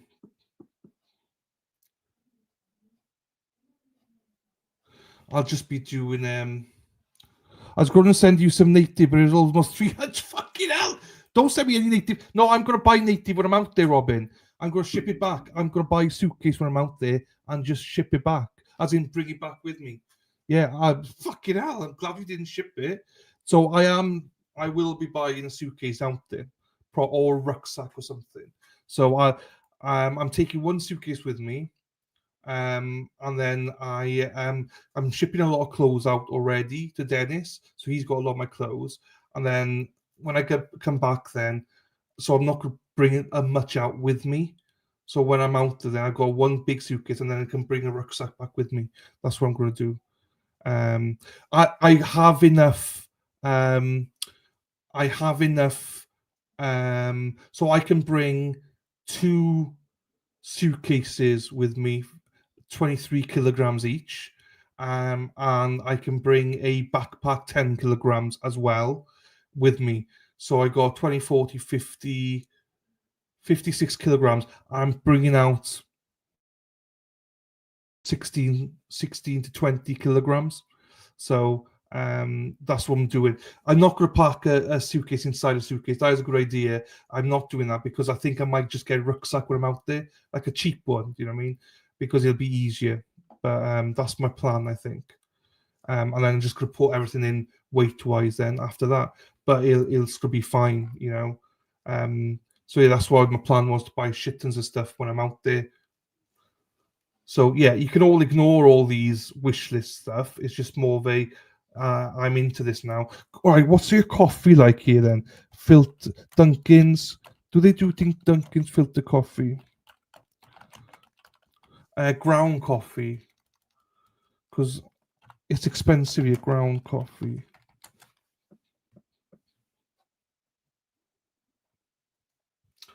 Oh, I don't know what any of this means. Tim Hortons.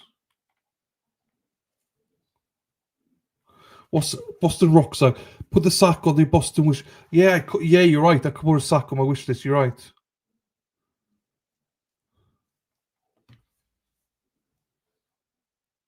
So what they got is Coco. I could put quantities in. So I got like as I put some stuff in there as examples. So there's a hat in there. There's only one that can be bought, and then there's native stuff. I put 10 or 20 down just as a practice. So once it reaches the limit, it goes off. If that makes sense. But I need to adjust it. Right, Jen, you're the woman here. Can you add stuff in? Ground coffee, that's good. Dunkin' Donuts. But also, the only thing about Dunkin' Donuts is there's I gotta be careful with the dates and stuff. You know, I gotta be careful with the dates because the dates go out quite quick. I think on Dunkin'.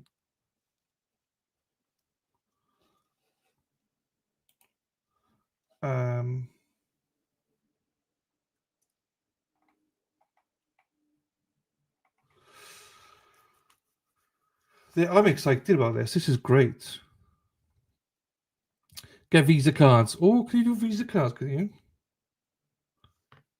Well, I'm not going to put those stuff in there, but if people want to do Visa cards, happy days. I'm just playing this out. I'm not expecting anything from anybody. I'm just excited. This is good. Original blend.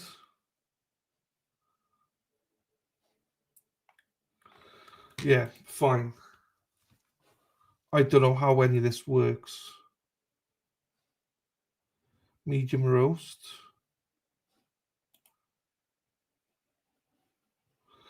Again, I'm just putting these in. No.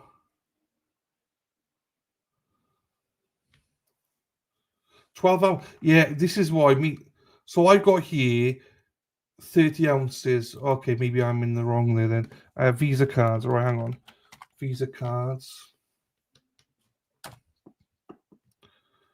Oh, there is. Yeah, but then you have to add stuff in, don't you?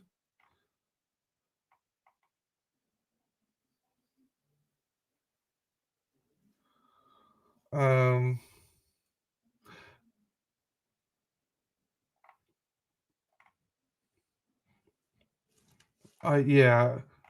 You can only buy them like 200, 150, 25.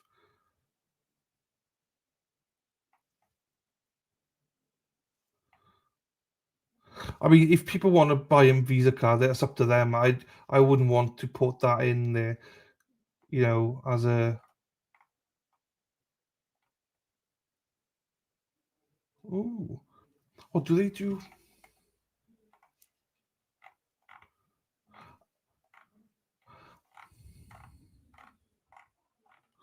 Oh, I'm not adding anything. I'm just playing about with it. I'm just playing about with it. I don't expect any of this. Oh, do you know what I need? Is Dennis Sweeney. What's it called? Yeah. What I might do is add a Visa in, and then if people want to, they can do, but I'm not expecting it.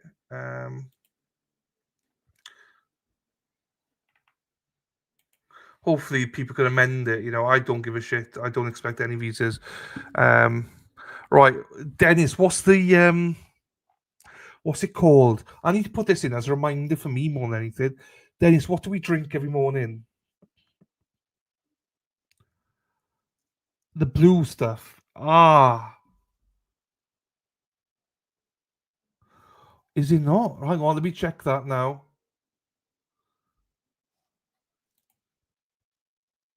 It's not coming up with an address. But I am like a kid in bed. I am. Cool. I will.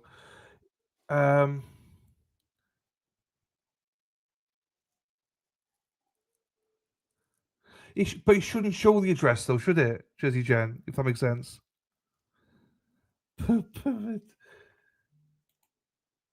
Hang on, let me add this in. But shouldn't it?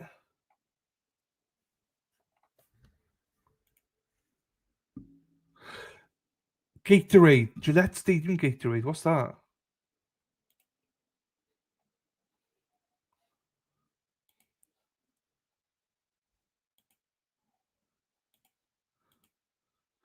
Needs 100. I'll put 1,000 in. Save. Gillette Stadium Gatorade.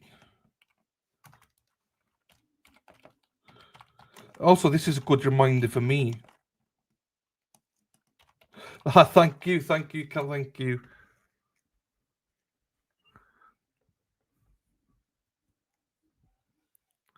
It's not giving me. Let me just check it then.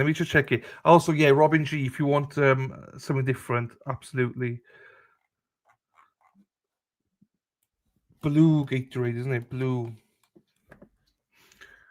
I listened to Dennis and it didn't come up with anything. Blue. Patriots Place gift cards. Dennis thinking of his own sachet, isn't it?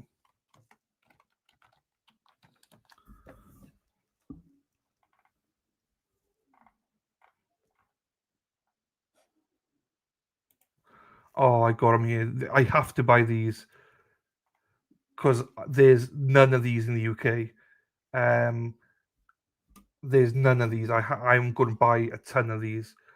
Gatorade stuff because there's nothing like this in the UK. Nothing. Switch the pin link. Okay, hang on.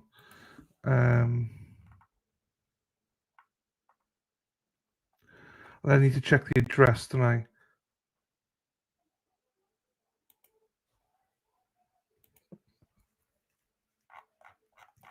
Right, done that.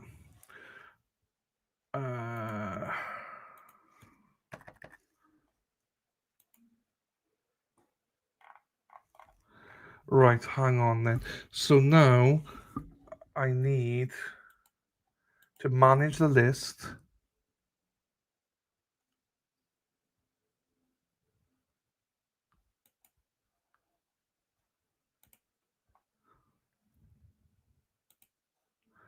Oh, hang on there. I know what's gone wrong. Jen, hang on.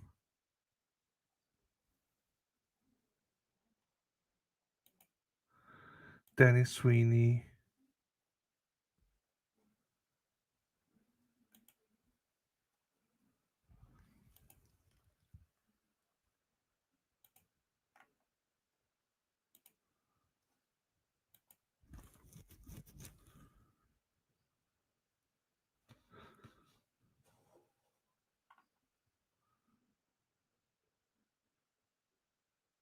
I got it, Coco. So if you go there now, people, it should work. Blue powders. Dennis might have to put his name and address on the page. No, it's done. I've done it all. So it should go straight there now. Jersey Jen, if you try it again, Jersey Jen, it should work. There you go. We have option C, purchased and unpurchased. Happy days. Like I put ridiculous numbers. This is just played about. I'm just played about with it at the minute to see.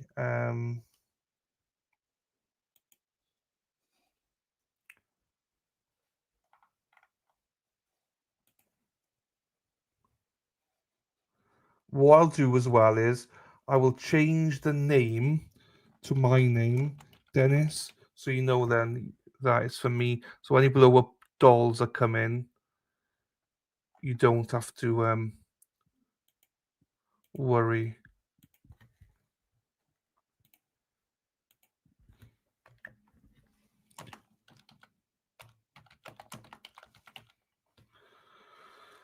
Hang on.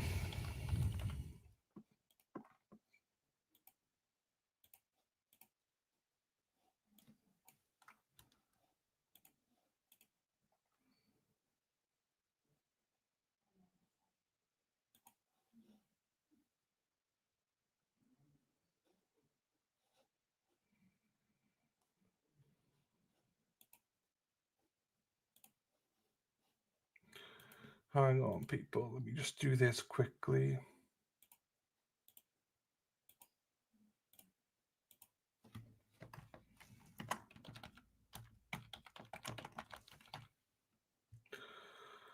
And then we should be good to go then.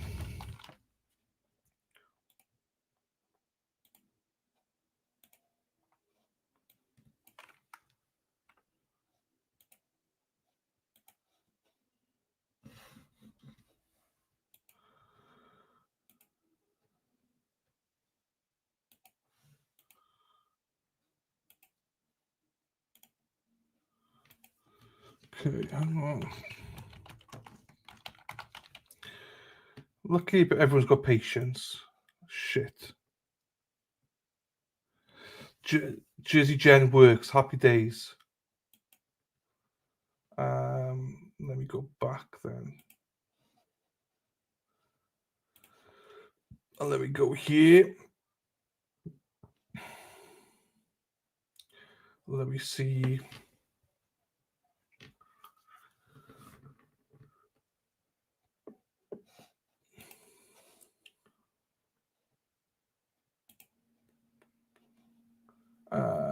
Edit that bit.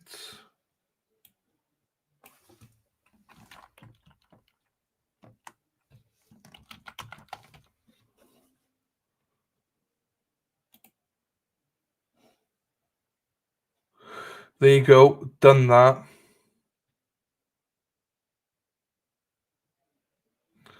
done that. Right. So now, Dennis, it should come in my name now, Dennis. There are definitely items there, Robin G. Logged out and logged into Mum's. Yeah, so if you log out and log back in, Robin G, you should be able to see it. But also, these lists are bullshit, people, as well. I'm not doing these lists as in, I'm just trying them all out.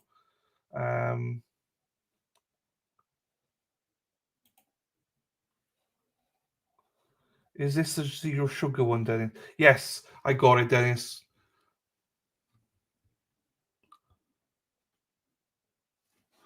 Right, and then I need to do this.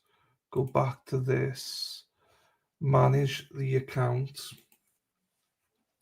I'm enjoying this, people. I'll be honest with you.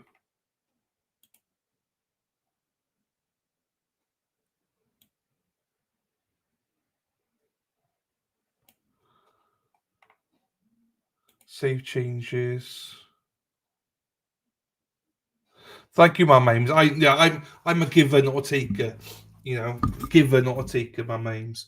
You know, I'm always grateful for anything. Honestly, I don't wish on anything. You know, I'm just like one of those.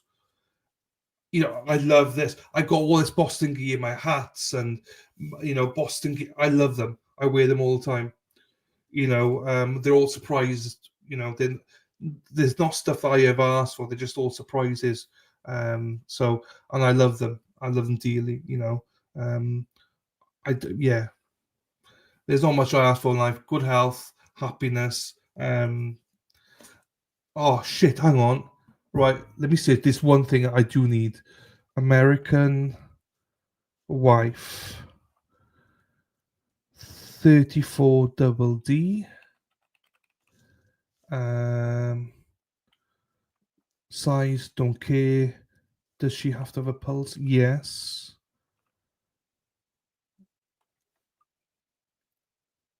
It says here, do you want someone that's mute? Talks a lot mute, please.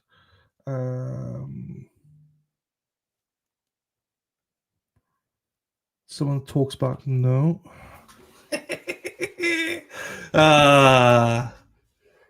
No. All seat, no. Dennis Sweeney. Yeah, I'll think, but there's literally nothing that I'm like, you know. I enjoy. Yeah, I just enjoy. I enjoy stuff that other people enjoy. Do you know what I mean? If that makes sense.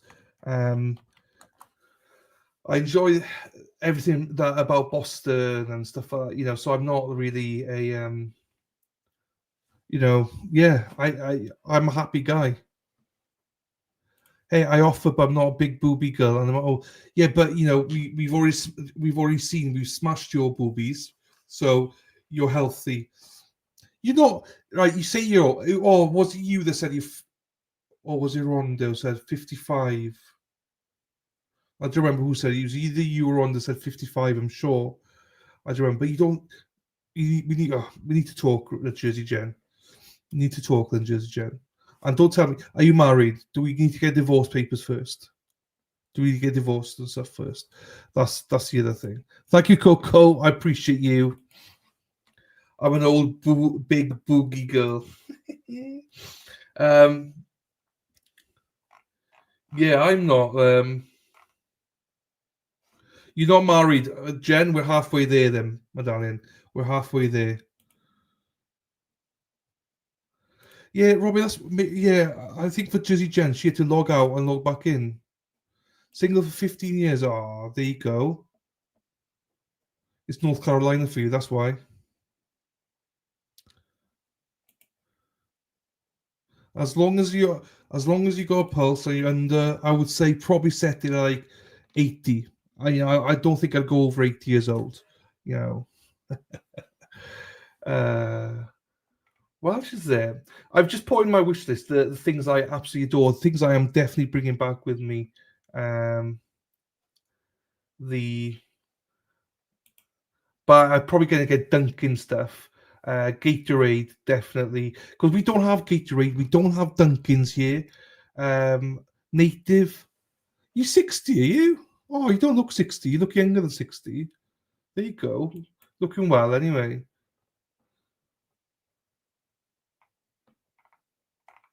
Yeah. Oh, do they have Patriots gear in here then? Patriots. Patriots.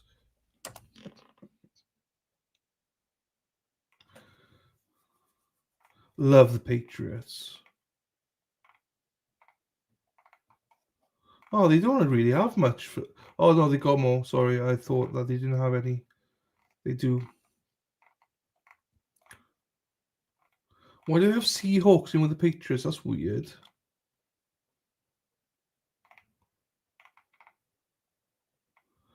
That's weird. Oh, there's lots of good stuff there. Tumblers. Interesting.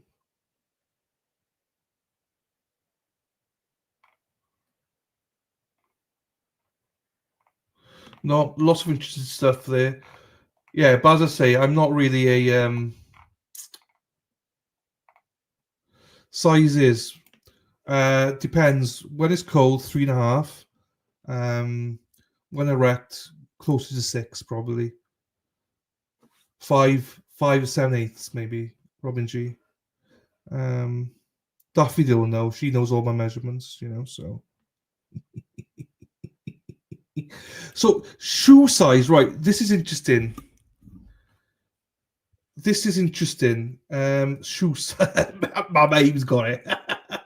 People probably think I'm serious though. Robin G got a dirty pictures, all of you. What's your shoe? So, UK size, I'm 12. UK size. But shoes, so UK size, the US size.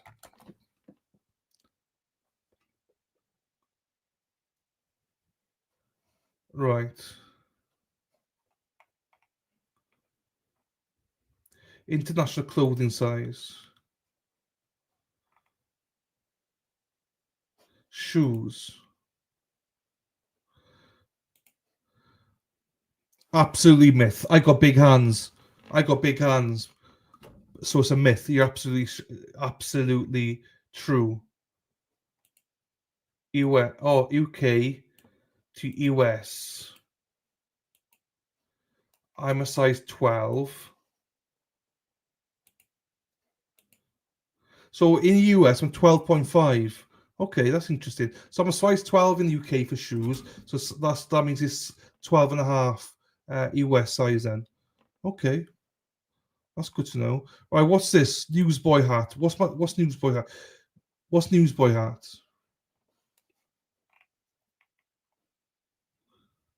I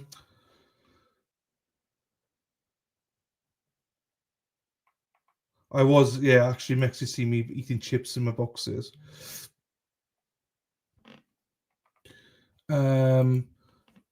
My head. What's my head? 60 something, isn't it? This. So this. All I can say. This is a double XL, but I am between 7/8 and 8-ish. So an 8. So an 8, I think, is. There you go. My hubby has small hands and feet. That's how I know. There you go. That's fucking great. I'm a size 18 NFL hats, and in these, I think they come out making me work, NFL size 8 hats. Hang on, let me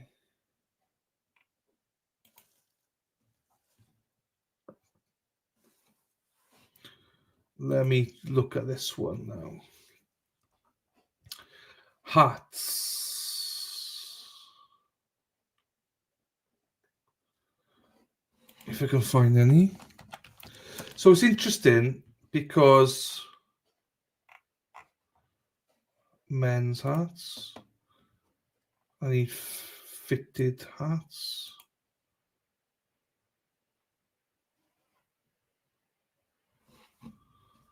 No worries, Duffy.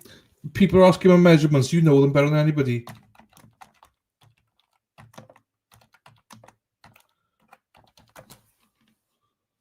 I know UK and all them are different. So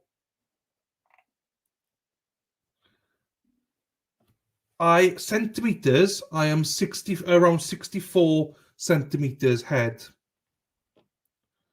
64 around my head, this head, not the other head, this head, 64 centimeters, which is a size 8, and that's around 25 inches. Thank you, Daffodil. Thank you, Daffodil. She makes me measure them all the time. So, yeah, UK, US, they are different, aren't they? Hang on, let's go back here for a second then. Shirts and tops, men's, UK to US.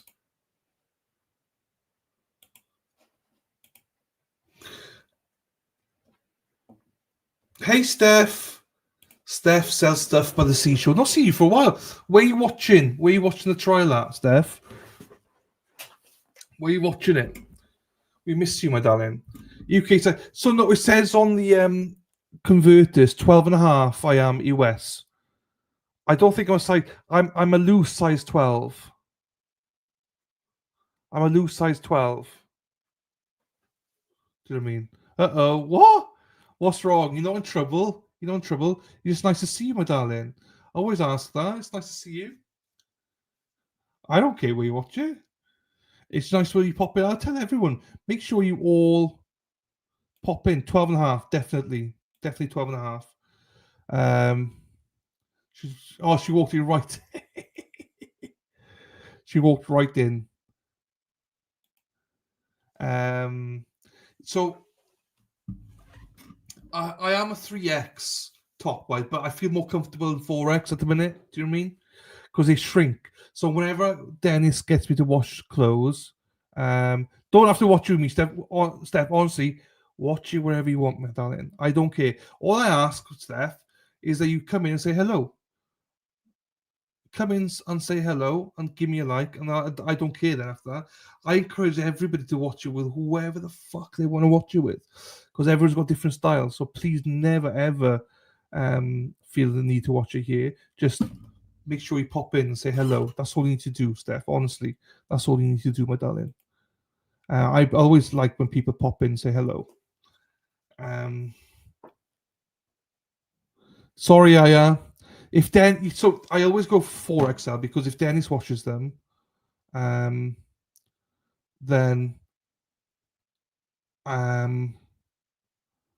he shrinks them. He puts them on high heat and stuff. Jersey, you're fine, my darling. You're fine. I'll just get like something cheap out there. It was. If I come, I can and say hello, then I stay. I just didn't see you this morning first. No, it's fine, Steph. No, honestly, it's absolutely fine. I missed you. That's how I know that you weren't around watching somewhere else, because I was like, there's a few people I haven't seen for a while. So I was like, oh, I hope they're okay. Honestly, I'll sort that out. Don't you worry, my darling. If you want to give me anything, Jen, that's absolutely fine. But please don't feel a need to or anything. I'll sort something out. I wouldn't put anything like that on anyway. I'll just grab something from Walmart or somewhere like that anyway. Once I know. So you're all good. I would only get a cheap jack. I'd only get something cheap for rucksack. Do you know what I mean? Because when am I going to use it again? Do you know what I mean? Probably never. Or I might have so much stuff I need a suitcase. Do you know what I mean? So honestly, you're all good, my darling.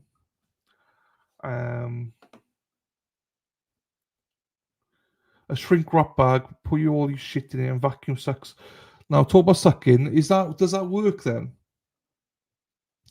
But does it? Yeah, I never trust that. To me, it's the weight it is. It's the weight it is. Bought a clothesline.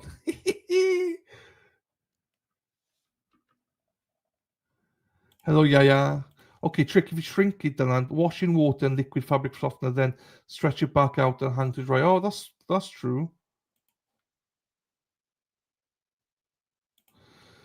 Well, it has to be $35 for free shipping, does it?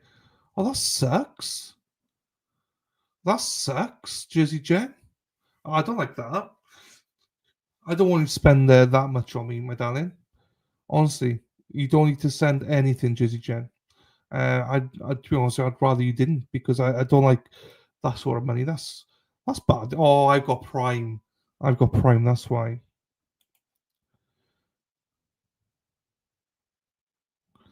Yeah, it doesn't change weight. Yes, not if you were Prime.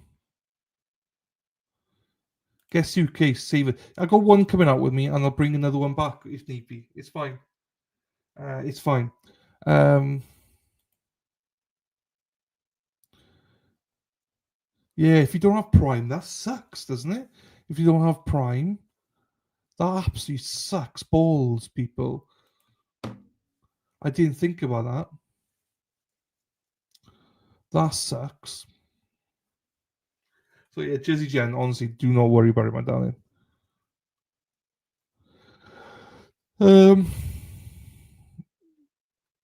Guess suitcase savers.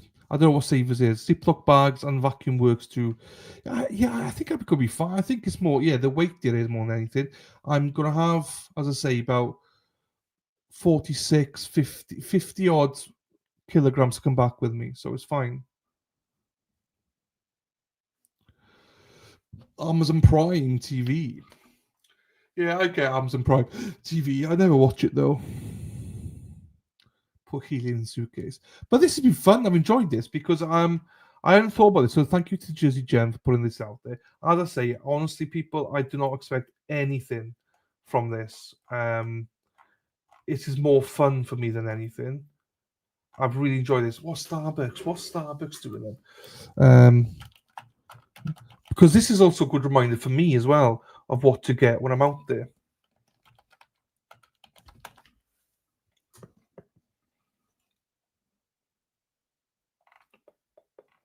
Starbucks.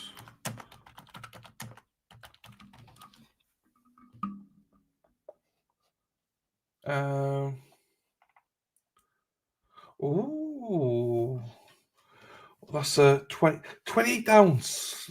That's not that big, is it? Oh, $21.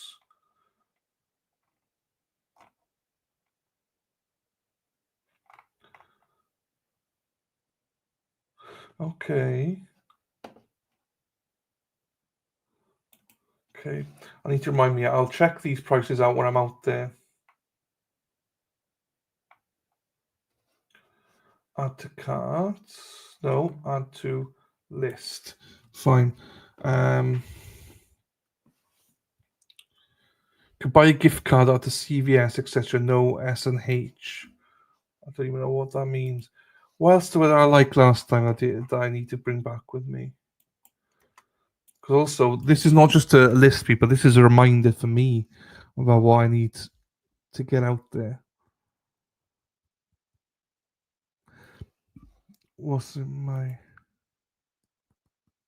Do you know what was disappointing, people, right? Oh, I know, Jersey Jen. Thank you. Well, if you're going to send me something that you like, North Carolina or something related to that. Give me something that, give me something that I can put a display or whatever.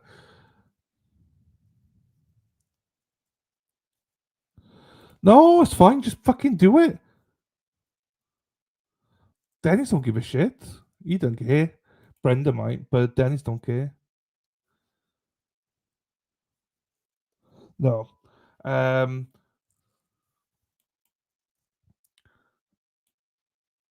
Oh, do you do the mugs as well then? Starbucks mugs. Oh, they do. Nice. So Starbucks. You want North Carolina garb? Yeah, what's that? What's garb? I don't know what garb is, but yeah. Jersey Jen, do you know what means more to me than anything, Jen? If you put some thought into it and it's something that is close to you, that represents you or your state or wherever, something I can wear, something I can display, whatever. Hippie Chick sent me fucking Christmas stuff. She knows I love Christmas, so she sent me that and some other stuff as well. Yeah, North Carolina merch, whatever. Honestly, I'm grateful for everything I have. I got Paddingtons, I got fucking jerseys, I got, I love them all. I love more than anything the thought that goes into something.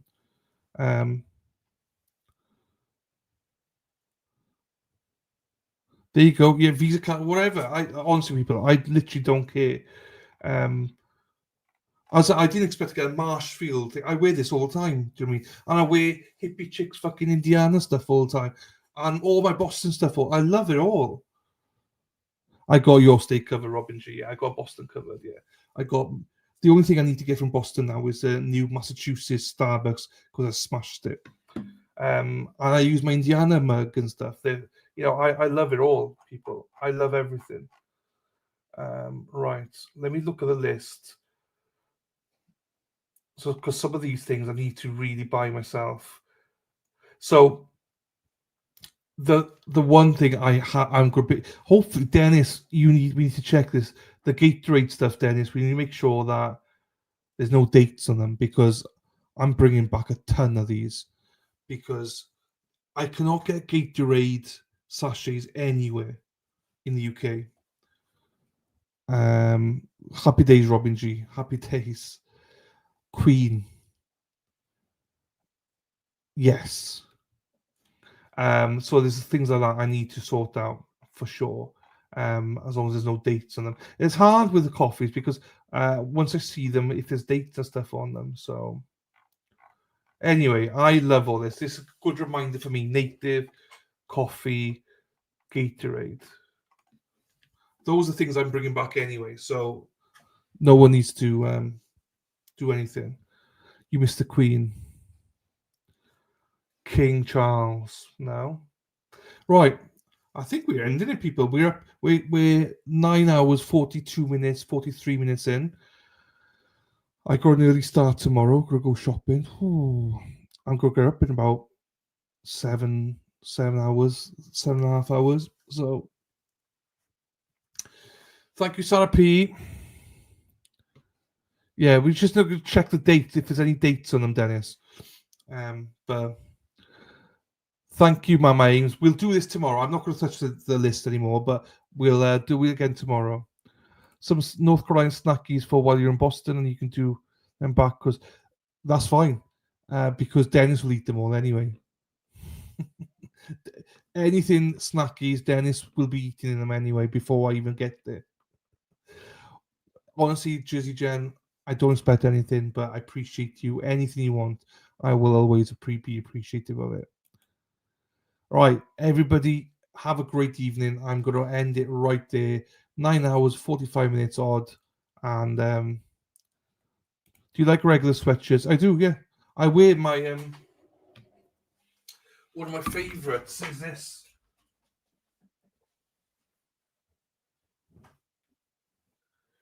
Where's it gone now?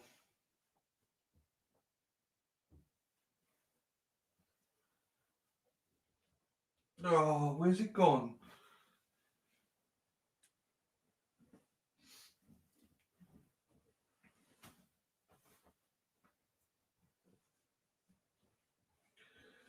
Hang on, it might be out here. Hang on.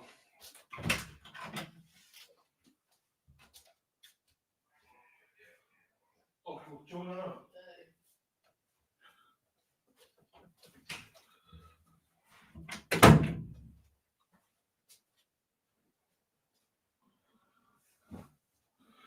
This.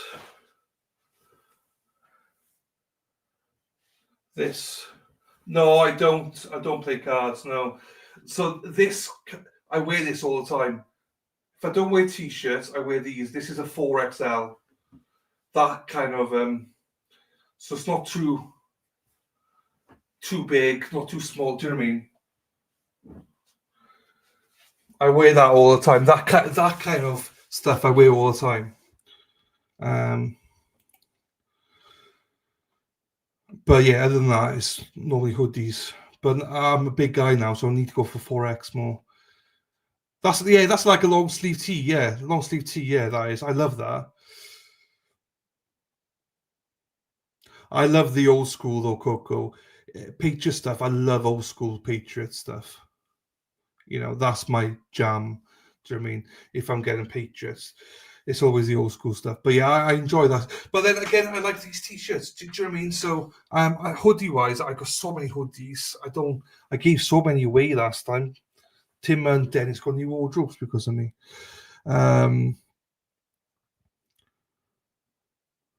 Right, everyone, I have to end it now because I am getting up early tomorrow. So thank you as always. We will discuss this tomorrow if we need to. Anyway, have a great evening, everyone, and I'll see you tomorrow, 8:30 Eastern Time, 1:30 UK time. Right, enjoy your football game, and I'll see you tomorrow. Take care. Bye-bye.